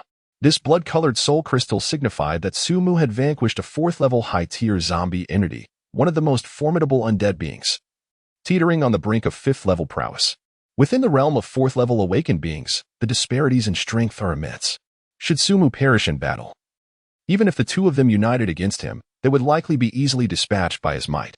Sioux City has indeed birthed an extraordinary individual. Perhaps Su Mu shall rise to become the next sovereign of humanity? Contemplating this, their regard for Su Mu deepened significantly, even within the Imperial Capital's base. A 5th-level sovereign stands at the pinnacle of power. It is indeed a soul crystal, and of the highest caliber, the blood-colored soul crystal. Might I trouble you to store it away, my lord? This object incites an instinctual desire within humanity. Emo Shaoran involuntarily adopted a tone of reverence as he surveyed the expressions of the others in the conference room. Su Mu also realized that the soul crystal affected not only him, but also the otherworldly beings. He promptly stored it away, causing the crimson soul crystal to vanish from sight. The individuals within the conference room gradually regained their composure, some feeling a twinge of embarrassment and daring not to meet Su Mu's gaze. Treasures possess a captivating allure. However, losing one's rationality over such treasures is somewhat excessive. Su Mu, on the other hand, felt no such disquiet. After all, when he first acquired the Crimson Soul Crystal, a powerful longing had similarly consumed his consciousness. And he understood their predicament. As long as they did not knowingly pursue the unattainable, he saw no issue. His belongings were his to bestow willingly. Any other intentions would lead them to the realm of the otherworldly creatures. Glancing over the embarrassed assembly, Sumu gestured for them to continue. Mo Shaoran nodded in response and resumed. According to the research findings from our Imperial Capital Base, highly concentrated viral active substances appear within the brains of level 3 zombies. It is these active substances that bestow them with rudimentary intelligence. As level 3 zombies evolve further to level 4, these viral active substances coalesce into soul crystals. They are categorized by quality from low to high as azure, purple, and crimson. The higher the quality, the closer the individual is to level 5. At this point, Mo Shaoran paused before continuing. The Imperial Capital Base once successfully hunted a corpse king and conducted a dissection and analysis of its form. This led to the conclusion that for a level 4 zombie to ascend to level 5, the soul crystal must be fully integrated into its body. Only then can it achieve the advancement of its life level, becoming a being of Corpse King caliber. The existence of the Corpse King level is marked by its dominion over designated territories. The Corpse King possesses the ability to command all levels of zombies within its realm, effortlessly inciting a large-scale zombie tide. Any life form that intrudes upon the territory controlled by a Corpse King will be detected, and depending on the perceived threat, corresponding zombies will be dispatched to eradicate it. Thus, to mitigate threats posed by the Corpse King level, the Skynet system is indispensable. The successful hunt of a Corpse King by the Imperial Capital Base is clearly a confidential affair. However, revealing this information adds leverage and serves as a display of strength to Sioux City, while simultaneously validating their research. The higher-ups of the Sioux City base, as anticipated by Mo Shaoran, have adopted a solemn demeanor. Only Sumu, present in the conference room, appears somewhat unconvinced upon hearing this remark. In comparison to Sioux City, Mo Shaoran evidently places greater importance on Sumu's perspective. After all, in his mind, Sumu has the potential to become a king among men, representing the pinnacle of humanity's combat strength. Fostering a rapport with him may align more closely with his interests than merely fulfilling the mission assigned by the Imperial Capital Base. Gritting his teeth, Mo Shaoran abruptly vacates his seat and strides to Sumu's side. He then leans in and whispers into Sumu's ear, "My lord, I possess knowledge of a method to absorb soul crystals to enhance oneself." Mo Shaoran's sudden approach takes Sumu by surprise, yet upon hearing his whispered words, Sumu's interest is piqued. He responds with curiosity, "What are your terms?" Chapter 54, Resonance of Souls, the Power of Contracts, and the Enhancement of Collective Wisdom. Merely wishing to forge a friendship with an adult, Mo Shaoran softly uttered in response to Sumu's words. The use of soul crystals is a closely guarded secret among high-level awakeners within the Imperial Capital Base. It is precisely due to the existence of soul crystals that the Imperial Capital maintains a strength that far surpasses that of other bases. Of course, the Imperial authorities have not prohibited the dissemination of its usage. After all, one must first obtain a soul crystal. If defeating a level 4 zombie were truly so effortless, the demise of numerous small to medium-sized bases would not have occurred. Mo Shaoran sought Sumu's friendship, knowing that mere reliance on easily accessible information once the base's communication network was established would not suffice. Instead, he intended to employ the soul crystals in a unique manner to transcend level 4 and ascend to level 5 through an extraordinary method. This was a personal secret of Mo Shaoran, gleaned from the words of a fallen king of the Imperial Capital Base. Upon hearing Mo Shaoran's reply, Sumu sensed that this individual possessed a certain intrigue. Was he essentially placing a bet on himself? Regardless of whether the special application of the soul crystal was beneficial to him, the mere act of his proposition made him a worthy companion. Although there were undertones of mutual benefit and emotional investment, such dynamics were not out of place in a post-apocalyptic world. It would be strange to offer goodwill without reason. Moreover, having an additional high-level awakener from the Imperial Capital Base would aid him in understanding the complexities of that formidable base, which he would inevitably confront one day. Gaining further insight could only prove advantageous. With these thoughts in mind, Sumu responded with a smile, saying, "Then do not call me adult. Simply refer to me as Sumu." A smile immediately graced Mo Shaoran's face. After the meeting concludes, Sumu suggests finding a quiet place for a more in-depth discussion. The two exchange a few cordial remarks before parting amicably. Naturally, the other attendees in the conference room are curious about the content of their conversation. However, since it was conducted in hushed tones, they refrain from inquiring further. Regarding the establishment of a communication network for the base in the capital, Su Qing is not opposed, especially given the additional complication of the 5th-level Corpse King. They are eager to promptly set up the communication network to acquire more intelligence. Mo Shaoran and Chen Ning successfully complete their mission. The construction of the network requires merely the placement of a small device carried by Chen Ning on the existing equipment. Before long, the Su Qing base is officially connected to the capital base, finalizing the communication network. A wealth of information begins to flow between the two locations. The Skynet system of Su Qing is reactivated, granting it the authority to scout the surrounding areas. In the inner city, at Building 2574, they seek a secluded spot for private discourse. Sumu promptly invites Mo Shaoran and Chen Ning to his residence, noting that his home in Su Qing is quite spacious. Moreover, his only companion at home, Dai Xian, is considerate and tends to avoid being present when serious discussions are underway. Mo Shaoran readily agrees, and upon entering the abode, it is evident that Sumu truly regards him as a friend. Chen Ning, on the other hand, follows behind with an air of indifference. She appears to belong to the reticent type. Nevertheless, Sumu does not sense any malicious undertones from her, thus extending an invitation without hesitation. However, it seems that the atmosphere in the residence is unusually lively today. Before even entering the house, Sumu sensed the presence of an awakened individual within. Upon reflection, he surmised it to be Bai Dingting. The addition of another person was inconsequential, especially as Bai Dingting was one of his own. However, it soon became evident that he was mistaken. The guests were not limited to Bai Dingting. Bai Jingi and Sun Miaoying, both familiar faces newly arrived in Su City, were also present, engaged in idle conversation. Their presence, upon further contemplation, was not particularly surprising. After all, when he had initially brought the two women into the city, he had reassured them that they could seek him out should any troubles arise. Their appearance here could indeed suggest a matter of concern. On the other hand, the group was quite taken aback by Su Mu's return home. They perhaps believed that the high-level meeting at the base would consume a considerable amount of time, and were thus surprised by his early arrival. In response to this, Su Mu spoke first, introducing his guests. These two are Mo Shaoran and Chen Ning from the Imperial Capital Base. I have matters to discuss with Shaoran. We will address any other concerns shortly. By the way, Dai Xian, please take care of your sister Chen Ning. Upon hearing this, Dai Xian promptly approached and led Chen Ning aside.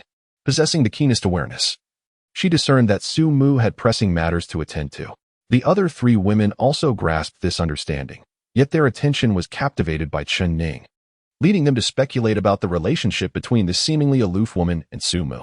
In the study, a room seldom utilized, the presence of Dai Xian ensured its pristine condition despite its infrequent use.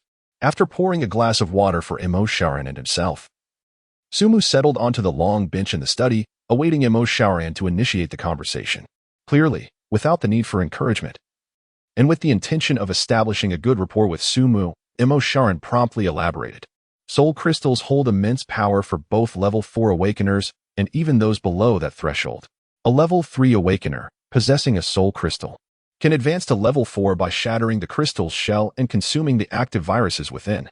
A significant portion of the level 4 awakeners in the Imperial Capital Base owe their ascension to the unique properties of soul crystals. Upon hearing this, Sumu nodded in agreement, confirming his prior thoughts. He recalled how the alien queen ascended to level 3 by consuming a purple soul crystal, completing her final step. Moreover, due to her biological peculiarities, it was permissible for her to ingest the crystal shell alongside the crystal itself. However, if it were a human, Sumu silently rejoiced at having recently acquired a crimson soul crystal, avoiding any reckless impulse to consume it. He could only imagine that the experience of a human swallowing the crystal shell would be far from pleasant. Nevertheless, beyond this common application, soul crystals possess an alternative, rarely known method of utilization.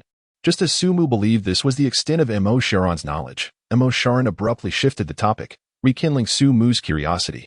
The act of devouring soul crystals to enhance one's physique mirrors the approach of the alien queen. Due to the power of the contract, Sumu has been employing the energy of soul crystals in this very manner. Initially thinking he would achieve nothing, he was unexpectedly presented with another method of application by Mo Shaoran, which could be further elaborated. This method of reinforcement clearly diverges from previous approaches, perhaps proving beneficial to one's current self. Mo Shaoran did not tease Sumu's appetite and continued, "Brother Mu, you must have sensed the unique wave emitted by that crimson soul crystal, which incites a primal desire for consumption." Upon hearing this, Sumu nodded. When he first obtained the Crimson Soul Crystal, he was indeed influenced. However, upon activating his telekinetic abilities, he meticulously discovered that this primal desire bore a striking resemblance to the wavelength of his telekinetic energy.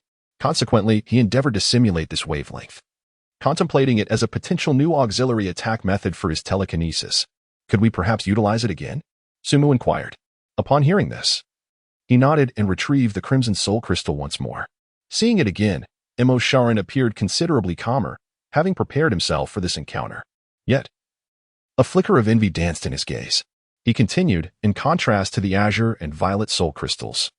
The Crimson Soul Crystal is nearing maturity and is most likely produced by a level 4 zombie on the verge of metamorphosis. Therefore, it possesses an alternative purpose.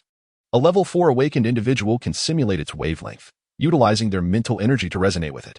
Under this resonance, its active substances will undergo a transformation, converting into spiritual energy that integrates into the resonator's body, thereby enhancing the awakened individual's mental strength.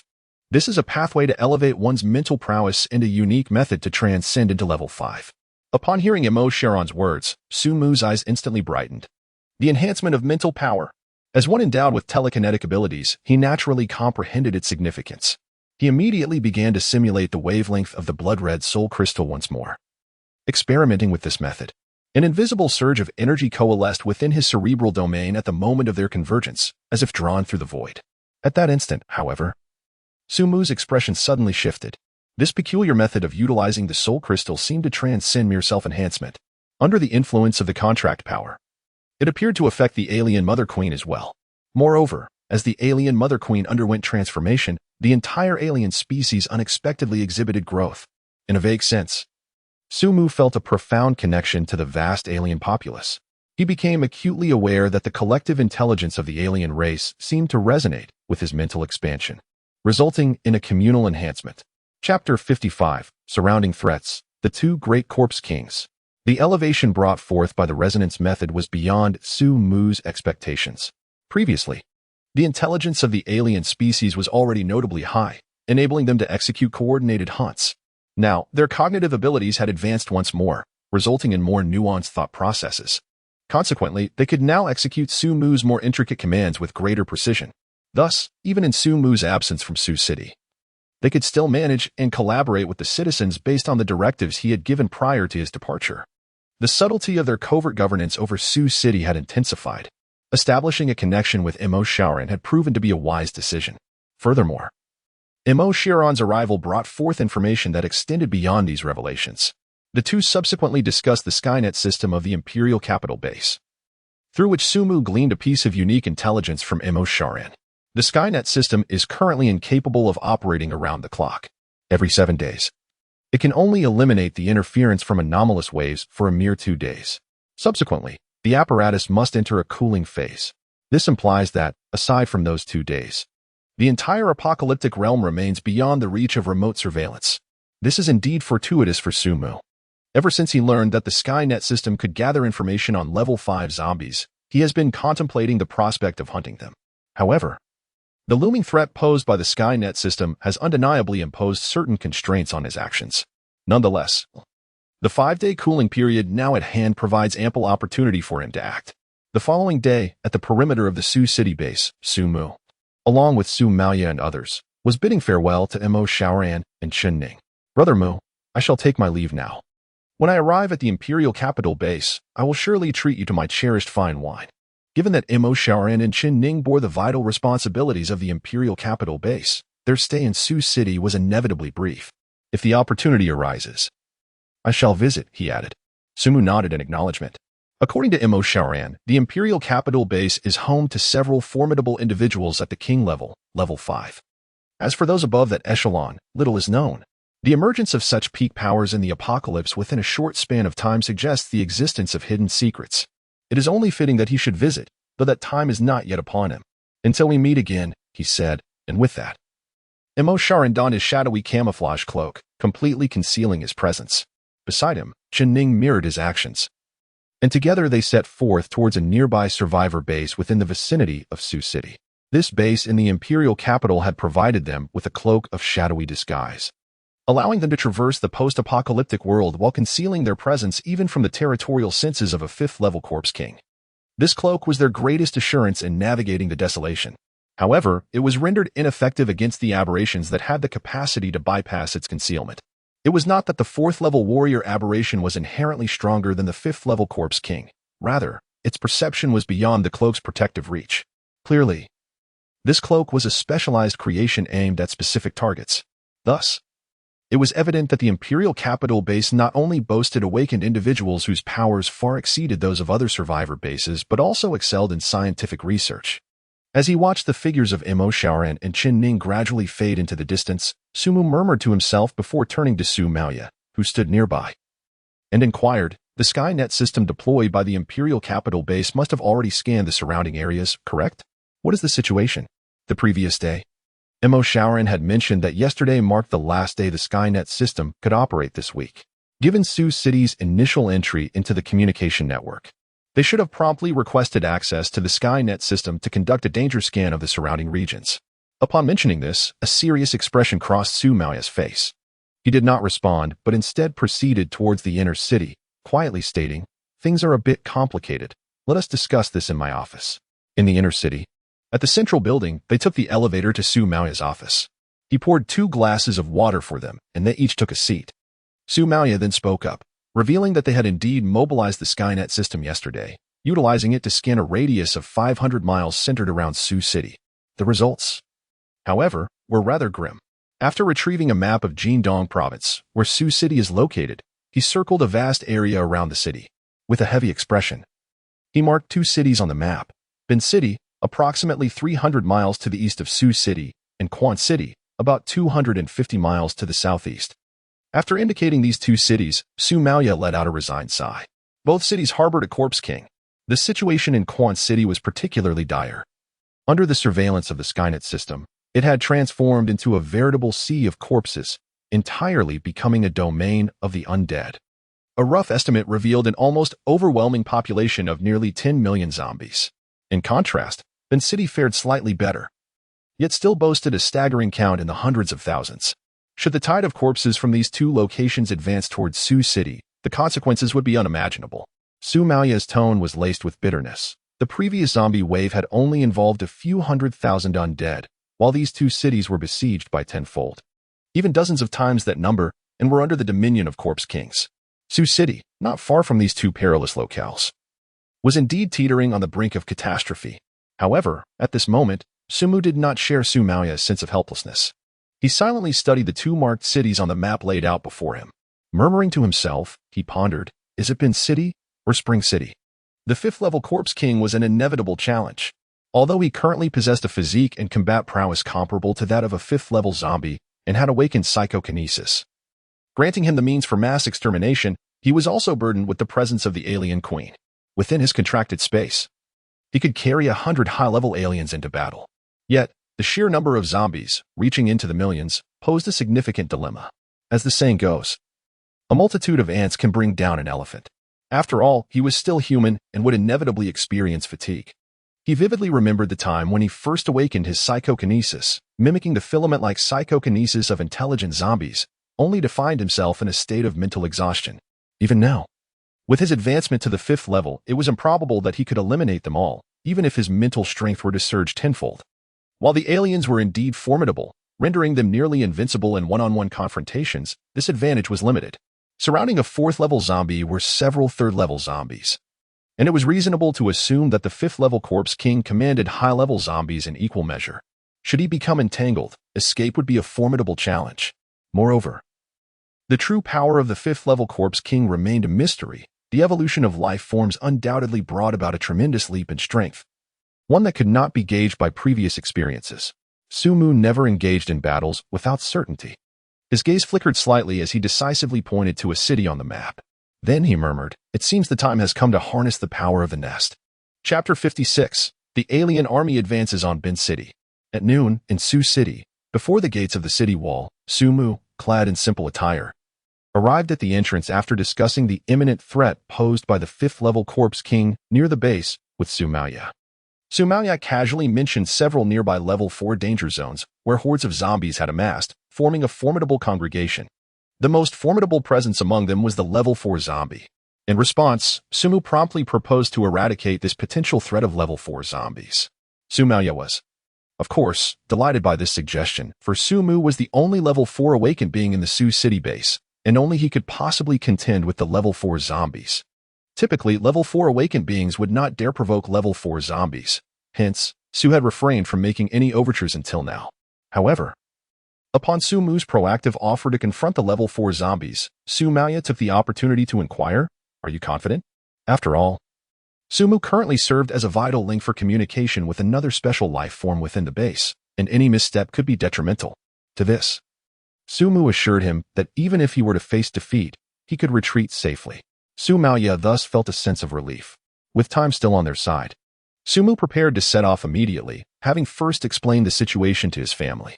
Accompanying him to the main gate of the city wall were 3 others, the sisters Bai Tingting and Sun Miaoying, who were currently serving as city guards. This was the reason Bai Jingyi and Sun Miaoying had sought him out the previous day. As newer members of the Su City base, they wished to contribute to its defense. Consequently, Sumu assigned them to work alongside Bai Tingting, who had recently retired from the Explorer Squad and joined the base's guard duties to oversee the daily patrols. Moreover, he discreetly commanded the anomalous beings to ensure their safety. Presently, Su City appeared more peaceful than ever, at least on the surface, with the anomalous beings now residing there. The original inhabitants of Su City remained enveloped in a palpable sense of fear, their words and actions restrained by an unyielding caution. Rarely did anyone meander aimlessly through the streets, while the patrolling duties were marked by an unusual tranquility. In this domain, the alien queen found herself in an unparalleled state of security. Moreover, with the recent enhancement of the aliens' cognitive abilities, they were capable of preemptively neutralizing potential threats, rendering any unforeseen incidents virtually impossible. Similarly, Sumu had already established a protective perimeter of alien sentinels around Xian to ensure her safety. They proceeded with utmost vigilance. Xian, and I will await your return home." Bai Tingting refrained from insisting on accompanying them, fully aware that her presence would only burden Sumu. It was far wiser to remain at the base in patient anticipation of his return. In response, Sumu gently embraced her, murmuring, "Do not worry. I shall return before dinner." With that, he stepped through the gate, leaving the guarded confines of Su City. Once beyond the boundary of Su City's defenses, Sumu summoned an alien creature from the contract space, an alien beast known as the Hellhound. This formidable entity was a genetic mutation of a level 4 messenger alien, birthed from a level 4 Hellhound zombie. Due to the high classification of its host, its physique closely resembled that of the original parasite, being considerably larger than the standard messenger alien, with its jaws having morphed into fearsome fangs. It possessed remarkable agility and movement and enhanced close combat capabilities. At this moment, however, the Hellhound was conjured forth as Sumu's steed. After advancing to the 4th tier, he had undergone a transformation, acquiring the ability to fly. However, in the present day, Sumu is on the brink of an impending battle. To ensure he remains at the pinnacle of his combat prowess, he will not squander his strength on mere travel. Moreover, the 4th level aberrations, particularly the messenger aberrations, possess remarkable speed. With their agility, they can traverse to and fro the target location in a mere 2 hours. Yet, the true purpose of Sumu's journey is not the pursuit of 4th level zombies, but rather the zombie king of Bin City. Let us return to the lair. With a swift motion, he mounted the broad back of the fierce canine aberrations, which immediately set off at a gallop toward the lair located in Zhang City. Upon navigating through the concealed tunnel, Sumu, riding the fierce canine aberration, landed smoothly within the lair. Indeed, it had expanded once more. Observing the subterranean lair, now significantly larger than the last time he visited, Sumu could not help but exclaim in admiration. However, his return to the Zing City lair was not solely to assess its current scale of development. Dismounting from the robust back of the fierce canine aberration, Sumu approached one of the aberration queens residing within the lair as a producer. "Break free from the incubator and come forth." As he conveyed the command, Sumu reopened the dark vortex of the contract space. The aberration queen immediately complied with his directive, roaring as she broke free from the confines of the incubator, striding powerfully into the dark vortex. The assault on Bin City is merely the beginning. Sumu has no intention of sparing another zombie realm, Quanqing. However, the sheer number of zombies in Quanqing is overwhelming. Even though it is also a territory of 5th-level zombie kings, the number of zombies congregating in Quanqing is at least 3 times greater than that in Bin City. To conquer it all at once, sufficient forces are required. However, Binqing serves as the production point for military strength, capturing Binqing and utilizing it as a foundation to generate a multitude of aberrations will subsequently enable an assault on Quanqing. Su Mu had never contemplated the notion of gradually encroaching upon two adjacent locations. If action were to be taken, it would be executed in one decisive sweep. Even before his departure, he had formulated a plan in his mind. With all preparations in place, he set forth. Once more, he leapt onto the back of the ferocious canine aberration. After a series of agile maneuvers, the beast swiftly navigated through the nest passage, returning to the surface. Complying with Su Mu's will, it did not halt upon exiting the tunnel but instead sprinted eastward. That direction is where Binqing lies. Furthermore, amidst the desolate apocalypse, this ferocious canine aberration was not alone in its solitary dash. At this moment, had the Tianwang system of the Imperial Capital Base not entered a cool-down state, an aerial overview of the entire Xingqing and its neighboring cities would reveal a shocking sight. Countless black dots were racing towards the same destination. These black dots were, in fact, numerous aberrant creatures, malevolent aberrations, courageous aberrations, guardian aberrations, armored aberrations, parasitic entities, though identical in essence, varied vastly in appearance as messenger aberrations. Diverse in form and hue, the aberrations surged forth like a black tide, converging together, all heading toward Binqing. The realm of the undead, ruled by the Corpse Kings, is but a jest in the presence of such collective beings. Clan warfare is their true hunting ground. This battle shall mark the inaugural test of the aberrant army's might. Radiating its influence across the globe, the Corpse King of Binqing shall herald the beginning. Chapter 57, The King of Corpses and Bin City, Clan Wars. In the towering edifice of the Dishing Building, a zombie, indistinguishable from an ordinary human, casually peruses a book. This creature is none other than the King of Corpses and Bin City, a being that has ascended from a level 4 intelligent zombie. Transformed from human to zombie, it has undergone numerous evolutions, ultimately emerging as a novel life form. Due to the inherent functional tendencies of its level 4 existence, it possesses a profound intellect that surpasses that of other kings of corpses. Upon advancing to level 5, it even acquired fragments of the original host's memories. However, it is essential to note that it is not the original owner of this body. The moment it became a zombie, the original host met their irrevocable demise. Contemplating the perils of humanity, the King of Corpses closes the book in hand and silently walks along the edge of the building, gazing out over the entirety of Bin City. Through the remnants of the original hostess' incomplete memories, combined with the acquisition of human textual knowledge and numerous literary works, it has come to perceive humanity as a dangerous species, capable of creating an array of formidable weapons that could pose a threat even to it. In the instinctual drive for survival, it yearns to erase humanity from history, aspiring to transform this world entirely into a realm of zombies. However, the internal landscape of the zombie world is equally tumultuous. Not far to the southwest, another formidable entity shares its status as a King of Corpses, emanating an aura of extreme danger in its domain.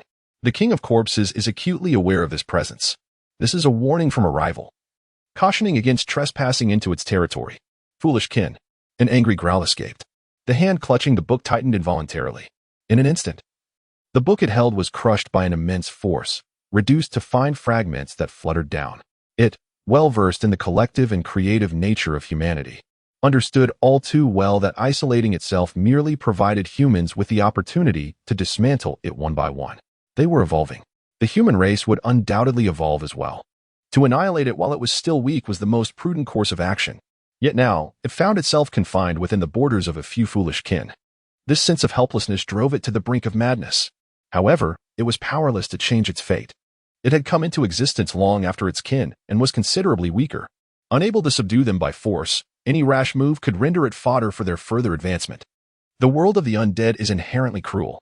As for the human populace surrounding it, this coastal city was originally a stronghold for survivors. The area around the city still bore remnants of makeshift fortifications. Beneath its dominion, there were no other beings besides zombies. If only there were a human base for me to consume high-grade flesh energy, perhaps I would be strong enough to confront those too. Damn it. The zombie king of the coastal city grew increasingly furious. Being trapped in this city was maddening. Yet, at that moment, a peculiar sensation suddenly permeated its consciousness. Its perceptive abilities extended over the western region. Suddenly, an unusual surge of life energy erupted. Something has entered, and in astonishing numbers. Is it humanity, or perhaps mutated creatures? In an instant, the clear pupils of the King of Corpses and Bin City were illuminated with a blood-red glow. a manifestation of the inherent bloodlust that surged within the once lifeless zombie. Its body tensed abruptly, and with a powerful leap, it descended from the pinnacle of this towering city landmark. Boom! The shadow struck the ground, causing the earth to fracture. Yet the King of Corpses emerged unscathed from the freshly formed crater. Simultaneously, as if responding to a signal, hordes of zombies began to advance towards the west, driven by an unseen force. Moreover, within the heart of the Binhai urban area, numerous high-level zombies, classified as Grade 3 and above, began to emerge from various buildings. These were the high-level zombies concealed within Binhai, and with a base of over 1 million zombies, their numbers were indeed formidable. There were thousands of Grade 3 zombies, and the even more formidable Grade 4 zombies numbered over 20. This surge of power could only be deemed terrifying. The King of Corpses sensed that the quantity of anomalous life energy within its territorial domain was astonishing, and the individual strength of these entities was equally remarkable. As a cautious, intelligent zombie that had ascended to the rank of a king, it summoned all the zombies within the city to launch an assault. Yet, this was not the primary reason for mobilizing the entire force of the city. The fundamental cause lay in the emergence of those anomalous life waves shortly thereafter. It suddenly sensed an entity imbued with an extraordinarily vast corporeal energy, accompanied by unusual life fluctuations, intruding into its territory. Food. Moreover, this surge of fleshly energy was sufficient to catalyze a transformative enhancement within itself. In an instant, the previously pinned-up frustration and fury, coupled with the primal instinctual craving of its body, drove it into a frenzy. Eliminate him. Possess him. Devour him. By seizing this life form brimming with immense fleshly energy, it could surpass its kin and fulfill its own ambitions. What was the sacrifice of an entire city's horde of zombies in pursuit of this goal? The intent to kill pervaded the entirety of Binhai City. Accompanied by millions of zombies, the zombie king of Binhai City charged towards the source of the anomalous life fluctuations. In the outskirts of Binhai City, the command rang out, eliminate them. As Su Mu's voice echoed, thousands of aberrant beings simultaneously launched an assault on the wandering zombies ahead.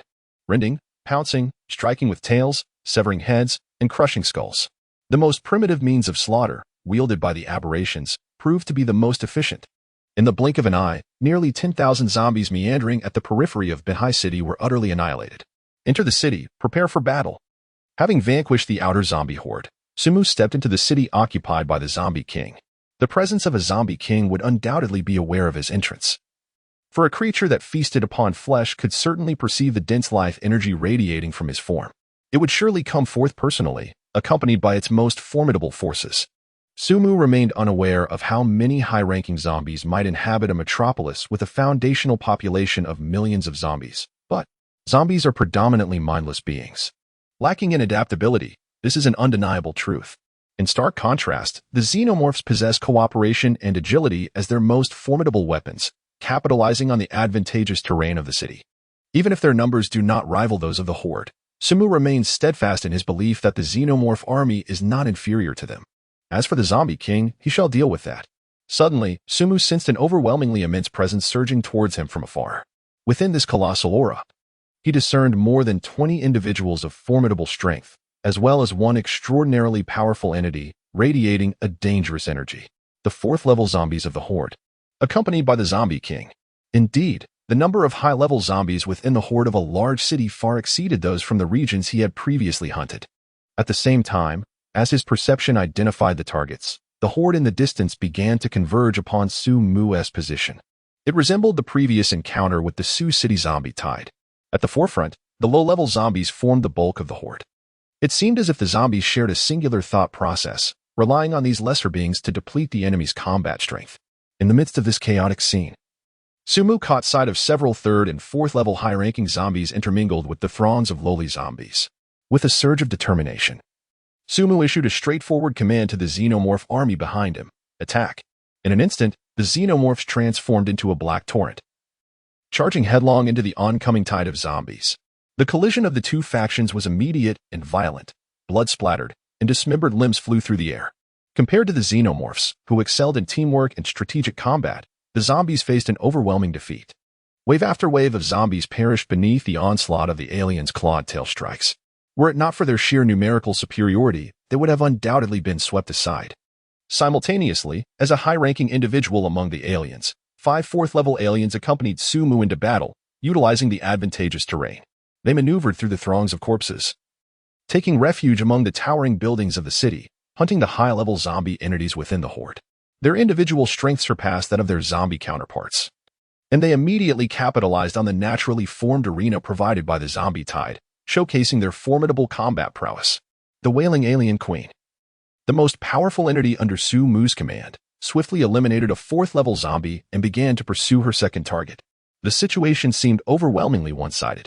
Yet, at that moment, Su Mu, having issued commands to the alien army, merely cast a fleeting glance before diverting his attention. A searing gaze from afar pierced through the air towards him. Following this fervent gaze, he spotted a humanoid zombie standing on the second floor of a nearby building. Undoubtedly, this was the true objective of his mission, the zombie king of Bin City. In the next instant, Su Mu soared into the air, propelling himself at high speed towards the location of the zombie king. A confrontation of equals, a king against a king. The horde of zombies would be dealt with by the alien forces. This zombie king was his to confront. Chapter 58.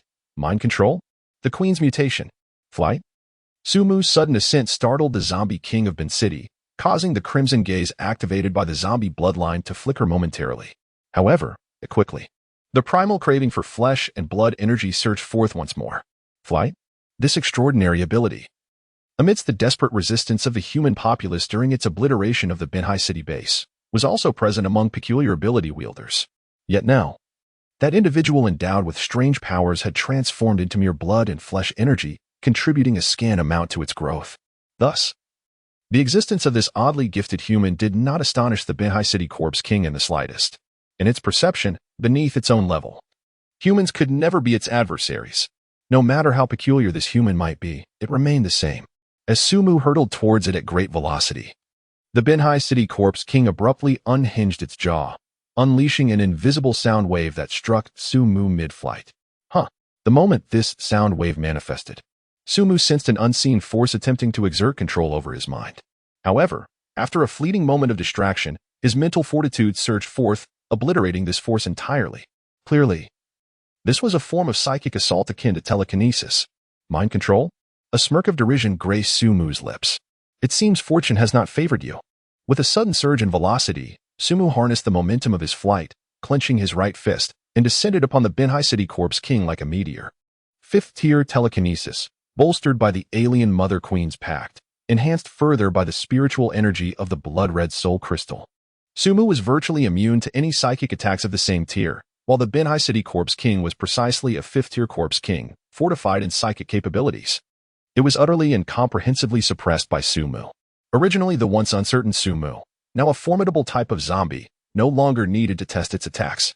Meanwhile, upon realizing that its mental control had failed, the zombie king of Bin City sensed impending doom. This human, remarkably like its neighboring counterpart, was immune to its mental manipulation. However, it was too late. In an instant, as the mental control was lifted, the human accelerated toward it. The zombie king found itself momentarily paralyzed due to the failure of its ability, losing the opportunity to evade. Damn, there was no escaping this predicament. The zombie king immediately crossed its arms in front of itself, bracing to withstand the impending blow. Having ascended to the 5th level, it possessed a stronger physique and enhanced abilities, along with the unique power to command a horde of zombies. Yet, this promotion also came with negative consequences. The zombies, having long lost their sense of pain, were beginning to regain it. With their heightened intelligence, they too experienced emotions like fear. This was the reason for the territorial divisions among the zombie kings. Upon sensing the shift, they could also retreat in panic. Aware that its greatest power was restrained by Su Mu, the zombie king of Bin City began to entertain thoughts of fleeing. After all, Su Mu, before it posed a significant threat, it could very well kill it. Yet, all of this hinged on whether it could withstand this strike unscathed. With a swift motion, Su Mu's fist descended like a meteor. Boom. Accompanied by a resounding explosion, Su Mu's right fist collided violently with the zombie king's crossed arms, unleashing a shockwave that shattered the air. Subsequently, the zombie king's body was propelled backward as if struck by a meteor. Boom, boom, boom. The relentless sounds of crumbling and collapsing structures echoed continuously. The body of the king of corpses from Bin City soared backward like a colossal armor-piercing projectile, shattering more than a dozen buildings in its wake. Ultimately, it was forcefully embedded into the steel load-bearing wall of the landmark structure had previously emerged from, the Dashing building. Its arms, once utilized for defense, were now grotesquely contorted, with bones fractured and flesh laid bare. The long-forgotten pain suddenly enveloped the consciousness of this king of corpses. From the moment of its nascence to its ascension as a corpse king, it had never endured such grievous injuries. It must flee. The king of corpses from Bin City had come to a clear realization. This peculiar, airborne human was strikingly different from any it had encountered before. He possessed the formidable power to easily slay it. Delay him. The willpower surged wildly within its mind. The mere thought of Su Mu's terror drove the king of corpses into a frenzy, commanding the tide of corpses to obstruct Su Mu's advance. Fear coursed through it. Remaining here any longer would surely lead it to death. Yet, just as it summoned the tide of corpses through its kingly abilities, a voice suddenly resonated beside it. Who do you intend to delay? In that fleeting moment, the king of corpses from Bin City experienced, for the first time, the visceral sensation of cold sweat as recalled from its original memories. Simultaneously, an irresistible force surged from above, pressing down upon its head with crushing weight, sending it crashing heavily towards the floor below. Bang! A spiderweb-like pattern of cracks suddenly appeared on the cement floor where the head of the corpse king of Binching met the ground. Su Mu stepped with indifference upon the head of the corpse king. This creature was far weaker than he had anticipated. Perhaps it was due to its alignment with the psychic enhancement system, which rendered it vulnerable to his own abilities. Even the alien queen need not intervene. Su Mu's innate combat prowess was more than sufficient to utterly crush this corpse king. However, this was advantageous, as it saved him valuable time. Su Mu's objectives extended beyond merely this singular corpse king of Binching. Under the unrelenting force that pinned it down, the Binching corpse king was evidently filled with terror. It desperately attempted to exert its mind control once more, yearning to seize Su Mu's consciousness. Yet, with his preparations in place, Su Mu was impervious to its schemes. Realizing it could not break free from his grasp, the corpse king exclaimed, "Human, release me. Otherwise, none of the creatures you brought shall escape this city." This was its only bargaining chip. In its memories, humans were rich in emotions, one of which was nostalgia. Simultaneously, they measured gains and losses, unlike its kind, the zombies, who could abandon their kin without a second thought. Although those peculiar black creatures were not of human lineage, they had arrived alongside this human and were under his command, implying they held significant value to him. The corpse king had absolute confidence in the millions of zombies inhabiting Binching, believing that the mere 10,000 of those black monstrosities, regardless of their individual strength, could not possibly match their overwhelming numbers. In the present day, the city has become a battleground, surrounded by enemies on all sides, with many already succumbing to the onslaught of the undead. The life of a formidable army is traded for its own existence. The king of the dead in Bin City is convinced that this human will acquiesce to its proposal. However, upon hearing the words of the king, Su Mu's reaction diverges sharply from its expectations. Indeed, it is better to resolve this matter swiftly. With a whispered murmur, Su Mu forcefully pressed his right foot down upon the head of the king of the dead. The stone slab beneath him shattered instantaneously, sending both man and corpse plummeting to the first floor. Yet, as they fell, a torrent of crimson blood erupted in a shattered spray. Su Mu utilized his psychokinetic abilities to shield himself from the oncoming blood, while simultaneously feeling the familiar surge of strengthening warmth coursing through his body. That single step had obliterated the skull of the king of the dead. Even a zombie of such caliber meets its demise when its head is crushed. Having vanquished the king of the dead, Su Mu did not pause to relish the increase in his strengthening warmth. Instead, he summoned the contract space. A vast vortex of darkness materialized before him, from which the alien queen emerged. Following closely behind, the alien matriarch's consciousness followed suit, standing tall beside him. Gazing upon the immense form of the alien matriarch, Su Mu uttered softly, "Let us begin." In the next moment, the alien matriarch let out a resounding roar, unleashing a unique pheromone that activated the alien queen before her. Tick-tock, tick-tock. The once robust alien queen seemed to undergo a profound transformation, her entire form appearing to melt away, gradually coalescing into a pool of black viscous liquid. Chapter 59, Primitive Alien. Blood Exploder, New Variant. Black Water. The primordial substance of the alien. Under the phenomenal influence released by the alien queen, she possesses the ability to reproduce. This black water, derived from the very essence of the alien queen, flows freely through the cityscape. The greenery outside the Dasheng building fell victim to its contamination, and within moments, it exhibited a mutation response. Clusters of black spores began to emerge, proliferating through the plant's transformation. In fact, the thought ignited. The black spores erupted, releasing spore particles imbued with the black water gene into the atmosphere. In an instant, the battlefield, engulfed by the alien and the horde of corpses, was shrouded. The corpse army, in a state of unconsciousness, unwittingly became carriers of the black water gene. The development speed of the primitive aliens was exponentially swifter than that of ordinary aliens. Moreover, with the deliberate sacrifice of an alien queen as the initial genetic material and a portion of the growth substrate provided, their mutation rate surged to unprecedented heights. Mutation. Almost immediately following the spore eruption, a rapid explosion commenced. Countless fallen zombies on the battlefield were the first to display abnormal phenomena. Their lifeless bodies, which had long lost all signs of life, suddenly twitched involuntarily. The muscles along their backs began to bulge ominously. Then came the sounds. Pop, pop, pop, accompanied by a cacophony of tearing noises. Countless corpses suddenly tore apart, from which emerged grotesque, blood-soaked alien larvae, bloodbursters. These primordial alien larvae result from the infection and growth induced by the blackwater gene. While they bear similarities to the ruptured hosts, distinct differences set them apart. Like their counterparts, they grow within the host's abdomen, absorbing initial nutrients.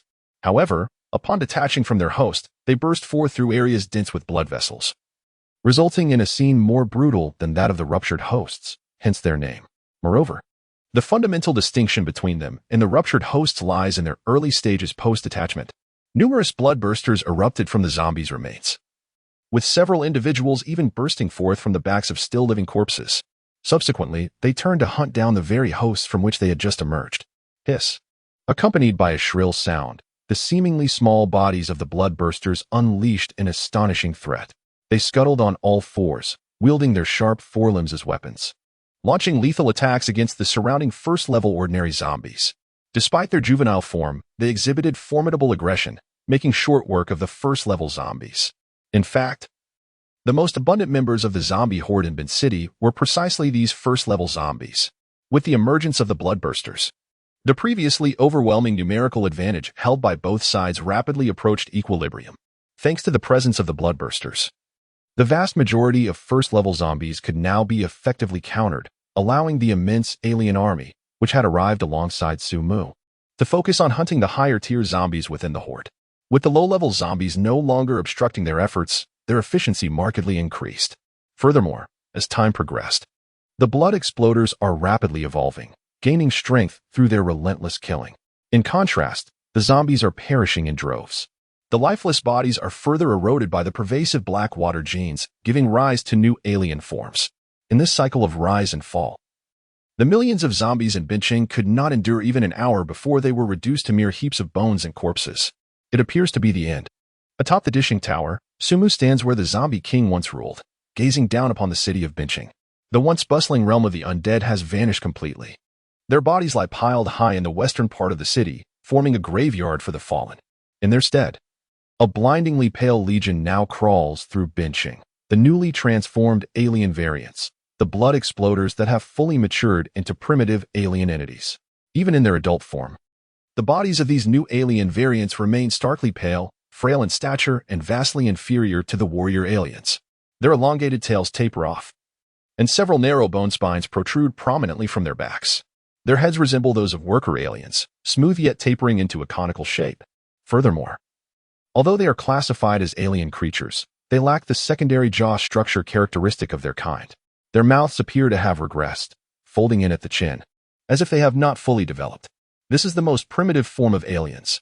As Su Mu gazes upon the city now occupied by these new alien variants, he cannot help but sigh. Were it not for his desire to swiftly conclude this war of species, he would have hesitated to create such primitive aliens capable of rapidly becoming a formidable force. The greatest flaw of the new alien variants lies in their exceedingly low intelligence. In comparison to the other mature aberrant entities under the command of Su Mu, their combat prowess is considerably inferior. This inevitably marks them as a special legion destined for abandonment.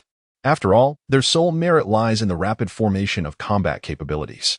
In warfare characterized by a smaller force striking a larger one, this becomes the most effective means to bolster one's strength. Nevertheless, having these creatures is already sufficient. Relying on the aberrant queen to produce more aberrants also carries its drawbacks. The growth of power within the nest stems from the aberrant queen's production of aberrant eggs. Within less than half a month of the apocalypse's onset, 2 aberrant queens have yielded over 10,000 aberrant combatants, including numerous high-ranking aberrants, a feat that is quite commendable. Moreover, in the initial stages, due to trepidation regarding the technological prowess of humanity in this world, their growth was clandestine and sluggish. However, now, all lingering concerns have been entirely alleviated. With a substantial number of aberrant legions at hand, it is the opportune moment to significantly increase the number of nests and expand the aberrant army scale. Targeting large cities stands as the optimal strategy for growth. Turning my gaze southwestward, I behold a vast metropolis teeming with millions of zombies, serving as the perfect breeding ground for nests. Once the battlefield is cleared, we shall advance without delay. I convey my thoughts to all aberrant life forms within Bin City. Countless newly mutated aberrants converge into a pale torrent, racing swiftly towards the southwestern city of a legion of 1,000,000 aberrants. Although they are primitive aberrants, their sheer numbers present a formidable threat. If only the current Skynet system of the Imperial Capital base could monitor as usual, witnessing the scene would undoubtedly trigger alarms. Perceiving the aliens as the utmost threat, their formidable combat prowess and terrifying numbers unite to form a force potent enough to upheave the world itself. However, due to Sumu's prior strategizing, they remain oblivious, compelled to allow the alien army to gradually evolve into an unstoppable behemoth. This moment is not far off.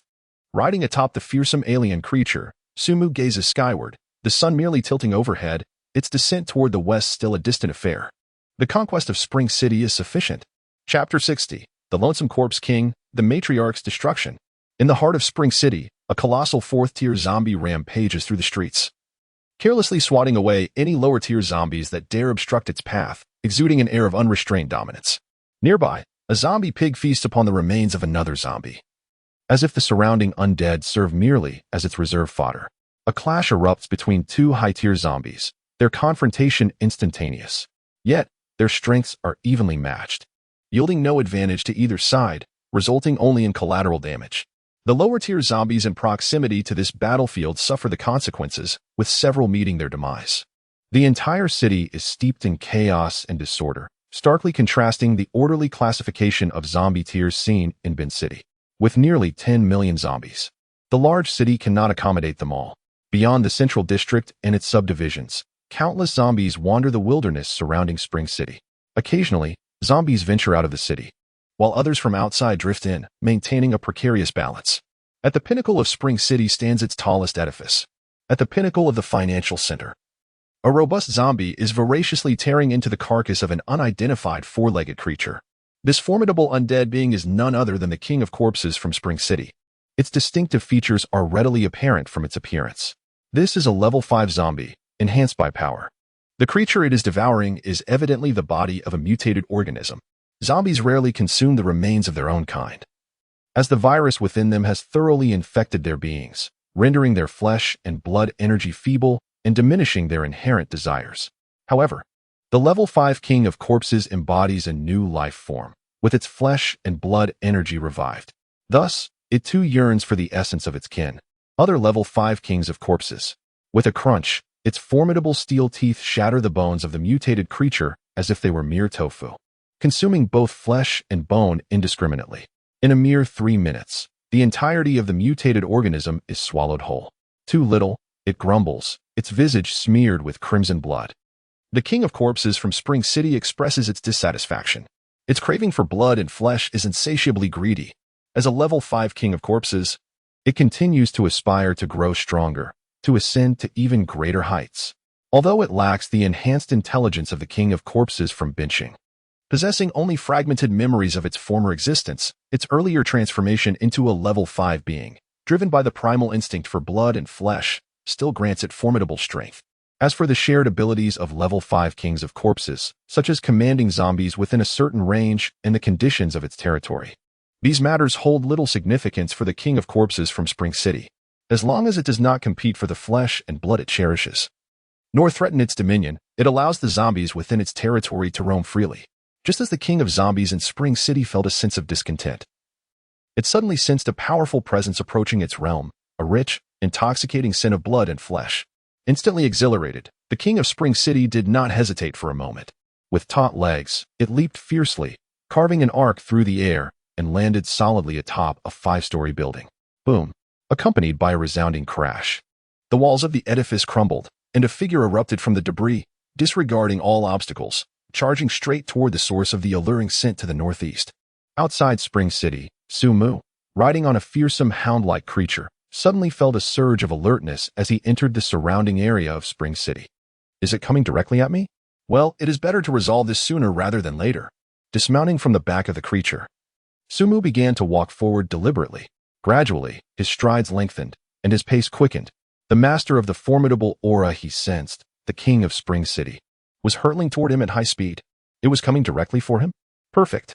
Having previously faced a level 5 zombie king and utterly crushed it, Su-mu not only grasped the concept of a level 5 zombie king, but also gained an enhancement from the warm current bestowed upon him after the creature's demise through the contract power of the alien queen. Now he was stronger than before. Even when confronting other types of level 5 zombie kings, he felt a newfound confidence. Su-mu also harbored unwavering confidence, equal to that of his adversary. As he sprinted at high speed, the zombies lurking around the Spring City became aware of his presence and surged toward him. However, these lowly undead were unable to even graze his form, as they were swiftly dispatched by the accompanying aliens. These feeble zombies were mere prey for them. Su-mu's true opponent was none other than the Zombie King.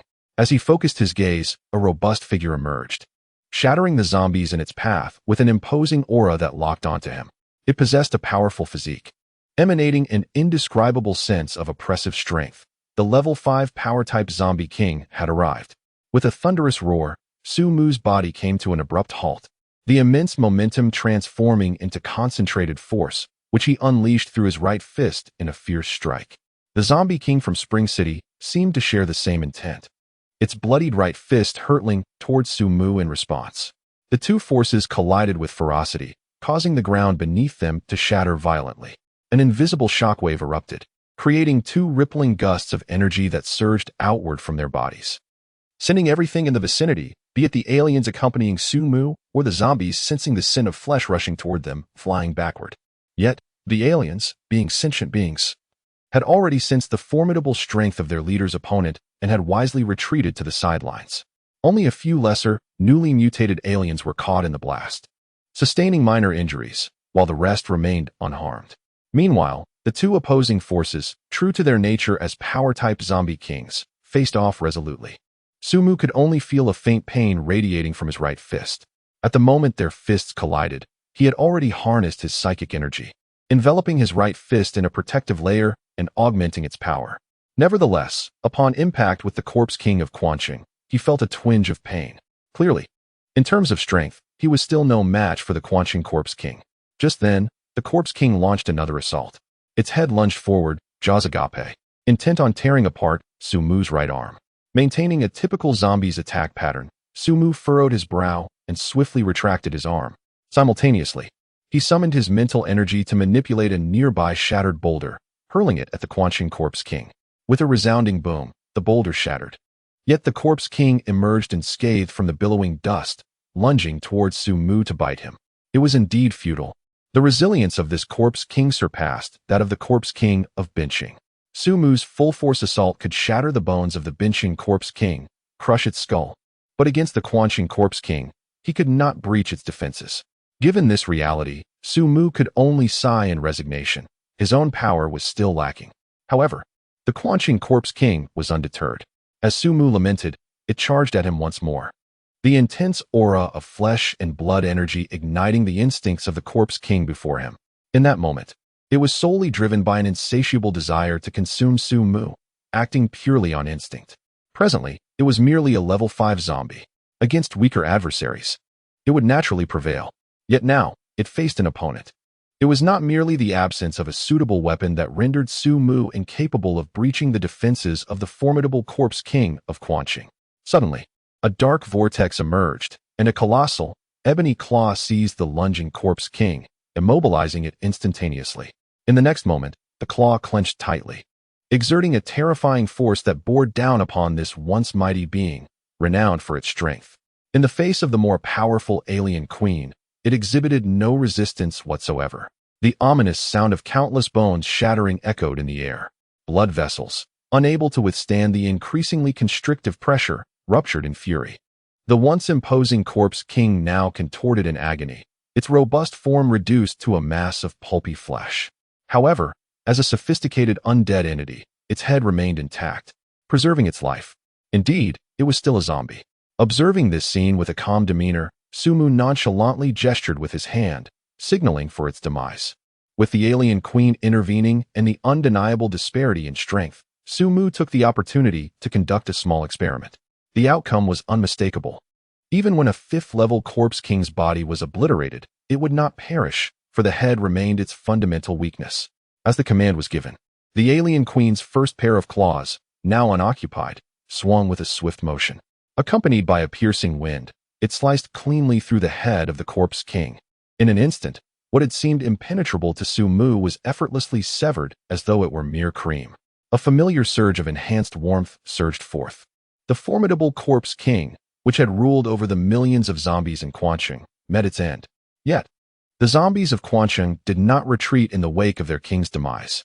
In an instant, a vast horde of cadavers surged forth from the urban expanse of Spring City, rushing towards Sumu and the alien queen. Even the fourth-level zombies, possessing considerable intelligence, charged forth with an insatiable yearning, undeterred by Sumu's presence. The deathly fifth-level corpse king evidently wielded a tremendous allure over the undead. "It is your turn," Sumu murmured, unfazed by the relentless tide of zombies approaching. At that moment, the alien army, which had been lying in wait behind him, surged forth to meet the oncoming horde with fervor. A pale torrent, interspersed with flecks of black alien life, transformed into relentless reapers of death, mercilessly slaughtering the advancing legions of the undead. Chapter 61. Occupying Spring City, the Second Nest. In Spring City, the slaughter was rampant. Nearly 3 million newly mutated aliens charged like valiant warriors into the throngs of millions of zombies. Blood spattered, and corpses flew amidst the chaos. Death did not claim only the zombies. The alien forces also suffered considerable losses in the fray. Yet, such casualties were trivial when weighed against the conquest of this city. Following a protracted siege, the northeastern region of Spring City lay nearly in ruins. At last, the final zombie fell beneath the tail spike of an alien, signaling the conclusion of this fierce conflict. A loss of 20% of combat strength, perhaps. Sumu, with his formidable mental prowess, swept across the entirety of Spring City, gaining insight into the remaining numbers of the alien forces. Nearly 3 million newly mutated aliens had once more faced a demise of over 600,000. Conversely, the thousands of alien nests that had accompanied him suffered scarcely any losses. Having endured numerous battles, coupled with an intellect that surpasses that of the newly evolved extraterrestrial variants, they comprehend how to leverage their advantages, eliminating targets while preserving their own existence. However, enough is enough. Under the influence of mental fortitude, Sumu promptly issued a unique command to all the extraterrestrials. In the next moment, nearly 2.4 million extraterrestrials stationed in Spring City coalesced into 10 factions, led by the Hive extraterrestrials, and surged towards various sectors of the city. Subsequently, they each sought out a concealed area and commenced a frenzied excavation. Spring City is poised to establish the second hive base of the extraterrestrials. The subterranean hive in Sioux City is not a true hive base. The extraterrestrials residing there merely serve as guardians, akin to the royal elite. There is no extraterrestrial queen present to oversee the production of extraterrestrial eggs or the maturation of adult extraterrestrials. This hive base in Spring City will become the cornerstone for the expansion of the extraterrestrial army.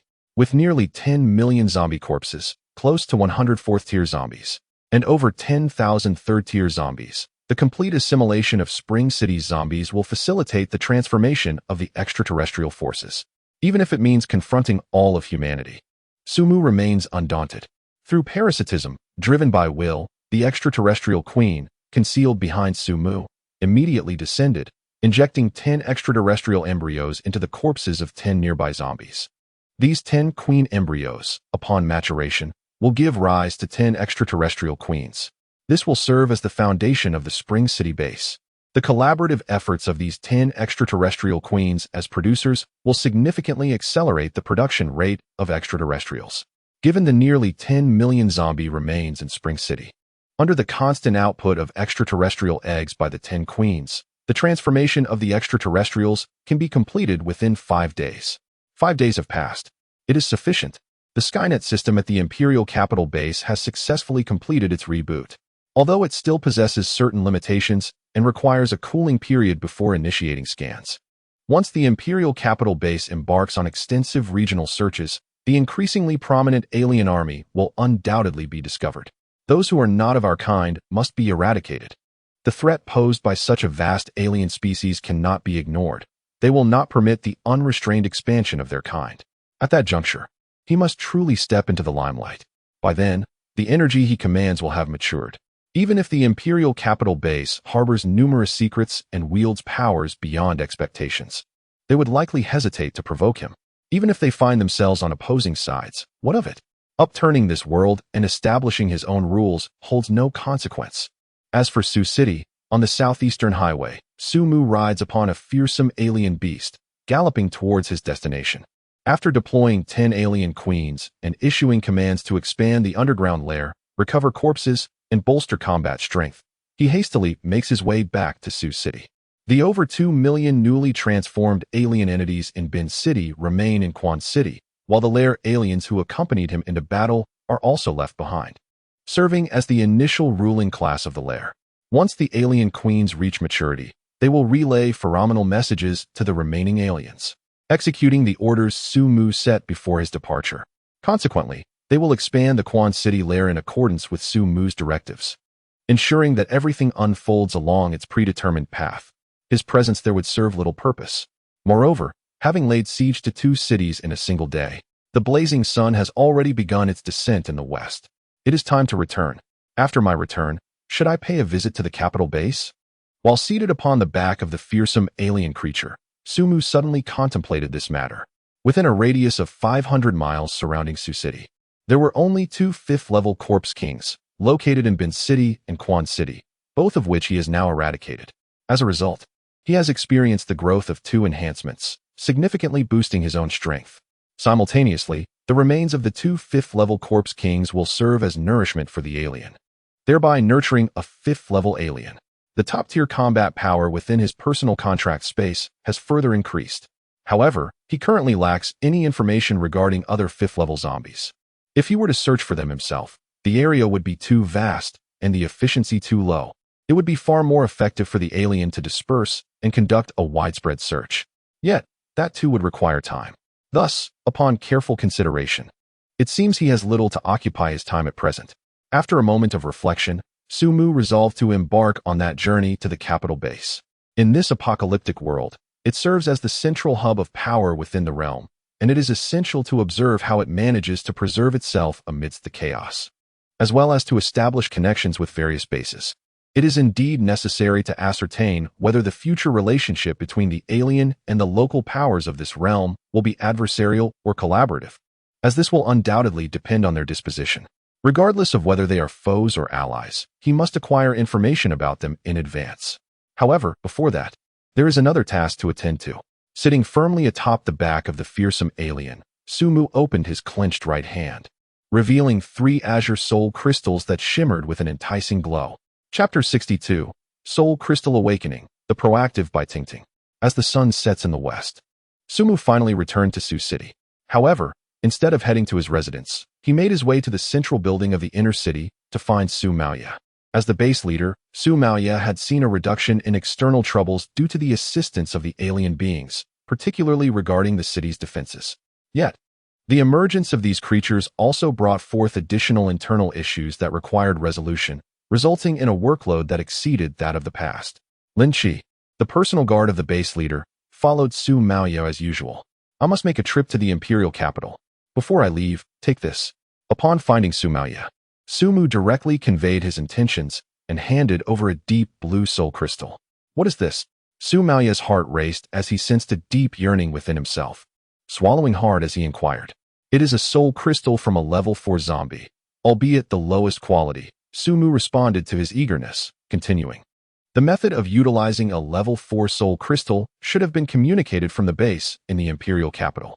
Whether to forcibly awaken or to create a level 4 awakened being, the choice is yours. Upon hearing this, Lin Chi, standing behind Su Maoya, could not help but let a fervent light shine in his eyes. Level 4. Having experienced the transformation in Sioux City and witnessed the formidable Mo Xiaoran and Qin Ning from the imperial capital, Lin Shi was acutely aware of his own limitations and harbored a profound desire for the power of level 4. The Soul Crystal was the unique key to breaking through the barrier between levels 3 and 4. At the moment when the communication network between Sioux City and the imperial capital was completed, they had already acquired this vital intelligence through the network. Now, the long-desired opportunity for advancement lay before Lin Shi. Naturally, he was filled with thoughts. Meanwhile, Su Maoya's eyes also gleamed with excitement. Awakening. Though Su Maoya held the position of base leader, he was merely an ordinary man, managing the Sioux City base primarily due to his esteemed reputation and the circumstances that placed him in this role at the onset of the apocalypse, successfully leading the establishment of the survivor base, Sioux City. However, with the passage of time in this post-apocalyptic world, he increasingly felt the weight of his responsibilities. The emergence of evolved zombies, formidable alien creatures, and increasingly powerful awakened individuals made Su Maoya, an ordinary person, acutely aware of the significance of individual strength. He too yearned for his own awakening. The Soul Crystal represented one of the means to facilitate this awakening.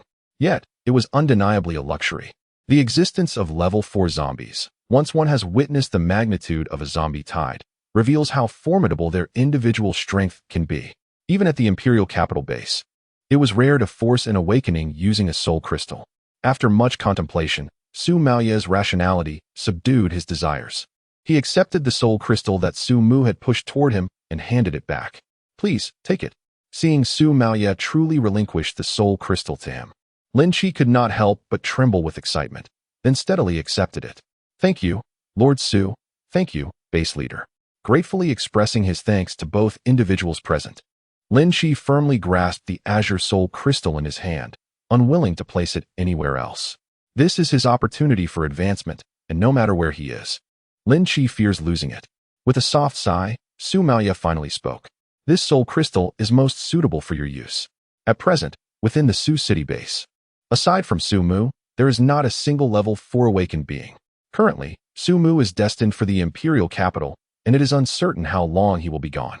Furthermore, there are extraterrestrial beings stationed within the base, necessitating the presence of a strong individual to reassure the populace and simultaneously balance the existence of these beings. Although there are 3 level 3 awakened beings in Sioux City aside from Su Mu, out of both sentiment and reason, Su Maoya would choose the level 3 awakened being closest to him. Lin Shi, who has always served as his personal guard, is undoubtedly the best choice. Turning to Su Mu, Su Maoya said once more, thank you. Please exercise caution during your journey to the imperial capital. The level 4 soul crystal is equally invaluable to level 4 awakened beings. Su Mu's decision to present a soul crystal of immense significance to himself evidently demonstrates his concern for the stability of Sioux City. As for his departure for the imperial capital, Sioux City possesses no authority to restrict his choice. In response to Su Maoya's gratitude, Su Mu merely smiled and waved his hand. Although the level 4 soul crystal is precious, it holds little significance for him at this moment. It is better to do a favor in passing, thereby strengthening the ties with Sioux City. Moreover, as the first experimental city occupied by extraterrestrial beings, Su Mu is eager to observe whether humans, upon acquiring a power formidable enough to rival the extraterrestrials, will be provoked into rebellion. Su Mu eagerly anticipates the forthcoming developments in Sioux City. Upon leaving the central building and returning to his residence, he pushed the door open, and the familiar aroma of food greeted him. Inside the room, Bai Tingting sensed the approach of Su Mu early on, standing at the entrance with Dai Xian, eagerly awaiting his return. Observing this scene, a smile naturally graced Su Mu's face. I'm back, dinner is ready. At that moment, Bai Tingting resembled a housewife more than an awakened being in a post-apocalyptic world, skillfully welcoming Su Mu into their home, removing his belongings and placing them neatly. Meanwhile, Dai Xian felt a sense of joy watching Bai Tingting manage everything, comfortably embracing her role as the younger sister. She had always been clear about her position. Well then, let us eat. We can discuss matters afterward. Su Mu chuckled in response and took a seat alongside the two women. Amidst laughter, they finished their dinner, and only then did Su Mu lead them to the guest room to discuss important matters. You two have used those 2 soul crystals, haven't you? I need to make a trip to the Imperial City. With your strength, I will feel more at ease. The two azure soul crystals lay before them, instinctively drawing the attention of the two women. This reaction stemmed from their inherent desire for evolution. Although these crystals were not as powerful as the blood-red one, they were still beyond their capacity to resist. However, Su Mu was slightly surprised when, after he revealed the soul crystals, both women simultaneously brought up another concern. Is there danger in the Imperial City? Observing their expressions, Su Mu shook his head. A fifth-level existence, whether an awakened being or a special entity of the Corpse King level, posed no threat to him. Moreover, within his contracted space, two fifth-level aberrations were quietly growing. The fourth-tier Aberrant Queen is an invincible entity among the fifth tier, unless a being beyond the fifth tier, which exists only in his conjectures, were to suddenly strike at him, he is unlikely to encounter any danger. It's nothing. I merely intend to assess the situation. Upon receiving a definitive response, the two women directed their gazes toward the soul crystal before them.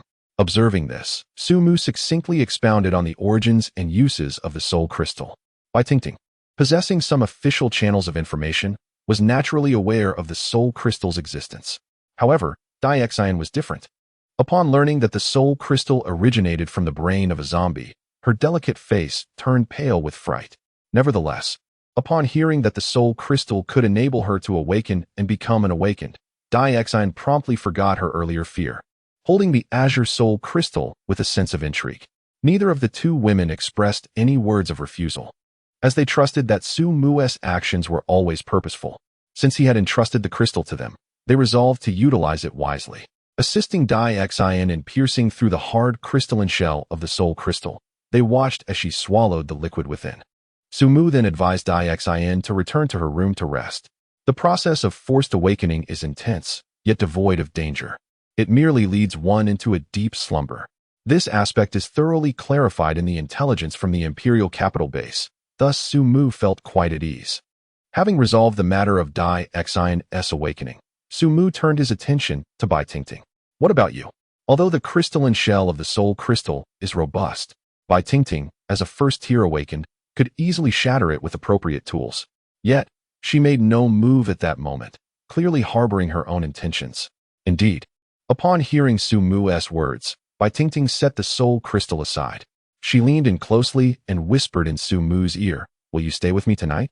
Upon hearing this, Su Mu understood Bai Tingting's intentions without the need for further words. He effortlessly lifted her and carried her into his room. Chapter 63. Arrival in the Imperial Capital, 5 Kings of Humanity. The following day, as the sun rose, Dai Xian, who had slept through the night, awoke early, filled with joy as she prepared breakfast. At that moment, she had already transformed into an awakened. Although merely a level 1 awakened, she was distinctly unique. Psychokinesis. Her awakening ability unexpectedly aligned with Su Mu's, and she had even attained psychokinesis at the initial stage.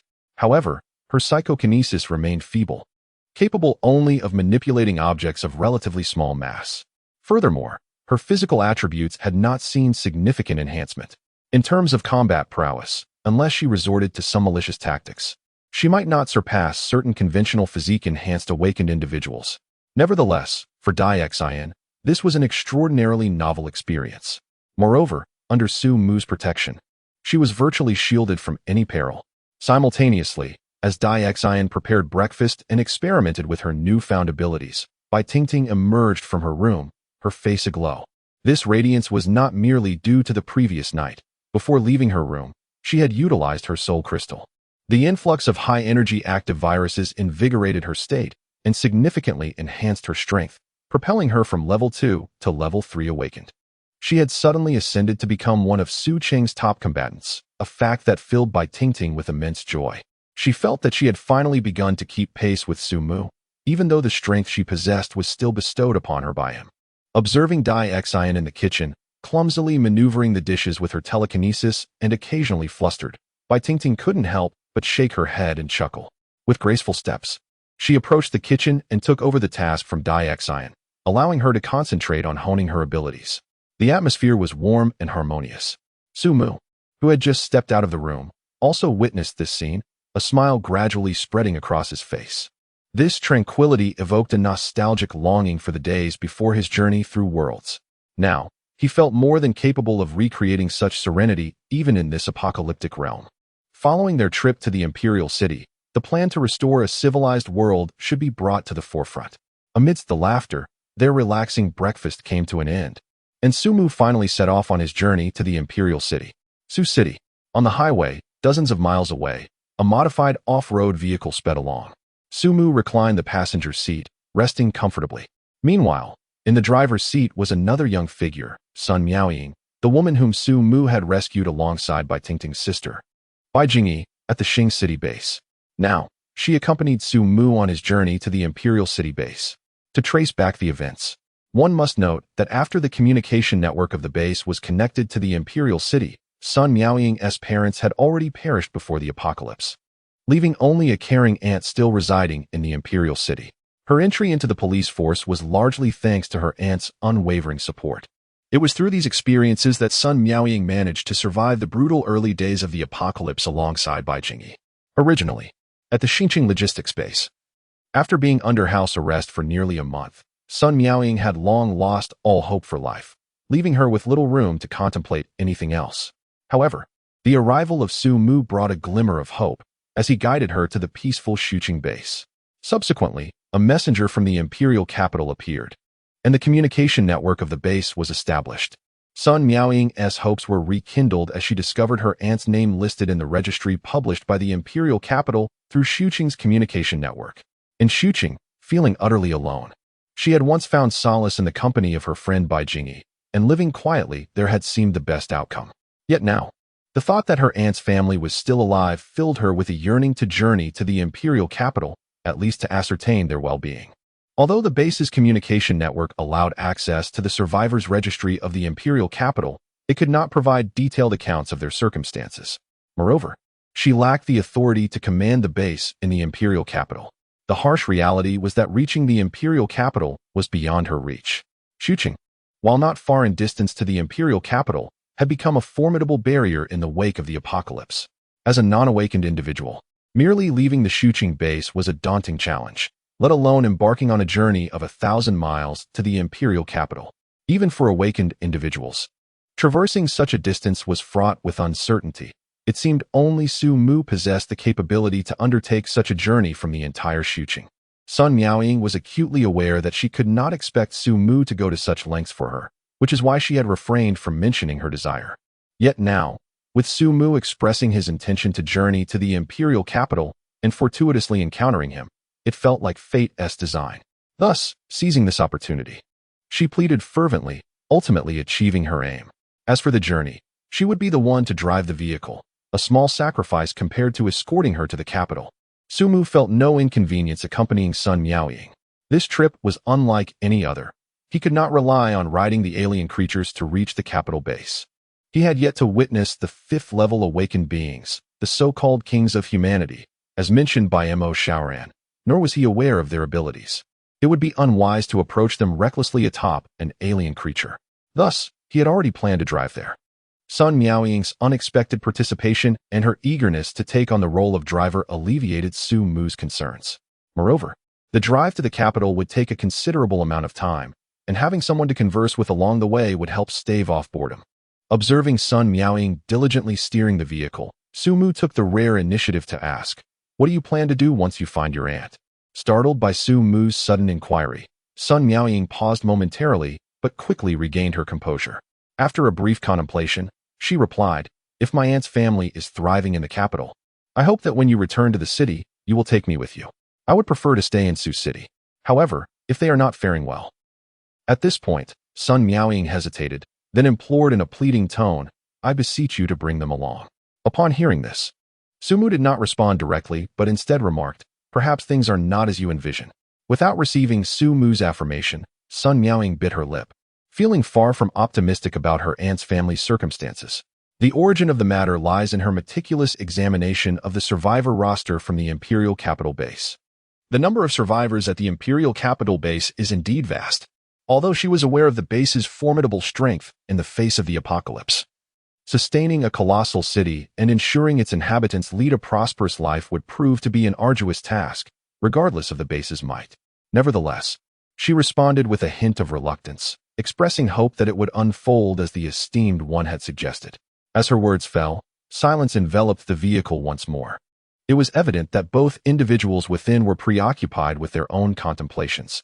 Unbeknownst to them, driven by Sun Miaoying's anxious heart, the armored vehicle had traversed beyond the noon hour. From afar, Su Mu sensed a powerful aura emanating from an awakened being. A grand city gradually came into view for the two occupants of the vehicle. 5, perhaps? A subtle smile curled at the corners of Su Mu's lips. 5 sovereigns. As he had gleaned from Mo Shaoran's revelations. Yet now, he discerned the presence of 6 formidable auras. Among them, one felt almost ethereal. Were it not for the numerous enhancements he possessed, he might not have even perceived its existence. Intriguing. Clearly, this intangible aura was distinct. Chapter 64, Detector. Synthetic Skeleton. The Imperial Capital Base, akin to many other strongholds in this post-apocalyptic world, is fortified by towering walls designed to repel potential hordes of the undead. Countless watchtowers rise along these walls, where soldiers are stationed, equipped with ample firepower and a modest supply of provisions, vigilantly monitoring any creatures that approach the base. Before the grand entrance of the imposing outer wall of the base, a figure clad in the attire of a patrol officer was vociferously addressing the incoming outsiders, urging individuals entering the city, please willingly submit to testing. Accompanying vehicles may be entrusted to the base for safekeeping and will be returned upon your departure. Awakened ones, please register separately after testing. Your cooperation is greatly appreciated. It seemed he was utterly indifferent to the possibility that his loud proclamations could attract the attention of the undead. Perhaps it was the case that the authorities of the Imperial base were unconcerned. After all, their actions were undoubtedly guided by higher directives. Moreover, the threat posed by ordinary zombies would hardly disrupt the vast operations of the Imperial base. Su Mu and Sun Miaoying followed the throng, stepping into the precincts of the Imperial base. The modified off-road vehicle accompanying them came to a stop before the entrance, and soon personnel from the Imperial base approached to take charge of the vehicle. They provided Su Mu with a wooden token adorned with intricate patterns, serving as proof for the retrieval of the vehicle later. Once the handover was complete, the staff promptly drove the vehicle toward another entryway of the city. Gazing at the token in his hand, Su Mu could not help but express his admiration for the streamlined management processes. In stark contrast to the governance of the Imperial base, Su City appeared rather primitive. The meticulous division of labor evidently enhanced the efficiency of entry and exit. However, this was merely a distinction in management. With the allocation of appropriate manpower and resources, it would not be difficult for Su City to standardize its processes. What truly captured Su Mu's attention was the technological prowess possessed by the Imperial base, a capability that Su City could not even begin to rival. Ding. Please be advised. A high concentration of viral response has been detected. The subject has been classified as an infected individual. Please exercise caution in monitoring. As Su Mu advanced with the throng, undergoing the so-called entry inspection at the capital base, an unexpected alarm suddenly reverberated through the crowd ahead. In an instant, the flow of people retreated in panic, and Su Mu's line of sight widened. Before him, a young man, visibly distressed, shouted towards a nearby guard, "I haven't been infected. This wound is merely a scratch I sustained earlier." As he spoke, he lifted his garment to reveal a gash on his waist, attempting to substantiate his claim. However, the personnel from the base showed no signs of halting their advance. At that moment, the young man appeared to suffer an inexplicable affliction, violently spewing forth a stream of black blood.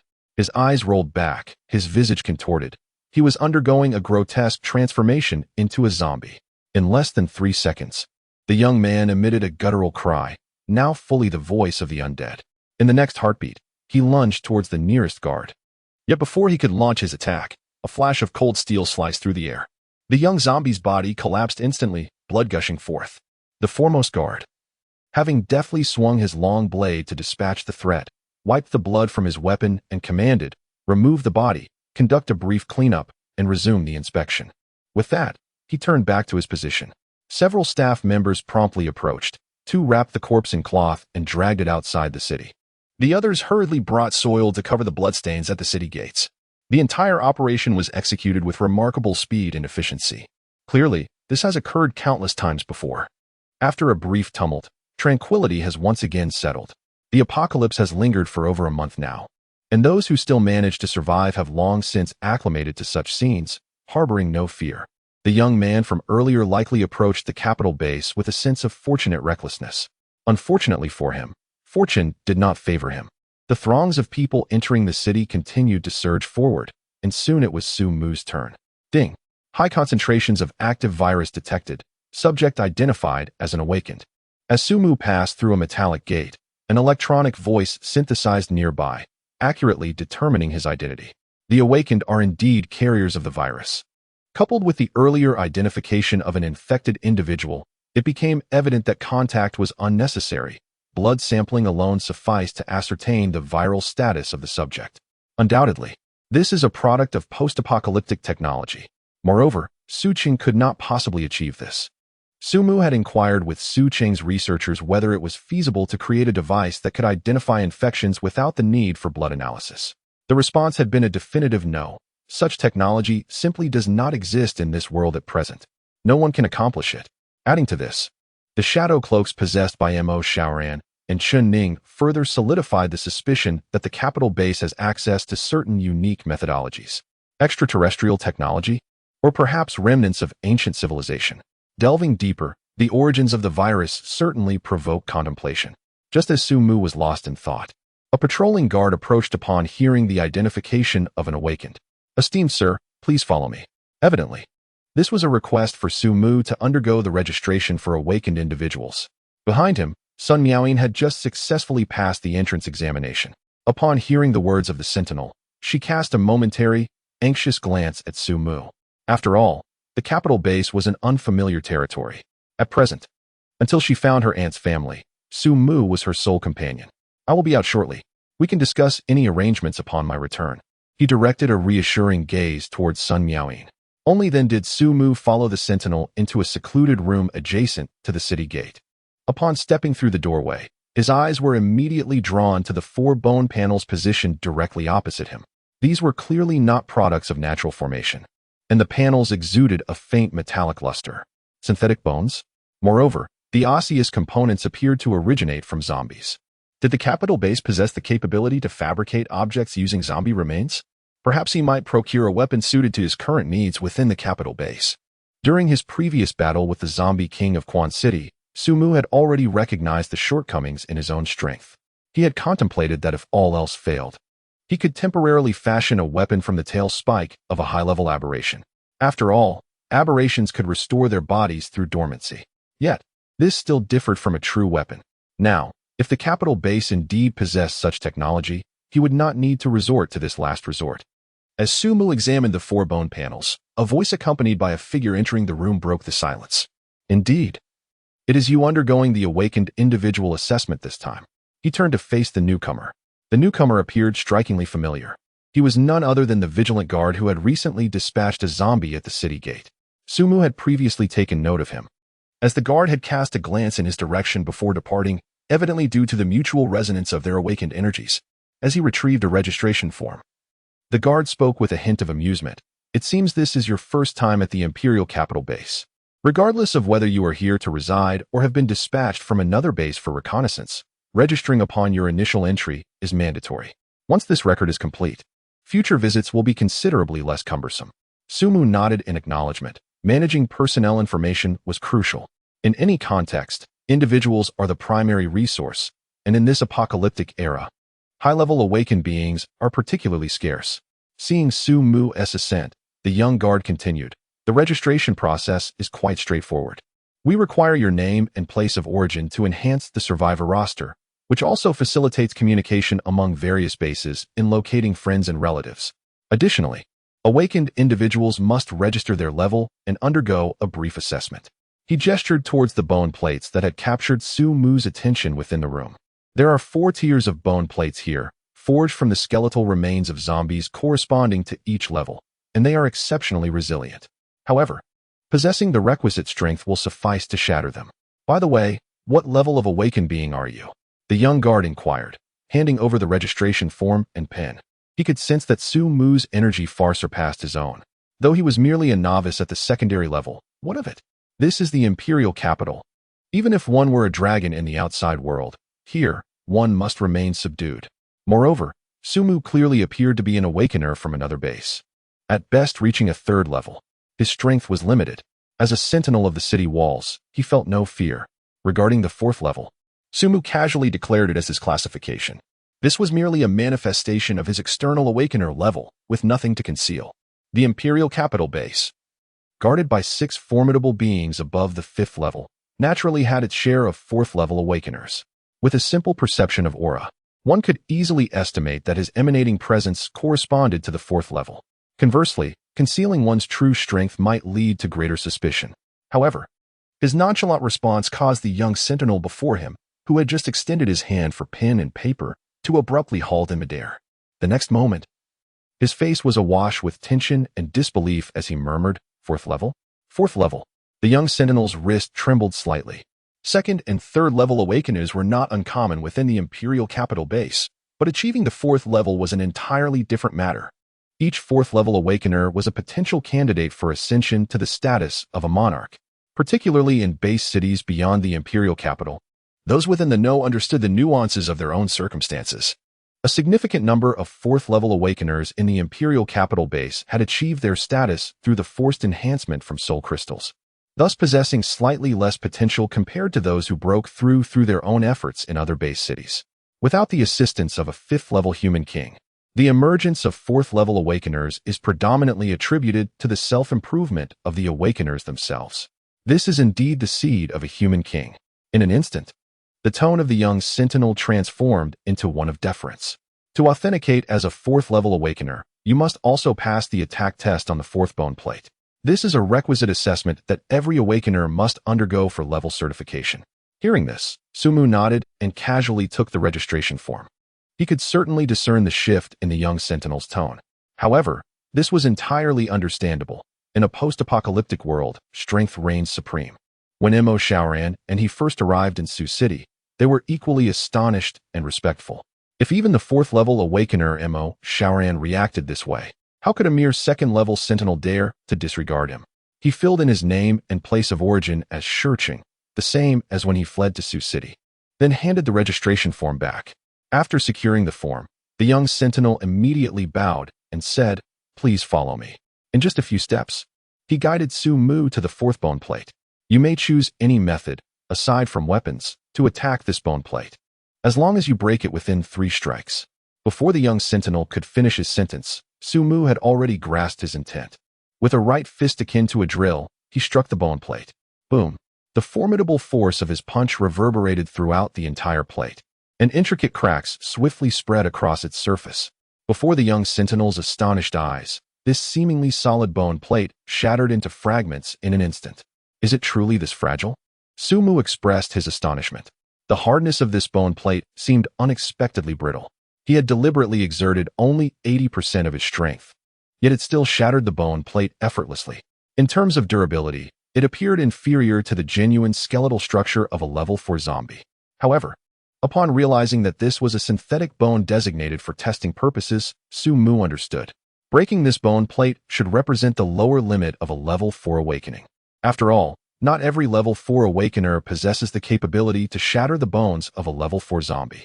With this revelation, Sumu withdrew his fist and addressed the young sentinel nearby. "I presume I have passed the test?" As his words fell, the young sentinel finally regained his composure. His tone was markedly more respectful than before as he responded, "Indeed, my lord. You have successfully passed the level 4 awakener test, and your information will be registered shortly. Welcome to the Imperial Capital Base." Following the customary official response, the young sentinel added with a hint of personal interest, "My name is Lu Xingji. Should you have any needs, I shall do my utmost to accommodate you." The ease with which Sumu had shattered the testing bone plate reinforced Lu Xingji's belief that Sumu could potentially ascend to a royal-level existence. According to the base's classification, the ability to completely shatter the bone plate indicated a high level 4 status. Moreover, Sumu's demeanor had been calm and collected, as if he had merely accomplished a trivial task. He was undoubtedly more than just a high level 4. It was likely that this foreign powerhouse had already reached the pinnacle of level 4, just a step away from becoming a formidable level 5 royal being. When the opportunity to befriend such formidable individuals presented itself, Lu Xingji naturally endeavored to seize it to the best of his abilities. Perhaps, after ascending to the 3rd rank, he could leverage this relationship to obtain soul crystal rewards, thereby advancing to the 4th rank. As for Sumu, being a 5th-level human king, such aspirations had never crossed his mind. He dared not even entertain them. In the imperial capital, there were only 5 human kings, and it was inconceivable for one to emerge from the outer city base. Upon hearing Lu Xingji's words, Su Mu casually mentioned a matter. You should be able to trace the whereabouts of those entering the city, correct? This visit to the imperial capital serves not only to investigate its secrets, but also to address the issue concerning Sun Miaoying. The capital's hidden cards are likely beyond Lu Xingji's reach. However, the matter of Sun Miaoying can indeed be resolved with his assistance. Indeed, my lord. If you could provide some personnel information, I shall be able to uncover it swiftly. The citizens of the imperial capital, aside from the disabled, are assigned specific roles upon entering the city. Idlers are not tolerated. If you wish to take these individuals away, I can arrange it. Lu Xingji promptly replied, clearly articulating the significance of the personnel's roles in the imperial capital, as well as his own contributions. He understood that if a mere casual remark could yield results, then the value of his own efforts must be highlighted. Oh, I see. Su Mu glanced at Lu Xingji, comprehending his intentions. Nevertheless, he held no disdain for those who adeptly utilized their advantages. Among those who entered the city today, one is my companion, Sun Miaoying. Her aunt should be within the city. Please assist me in locating her. As soon as the words left his lips, Lu Xingji promptly replied, yes, my lord. The outer 6 districts of the imperial capital represent the most peripheral area of the base, often referred to as the slums. They are entirely occupied by fugitives who have escaped and entered the base, along with residents from outside. In the southern 6th district, at residence number 718, Li Chui struggled to rise from her bed. She had been suffering from a fever for 2 consecutive days, with no sign of improvement, and her condition was worsening. In this apocalyptic world, illness stands as the greatest adversary aside from survival itself. In the wilderness, sickness signifies a decline in one's constitution, directly escalating the threat of death. Even within the safety zone of the base, the scarcity of medicine renders the presence of disease a source of dread. What once was simple treatment has now become a luxury. Particularly for ordinary citizens, encountering ailments means enduring them in silence. Sighing, Li Chui found herself contemplating the notion of relinquishing her life. In the eyes of others, she had become a burden. Just then, the door swung open unexpectedly. Li Chui, still lying in bed, summoned her remaining strength. The regulations of the imperial capital base were stringent, and those residing in the 6th district were all impoverished. Typically, no one would visit her home, save for her daughter, Sun Ying, with whom she shared a solitary existence. However, it was still only midday. Why had she returned so early? Though puzzled, Li Chui forced herself to appear composed, not wanting to worry her daughter. Yet, as she met her gaze, an unexpected figure materialized before her. In the aftermath of the apocalypse, over a month had passed without any news, and unexpectedly, her niece Sun Miaoying appeared before Li Chui. For a moment, Li Chui felt disoriented, as if she were witnessing a mirage. However, upon hearing the familiar and clear call of aunt, she finally comprehended that the niece she had longed for had truly materialized before her.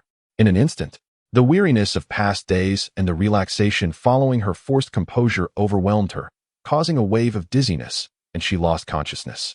Yet, before succumbing to darkness, she heard Sun Miaoying's panicked cries and a commanding voice calmly instructing someone to fetch a doctor. Chapter 66. The Cleansing Zone, like a deity descending.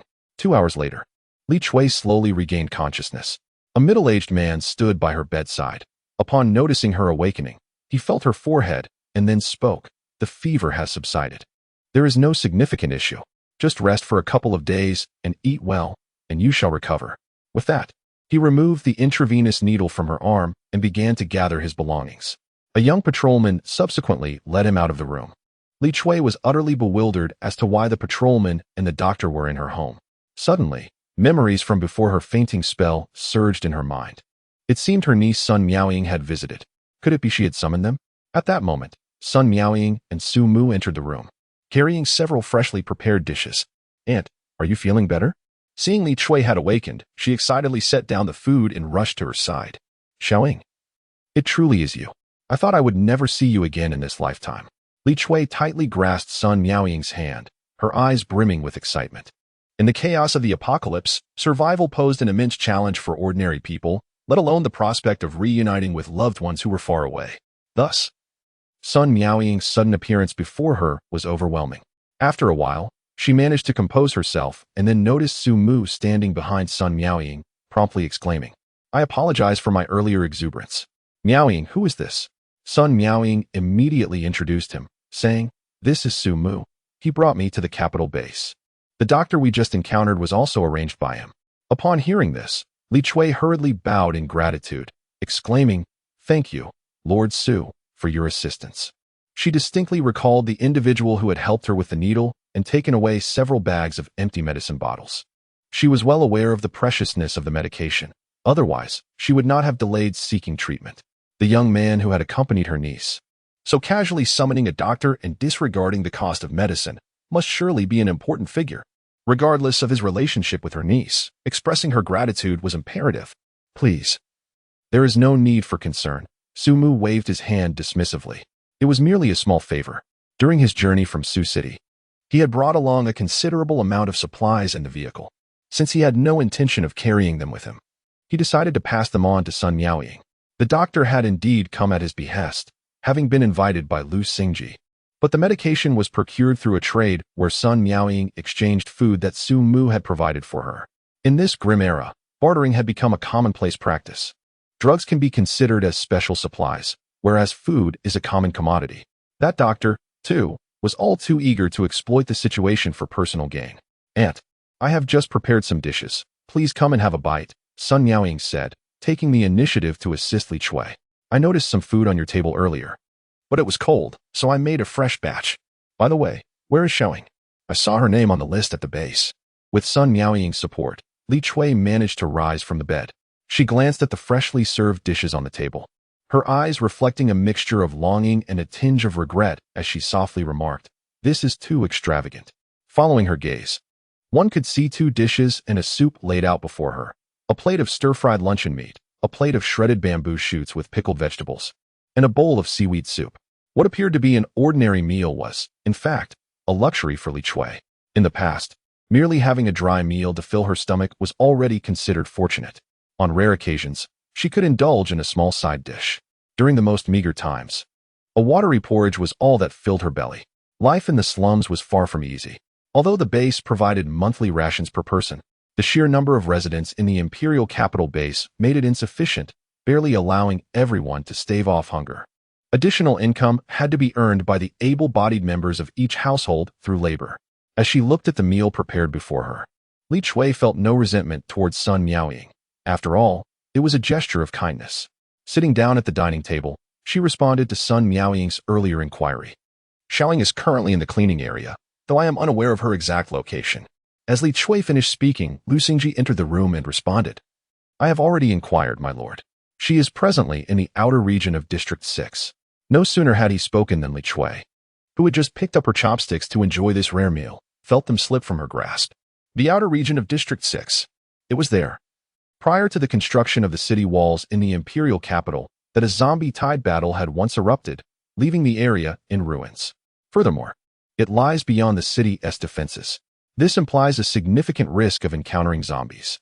The realization that her daughter was undertaking a cleaning task in such a perilous location struck Li Chui with panic, leaving her at a loss for what to do. Beside her, Sun Miaoying sensed the gravity of the situation and instinctively turned to the only person she could rely on. "Very well, I shall go," she declared. Outside the city, only awakeners are free to move about. Naturally, Lu Xingji could go in her stead to search for Sun Ing. But the efficiency of such an endeavor would likely be subpar. No matter how familiar he was with the imperial capital, his control over the areas beyond its borders would be limited. In contrast, for Su Mu, who possessed formidable perceptive abilities and had recently amplified his spiritual power through the absorption of blood soul crystals, locating a human in the wilderness would be exceedingly simple. After all, he had previously agreed to assist Sun Miaoying, and resolving her matters swiftly would allow him to pursue other plans. "Do you have a map? Please indicate the approximate location." As soon as he spoke, Lu Xingji promptly produced a map from his pocket and laid it out before Su Mu, clearly having come prepared. He is indeed a capable individual. "Sir, the area outside District 6 is here. According to the information I have received, the person you are looking for should be around Huaxin University." Lu Xingji pointed to a spot on the map and swiftly delineated a possible circular region. "I understand. I will make a trip and return shortly." Without waiting for others to respond, Su Mu immediately set off, vanishing in the blink of an eye. Observing Su Mu's disappearing figure, Lu Xingji felt an increasing sense of awe regarding Su Mu's inscrutable depth. His desire to align himself with Su Mu as a pillar of support grew stronger. He then turned to approach Li Chui and her group. Regardless of the connection between Su Mu and this family, it wouldn't hurt to lend a hand behind the scenes to help resolve some minor troubles. Outside District 6, at Huaxing University, Central Building, Sun Ying hid in an office on the second floor, with doors and windows tightly shut. Clutching several boxes of antipyretic medicine in her arms, she pressed her lips together, afraid to make a sound. Outside the door, the occasional growl of zombies disturbed her nerves. The sound of shoes scraping against the floor quickened her heartbeat involuntarily. She was terrified of the zombies outside, but even more so of the thought that she might not be able to bring the medicine back to her mother at home.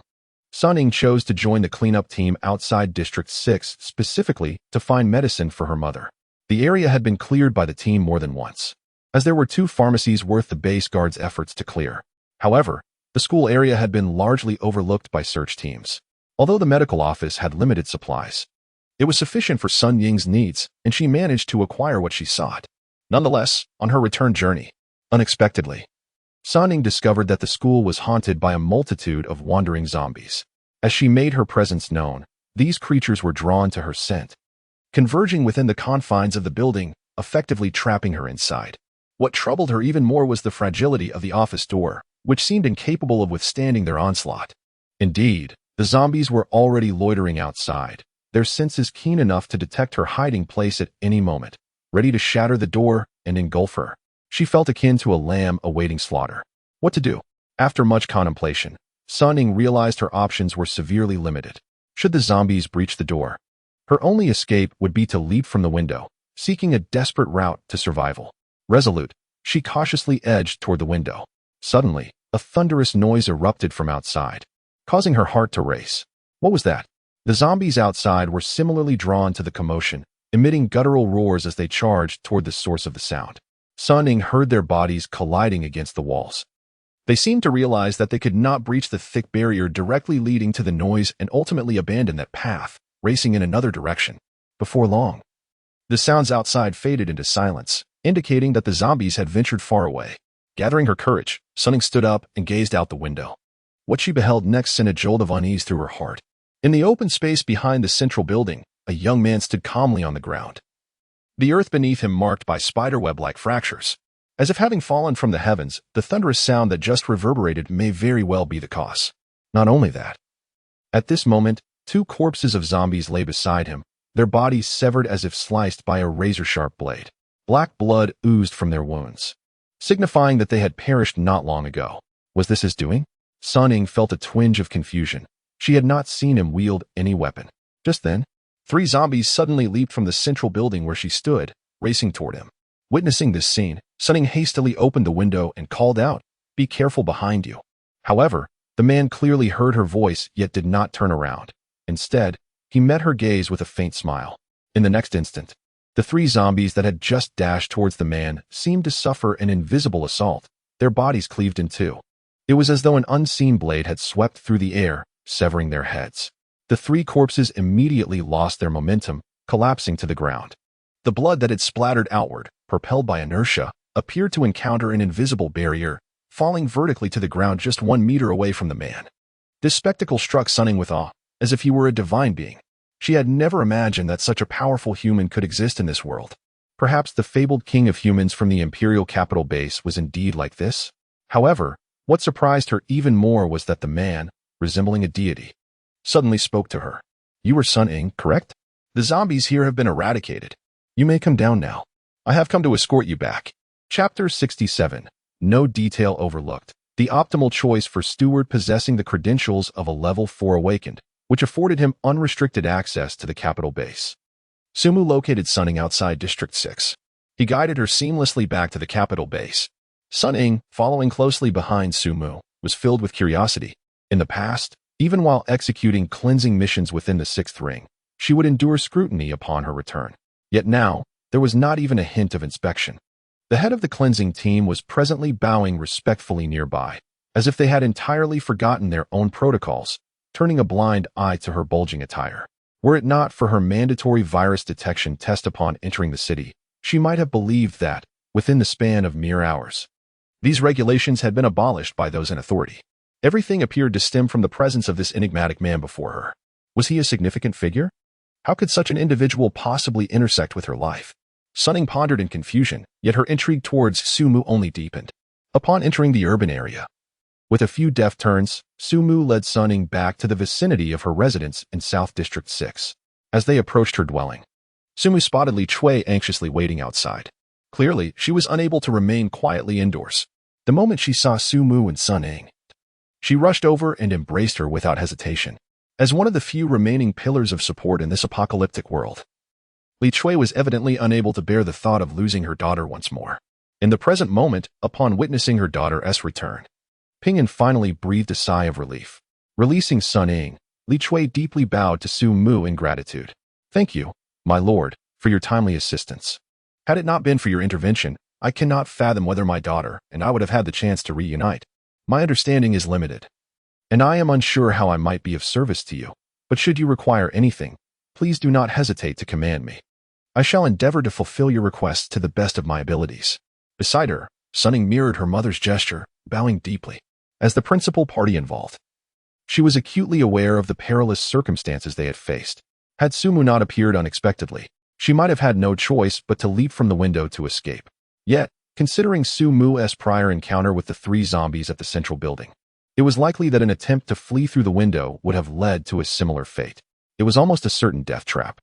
This grim reality was something she dared not disclose to her mother, fearing it would only add to her worries. Fortunately, Su Mu had arrived just in time. Reflecting on this, perhaps it was the youthful spirit within her that prompted Sun Ying to lift her gaze slightly, eager to discern the countenance of the esteemed individual who had just rescued her. However, as her eyes met Su Mu's, she instantly noticed him signaling for silence, indicating that she should refrain from mentioning the events that had transpired. It was evident that they were on the same wavelength. In an instant, Sun Ying's admiration for Su Mu surged. After gesturing to Sun Ying, Su Mu then assisted the bowing Li Chui and her daughter to stand upright. It was merely a trivial matter, no need for concern. By the way, do you have any plans for the future? With those words, Su Mu's gaze shifted to Sun Miaoying, who had accompanied Li Chui and now stood attentively to the side. According to the recent circumstances of the mother and daughter, it is evident that they align with the concerns previously expressed by Sun Miaoying. I recall that she had once implored herself about the possibility of bringing Li Chui's family back to the Sioux City base. During the period of retrieving Li Chui, in order to divert her attention, Sun Miaoying must have mentioned this matter as well. As Su Mu's gaze swept towards her, Sun Miaoying immediately spoke up, saying, "My lord, I previously mentioned to my aunt that she wishes to accompany you back, as a means to express her gratitude. However, if it is inconvenient for you, it is perfectly acceptable for my aunt to remain here. The decision rests entirely with you." As soon as these words left her lips, 3 pairs of eyes fixed intently upon her. Su Mu could not help but let out a resigned sigh. Given the nature of the conversation, to not take them along would seem somewhat contradictory. Although there was a sense of being compelled, the journey already included Sun Miaoying, so bringing along 2 more individuals would not make much difference. "Very well, when we return to the city, we shall go together. However, I have some matters to attend to at the Imperial Capital Base, so even if we are to return, it may take a few days." Upon receiving this response, Sun Miaoying visibly relaxed. "I shall abide by your arrangements." With this matter settled, Su Mu began to contemplate reaching out to Lu Xingji to inquire about how to gain entry into the inner city. The regional stratification of the Imperial Capital Base is even more stringent than that of Sioux City. Beginning from the outer 6 districts to the inner 2, access is granted progressively. Inhabitants of the inner districts may enter and exit all areas below their designated region without restriction. However, those from the outer districts must submit various documents and obtain approval for their applications to enter the inner districts. Each district is fortified with walls and gates, guarded by vigilant sentinels, enforcing strict regulations. While Su Mu could easily disregard these barriers and traverse freely, he preferred to avoid any unnecessary complications.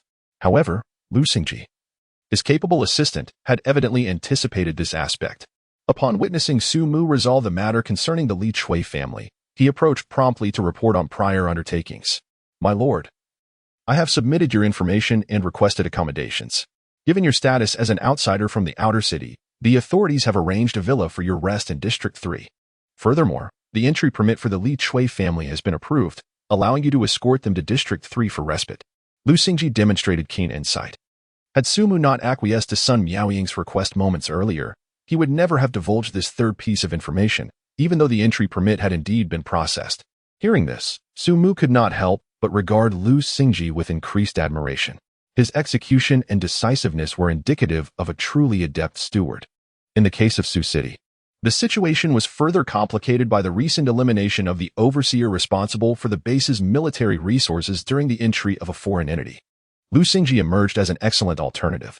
Moreover, he possessed a clear understanding of the intricate web of interests at play, demonstrating a remarkable sense of balance.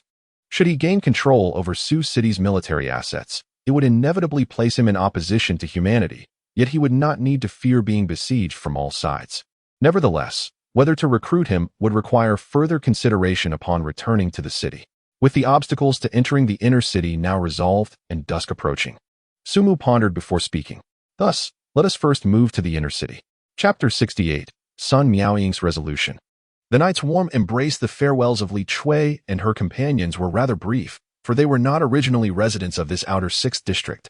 With the advent of the apocalypse, the capital base fell into disarray. After several days of conflict and cleanup, stability began to return. It was during this tumultuous time that they found refuge in this region. In their hurried escape, they naturally did not carry much luggage. Merely a bundle of clothing and the supplies from their previous vehicle. Sumu led Li Chui and the others into his current dwelling within the capital base, an expansive 3-story villa. Before the villa lay a sizable patch of green lawn. In stark contrast to the impoverished reputation of the outer 6th district, this place seemed extraordinarily opulent. The villa contained ample rooms to accommodate 4 individuals, with the master bedroom on the 2nd floor designated for Sumu, the owner. Sun Miaoying and her companions each chose one of the remaining guest rooms to settle in.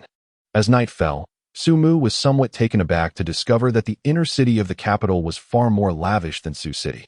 The villa district where he resided still had electrical power at night. For the first time in this post-apocalyptic world, Sumu experienced a semblance of the civilized world. Lu Xingji, at Sumu's invitation, prepared a simple dinner before taking his leave. Meanwhile, Li Chui and her daughter willingly took on the task of tidying up the villa. However, despite the availability of electricity, the post-apocalyptic setting offered few entertainment options. With nothing to occupy his time, Sumu retired early for the night. The darkness deepened, and the night in the capital carried a slight chill. Despite being enveloped in slumber, Sumu retained an innate sense of vigilance. Being in the imperial capital, a realm beyond his control, compounded by the presence of 5 sovereigns and an indistinct yet formidable presence, he naturally could not afford to let his guard down entirely. Suddenly, a peculiar sound roused him from his reverie, sparking his alertness.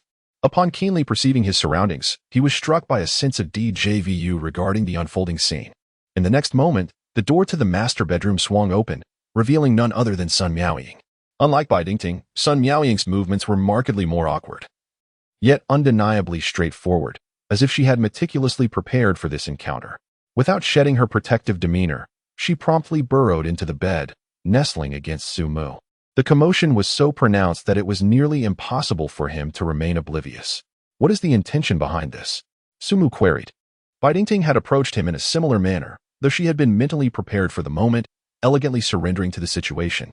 As for Sun Miaoying now, one might think she had come to claim the bed for herself. The unexpected nature of Sumu's words startled Sun Miaoying momentarily.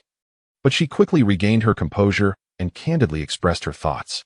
I acknowledge that I overstepped during the day. However, my aunt lacks support in the imperial capital.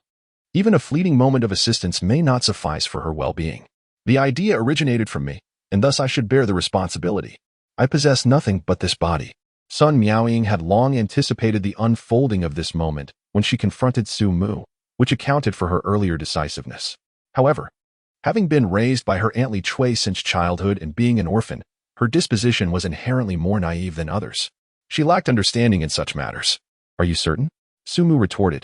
Bai Dingting sought to exchange benefits in return for Sumu's protection. Her intentions were exceedingly clear, and her actions more direct. Naturally, Sumu accepted her proposition. In a world ravaged by the apocalypse, bartering for mutual gain was the most reliable form of transaction, a principle he had consistently adhered to. Of course, Bai Dingting's subsequent actions deviated significantly from her initial intentions. Yet she had never caused trouble and diligently fulfilled her role, prompting Sumu to take care of her. As for Sun Miaoying, Her behavior seemed more a product of momentary guilt. Sumu was not fond of such unforeseen variables, as they lacked a solid foundation in any intertwining of interests, making them prone to unpredictable developments. Upon hearing Sumu's words, Sun Miaoying suddenly seemed to gain clarity. Wrapping her arms around him tightly and murmuring, "In truth, I may have harbored such thoughts back at the Xingqing base. Before your arrival, the food I shared with Jingyi had nearly run out, and we were contemplating whether to risk everything and venture out. At that time, she remarked that if someone could eliminate Gao Weihua and take her away for a proper meal, she would surrender herself to that individual. I too considered that perhaps such an outcome would not be so bad. And then, you appeared." Sun Miaoying suddenly seemed to recall something, urgently exclaiming, "Please don't tell Jingyi that I mentioned this." At that moment, Sun Miaoying revealed a glimpse of her feminine charm. In the darkness, Sumu distinctly noticed the blush that graced her cheeks. Any prior apprehensions had dissipated. Sumu instinctively embraced her, and in that fleeting instant, beneath the cool night sky, a wave of warmth seemed to emerge. Sun Miaoying appeared to sense Sumu's transformation, leaving her momentarily flustered. "Well, here I am," she murmured, her voice like a gentle whisper carried by the soft breeze, her body yielding in response. Even her reply was as delicate as the hum of a mosquito. Sumu suddenly experienced a peculiar sense of guidance, and this novel encounter piqued his interest further. In the depths of the night, garments deemed excessive fluttered from the edge of the bed, accompanied by a muffled sigh, the creaking sound echoing softly in the tranquil darkness. The following day, as dawn broke, Li Chui and her daughter Sun Ying rose early to prepare breakfast for their host, Sumu. Aware of their limitations in assisting him in other capacities, they endeavored to support him through their daily care, attending to the logistical needs of his life. However, Sun Ying found herself puzzled when she went to her cousin Sun Miaoying's room next door to rouse her, only to discover that her cousin was absent. Moreover, upon inspecting the other rooms, aside from Sumu's master suite, there was no sign of her presence. This led her to reflect on the remarkable fact that someone of Sumu's stature would extend his hand to assist their humble family. The only plausible explanation is that my cousin, Sun Miaoying, shares a profound relationship with him. This realization, however, evokes a sense of melancholy within her. Perhaps the scene from earlier at Huaxin University has etched itself deeply into her memory. Nevertheless, she endeavors to conceal her emotional turmoil. In the harsh environment of a post-apocalyptic existence, she has mastered the art of emotional disguise. Just as Li Chui and Li Ying were nearly readying breakfast, the door to Sumu's room swung open. Dressed impeccably and radiating vitality, Sun Miaoying emerged gracefully, greeting the two in the kitchen below. "Andy, Xiaoying, you are all set?" she exclaimed, her steps light as she descended the staircase. Last night was her first encounter with such an experience. The reason she now exudes energy is that she had surrendered early, acknowledging her lack of combat prowess. After her exhaustion led her to slumber, Sumu administered a vial of active viral liquid contained within a soul crystal. A night of deep sleep has facilitated her awakening. Sumu believes in equality. Just as Bai Dingting possesses certain advantages, so too should Sun Miaoying, being one of his own. Moreover, he has his own affairs to attend to. With none of the three in the house being awakened, he feels a twinge of concern. After breakfast, Sumu informed his family and departed the villa alone. Within the imperial capital base, the inner 4th district serves as the demarcation between the inner and outer city. Several significant governmental departments are established within this area. Beyond that lies the inner 3rd district, designated as the core zone, while the inner 2nd district represents the center of power. In the capital, individuals of the king-level prowess predominantly reside within the confines of the inner district too. Sumu could distinctly sense their presence lingering there. Concurrently, a faint yet formidable aura was situated at the very heart of the base. However, to engage directly would be an imprudent strategy. Sumu harbored uncertainty regarding whether this indistinct yet overwhelming aura belonged to the anticipated 6th-level entity. Naturally, he could not afford to take the risk of probing further. Given the vast disparity in power among the levels, should that aura indeed belong to a 6th-level being, any sudden aggression directed towards him could spell disaster, leaving him with little chance of escape. A gentleman does not stand beneath a perilous wall. Thus, the prudent course of action was to gather intelligence about the capital through indirect means. Consequently, Sumu resolved to explore Inner District 4. As a resident of Inner District 3, he was free to traverse the gates of Inner District 4 without the need for formal application. In Inner District 4, as Sumu traversed the streets, he found the scene somewhat exceeded his expectations.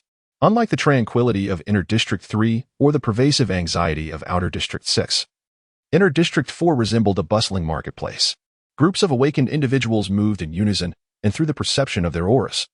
Sumu discerned that the majority of these awakened beings were generally at the second or third level. Occasionally, he even spotted a fourth-level awakened individual hastily navigating the bustling thoroughfare.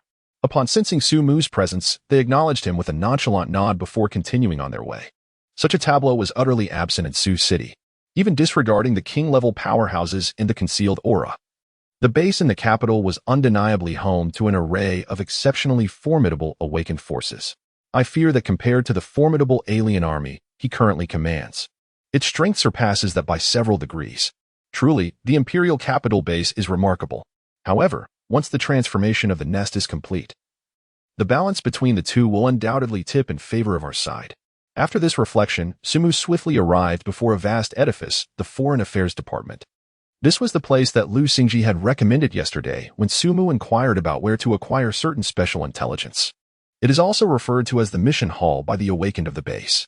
Here, various special tasks are issued for the awakened to undertake both within and outside the base, along with announcements of unique intelligence. By completing these tasks, individuals can exchange them for various exclusive privileges within the base. For instance, during Sumu's earlier awakening test at the city gate, he had noted the synthetic skeletal technology, which could be accessed here in exchange for merit points. These merit points could then be utilized to procure skeletal materials, which the base would use to forge weapons through the synthetic skeletal technology. Of course, to earn merit points, one must fulfill the tasks assigned by the base. This model effectively binds the awakened within the base, compelling them to remain stationed at the Imperial capital base and thereby accomplish numerous external missions, fostering a virtuous cycle that enhances the influence of the Imperial capital base. Stepping into the Foreign Affairs Department hall, two massive screens loomed above, displaying the following information. On February 12th, year 1 of the new era, at approximately 1 p.m., the corpse king of Tang City was slain by the king of men, by Liming, amidst a tide of millions of corpses. On February 4th of the new calendar year, Zhang City discovered the presence of a king of corpses. Determining that the area with Zhang City at its center, extending a radius of 100 kilometers, constitutes the territory of the Zhang City King of Corpses, which should be avoided. On January 29th of the new calendar year, Feng City also reported the presence of a King of Corpses, identifying the region centered around Feng City, within the same radius as the territory of the Feng City King of Corpses, which likewise should be evaded. These three entries pertain to the King of Corpses near the Imperial capital base. Notably, one of these kings has already been slain by an unknown individual. This must be the source of information regarding the slaying of kings of corpses that Emo Shaoran had previously mentioned. Bai Liming, the king of humanity, is capable of vanquishing a king of corpses, thereby proving that he stands at the pinnacle among the fifth-tier entities. Fifth-tier kings of corpses possess formidable intelligence and do not engage in desperate battles unless faced with an adversary far superior in strength, which was evidenced in the earlier battles in Quan City and Bin City that Sumu had already comprehended. Nevertheless, regardless of the power of the king of humanity, he harbors no fear. Just as Bai Liming can slay a king of corpses, so too can Sumu. As for the alien queen, she can effortlessly crush the king of corpses in Quan City. Even if Bai Liming is exceptionally strong, he may not stand a chance against the alien queen. The only aspect that causes Sumu slight concern regarding the Imperial capital base is the concealed presence of a mysterious aura, presumably of 6th-tier strength. However, these three pieces of information evoke another query within Sumu. Given the apparent presence of 5 kings of humanity within the Imperial capital base, along with an unknown powerful entity lurking in the shadows, why have they not thoroughly eradicated the surrounding threats? With their formidable strength, such an endeavor seems plausible. It should be feasible to eliminate the 2 nearby cities' corpse kings. However, for me, it is an unexpected boon. Although I do not comprehend why the individuals at the Imperial capital base have chosen to leave these 2 corpse kings unaddressed, it is fortuitous news for Sumu. Each corpse king represents a shortcut to enhancing his own strength. While these 2 level 5 corpse kings may not suffice for a significant power accumulation to facilitate his ascension, they will undoubtedly advance his progress and allow him to amass strength. Furthermore, each reinforcement will augment both his abilities and that of the alien queen, thereby enhancing his combat prowess. Even if he does not achieve an ascension, the growth in strength from each enhancement at level 5 is notably substantial.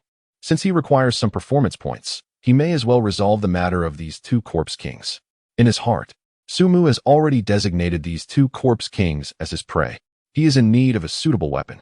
Of course, he would not surrender the materials from the level 5 corpse kings to the Imperial capital base, as that would amount to voluntarily exposing his anomalies to them.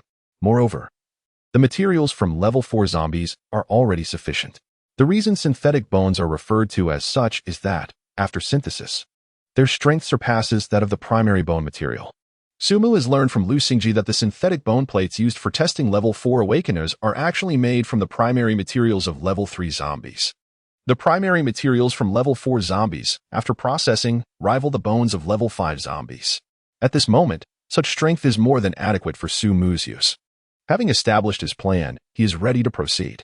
Sumu approached the bulletin board situated in a corner of the hall. Whether it was the special intelligence he sought or the tasks he intended to undertake, they all emanated from this very board. He had not forgotten that he was here to investigate the reasons for the dominance of the Imperial capital base. Chapter 70, Mutated Creatures in the Imperial Research Institute. Rescue mission urgent. 2 awakened individuals from Guang County are trapped within the vicinity of a level 4 zombie tide, urgently requiring the assistance of 2 level 4 awakened beings for their rescue. Posted by He-Wei. Difficulty rating 4 stars. Task reward 3,500 merit points. Hunting mission capture mutated creatures. Task description: a level 3 mutated creature, the Shadow Deer, has appeared within the confines of Waste Inn. Capture it alive and return. Posted by Imperial Research Institute. Difficulty rating 4 stars. Special. Open to multiple participants. No penalties for failure. Death of the target is also considered a failure. Task reward 10,000 merit points. Cleansing mission: clear out a level 4 zombie horde. Task description: a horde of zombies has congregated in Baoshi. Posted by None. Difficulty rating 4 stars. Special. Requires travel video proof and the return of a level 4 zombie corpse for verification. Task reward 5,000 merit points. Failure: deduction of 1,000 merit points. Before him, the bulletin board displayed a plethora of tasks. Sumu scrutinized them one by one. At the top of the board, an urgent task was prominently displayed, evidently posted by awakened individuals and likely requiring an additional expenditure of merit points, thereby taking precedence in the listing. A GPA of 3.5, coupled with a 4-star rescue mission, presents an undeniably alluring proposition for a level 4 awakened. According to the regulations outlined on the public display board, private rescue missions differ slightly from other tasks.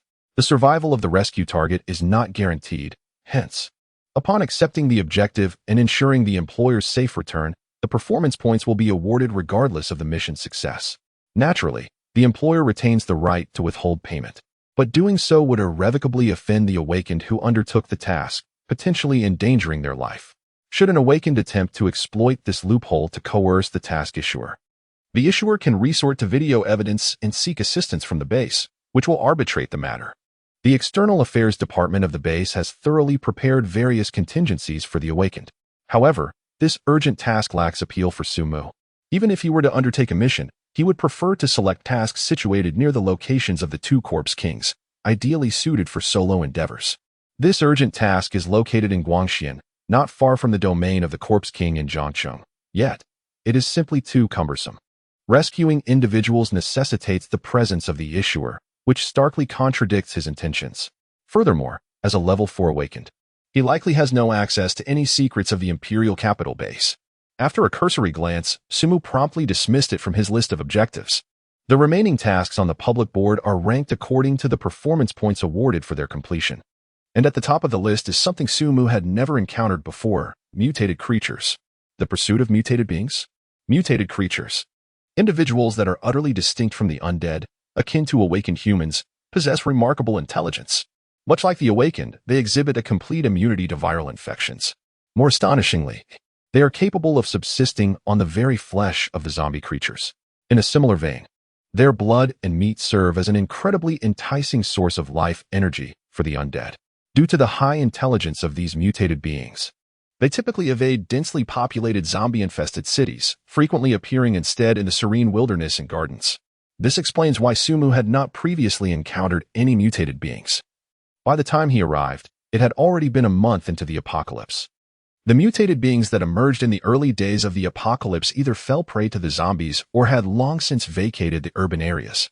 Without any intention of searching for them, it was naturally improbable for him to stumble upon such mutations. However, what piqued Su Mu's interest was not merely the existence of these mutated beings, but rather the entity responsible for issuing this task, the Imperial Capital Research Institute. The synthetic skeletal technology and the shadow cloaks employed by Mo Shaoran and others to traverse the ominous landscape of the apocalypse evidently stem from this institute. This could also be one of the reasons why the Imperial Capital Base surpasses others in strength. The emergence of such groundbreaking technological advancements surely requires a solid foundation. Engaging with the Imperial Capital Research Institute might unveil some clues. Moreover, the designated task location conveniently lies near the territory of the Zhang City Zombie King, making it a fortuitous detour. The task offers a substantial reward of 10,000 achievement points, with 2,000 points sufficient to forge a weapon primarily composed of 4th-level zombie skeletal materials. Thus, this reward far exceeds expectations, presenting a rare opportunity for multiple gains. It seems that this task is destined to be intertwined with my fate. The objective of my search is perfectly suited for Su Mu.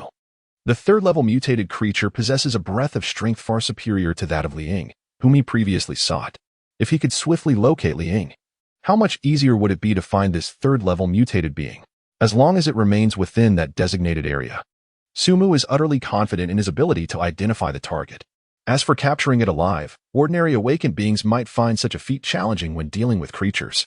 However, for Su Mu, the formidable impact of his mental prowess can easily render any intelligent life form of inferior strength unconscious. This 3rd-level mutated creature certainly does not belong to the ranks of those capable of resisting his will. You are the one. Target confirmed. Su Mu strides directly towards the task reception area of the hall, once again passing through the main entrance of the Imperial Capital Base. Su Mu returns to the wilderness zone. Concurrently, he retrieves the modified off-road vehicle that he had stored here. He must transport a live mutated creature, and it would be impractical to carry it back to the base. Therefore, he requires an essential means of transportation, which also serves as a means of concealment. Of course, he does not intend to drive this modified off-road vehicle indefinitely. Once he has completely exited the alert range of the Imperial Capital Base, Su Mu comes to a stop. This location should suffice. He senses no presence of awakened beings in the vicinity. With a wave of his hand, a black vortex materializes, consuming the entire modified off-road vehicle. After the alien queen has ascended to the 4th tier, the space of the alternate dimension has become comparable to a venue the size of a football field. Accommodating a modified off-road vehicle is certainly well within its capabilities. Within this vast realm of alternate space, Su Mu has stored an assortment of resources. These supplies were acquired from the cities previously conquered. Now that he possesses a personal space, he certainly will not overlook these additional rewards. Come forth, he murmured softly. The black vortex reappeared, and the familiar fearsome creature manifested before him once more. Su Mu adeptly mounted its back, redirecting its course, and urged it to gallop forward with great speed. Their destination, Zhang City. First, he would confront the 5th-level Corpse King, and afterward, venture to Wei County to hunt mutated beings and engage with the Imperial Research Institute. Chapter 71, Speculation, the 6th-level Ambition. As a thunderous roar echoed, Su Mu's right leg forcefully struck the ground, shattering the skull of a zombie beneath his feet into fragments. This creature is not particularly formidable, he mused to himself, feeling the invigorating surge of enhancement within him. The lifeless zombie beneath Su Mu was, in fact, one of his targets for this venture, the Zhang City Corpse King. However, this Zhang City Corpse King struck him as alarmingly weak. It reminded him of his initial encounter with the Corpse King of Bin City, which had not even summoned any aberrations. He had effortlessly vanquished it using sheer strength. Though his current power had been bolstered by the experience of slaying 2 5th-level Corpse Kings, the opponent before him was undoubtedly inferior to the 2nd Corpse King he had encountered in Quan City. The Imperial Base should certainly be capable of dealing with this Zhang City Corpse King. Suddenly, a thought crossed his mind. Perhaps something was restraining the 5th-level awakened beings of the Imperial City? Su Mu felt that this possibility was exceedingly high. If not, the 5 5th-level awakeners, along with the concealed yet formidable presence at the Imperial Capital Base, would undoubtedly have taken action to eliminate the threat posed by the Corpse King nearby. The only explanation for the Imperial Capital Base's tolerance of the Corpse King's menace is that something is restraining their actions. The depths of the Imperial Capital seem quite profound, with 5 5th-level awakeners and that mysterious aura, which is feared by the Imperial Capital. It is likely that this presence surpasses even the level of a Corpse King. However, what does it matter? Conversely, this is indeed advantageous for Sumu. What he lacks is time for development. The imperial capital is preoccupied with some existence, leaving them unable to respond to other matters, thus providing him ample opportunity to grow. Once the alien Mother Queen ascends once more, neither the hidden powerhouse at the imperial capital base nor the presence they fear will pose a threat any longer. It is time to address the next matter. With a wave of his hand, the dark vortex reappeared. The alien Mother Queen extended her tail spike, ensnaring the body of the 5th-level Corpse King beneath her, and drew it into the contract space. This marked the 3rd Corpse King-level entity within the contract space. The Corpse Kings from Binsheng and Quansheng had already been successfully transformed into aliens, lying in wait within the contract space for the day they would descend. Furthermore, this city's Corpse King would soon become one of his most formidable forces. There is still one more task to undertake. With a thought, the aliens released into the contract space before the battle with the city's Corpse King surged back from all directions. Each of these aliens is a 4th-level being, boasting astonishing combat prowess. Summoning them purely to clear the area, he sought to establish an undisturbed battlefield. Among them was a returning alien creature, its robust tail still coiling around a corpse, specifically, the remains of a level 4 zombie. This was a specimen Sumu intended to bring back to the Imperial capital base, to serve as the primary material for crafting weaponry. In addition to vanquishing the zombie king of Zhang City, he aimed to accomplish this task with ease, thereby eliminating the need to search for a level 4 zombie later. As for the remaining zombies in Zhang City, Sumu had no intention of engaging them. Though the scale of zombies in Zhang City was not as vast as that of Spring City, it still boasted nearly 5 million.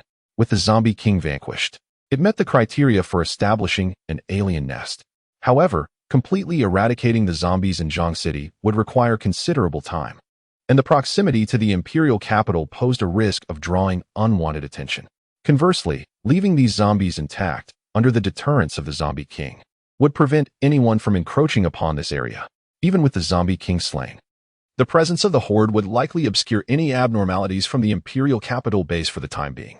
Weighing the pros and cons, it was evident that the effort required to cleanse this city was not worth his while.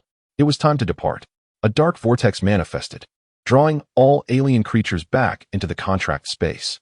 Simultaneously, he collected the remains of the level 4 zombie into the alternate dimension. Ignoring the low-level zombies that slowly approached him, Sumu soared into the air and transformed into a streak of light, speeding southwest. The unknown energy absorbed from the deaths of 3 level 5 zombie kings had significantly enhanced Sumu's own power through the feedback of the contract's force. Even his psychokinetic abilities had quietly improved. The capability for flight has significantly improved. Sumu no longer finds himself in the same precarious position as before, fearing that the act of flying might deplete his strength. At least under normal circumstances, the energy expenditure of flight no longer hampers his ability to exert his full power. This implies that in future hunts for the Corpse King, he will not need to clear out the horde of corpses or transform aberrations. He can now engage in decisive beheading actions without the necessity of bringing an army of aberrations to bear. Presently, he possesses the capacity to descend directly upon the location of the Corpse King, vanquish it, and then depart quietly. The efficiency is incomparable to that of previous endeavors. Provided he has sufficient precise locations of the Corpse Kings, Sumu can fully leverage his extraordinary mobility to expedite his own advancement. Ascending into the sky, he refrains from deploying his telekinetic barrier, instead relishing the sharp, cutting winds that rush towards him at high velocity, his gaze glowing with intensity. Level 6. Once I attain level 6, this apocalyptic realm shall surely meet its end.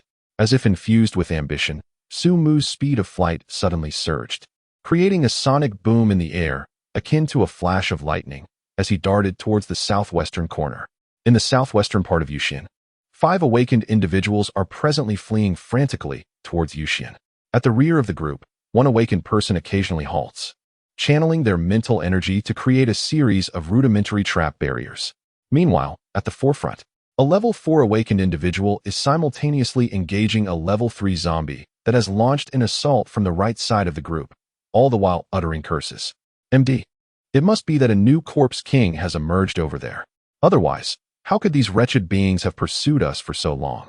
2 4th-tier awakened ones, along with 3 others whose strength clearly pales in comparison, This small team is indeed the one that Su Mu once saw on the bulletin board of the External Affairs Department at the Imperial Capital Base. Ranked first among the urgent task forces. Given their current composition, it seems the members who had been ensnared in the horde have been rescued, yet they now find themselves ensnared in another predicament. Amidst the curses of the towering fourth-tier awakened leader, several figures suddenly darted from behind, rushing toward the fleeing team. Each one of them is a fourth-tier zombie, and the numbers, there are as many as 8. Even though the awakened from the Imperial Capital Base possess the advantage of weaponry, facing zombies of the same tier, engaging 1 against 2 is already quite a struggle. Moreover, the pursuing fourth-tier zombies outnumber this awakened team as fourth-tier members by a staggering 4-fold. Should a battle ensue, the outcome would undoubtedly spell doom. Moreover, scattering would pose an even greater peril. A true Corpse King, once it steps into its territory and locks onto a target, will invariably dispatch sufficient forces to obliterate the opposition. Even if the team separates, the pursuing horde will likewise divide, making them easier to be picked off one by one. The only recourse is to fervently hope that the territory of the newly risen Corpse King is confined to Guang County, yearning for an early escape from its domain. Bang! Bang! Bang! The traps and barriers set by the fourth-tier awakened one at the rear are now coming into effect, slightly impeding the advance of the pursuing fourth-tier zombies. Nevertheless, despite this, the distance between the two parties continues to diminish. Su Shua, I cannot endure much longer. It is time to fight with all I have. Witnessing the barrier he had erected being shattered once more, the fourth-level awakened at the rear of the group could not help but raise his voice in alarm. The continual exertion of mental energy had already begun to wear him down. If this continued, he would be the first to succumb. The only viable option left was to risk everything in a desperate gamble for survival. Damn it! As the one leading the charge, Su Shua was acutely aware of his comrade's thoughts. However, had it not been for the barrier established through the other's mental exertion, they would have been overtaken long ago.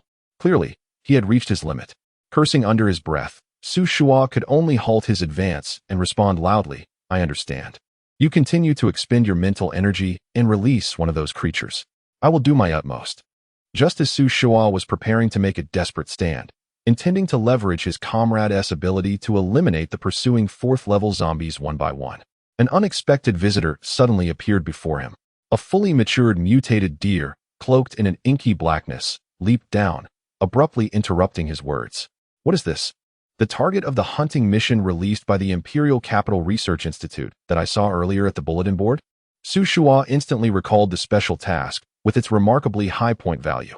He never anticipated it would manifest at such a moment. He felt as if fate were mocking him, for due to the task's uniqueness, he had taken it on, but had never imagined he would actually complete it. After all, the third-level mutated creatures are distinct from zombies, their intellect rivals that of humanity. Moreover, they typically exhibit swifter movements than their zombie counterparts, coupled with an extraordinary sense of vigilance.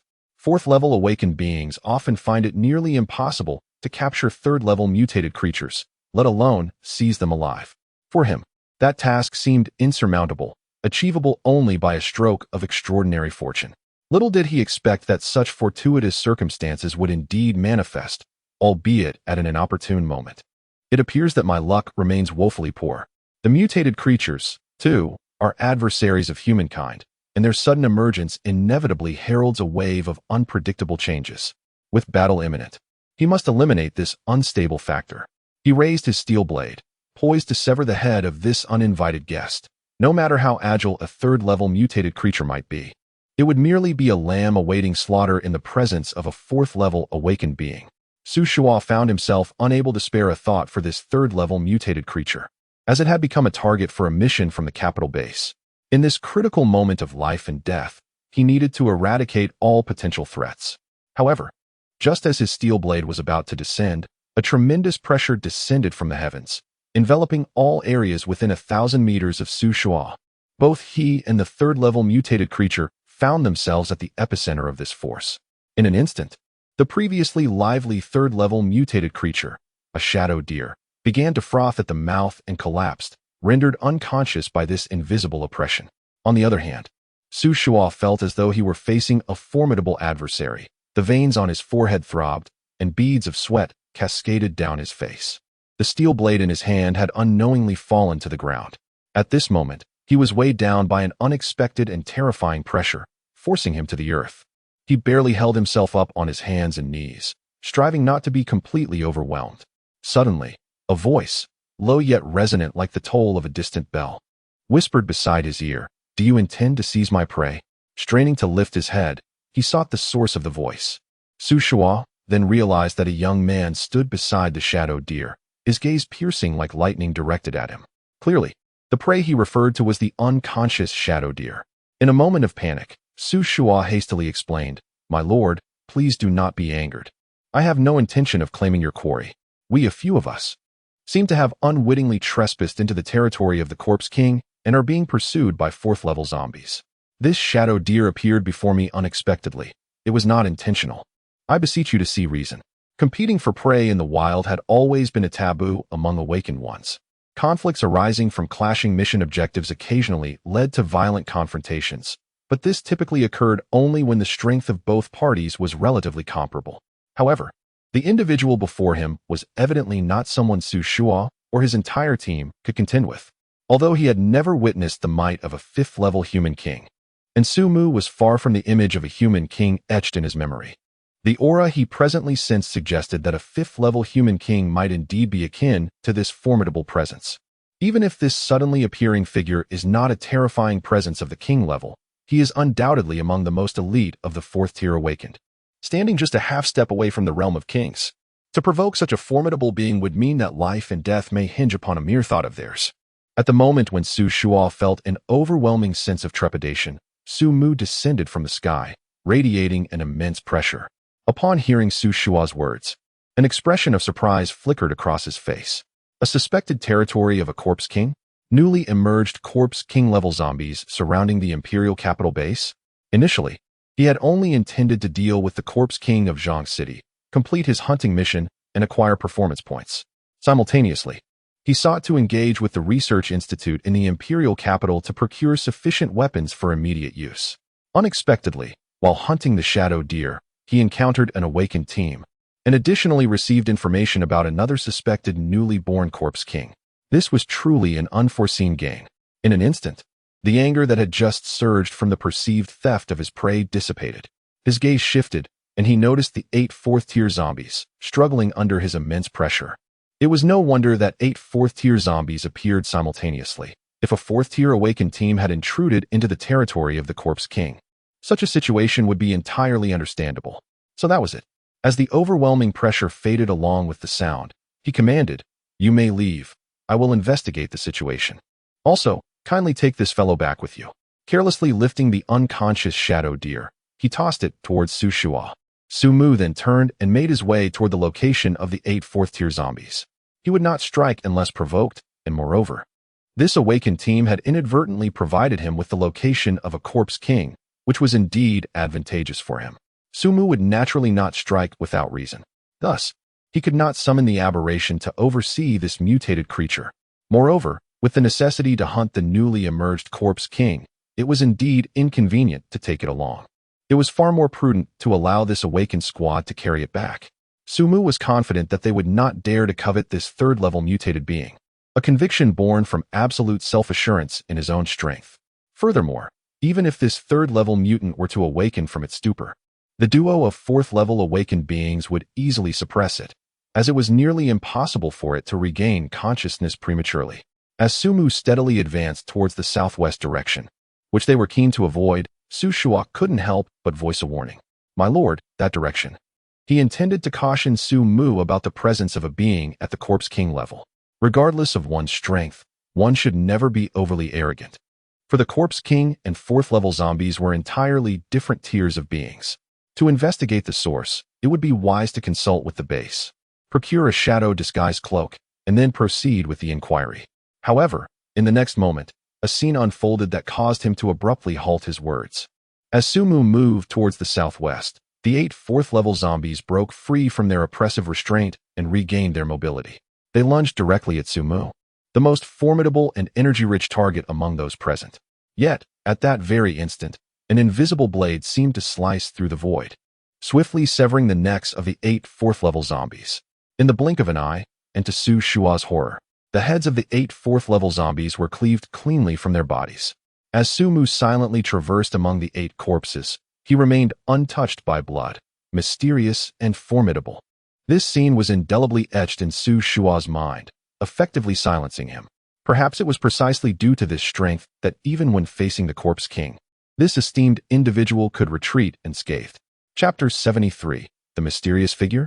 In the same city, a thunderous roar erupted as a figure transformed into a dark streak, crashing down from the heavens and creating a massive circular pit upon impact. At the heart of this pit lay a grotesquely contorted corpse. The nearby zombies seemed to have caught a whiff of an enticing scent, immediately surging towards the pit. However, before they could approach, an inexplicable force enveloped the area. In an instant, all the encroaching zombies were met with a terrifying pressure, resulting in a gruesome explosion of blood mist. A thick, iron-like stench of blood permeated the vicinity. Su Mu descended from the sky, hovering above the pit. Indeed, this was a newly ascended Corpse King. With a mere wave of his hand, a dark vortex reappeared, and the stinger of the aberrant Mother Queen extended, ensnaring the corpse within. This particular Corpse King felt subjectively weaker than any he had encountered in his 4 previous battles, even less formidable than the Corpse King of Bin City. This weakness could only be attributed to its recent elevation to the 5th level of power. Su Mu's intention in twisting its head was to ascertain whether any remnants of soul crystal remained within its mind. The outcome was: the research conducted at the capital base is not flawed, even though the newly promoted level 5 Corpse King has completely lost its soul crystal within its mind. However, the strength of the Corpse King bears no relation to Su Mu. As long as a level 5 Corpse King exists, its death releases a mysterious energy that is absorbed by the alien Mother Empress. This energy is then transformed into a reinforcing current through the power of the contract, resulting in an equivalent return to the original body. Moreover, each wave of this reinforcing current significantly enhances Su Mu's core essence. This time, his aura of oppression has once again increased. Zombies below level 4 can be directly crushed and killed under his pressure. Even without the alien army, he could stand against a multitude. It is time to return. Collecting the remnants of the Corpse King and observing the faint silhouettes of zombies emerging around him, Su Mu murmurs softly before soaring into the sky once more, heading towards the capital. At the capital base, a tense atmosphere envelopes the city gate. Su Shua and his rescue team stand anxiously at a corner of the gate, awaiting Su Mu's return. Beside them lies a level 3 mutated creature, the Shadow Deer, motionless on the ground, resembling a corpse. Yet, no one dares to gaze directly at its presence. A discerning eye can easily detect the rising and falling of its abdomen. This is a living being. The thought of the peril posed by apocalyptic creatures causes the citizens entering and exiting the city gate to instinctively steer clear of the awakened squad, almost pressing themselves against the walls. Even the guards stationed at the city gate wear expressions of grave concern. Although Su Shua and another level 4 awakened individual and his team have already revealed their identities, the fear remains that should this mutated creature awaken and go berserk, they may be unable to contain it. That was not something they could handle. As one of the captains of the wall patrol, Lu Xingji resolutely took the lead. After all, it was his duty as the captain to confront such situations. Fortunately, the current circumstances were still under control. However, Lu Xingji was also curious about another matter. When he interacted with Su Shua's team, he heard something intriguing from them. This mutated creature was a prey of a certain esteemed individual, and they were awaiting the return of this figure. What kind of existence could be revered by a level 4 awakened? Could it possibly be a monarch-level powerhouse? Yet, a monarch-level powerhouse should be well known to these level 4 awakened, shouldn't they? The thought inexplicably led Lu Xingji to consider Su Mu, though he quickly dismissed it. Despite Su Mu's strength, Su Shua, along with another level 4 awakened, constituted the pinnacle of combat power within the Imperial capital base. Even if they were stronger, it would hardly evoke such reverence from the two, would it? Lu Xingji distinctly sensed the respect in Su Shua's tone when he spoke of that esteemed figure, akin to addressing a monarch. Just as Lu Xingji pondered this perplexity, he suddenly noticed Su Shua stirring. In the next moment, a formidable aura of an awakened one slowly approached from the distance. It was coming. Lu Xingji was equally filled with curiosity about the esteemed individual mentioned by Su Shua, yet he had no intention of seeking favor. He understood that no one appreciated a fence-sitter. Having decided to align himself with Su Mu, even in the face of a monarch, he would not waver unless Su Mu completely abandoned him. Thus, at this moment, he approached the impending arrival of the distinguished figure with a sense of detached curiosity. However, as the presence drew nearer, the expression on Lu Xingji's face transformed into one of intrigue. A familiar modified off-road vehicle came into view, and it dawned on him. Su Mu? Lu Xingji realized that his previous conjecture had, astonishingly, been correct. The esteemed individual, whom Su Shua held in such high regard, was indeed Su Mu. Yet this revelation only deepened his astonishment. It seemed that Su Mu's prowess surpassed his earlier assumptions by a considerable margin. Su Mu, maneuvering the inconspicuous modified off-road vehicle, finally approached the city wall of the Imperial Capital's base. Upon reaching the main entrance, he spotted Su Shua and his fellow awakeners, along with the prey, a shadow deer, that they had brought back ahead of him.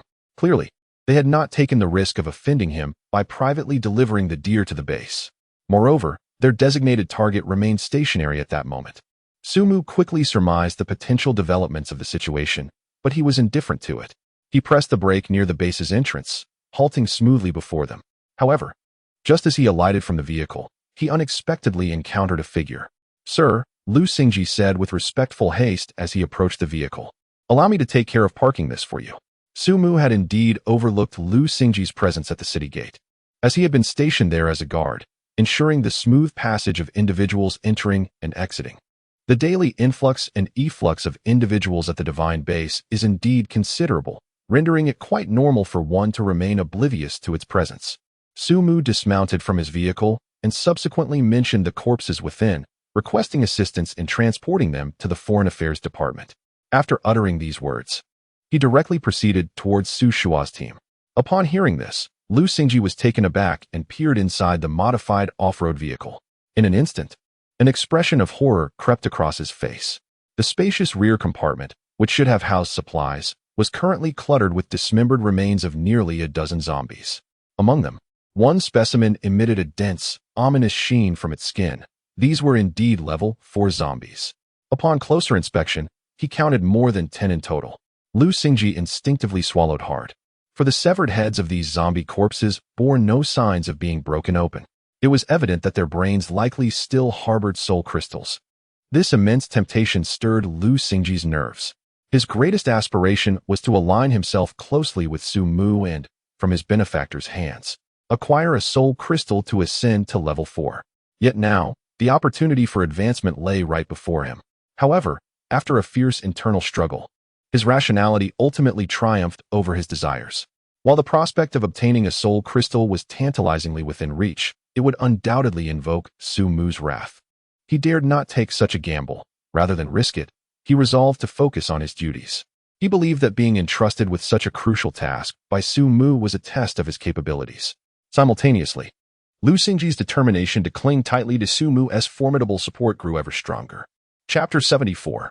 Encounter at the Research Institute, Meteorite from Beyond. Upon entering the vicinity of Su Shua's team, the group immediately greeted with utmost respect. Su Mu waved his hand dismissively, indicating that such formalities were unnecessary. It was then that Su Shua spoke up, addressing Su Mu. "Esteemed sir, this mutated creature remains dormant. I presume you intend to submit a mission to the Foreign Affairs Department. I would be honored to accompany you and assist in transporting this specimen." With his words, Su Shua eagerly volunteered for the task of transporting the mutated being. He was a shrewd individual, well aware of the advantages of aligning himself with a formidable figure like Su Mu. For him, forging a connection with such a powerful ally would undoubtedly yield benefits. Although 4th-level awakened individuals held a respectable status in the imperial capital, advancing further proved to be an arduous endeavor. Given his capabilities, facing a 4th-level zombie alone posed little challenge. However, hunting 4th-level zombies amidst a horde was a far more daunting task. Even teaming up with other 4th-level awakened could lead to complications, as the zombies might detect their presence and retreat discreetly, abandoning the horde. Engaging a 4th-level zombie in a one-on-one confrontation was akin to inadvertently wandering into the territory of a zombie king, only to be pursued relentlessly. It was only through the intervention of other 4th-level awakened that a one-on-one scenario could potentially arise. Yet such encounters were fraught with peril. Thus, the difficulty of 4th-level awakened individuals slaying 4th-level zombies to acquire soul crystals was immense. Without the enhancement of soul crystals, it became exceedingly challenging to elevate one's own strength.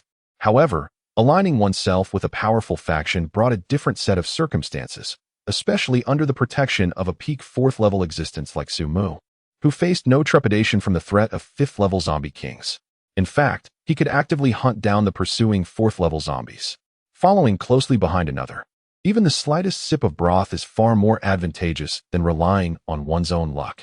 In the present moment, with such an opportunity at hand, Su Shua naturally wished to seize it. Oh! Upon hearing Su Shua's words, Su Mu couldn't help but cast a surprised glance at him. He had not anticipated that this seemingly simple-minded giant harbored such astute thoughts. However, parading around with a sizable shadow deer was undeniably conspicuous. After a brief moment of contemplation, Su Mu nodded in agreement. Very well. Upon receiving Su Mu's affirmation, a joyful expression instantly illuminated Su Shua's face. Thank you, my lord, for your support. Nearby, another level 4 awakener from a different team involuntarily displayed a hint of regret upon hearing this. He, too, had entertained similar thoughts, yet lacked the decisiveness of Su Shua. Transporting the shadow deer certainly did not require 2 individuals, and with Su Shua having taken the initiative, it would have been inappropriate for him to propose the idea. Thus, he regrettably missed the opportunity to befriend a top-tier powerhouse. Su Shua hoisted the unconscious level 3 mutated creature, the shadow deer, and suddenly spoke again. By the way, my lord, these 3 individuals are the issuers and the targets of the urgent rescue mission we previously accepted. Had it not been for your timely arrival, our mission would surely have ended in failure. Therefore, we unanimously believe that the merits of this task should rightfully belong to you. As his words fell, the 3 members of the Awakener team cautiously drew nearer. Faced with an entity suspected to be of kingly caliber, these 3, merely level 2 and 3 Awakeners, dared not engage in casual conversation, which is why Su Shua felt compelled to mention them. Very well, since you have made your decision, let us proceed to the Foreign Affairs Department. Naturally, Su Mu would not decline the additional credits. Fair is fair. The survival of this awakened team amidst the relentless pursuit of the zombies dispatched by the Zombie King can indeed be attributed to his timely intervention. This urgent rescue mission rightfully belongs to him. Su Mu had already anticipated their thoughts when he approached the base and caught sight of the awakened team members lingering there. The outcome was precisely as he had surmised. As for Su Shua guiding him to discover the Zombie King's reward, that is a separate matter to be accounted for. Su Mu is exceedingly clear about matters of gratitude and grievance. He rewards those who contribute and punishes those who do wrong. This is his principle in this life. By the way, my lord, over there. Suddenly, Su Shua spoke softly beside Su Mu, clearly intending to inquire about the matter of the newborn Zombie King. After all, the existence of a Zombie King is of significant consequence. If, as he suspects, a new Zombie King has indeed emerged, it is imperative to report to the base promptly, to respond early and delineate restricted zones. However, before Su Shua could finish, Su Mu preemptively interjected. It is not a Zombie King, merely a level 4 intelligent zombie nearing the threshold of being one. I have already slain it. Upon hearing Su Mu's unwavering declaration, Su Shua immediately fell silent, though he still found it somewhat perplexing. Considering the mobilization of 8 level 4 zombies to pursue him clearly exceeded the capabilities of a level 4 zombie. Yet, since Su Mu asserted it to be so, it must indeed be the case. After all, there is no advantage in deceit. Instead, following the next activation of the Skynet system beneath the capital base, he would face scrutiny, potentially leading to calamity. Su Mu had neither reason nor necessity to conceal the existence of the Corpse King. Within the 4th District, in the Foreign Affairs Department, Mission Hall, he had just led Su Shua along with 4 other members of the Emergency Rescue Task Force into the hall. They successfully delivered the urgent rescue mission and earned merit points. As for the shadow deer in his possession, it was imperative to visit the Capital Research Institute to confirm the handover in person before completing the task. Thus, Su Mu promptly exited the reception area. Just as he departed, a familiar voice reached his ears. My lord, Lu Xingji jogged to Su Mu's side, gesturing respectfully. The 11 level 4 zombie carcasses you retrieved have all been securely stored in the Foreign Affairs Department storage cabinet and can be accessed at any time. Here are the storage receipts and photographic evidence. Lu Xingji presented a receipt along with a stack of photographs to Su Mu. The value of these carcasses was exceedingly high. Therefore, Lu Xingji had taken the precaution of photographing each corresponding specimen to preserve evidence and prevent any discrepancies. His preparations were undeniably meticulous. After briefly receiving the items and glancing over the photographs and receipt, Su Mu handed them back, remarking, "Well done. Take one Azure Soul Crystal for yourself as a reward for your efforts over the past few days." Ignoring the ecstatic expression that blossomed on Lu Xingji's face, Su Mu turned to address the remaining members. "Bestow upon each of the 3 individuals a level 4 zombie carcass, while Su Shua and Gu Fangxing shall equally receive a Sapphire Soul Crystal. This serves as a reward for their knowledge regarding the Zombie King. In comparison to the Zombie King, the Soul Crystal of a level 4 zombie is worth scarcely 1% of its value." Naturally, the affluent Su Mu is not one to be stingy. Upon hearing Su Mu's words, Su Shua and his companions revealed expressions of astonishment and elation. The level 4 zombie carcass is undoubtedly a highly valuable item for those at the 2nd and 3rd awakening levels. With the skeletal remains as the primary material, and by utilizing merit points, they could forge weapons capable of injuring a level 5 zombie king. For 2nd and 3rd awakening practitioners, such an opportunity represents an immense enhancement of their capabilities. As for the significance of the Soul Crystal to a level 4 awakening practitioner, it requires no elaboration. Su Shua and the level 4 awakening practitioner, Gu Fangxing, sought to befriend Su Mu, hoping to glean some advantages and increase their chances of acquiring soul crystals. Little did they anticipate the fortuitous turn of events. Su Mu had directly granted them a precious soul crystal, which was entirely beyond their expectations. "Very well, let it be so. We shall leave the arrangements to you. Su Shua, accompany me to the Imperial Capital Research Institute," Su Mu stated. Upon hearing this, Su Shua was jolted awake from his ecstatic reverie and promptly replied, "Yes, my lord." He swiftly fell into step with Su Mu as they proceeded towards the entrance of the Foreign Affairs Department. He had regained his composure and felt immensely fortunate for his earlier decisive declaration. What is one soul crystal worth? Su Mu appeared utterly indifferent to the soul crystal. If he could attach himself to this formidable figure, not only would he benefit from the use of the soul crystal to enhance his strength, but perhaps even the King of Men could covet a piece of it. On the other side, Gu Fangxing, also a level 4 awakened of the team, regained his composure. Observing the 2 departing figures, the elation in his heart diminished significantly. However, after calming his emotions, he rallied himself. At the very least, he had acquired a soul crystal during this expedition, which would enhance his own strength.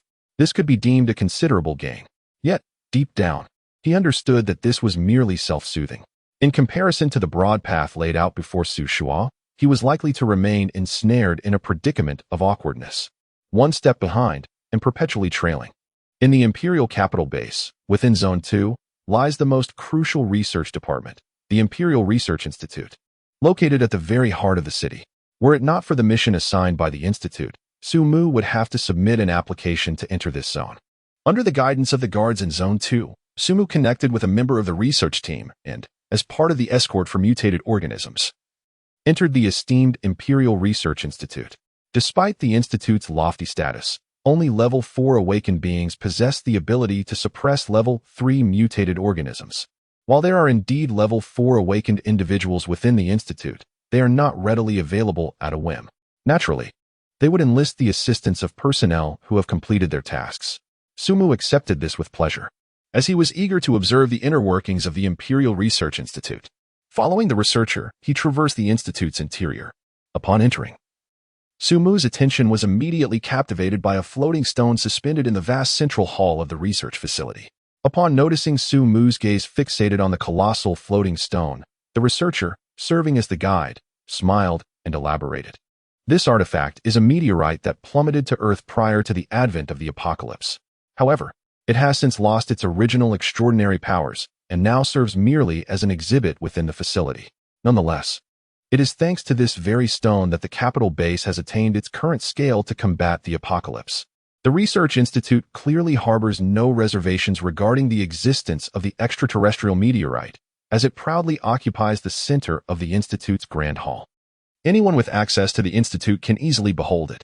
Moreover, everything pertaining to this meteorite has been transformed into research achievements for the capital base, rendering it impervious to theft and, consequently, devoid of any need for concealment. Yet, to Su Mu's ears, this bore an entirely different resonance. an object from beyond the stars. He too possesses a celestial artifact. Though the alien entity is a figment of imagination, it ultimately remains an extraterrestrial product. Furthermore, it is due to the existence of this alien life form that he has attained his current strength. The capital base, likewise, has been able to flourish owing to this meteorite. Could the origins of this apocalypse be intertwined with the cosmos? Reflecting on the evolution of zombies from levels 1 to 5, this may well represent a form of selection mechanism within the world. Is it possible that there exist races in the cosmos that undergo such processes of life evolution? Chapter 75, The Invitation of the King of Humanity. The third sequence, by Li Ming. The negotiations with the Shadow Deer proceeded swiftly and successfully. Su Mu received his due recompense. However, the most significant intelligence gleaned from this venture was the revelation of the origins of the capital base's rise, an enigmatic power from beyond the stars. The source of power for that mysterious and concealed powerhouse is something Su Mu has roughly speculated to be closely linked to the extraterrestrial meteorite. This meteorite, having lost its extraordinary abilities, shares a similar essence with the elusive aura of the hidden powerhouse in the imperial capital. The emergence of such a formidable individual is bound to trigger a catfish effect, prompting a collective enhancement among the entire group, much like Su Mu's own appearance. Had it not been for him, Su City might have succumbed to the onslaught of the Level 4 intelligent zombies during the siege of Stone City. In that event, the Level 4 intelligent zombie would have transformed into a zombie king after the battle. However, due to Su Mu's uncertain influence, the destruction of Su City did not occur. Instead, thanks to Su Mu's generosity, Su City saw the emergence of a Level 4 Awakener, gifted with soul crystals, ahead of others. The Imperial base had acquired this extraterrestrial meteorite long before the apocalypse, and had engaged in its research and development. Consequently, it is not surprising that a powerful figure remains hidden behind the scenes alongside 5 human kings and numerous Level 4 Awakeners. As for the true source of power within the Imperial capital, Su Mu does not feel the need to discern it. Power is, after all, an intangible entity, ultimately leading to the same destination through various paths. Therefore, by enhancing oneself and striving to ascend to a higher realm, all problems can be resolved. Being situated within the Imperial capital's research institute, Su Mu naturally took the opportunity to inquire with the researcher guiding him about the synthesis of skeletal weapons. The researcher's response was straightforward. They merely required the corresponding materials, and they would promptly set to work. And he recorded Su Mu's identity information for the sake of convenience in arrangements. The stronger the power, the more effortlessly one can accomplish certain tasks at times. This is an unchanging truth throughout the ages. After leaving the information records, Su Mu bid farewell to the research institute alongside Su Shua. What are your plans for the future? Upon exiting the institute, noticing Su Shua steadfastly following him, Su Mu was well aware of his intentions and inquired. Hearing Su Mu's words, Su Shua immediately suppressed his inner excitement, striving to calm his emotions as he responded, "I wish to follow you, my lord." Su Shua was quite pragmatic. Although the capital base was formidable for a Level 4 Awakener, as long as one did not inadvertently enter the territory of a Level 5 Corpse King, the vastness of this post-apocalyptic world allowed for freedom of movement. The place of development was inconsequential to him. Clearly, he had found a more reliable target, Su Mu. Although uncertain whether Su Mu's displayed power was at the pinnacle of Level 4 or if he had already ascended to the ranks of a king of men, there was no doubt that he represented an insurmountable existence for Su Shua at present. Yet, following Su Mu offered greater prospects. In the earlier instance where Su Mu's mere thought led to the demise of 8 corpses, it was evident that Level 4 zombies were no match for him. Perhaps even the Level 5 Corpse King did not instill fear in him. Furthermore, Su Mu was incredibly generous, casually bestowing precious soul crystals, which held immense allure for Su Shua. Even though the kings of men in the capital could similarly perform such feats, he was acutely aware that they rarely intervened. In fact, they seldom left the capital base. Even if one were to leverage connections with the kings of men in the capital, the likelihood of receiving rewards as generous as those from Su Mu remained unrealistic. Very well. Upon my return to Su City, you shall accompany me. Su Mu did not decline Su Shua's proposal. Observing the development of the capital base, Su Mu felt that if he wished to establish a realm for the alien beings, he must indeed possess some human supporters. After all, the aliens are not human. Although their combat prowess is formidable, they remain mere machines of slaughter, incapable of engaging in communication. Even if, in the future, absolute force were to suppress this region and establish a nation for the aliens. It is likely that the populace would still harbor rebellious sentiments. The reason is simple. They are not human. They belong to a different race. Sumu cannot constantly attend to the affairs of the lower strata or quell disturbances. To command his subordinates while the alien army secures the borders is the optimal method for the governance of the newly founded alien nation. Therefore, he should begin to cultivate his own human faction. Su Shua and Lu Xingji serve as the initial components of this framework, as well as experimental subjects in its nascent stages. Upon returning to Su City, he might start to orchestrate arrangements, allowing them to glimpse a portion of his hidden cards, thereby observing their thoughts. Thank you, my lord. Su Shua was unaware of Su Mu's inner machinations, yet he was already sufficiently exhilarated by Su Mu's affirmative response. Suddenly, it seemed as though the gates of the King of Humans were opening before him. You should return to the Foreign Affairs Department and seek out Lu Xingji, whom you met previously. Have him transport the Level 4 zombie corpses I acquired to the Research Institute in the capital, recorded under my name. I shall remain in the capital for the next couple of days, and before I return to Su City, I will inform you. Suddenly, Su Mu spoke to Su Shua. As he spoke, Su Mu walked towards a street adjacent to the corridor, clearly not heading towards the main entrance of the internal district. Sir, where are you going? Su Shua intended to follow but hesitated upon seeing Su Mu's direction, prompting him to inquire. Su Mu did not pause in his stride, continuing forward while leaving behind a remark. It is nothing, merely a friend wishes to meet me. Inside the second ring road, at the entrance of a rarely frequented alley, a young man clad in casual attire, exuding an air of coldness, leaned against the wall of a building with his eyes closed. As if he had sensed the approaching footsteps, the young man finally opened his eyes and turned to the source of the sound. You must be Su Ching Su Mu, correct? Indeed, you possess the ability to sense my presence. As he spoke, Su Mu approached, responding to his words with a hint of inquiry. Are you one of the 5th-level human kings in the imperial capital? I wonder which one you are. Su Mu distinctly perceived the intensity of the young man's aura, which unmistakably reached the 5th level. As the young man had mentioned, his arrival was prompted by the complete locking of his own aura, one that was entirely unmasked. Clearly, this was a deliberate attempt to draw Su Mu's attention. Upon hearing Su Mu's words, a faint smile appeared on the young man's face as he suddenly straightened up, shedding his prior languor, and replied, I am Bai Li Ming from the 3rd sequence of the imperial capital. It is a pleasure to meet you. I apologize for any offense earlier. Bai Li Ming. Su Mu felt a stir within. Isn't this the formidable warrior who vanquished the 5th-level corpse king? Displayed on the screen in the Foreign Affairs Department's hall? I never anticipated encountering him so soon. As for the earlier incident where he locked onto my presence with his aura, Su Mu paid it little mind. Clearly, his actions were not meant as a provocation, but rather an invitation for me to approach. However, Su Mu was intrigued as to why this esteemed warrior from the imperial capital, Bai Li Ming, sought him out. He felt he had not engaged in any noteworthy occurrences that would attract attention. What brings you to me? He inquired, not wishing to withhold anything, given his lack of understanding regarding the other's intentions. Upon hearing Su Mu's words, Bai Li Ming appeared unfazed. Yet, what he subsequently revealed caused Su Mu's brow to furrow in surprise. The corpse king from our city should have been slain by you, correct? You must have ascended to level 5 by now. In response to Bai Li Ming's statement, Su Mu's pupils dilated in shock. Had his prior actions truly been discovered? However, he pondered, why did Bai Li Ming not mention the slaying of the Zhang City corpse king on the same day?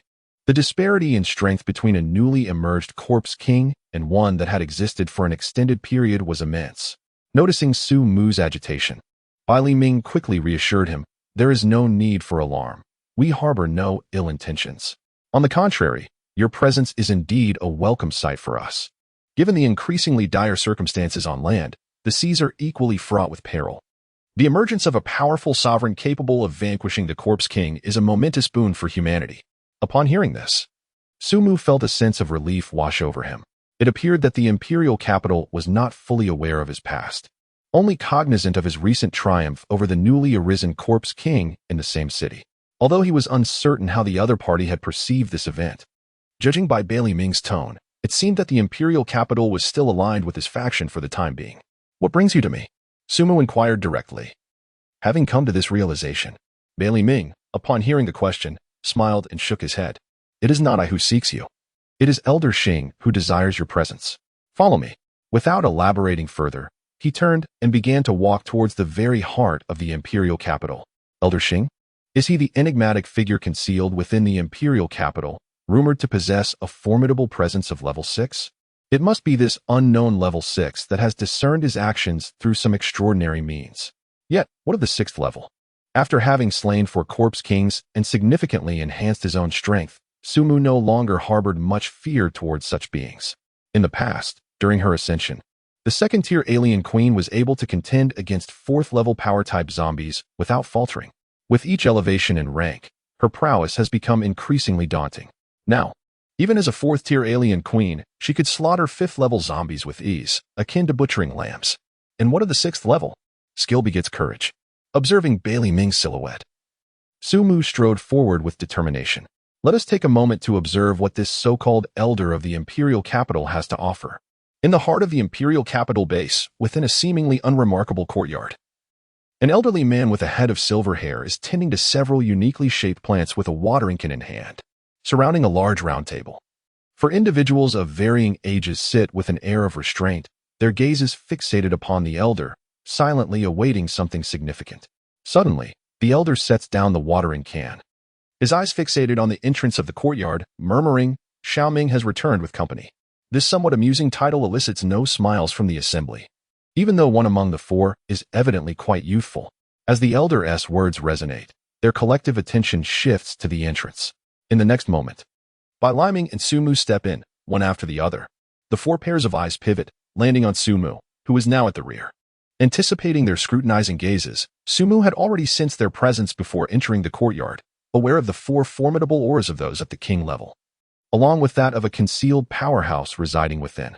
The convergence of all the high-ranking officials of the imperial capital base suggests a matter of great importance is at hand. However, Su Mu feels no trepidation.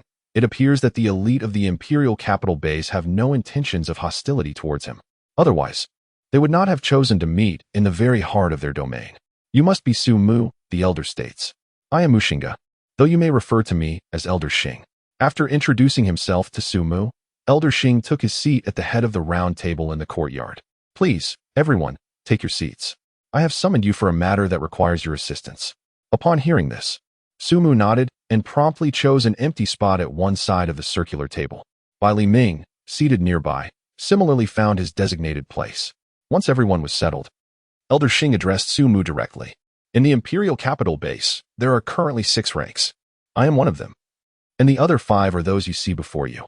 He gestured towards the 5 individuals. Among them, the second rank is He Fongming. Elder Xing's gaze shifted to a middle-aged man on his left, who immediately offered a friendly smile to Su Mu. The third rank is Bai Li Ming. You two should already be acquainted. The 4th rank is Qi Jin. A young man with a cold demeanor nodded at Su Mu. The 5th rank is Xiao Yang. This middle-aged man, akin to He Fongming, also directed a smile towards Su Mu. However, as someone sensitive to emotional fluctuations due to his contract with the aberration, Su Mu perceived a hint of insincerity in the man's smile. Finally, the 6th rank is Qin Xiaoa, who was notably the youngest among the 5-level kings in the imperial capital. After giving Su Mu a reserved nod, he quickly straightened his posture. Having introduced his companions, Elder Xing continued, "As for your circumstances, I have previously mentioned them to the group. You possess the capability to eliminate level 5 corpse kings, yet, for reasons unknown, you seem unable to sense their level of aura. I believe you have ascended to the 5th level, have you not?" Elder Xing remarked, casting a gaze towards Su Mu. Although this glance bore no tangible force, Su Mu felt as though the other could perceive his innermost being. He pondered whether this elder could discern the pact he had formed with the alien queen. Regardless, it was evident that his attainment of the 5th level was already established in the elder's mind, leaving little to conceal. As for the disparity between his true strength and the aura he projected, which only indicated the 4th level, that could be attributed to the alien queen, who herself had scarcely reached the 4th tier. If this aspect remained elusive, perhaps even this seemingly 6th-level Elder Xing would be unable to unravel the mystery of the alien queen's existence. I have indeed reached the 5th level, Su Mu responded, following Elder Xing's lead. He then directly posed a question to address his earlier uncertainty. I wish to understand why you are so certain. With respect to the elder from the imperial city, Su Mu harbored no inclination to adopt a submissive tone. He spoke with an equal demeanor. In terms of realms, The alien queen was indeed beneath him, but when it came to combat prowess, the outcome was far from certain. Both were entities of the same caliber, and thus, it was impossible for one to diminish the other's presence. However, the remaining 5 individuals present held a different perspective. In an instant, the 2 formidable warriors among them, Qi Jin of the 4th sequence and Xiao Yang of the 5th sequence, emanated an overwhelming aura directed towards Su Mu. In contrast, the elder Bai Li Ming, the oldest He Feng Ming, and the youngest Qin Shaohe refrained from taking action against Su Mu, recognizing the need for decorum. Before Su Mu could release his pressure in response, the words of Elder Xing resonated. Qi Jin immediately withdrew his aura, while Xiao Yang, albeit reluctantly, also retracted his presence. It was evident that his motives extended beyond merely upholding Elder Xing's authority. Once the two had calmed their emotions, Elder Xing continued, "I apologize, they are rather impulsive. As for your inquiry, I can indeed provide an answer. You must be wondering if I am what one might call a 6th-level powerhouse.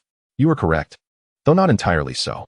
After this self-reflective exchange, without waiting for Su Mu's reply, Elder Xing began to elaborate on his circumstances. "You must have visited the Imperial Capital Research Institute and seen the meteorite displayed in the main hall, correct? My power derives from that very meteorite."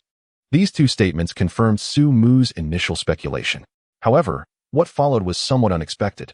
"My current state should be classified as a unique 6th level. I have not undergone the metamorphosis from 4th to 5th level, and my strength likely falls short of a true 6th level. Additionally, due to the influence of that meteorite, I have acquired another form of power, which I refer to as the Force of Life." Elder Xing paused momentarily, his gaze intense, before continuing. "The transformation of zombies and the initial awakening of awakeners both fall within the realm of this Force of Life. Empowered by this force, while the life essence of these newly transformed zombies has not yet fully dissipated, I can perceive the existence of these metamorphosed undead and awakened beings in the unseen realm, and I can roughly gauge their potential. Among the 5 individuals present, they are the most promising awakened ones I initially discovered through the life force within the Imperial Capital base. They have not disappointed my expectations." At this point, Elder Xing cast a reassuring glance at the 5 esteemed individuals from the Imperial Capital before steering the conversation back.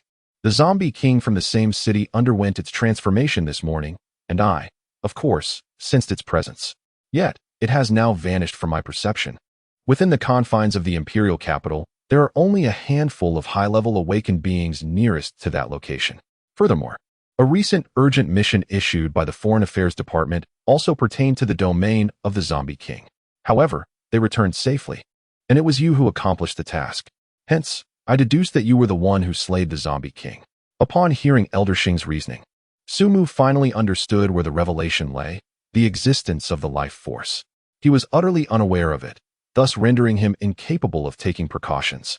However, this leads to a new question. Since Elder Xing of the Imperial Capital possesses this ability, why did he not act to eradicate the Zombie King at the moment of its transformation? As if having seen through Su Mu's confusion, Elder Xing proactively inquired, "You must be wondering why the Imperial Capital base did not take action against the newly born Zombie King, correct?" In response, Su Mu nodded in acknowledgement. In the next moment, Elder Xing rose to his feet, his gaze fixed far to the east. After a deep sigh, he spoke. "The adversaries of humanity are not limited to those creatures that roam the land. The vast and boundless marine life represents the true menace. The Imperial Capital base is unable to take action because beneath the waves lurks a stirring sea beast monarch, which has long coveted our existence." Chapter 77, Elder Xing's Plea. Distribution Map of the Corpse Kings. Level 6 signifies a monarch, the sea beast monarch. As the name suggests, this refers to a level 6 entity within the ocean, and moreover, it is a mutated organism. Unlike the undead, mutated beings, even at a mere level 1, possess significant intelligence, coupled with the sheer multitude of marine life. Their threat far surpasses anything on land. Should they organize, their impact on humanity would be even more profound than that of a zombie tide. Moreover, it is noteworthy that the entity lurking in the depths is a formidable sea beast monarch of level 6. This creature is acutely sensitive to atmospheric fluctuations. It has been biding its time, waiting for the opportune moment to strike. Not long ago, it even attempted to breach the shore and launch an offensive. Elder Xing turned to meet Su Mu's gaze. "You must have seen the screens in the Foreign Affairs Department. On February 12th, the 2nd and 3rd tier human kings of the base were born, and initiated an assault to eradicate the Corpse King of Tang City. That cunning creature sought to devour the base. Fortunately, I sensed its presence in advance and intercepted it along the coastal areas of Jin City. Though I successfully thwarted this disaster, the creature continues to fixate on the Imperial capital base, intent on another assault. While the Imperial capital base has been steadily growing stronger, the sea beasts are evolving at an even swifter pace. The old man could sense that the creatures lurking in the sea were stirring restlessly. Had it not been for Qi breaking through their defenses and the formidable strength of the Imperial city base, he would have remained steadfast at the heart of the base. It is likely that they would have already launched an attack. However, he believed that this precarious balance could not be sustained for much longer. The tone of the elder was laden with resignation. The human population, when compared to the mutated beings of the sea or the zombies that roamed the land, was woefully insufficient. Prolonging the standoff would mean that humanity's overall advancement would lag far behind theirs. Now, due to the presence of the sea beasts, humanity could only respond passively, with their actions severely curtailed. Even if humans were to become somewhat stronger, they remained utterly helpless against the sea beasts in their domain. Yet, at this moment, I have discovered you. After lamenting, the elder's gaze suddenly sharpened as it fell upon Su Mu. Within the Imperial city base, we were constrained by the sea beasts, unable to venture forth. But you are different. You represent an unforeseen force. The sea beasts pose a threat, and the zombies on land are equally perilous. If possible, I hope you will strive to eliminate the presence of the zombie kings scattered throughout.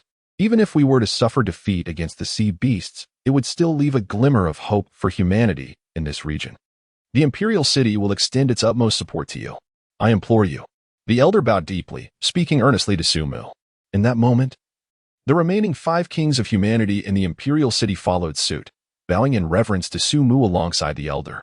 They were tormented by their inability to act against the looming threat of the zombie kings surrounding them. In contemporary times, the emergence of the Siberian Husky compensates for previous regrets, offering humanity a new path and alleviating their concerns. They willingly submit. Whether this sentiment is universally shared among all individuals lies within their hearts.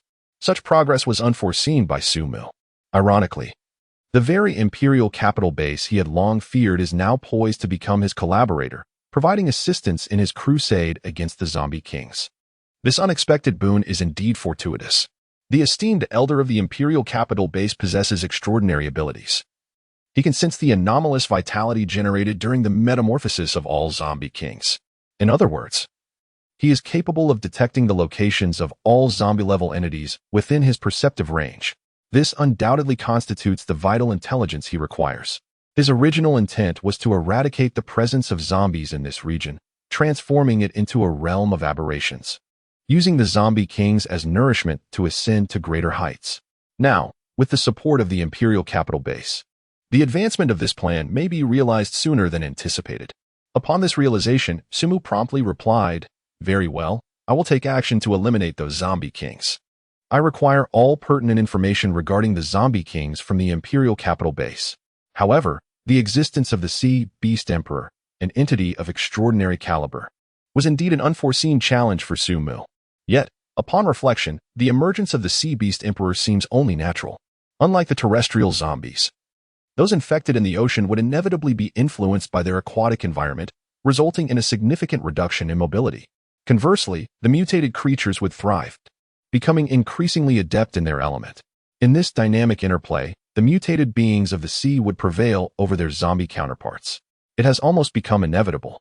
Coupled with the vast number of creatures within the ocean, the probability of the emergence of supreme beings is undoubtedly heightened. The Sea Beast Monarch?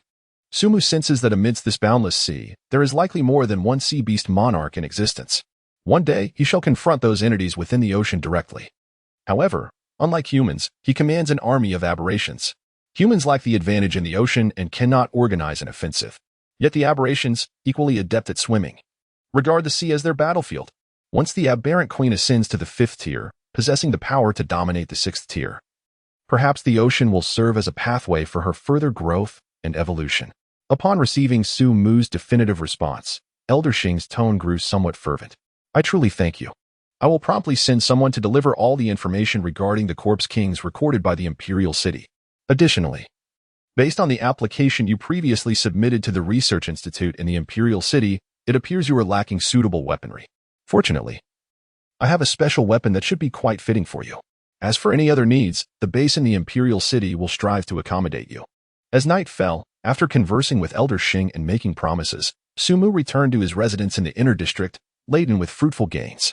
The weapon mentioned by Elder Xing is primarily forged from the skeletal remains of the Corpse King from Tang City, which was slain by Bai Li Ming, utilizing synthetic skeletal technology. This weapon is a unique creation, infused with materials from a celestial meteorite. The formidable psychic power possessed by Su Mu perfectly complements his capabilities, effectively compensating for his lack of offensive strength. With this weapon's enhancement, even with his inherent combat prowess, Su Mu is more than capable of overpowering any 5th-tier zombie. This is an epic augmentation. Furthermore, what occupies Su Mu's mind the most is the regional distribution map of the Corpse Kings he has obtained from the Imperial capital base. Upon unfolding this map, he discovers that the area it covers spans several million square kilometers. Notably, the map is dotted with nearly 100 red points, each representing a being of Corpse King caliber. Among these, Sumu also observes the red markers for the Corpse Kings in Bin City and Quan City. However, they have not been erased, indicating that the authorities in the Imperial capital are unaware of their demise. It seems that before leaving the Imperial capital base, he may very well achieve a breakthrough to the 5th tier.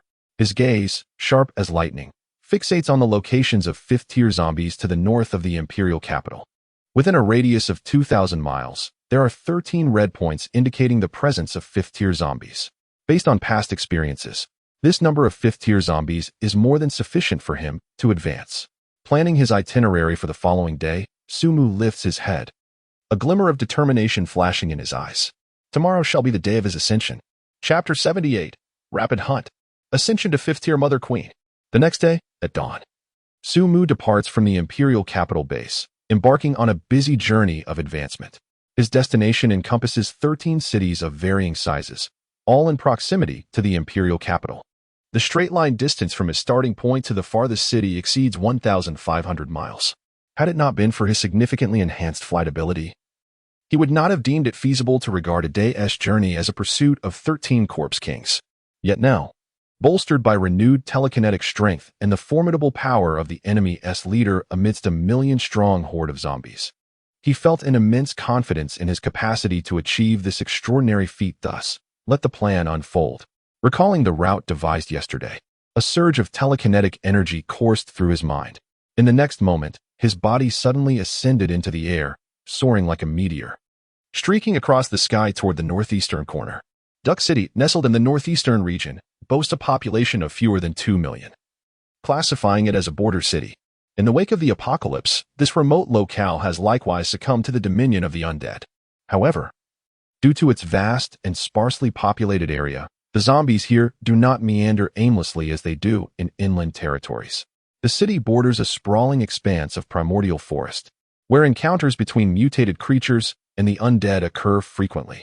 In the heart of Duck City, the Corpse King gazed ominously towards the eastern district, its countenance revealing a sinister hunger.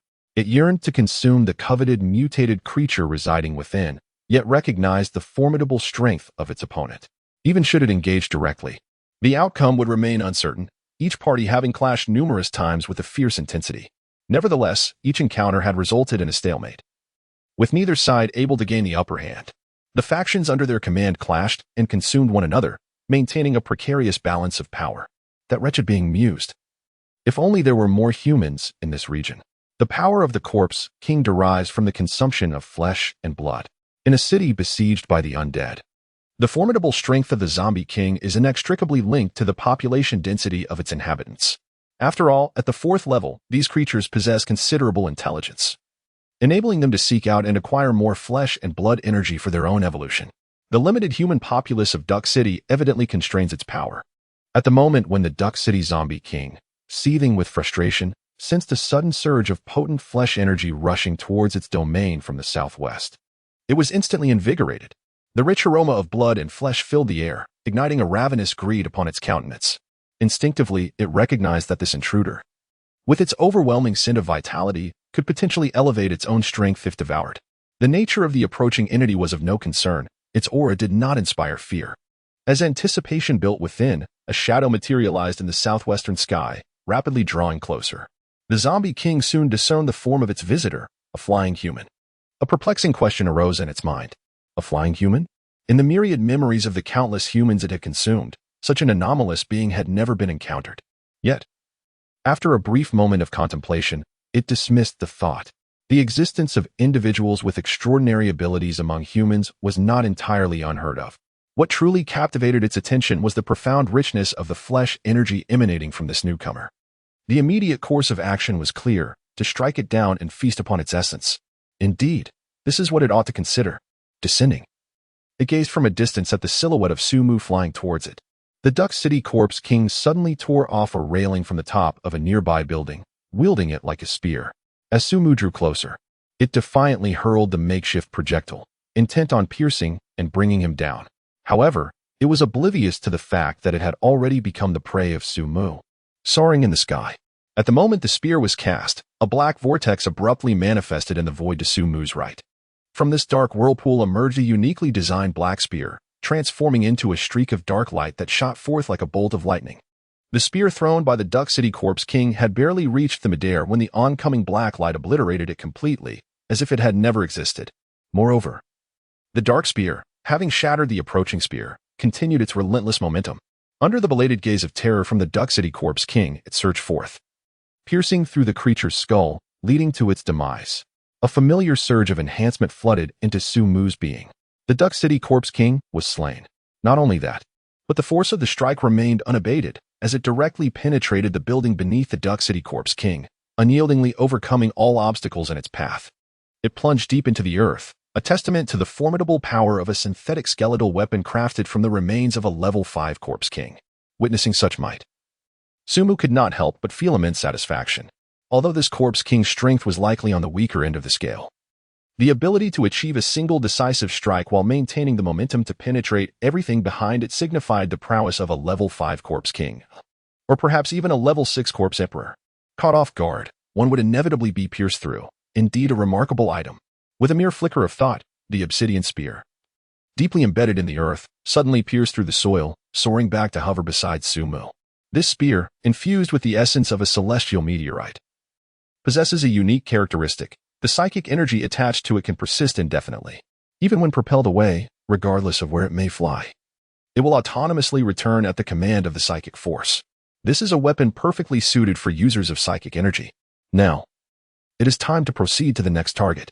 With a pointed gaze towards the eastern district of Duck City, Su-Mu sensed the presence of another 5th-level creature akin to the Corpse King he had just encountered. However, he refrained from seeking it out. His objectives were clear and exceedingly scattered. Time was of the essence, and any deviation from his plan would undoubtedly disrupt his strategy.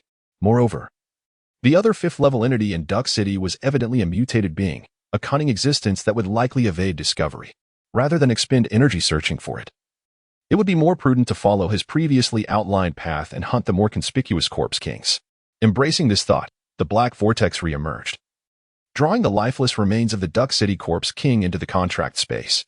Su-Mu then sheathed the obsidian spear and soared rapidly towards the next designated location in the east where another Corpse King awaited. His aim for this journey was ascension. In the southwestern direction of the imperial capital lies Silver City, the 11th target. Under the shadowy light, the Silver City Corpse King, as the target, exhibited not a trace of resistance. In an instant, it was pierced through the skull. As dusk gradually descends, Su-Mu encounters the 11th Corpse King in his hunt.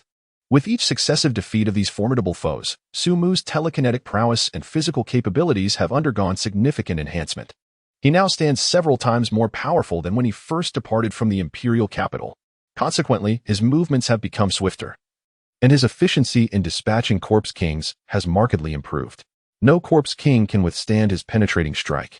From the moment he began hunting the 8th Corpse King, Su-Mu sensed a burgeoning feeling within him, a subtle yet unmistakable sign of impending advancement. The moment the 11th Corpse King fell, a sudden tremor coursed through his mind, and he plummeted from the sky, landing firmly upon the ground. In the next instant, a swirling vortex of darkness emerged, releasing all the fully formed aberrations from his contract space. They stood vigilant, ready to annihilate any approaching beings. Presently, every aberration residing within Su-Mu's contract space is no weaker than level 4, with several level 5 aberrations amongst them. In terms of combat strength, they surpassed the entire Imperial base, save for the venerable Xing Lao. With such formidable guardians at his side, Su-Mu feels a profound sense of security. The reason for summoning these aberrations is the palpable sensation that this upcoming advancement may be anything but trivial. In response to Su Mu's command, the horde of aberrations leapt from the towering structure, charging toward the encroaching wave of zombies. The death of the Corpse King has rendered its carcass a coveted source of life energy for the zombies, naturally drawing a multitude of them to covet it. However, it is a pity that they shall not have the fortune to claim it. The tide of corpses surged forth, quelled by the alien army. Su Mu also began to steadily enter a state of advancement. His pupils constricted as a vast, dark vortex manifested. The colossal alien queen reappeared in this realm once more. As her immense form materialized, she plummeted from the sky, crashing onto the ground with a thunderous impact, sending shards of earth and stone flying. Her size was so tremendous that the top of the building could no longer accommodate her volume. Gazing up at the towering alien queen from below, Su Mu murmured, "Let me witness what surprises this advancement shall bestow upon me." In the next moment, a soul-shattering shriek erupted from the alien queen's maw, resonating throughout the entire Silver City. Chapter 79, Fifth Order Queen, Mind Control. A soul-stirring howl reverberated within the confines of Silver City.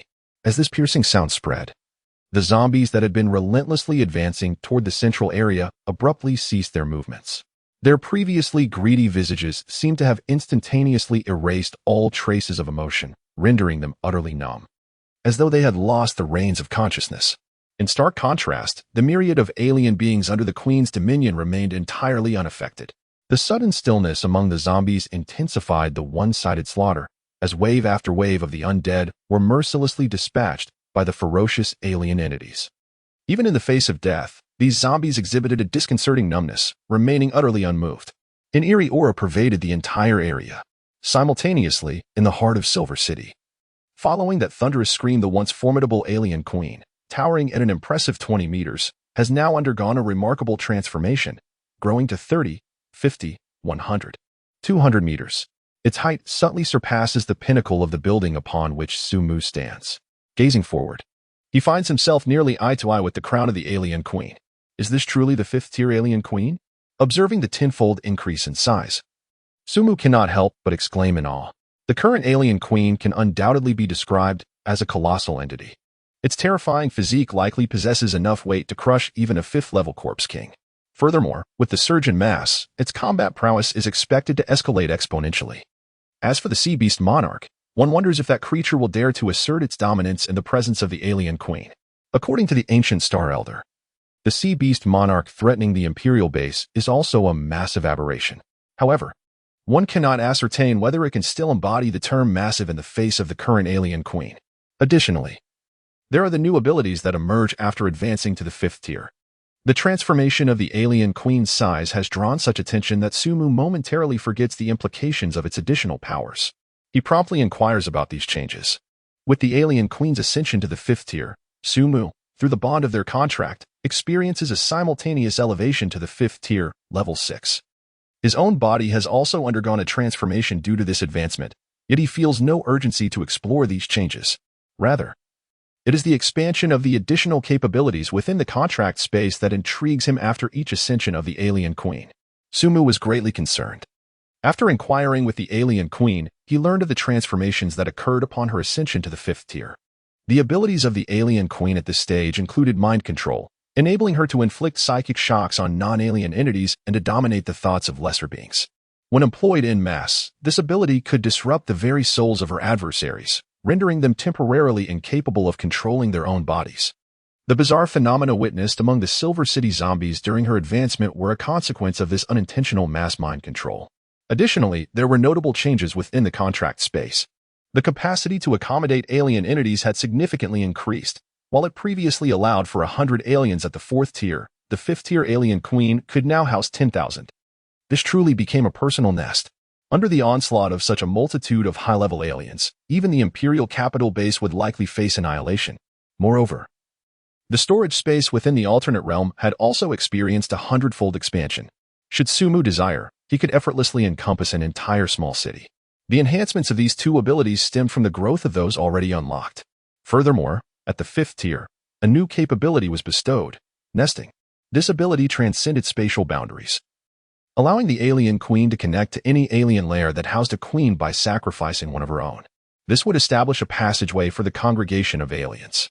With this ability, the mobilization of aliens could occur without the need for any form of communication. By sacrificing each alien queen from every nest, one can summon all the xenomorphs and launch an offensive. This greatly facilitates Su-Mu's command over the xenomorphic army. Furthermore, due to this ability, Su-Mu can boldly conquer cities, transforming them into nests and thereby augmenting his reserve forces. Each city's zombies shall become an inexhaustible source of troops for him. The mere thought of this brings immense joy to Su-Mu. This capability has indeed arrived at an opportune moment. Should he truly establish a xenomorphic nation, possessing this power would allow him to mobilize xenomorphs at will. Moreover, he cannot let the city go to waste. During the period in which the xenomorph matriarch undergoes her advancement, the xenomorphs unleashed by Su-Mu have ruthlessly ravaged the city, sweeping through the zombies with alarming efficiency. The collective mental control has led to a dissipation of consciousness, compounded by the ferocity of several fifth-level xenomorphs leading the charge. In the span of mere minutes, this medium-sized city, home to over 2 million inhabitants, has been overtaken, leaving behind only a handful of low-level zombies trapped in the ruins of buildings. Let them be parasitized. As the words left his lips, the xenomorph matriarch's tail spike descended from the heavens, piercing the nearest zombie carcass. A tube connected to the end of the tail spike emitted a gurgling sound. With her size increasing, the xenomorph matriarch no longer required her secondary jaw to transport the xenomorph larvae. Instead, she could now generate a new organ for the delivery of larvae through her tail spike. This process is analogous to the xenomorph queen's incubators producing eggs. Yet it is far more efficient.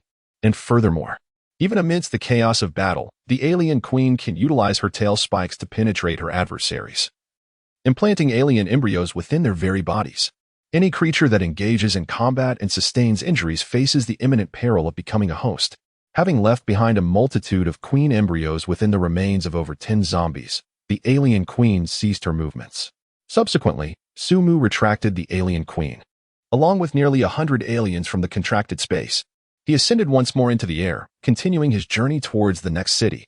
The skill nest not only grants the ability to traverse space and summon the alien army from the nest, but also allows the alien queen to issue commands to the alien queen regardless of distance. This is precisely why Su-Mu chose not to leave any aliens in Silver City to relay orders to the yet-to-be-formed alien queen. Once the alien queen is fully developed, even if Su-Mu is hundreds of kilometers away, he can still command her through the alien queen to construct an underground nest. Now, although Su-Mu had achieved his goal of advancement during this expedition, he had no intention of overlooking the final 2 cities yet to be explored. Firstly, he aimed to assess whether the 5th-level zombie kings in the other 2 cities could still provide him with the strengthening currents he sought. If not, he might have to redirect his ambitions towards the Sea Beast Emperor residing in the ocean. Secondly, with the acquisition of the unique skill nest, the plans for the alien nation should progress. The zombies in these 2 cities were certainly not to be spared. Chapter 80. The Assault in the Sea. The giant whale Sea Beast Emperor. Ning City, the last stop of Su-Mu's journey, stood as he tread upon the remains of a fallen 5th-level zombie king. Observing the alien army charging forth, Su-Mu couldn't help but exclaim in a mixture of awe and despair. Indeed, it seemed that the effectiveness of level 5 had been utterly rendered obsolete. Having effortlessly annihilated 2 cities' worth of undead kings, the familiar surge of enhancement had yet to manifest. Su-Mu understood that this was due to the energy levels not meeting the requisite standards. This also confirmed that level 6 was not something that could be matched merely by the aggregation of level 5 undead kings. To rapidly ascend in strength from now on, he would have to rely on hunting level 6 sovereigns to facilitate his growth. The advancement system, it seemed, had its limits. The alien queen, currently at level 5, might very well have reached her peak for the time being. On the surface, the undead were predominantly level 5, with level 6 undead emperors possibly existing, though perhaps not within this continental expanse. As for the seas, he had only gathered information on the Marine Beast Emperor from the Imperial Capital Base. Relying solely on a single level 6 mutated entity would be insufficient to support the alien queen's further ascension. It was evident that she would need to remain at level 5 for a while longer. Nevertheless, the current alien queen was already formidable enough. Furthermore, the expanses of the ocean dwarfed those of the land. The emergence of a level 6 alien queen might merely be a matter of time. At this moment, I am poised to commence the establishment of an alien dominion. My gaze descended upon the throngs of alien troops, swiftly decimating the undead of Ning City. Despite the vast disparity in numbers, the gap in their respective levels was far more significant. Presently, Su-Mu's mature alien army boasted 12 level 5 entities, Moreover, this number was rapidly escalating. Once he fully assimilated the gains from this endeavor, Sumu would command a total of 17 level 5 aliens. In addition to his own formidable 6th level combat prowess, coupled with the nearly invincible 5th tier 6th level alien queen within the same ranks, his high-end strength utterly overwhelmed the Imperial capital base. Several days had elapsed since the initial assault on Spring City, and the vast multitude of zombies there was rapidly transforming into aliens. The foundational number of warriors was not comparable to that of the Imperial capital base. Even if every citizen of the capital were to take up arms, they could merely match the scale of Spring City's millions of nests. Moreover, Sumu had strategically established 3 substantial urban strongholds: Silver City, Blue City, the former city, and Ning City, each with populations ranging from 2 to 4 million, all serving as nests. With this number steadily increasing, regardless of the levels of combat power, Sumu had decisively eclipsed the Imperial capital base. The moment was ripe. It was time to commence the cultivation of his forces. In his conquests of cities occupied by the Zombie King, the most significant spoils Sumu garnered from the undead, aside from the corpses suitable for alien parasitism, were the soul crystals produced by the 4th-tier zombies. Across 5 medium-sized cities with over 20 million zombies, the sheer volume rendered the number of 4th-tier zombies an exceedingly daunting figure: 248. This is the total count of soul crystals currently in Sumu's possession. Among these, the most inferior quality, the Azure Soul Crystals, constituted 71 of the total, amounting to 176 pieces. The Purple Soul Crystals accounted for 25, totaling 62. As for the Crimson Soul Crystals, they represented a meager 4, with only 10 pieces. These Soul Crystals held no utility for Sumu himself. Among the aliens, only the Queen had shown any response during her 2nd and 3rd tiers. The remaining aberrations have consistently exhibited no semblance of desire. After ascending to the 4th tier, the Mother Empress similarly lost all interest. For Sumu and his subordinates among the aberrations, these soul crystals are deemed utterly superfluous. However, the allure of soul crystals for humanity is boundless. They can forcibly awaken low-tier advancements beneath the 4th level, and even assist in the arduous endeavor of elevating from the 4th to the 5th tier. The realm of aberrations, as envisioned by Sumu, bears traces of human influence. These soul crystals could indeed serve as a mechanism of reward, stabilizing the operation of this realm. Yet, all of this must await the genuine establishment of the Aberration Kingdom before any implementation can be attempted. As he contemplated, the Aberration Army, imbued with a chilling intent to kill, had already completed a cursory sweep of the city. They were extracting soul crystals from the brains of 4th-tier zombies, returning to the territory where Sumu resided. "Return," he commanded, consolidating all combat forces and abandoning the remains of the 10 parasitic queen larvae, which had been birthed by the aberrant Mother Empress. Sumu then ascended into the air, propelling himself towards the Imperial capital base at an accelerated pace. After advancing to the 5th tier 6th level, Sumu's telekinetic abilities were once again enhanced, not only experiencing a substantial increase in quantity but also a refinement in quality. This improvement translated into a tripling of his flight speed, allowing him to soar at thrice the speed of sound, even from 1,000 miles away. The Imperial capital base was merely a 20-minute journey at Sumu's current velocity. Moreover, the advancement to the 5th tier 6th level brought enhancements that extended far beyond the increase in telekinetic power. After reaching the 6th level, a peculiar perceptive ability began to arise within Sumu's consciousness. At this moment, a subtle sense of unease permeates the atmosphere. The source of this disquietude emanates from the northeast, where the Imperial capital base is situated. It appears that something heretical may have arisen at the Imperial capital base, most likely the formidable sea beast monarch threatening its very existence. The mere thought of this compels Sumu to summon all his psychic energy, leaving a fleeting shadow in the sky as he hastens back to the Imperial capital base. As dusk descends, a tense ambience envelopes the Imperial capital base. Within its confines, numerous awakened individuals, both great and small, have congregated at the eastern city wall. At a prominent vantage point on the eastern wall, Elder Shing and the remaining 5 sequences of the Imperial capital gaze gravely towards the distant horizon. Has this day finally arrived? It has come much earlier than I anticipated. Peering towards the east, Elder Shing cannot help but sigh. He had long foreseen that the sea beast would launch an offensive against the Imperial capital base. Thus, upon discovering Sumu, he was filled with elation and devoted himself to assisting Sumu in clearing the inland zombies. However, he never expected the sea beast's assault to arrive so swiftly. Just as he found Sumu, paving a path for humanity's survival. The enemy has already begun their attack. This truly surpasses his expectations. Has Sumu not yet returned? Although Sumu is regarded as a king-level entity among them, his aura registers only at level 4. The number of level 4 awakened beings in the imperial capital is not insignificant.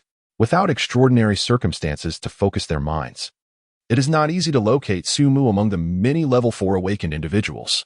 Thus, Elder Shing, too, sought the target through the records of comings and goings.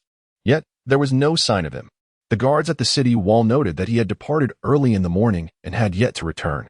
Bali Ming, standing nearby, immediately responded. Upon hearing this, Elder Shing sighed once more. Alas, perhaps this is fate. The addition of a 5th-level human king might have offered a glimmer of hope in this war, potentially increasing the odds of victory. After all, among the oncoming tide of sea beasts, apart from the formidable sea beast monarch, the strongest were merely 5th level. Once these creatures set foot on land, most would experience a degree of weakening, despite their numerical superiority among 5th-level individuals. Humanity still retained a chance of triumph. The presence of an additional human king would only enhance that possibility. However, at present, Sumu was absent from the city. Perhaps it was simply a calamitous fate for the imperial capital's base. Upon hearing Elder Shing's lament, one of the human kings, Xiao Yang, seemed poised to speak. Yet, perceiving the oppressive atmosphere, he opened his mouth but remained silent. In truth, he held Sumu in low regard. Although Elder Shing claimed that the City S-Corp's king had been slain by Sumu, and the latter had acknowledged it, the aura emanating from Sumu, akin to that of a 4th-level awakened being, prevented Xiao Yang from ever truly considering him as a 5th-level human king. Nonetheless, voicing such thoughts now would serve no purpose. Has the evacuation within the base been adequately prepared? Elder Shing inquired, regaining his composure. Fa Ming, from the second sequence, promptly replied, Yes, Elder Shing. I have already mobilized personnel to the western city gate. Fa Ming was indeed the ostensible leader of the imperial capital, and the coordination of personnel fell squarely within his purview. Thus, the preparations were well underway. After a brief exchange of responses, the group once again fell into silence. However, this tranquility was soon disrupted. From the distant horizon, a dark line emerged, a multitude of grotesque sea creatures surging forth like a tidal wave towards the imperial capital base. These aquatic beings, upon their transformation into mutated entities, underwent significant physical alterations.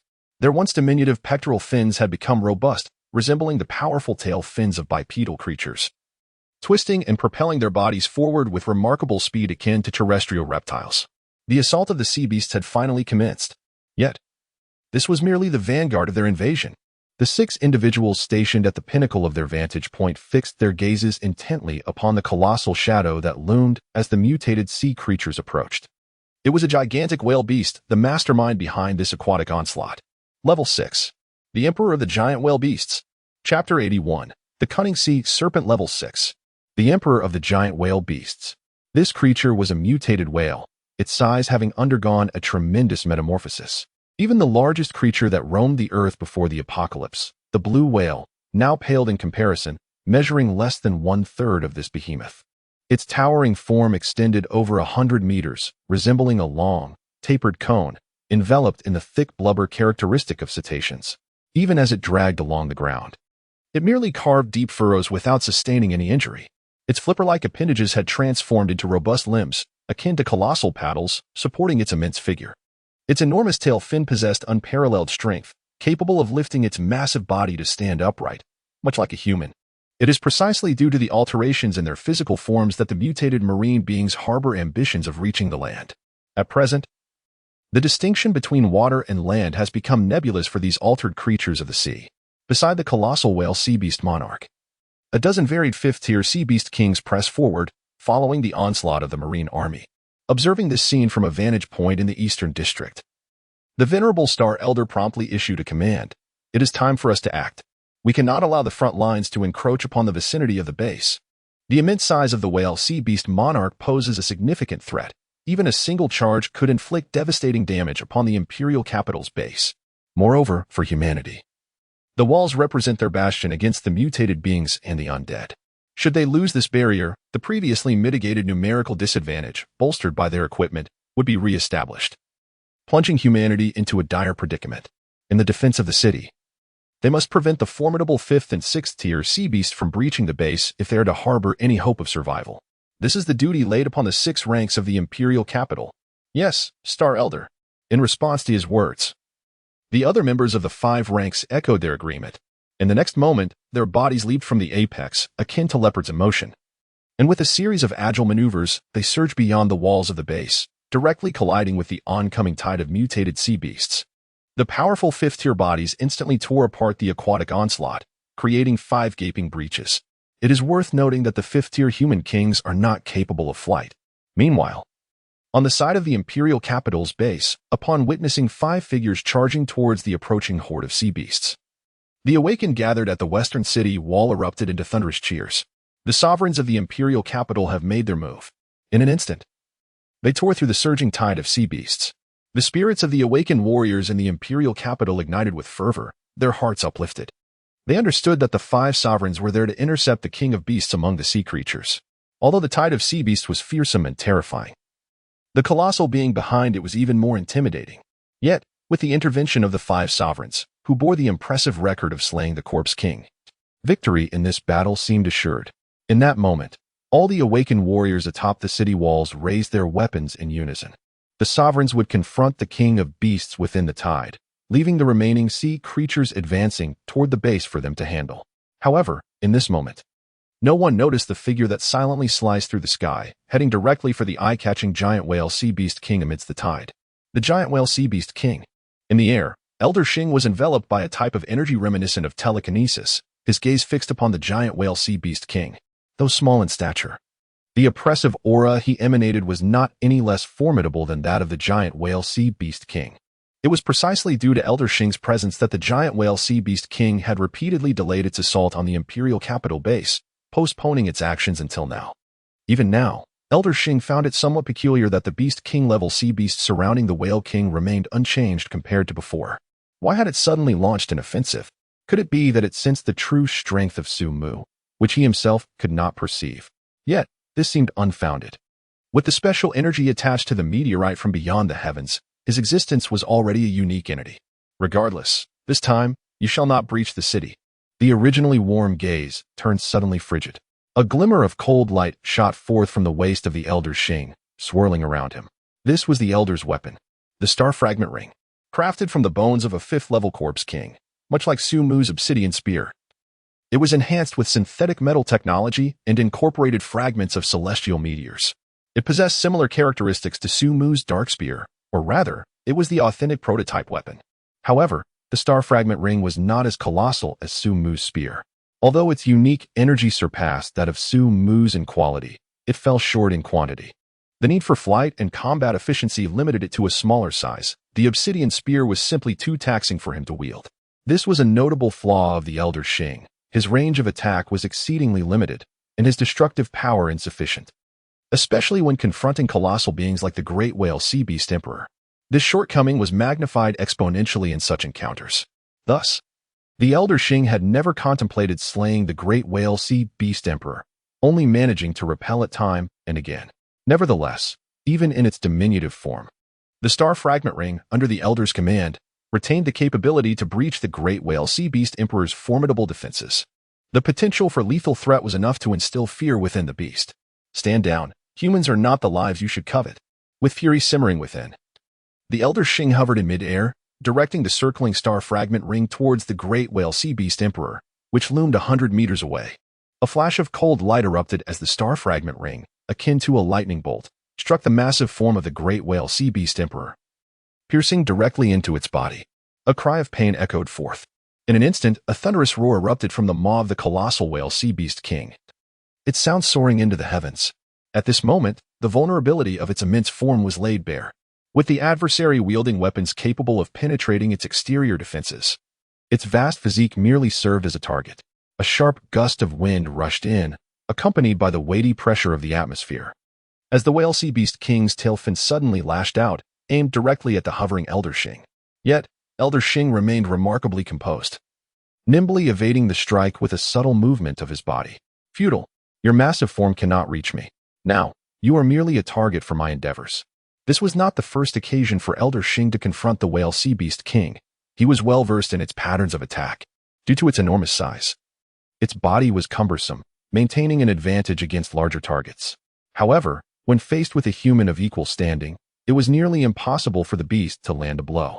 Even a slightly weaker king could, with proper awareness of its attack trajectory, significantly increase the likelihood of evasion. Thus, he possessed the confidence to single-handedly thwart the Whale Sea Beast King. However, just as Elder Shing uttered these words, his expression abruptly changed.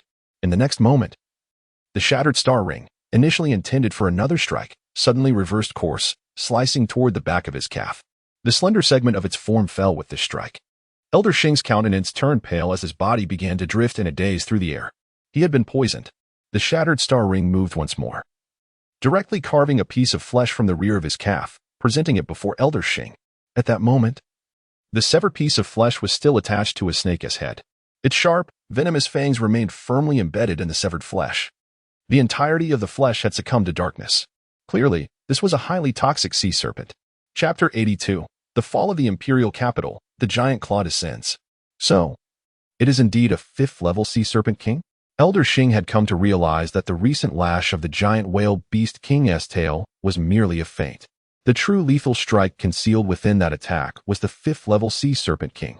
This mutated serpent had undergone specialized enhancements in its venomous capabilities. Even he was ensnared by it. A sense of dizziness and numbness pervaded his entire being. Under such circumstances, Elder Shing could scarcely maintain his will to stand in the air. He found himself half reclining, plummeting from the sky. At that moment, a singular thought lingered in Elder Shing's mind. It was over. He had fallen victim to the giant whale beast king's treachery, and there was no one left to thwart its assault. As he opened his eyes, he was met with the sight of the giant whale beast king's sharp steel teeth, transformed by mutation, preparing to devour Elder Shing. To this 6th-level human, the giant whale beast king saw him as an unparalleled delicacy. However, a swift sound of slicing air interrupted the moment. A figure surged ahead of the giant whale beast king, seizing Elder Shing's body before it could strike. "Teacher, are you all right?" Bailey Ming anxiously inquired, supporting Elder Shing's rigid form. The 5 kings of the empire had been closely monitoring the movements of Elder Shing and the Beast King, fully aware that the outcome of this war hinged upon whether the giant whale beast king would retreat.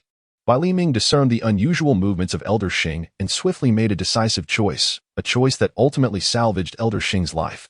In the next moment, the remaining 4 kings of the empire also repelled their adversaries and returned fiercely to Elder Shing's side.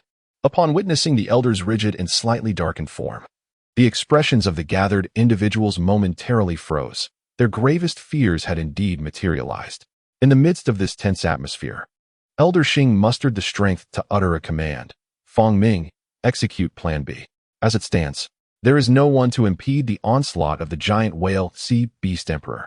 The imperial capital base is fated to succumb." However, before Fong Ming could respond, a thunderous roar abruptly interrupted him. "Ing!" The food that had been within reach was snatched away, and the giant whale sea beast emperor released a deafening bellow. Its colossal tail fin suddenly plunged into the earth, and its entire body, reminiscent of a mountain, rose majestically. A gurgling sound echoed from within its belly. Upon hearing this, Fong Ming felt a rush of dread and shouted a warning. "Not good. Retreat." Instantly, everyone present soared towards the heights of the imperial capital base.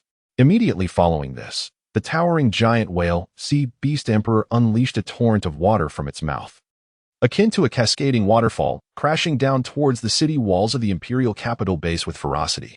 Boom! The immense deluge surged forth, reminiscent of a river breaching its banks, and ultimately crashed down upon the outer city wall of the imperial capital base. Boom! Accompanied by a resounding roar. The outer wall of the imperial capital base, which represented humanity's defense, endured the onslaught. Before the very eyes of all, it collapsed with a thunderous roar. Countless awakened individuals atop the city walls were swept away by the oncoming deluge, their fates uncertain. A fortunate few, having heard Fong Ming's loud warning from afar, retreated to safety and thus escaped the calamity. Yet, how could the defenses of the imperial capital base be breached so effortlessly? Disbelief etched itself on the faces of all present. And this was merely the beginning. With the immense torrent unleashed by the Leviathan sea beast emperor, the entire battlefield transformed into a marshland. Although the water contained within the Leviathan was insufficient to create an oceanic expanse, its presence enabled the sea creatures to move with heightened agility. The geographical advantage once held by humanity had all but vanished.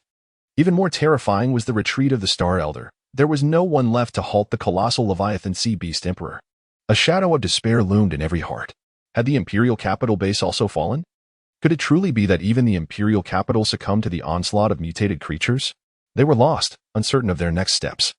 Was the extinction of humankind to be the ultimate conclusion? A piercing cry echoed from the skies, reverberating in their ears. It seemed as though all could sense the joy imbued within that cry. Was the sea creature celebrating its victory? What? In the air? At that instant, someone glanced upward and noticed a conspicuous white line against the sky. An aircraft? No. In this apocalyptic era, such aerial vehicles had long ceased to exist. The birds, too, had undergone mutations and now dominated the heavens. Only a few attacks are launched against fortified urban centers guarded by powerful beings. So, what has triggered this white line? It appears the adversary is charging towards the giant whale sea beast crown, which emits a laughing sound. In the next moment, all gazes were transformed into expressions of sheer terror. For a robust black claw suddenly descended from the heavens. With an overwhelming force, it ruthlessly struck the crown of the towering giant whale sea beast. Even the giant whale sea beast emperor was unable to withstand the impact of this tremendous power, being forcefully smashed into the earth below. A resounding explosion echoed, causing the very ground to tremble violently. Chapter 83: Empress vs. Giant Whale. The Battle of Colossal Entities. What is that? The remaining awakeners of the Imperial capital, poised to retreat from the defensive wall, now gazed blankly at the area where the giant whale sea beast emperor once stood. The proud creature that had shattered the capital's defensive wall was now buried beneath a cloud of dust. In its place stood a monstrous entity, twice its height. Towering at an impressive 200 meters, it resembled a skyscraper. Its entire body was enveloped in a black exoskeleton, glistening with a metallic sheen. A massive crown adorned its head, complemented by menacing, exposed fangs, indicating it was far from a benevolent presence. Its right leg arched high, clearly demonstrating that the giant whale sea beast emperor was now at its feet. Is this yet another new monstrosity? The emergence of the alien empress instilled profound despair in the awakeners of the imperial capital. With a single blow, the giant whale sea beast emperor had already inflicted catastrophic damage upon the base. Now, another entity has emerged, seemingly more formidable than the sovereign of the Leviathan. Are they destined to meet their demise today? Even the esteemed figures supporting Elder Shing display expressions of despair. They are acutely aware of the peril posed by this sudden monstrosity. The Leviathan, due to its immense size and aquatic nature, loses its agility once on land. With their combined strength, they could cautiously evade its grasp. However, the creature before them is entirely different. It possesses a humanoid physique, and despite its greater bulk, its maneuverability may not be significantly inferior.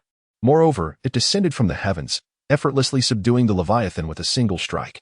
It is highly likely that this is yet another royal-level aberration. This is a truly formidable mutant capable of annihilating them all. Troubling thoughts cloud He Fengming's mind.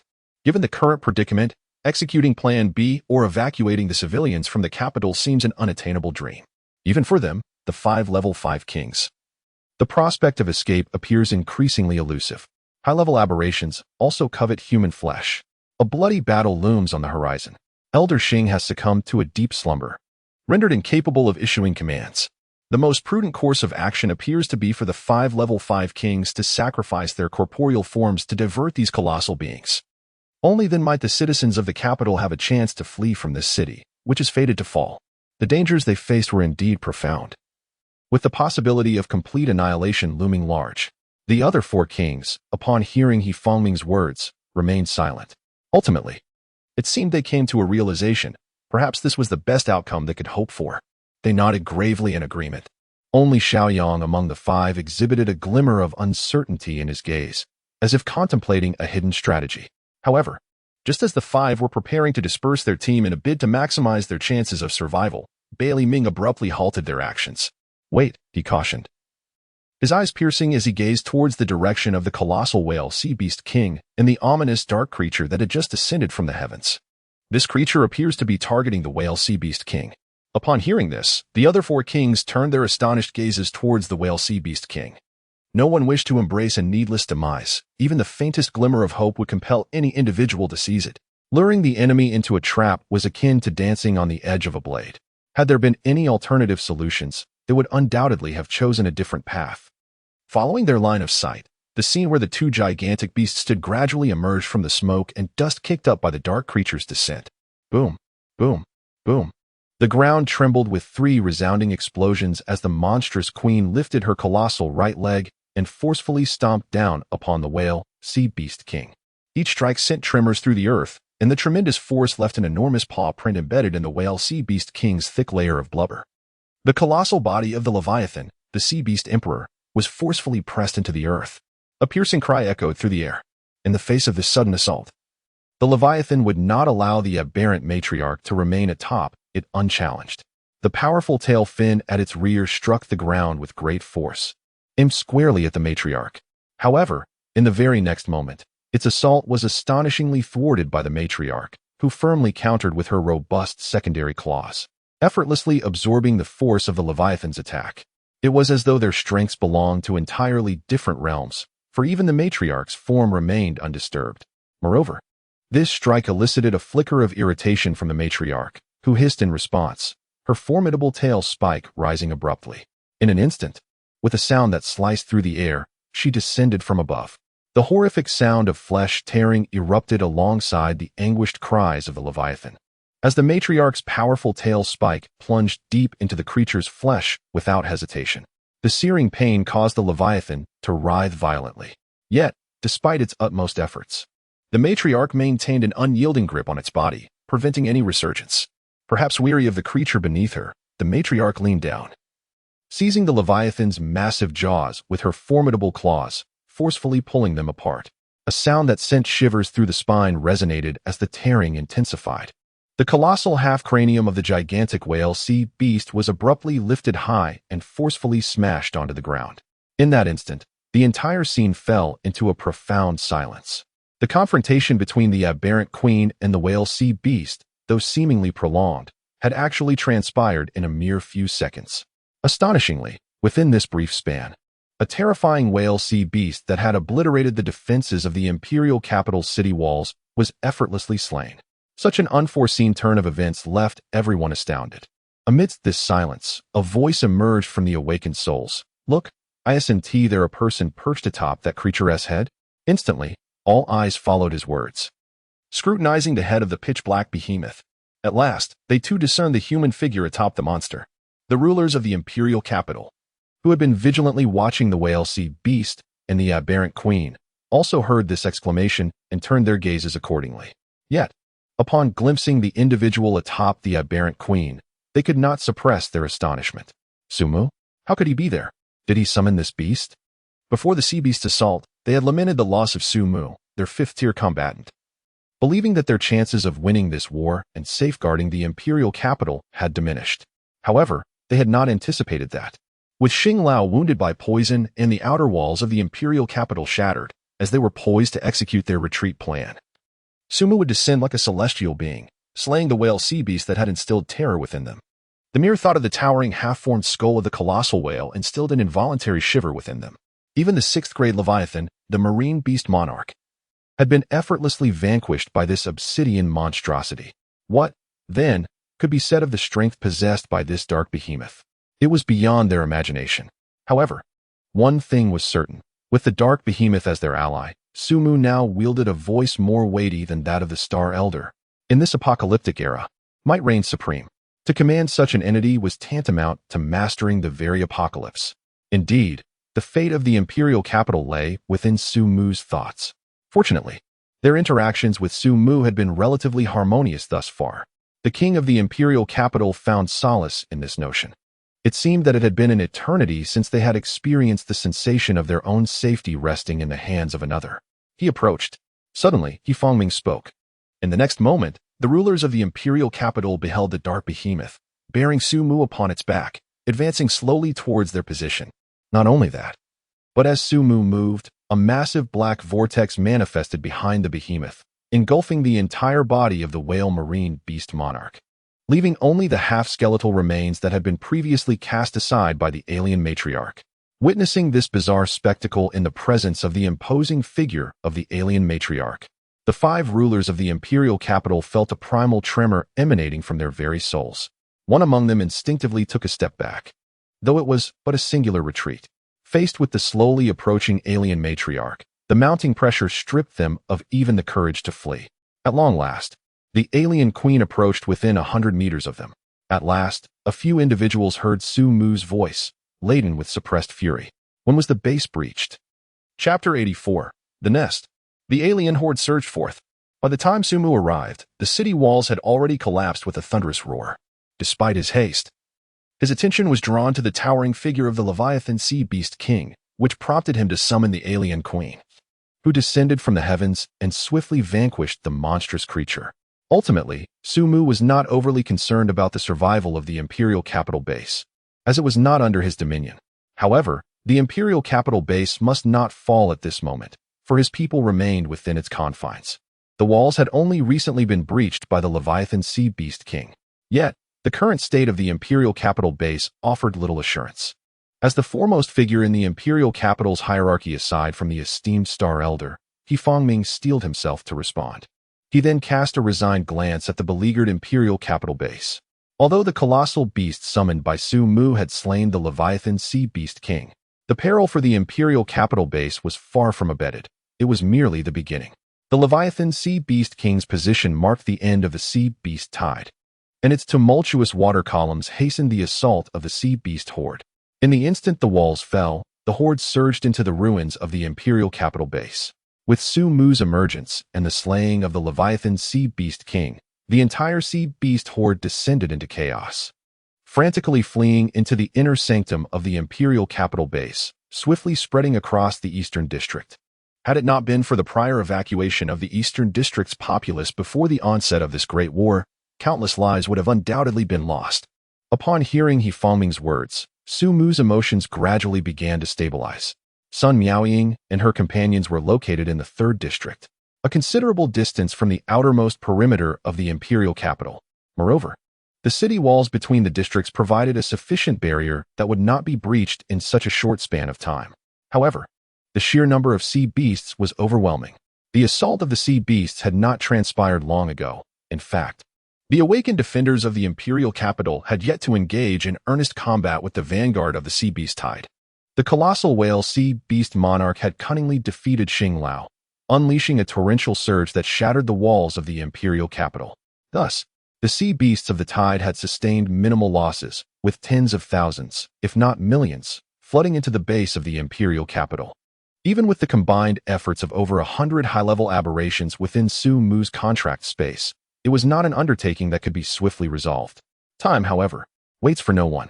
In an instant, Su Mu conceived a plan. He resolved to employ that. Turning to the Aberration Queen, he transmitted a mental wave command. The Aberration Queen immediately complied.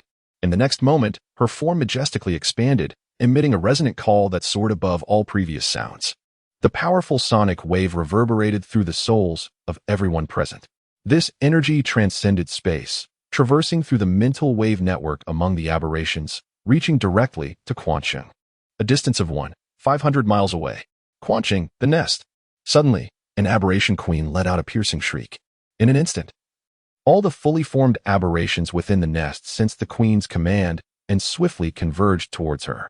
In the next moment, the form of the alien Queen swiftly dissolved, resembling the black waters from before, and was subsequently reconstituted into a somewhat ethereal black vortex. This was a portal to the contract space. Within the nest of Spring City, countless mature aliens surged forth without a hint of hesitation, charging directly into the newly manifested, phantom-like black vortex. Hundreds, thousands, tens of thousands. Over 1 million. After days of concealment, the nest of Spring City had transformed into a colossal alien armory, and this was their proclamation to the world. At the Imperial Capital Base, accompanied by the resounding call of the alien matriarch, a massive black vortex suddenly appeared above the entire base. In the next instant, innumerable black dots descended from this vortex. Each black dot represented a single alien. 1 million-strong alien army descended upon the Imperial Capital Base. Boom, boom, boom. The sound of heavy objects crashing to the ground resonated repeatedly. This cacophony was caused by the armored aliens within the nest. Moreover, various uniquely shaped messenger aliens also captivated attention. Their agile forms, even when abruptly falling from the sky, adeptly adjusted mid-air, landing gracefully. Hiss! As one alien after another arrived, a chorus of hissing sounds erupted. In the next moment, the landed aliens sprang into action, each lunging toward their respective targets before them or to the side, launching lethal assaults on the frantically scurrying sea beasts. This sudden influx of troops was overwhelming. A devastating blow was dealt to the bewildered sea beasts. Countless creatures fell under the initial onslaught of the alien forces, succumbing to their lethal strikes. Above, the extraterrestrial invaders continued their relentless descent. Originally, the sea beasts, propelled by the torrents unleashed by the colossal whale monarch, seemed to invade the imperial capital base as if entering an uninhabited realm. Yet, in an instant, it felt as though they had plunged into a confining cage, becoming the prime targets of the ravenous alien army. The situation had shifted dramatically. Chapter 85. The Awakener of the Imperial Capital, unyielding. With a chilling shriek, the aliens mercilessly slaughtered the sea beasts within the capital's confines. These cunning and astute beings relied on their acute senses, never confronting stronger sea beasts alone. Should a nearby threat arise, they would emit psychic waves, summoning more formidable aliens. Alternatively, they would ascertain the opponent's strength and launch a coordinated assault. In terms of teamwork, the mutated sea beasts were no match for them. Coupled with the chaos ignited by the recent demise of their king, their fate was sealed. They were destined for annihilation. Within the imperial capital base, there were also awakeners who had been swept into the city by the torrential flood unleashed by the whale monarch's might. Fortunately, they had not sustained grave injuries, as the force of the flood primarily impacted the city walls. However, they were left momentarily dazed and disoriented. Just as they regained their senses, the sea beasts surged into the city, soon followed by dark aliens descending from the sky. In that fleeting moment, confusion engulfed everyone. Was the imperial capital truly falling? Yet, despite the city's breach, they remained alive. For the sake of their own safety, they immediately drew their weapons, resolved to fight to the death in a bid for survival. To humanity, both the sea beasts and the extraterrestrial beings descending from the sky were alien entities, enemies to be vanquished. However, to their astonishment, the otherworldly creatures seemed to disregard their presence entirely, heading straight for the sea beasts and revealing an astonishing level of combat prowess that left the sea beasts severely wounded, as if crushed beneath their might. In that moment, the awakened ones were engulfed in confusion. Should they join the fray? Just then, a familiar voice resonated powerfully throughout the battlefield. All awakened ones, prioritize your own safety. Do not engage the black beings. They are not foes.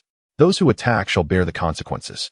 The awakened individuals in the entire combat zone recognized the voice of Hifeng Ming, the king of the imperial capital. Instantly, their hearts found a semblance of stability. The black beings were not enemies. This revelation was utterly delightful.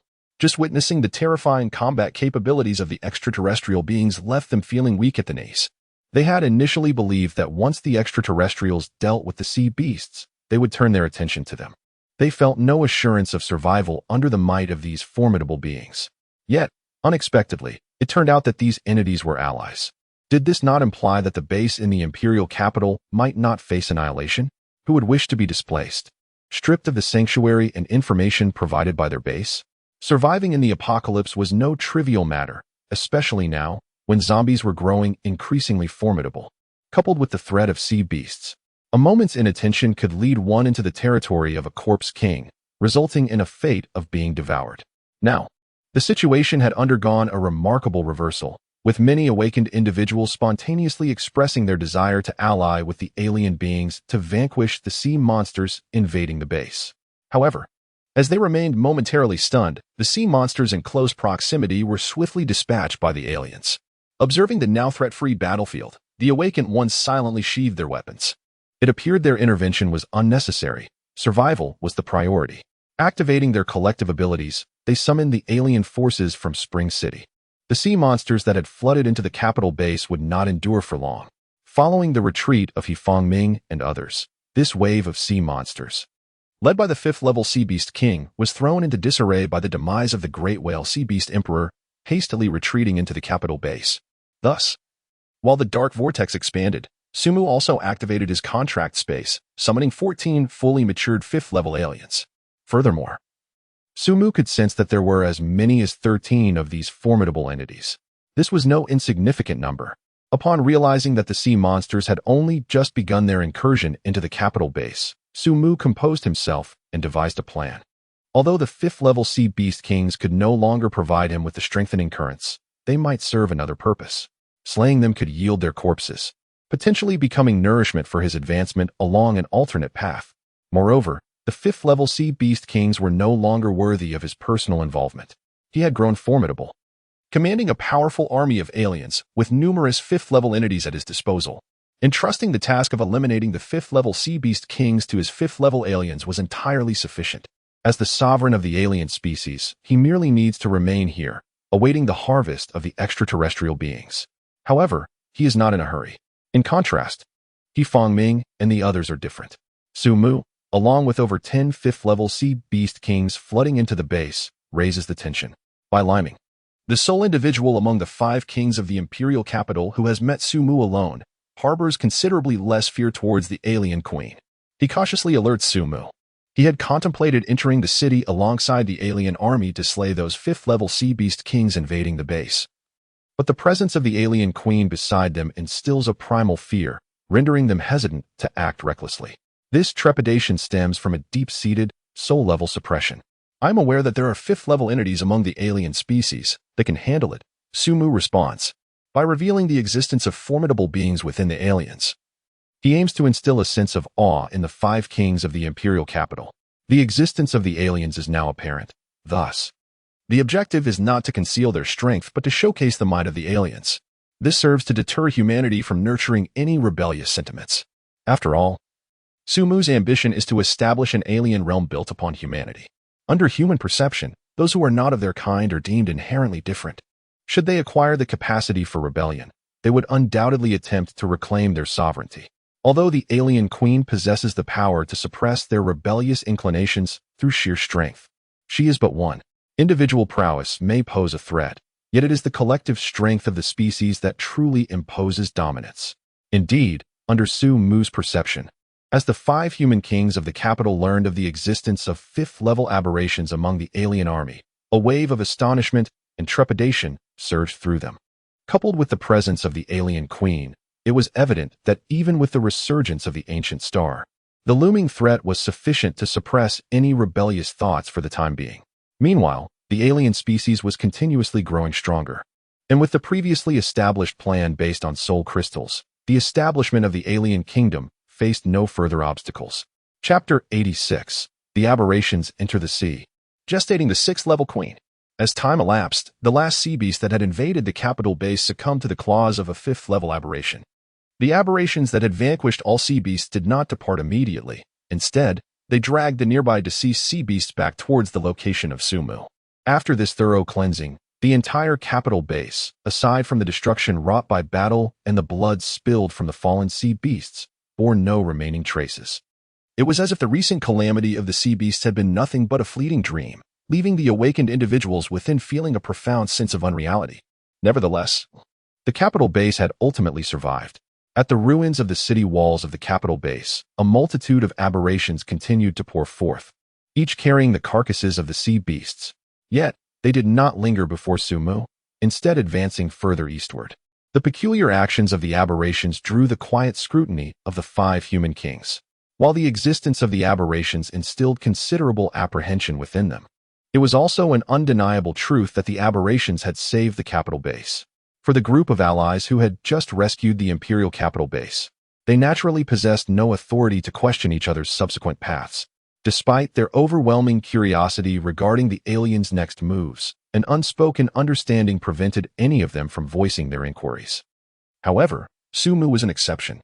Observing the alien army that had already retreated from the imperial capital base and receiving information through telepathic waves, Su Mu directly addressed the 5 sovereigns of the imperial capital. The sea beasts within the base have been eradicated. It is now your duty to comfort the populace. His gaze drifted towards the still unconscious Elder Xing, silently employing the investigative abilities derived from his advancement to the 6th level. He assessed the Elder's condition before continuing. There is no need for concern regarding Elder Xing. His bodily functions are gradually reviving, and he should awaken shortly. However, it would be prudent to take him to the research facility within the base for a thorough examination. With that, Su Mu leaped once more onto the back of the alien queen, guiding her swiftly in the direction the alien army had departed. As they watched the receding figures of the alien queen and Su Mu, The 5 sovereigns of the imperial capital collectively exhaled in relief. With the alien queen by their side, the sense of unwarranted oppression they felt was overwhelmingly heavy, to the extent that they could not even entertain thoughts of retreat. Now that the alien queen had departed, their taut nerves could finally relax. After a moment of calm, He Fangming, the leader among the sovereigns, solemnly addressed the remaining 4. The existence of the Su Mu and the alien beings necessitates a cautious approach. As you may have observed, that terrifying entity was capable of overwhelming even the colossal whale sea beast monarch with ease. Moreover, I have witnessed the corpses of 13 fifth-level sea beast kings among the aliens that recently emerged from the imperial capital base, clearly victims of their hunting prowess. This group of creatures possesses the power to annihilate nations.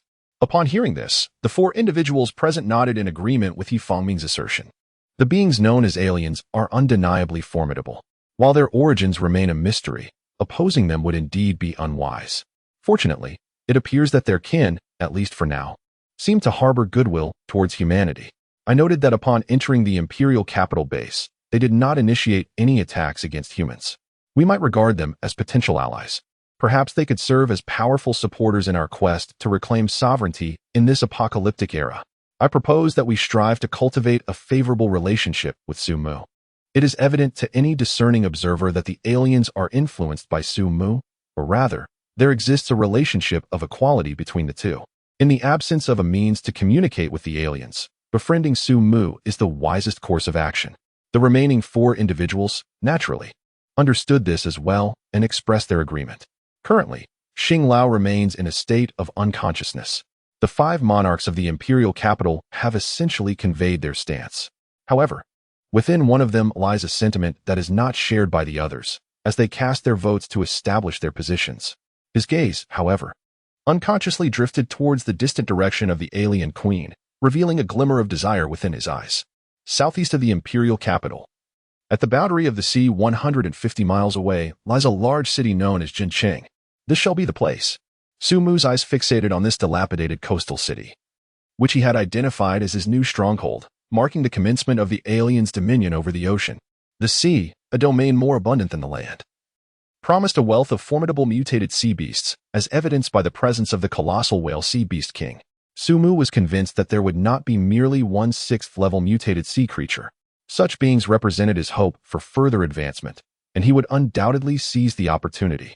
Discarding the corpses, he aimed to occupy the city and its coastal waters. With a command issued, the aliens immediately reacted. They placed the corpses upon the open ground of the city and then divided into 2 groups. One group was tasked with securing the city, clearing away any potential lingering zombie creatures. This city was one of the closest to the imperial capital and had evidently been purged once. However, in the apocalypse, ordinary zombies lacked territorial awareness, and their wandering presence remained uncertain. As an alien stronghold, it was imperative to cleanse it thoroughly. The other group proceeded directly to the harbor of Jincheng, quietly entering the sea. The aliens, being adept swimmers, did not require air, making them even more suited to the ocean than the sea beasts. With the death of the colossal whale sea beast king, along with its contingent of sea beast kings, the surrounding waters had become a realm devoid of ownership. This vast reservoir of developmental resources is undoubtedly destined for Su Mu to take charge. Moreover, this city is merely a starting point. Within his contractual space, nestled inside the colossal body of the whale sea beast emperor, a 6th-level alien queen is quietly gestating. This creature represents a formidable general of the alien forces, poised to conquer the maritime realms. Once the 6th-level alien queen fully forms, the 6th-level entities within the ocean will become prime targets for the alien army's relentless pursuit. Chapter 87. The affability of the Imperial Capital Base and the 6th-level weaponry. The Imperial Capital Base has fortuitously weathered the onslaught of sea beasts. However, the outer city walls of the Eastern District have crumbled dramatically. Moreover, numerous awakened individuals have sustained injuries from the tumultuous waters unleashed by the whale sea beast emperor, necessitating extensive post-disaster management. Throughout the night, the Imperial Capital Base glows brightly. The awakened individuals in stable condition stand guard over the Eastern District, ensuring that no zombies wander into the city under the cover of darkness. Meanwhile, the remaining logistical personnel swiftly commence the urgent tasks of repairing the city walls and attending to the wounded. With the sea beast crisis behind them, It is anticipated that the imperial capital will enter a phase of expansion and development. Everyone is filled with vigor and determination. Yet, a considerable number of individuals harbor another preoccupation within their hearts at this moment, particularly several awakened individuals from the imperial capital who have encountered Su Mu. Su City? As a fourth-level awakened individual, Su Shua has also received a mission to guard the ruins of the eastern city wall. However, his thoughts are adrift. Far away in Su City, during the Sea Beast assault, he too participated in the defense of the city as an awakened guardian of the imperial capital and witnessed firsthand the fierce battle between the Whale Sea Beast Emperor and the Alien Queen. Just the recollection of Su Mu commanding the Alien Queen sends his thoughts spiraling. The scene of crushing the colossal Whale Sea Beast King ignited a fervor within him. That terrifying Whale Sea Beast King was beyond the grasp of even the human king of the imperial capital. Yet before Su Mu, it was merely a figure to be crushed. At this moment, he realized how gravely he had misjudged Su Mu's strength. The human king? It seemed that Su Mu transcended the mere title of human king, surpassing it entirely. The thought filled him with an escalating anticipation for the future. Perhaps in Su City, the realm of the human king he had longed for would not be too far out of reach. Sharing the same fervent aspirations was Lu Xingji, a guardian of the city walls. He too was fortunate enough to be one of the wall defenders who had avoided the onslaught of the Whale Sea Beast King's torrents. And he had witnessed the clash of two imperial powers. His heart brimmed with joy. Lu Xingji had eagerly aligned himself with Su Mu, for the stronger Su Mu became, the more advantageous it was for him. As for the source of his power, be it a monster or otherwise, what significance did that hold for him? In this apocalyptic era, strength was paramount. He harbored no lofty visions or any inexplicable sense of responsibility as a human. To survive and thrive amidst the apocalypse was the greatest aspiration of an ordinary person. Like Su Shua and Lu Xingji, who had already resolved to venture towards Su City, many others were inspired to follow Su Mu upon witnessing his formidable prowess. The strong are always revered and admired, especially in the context of this apocalyptic backdrop.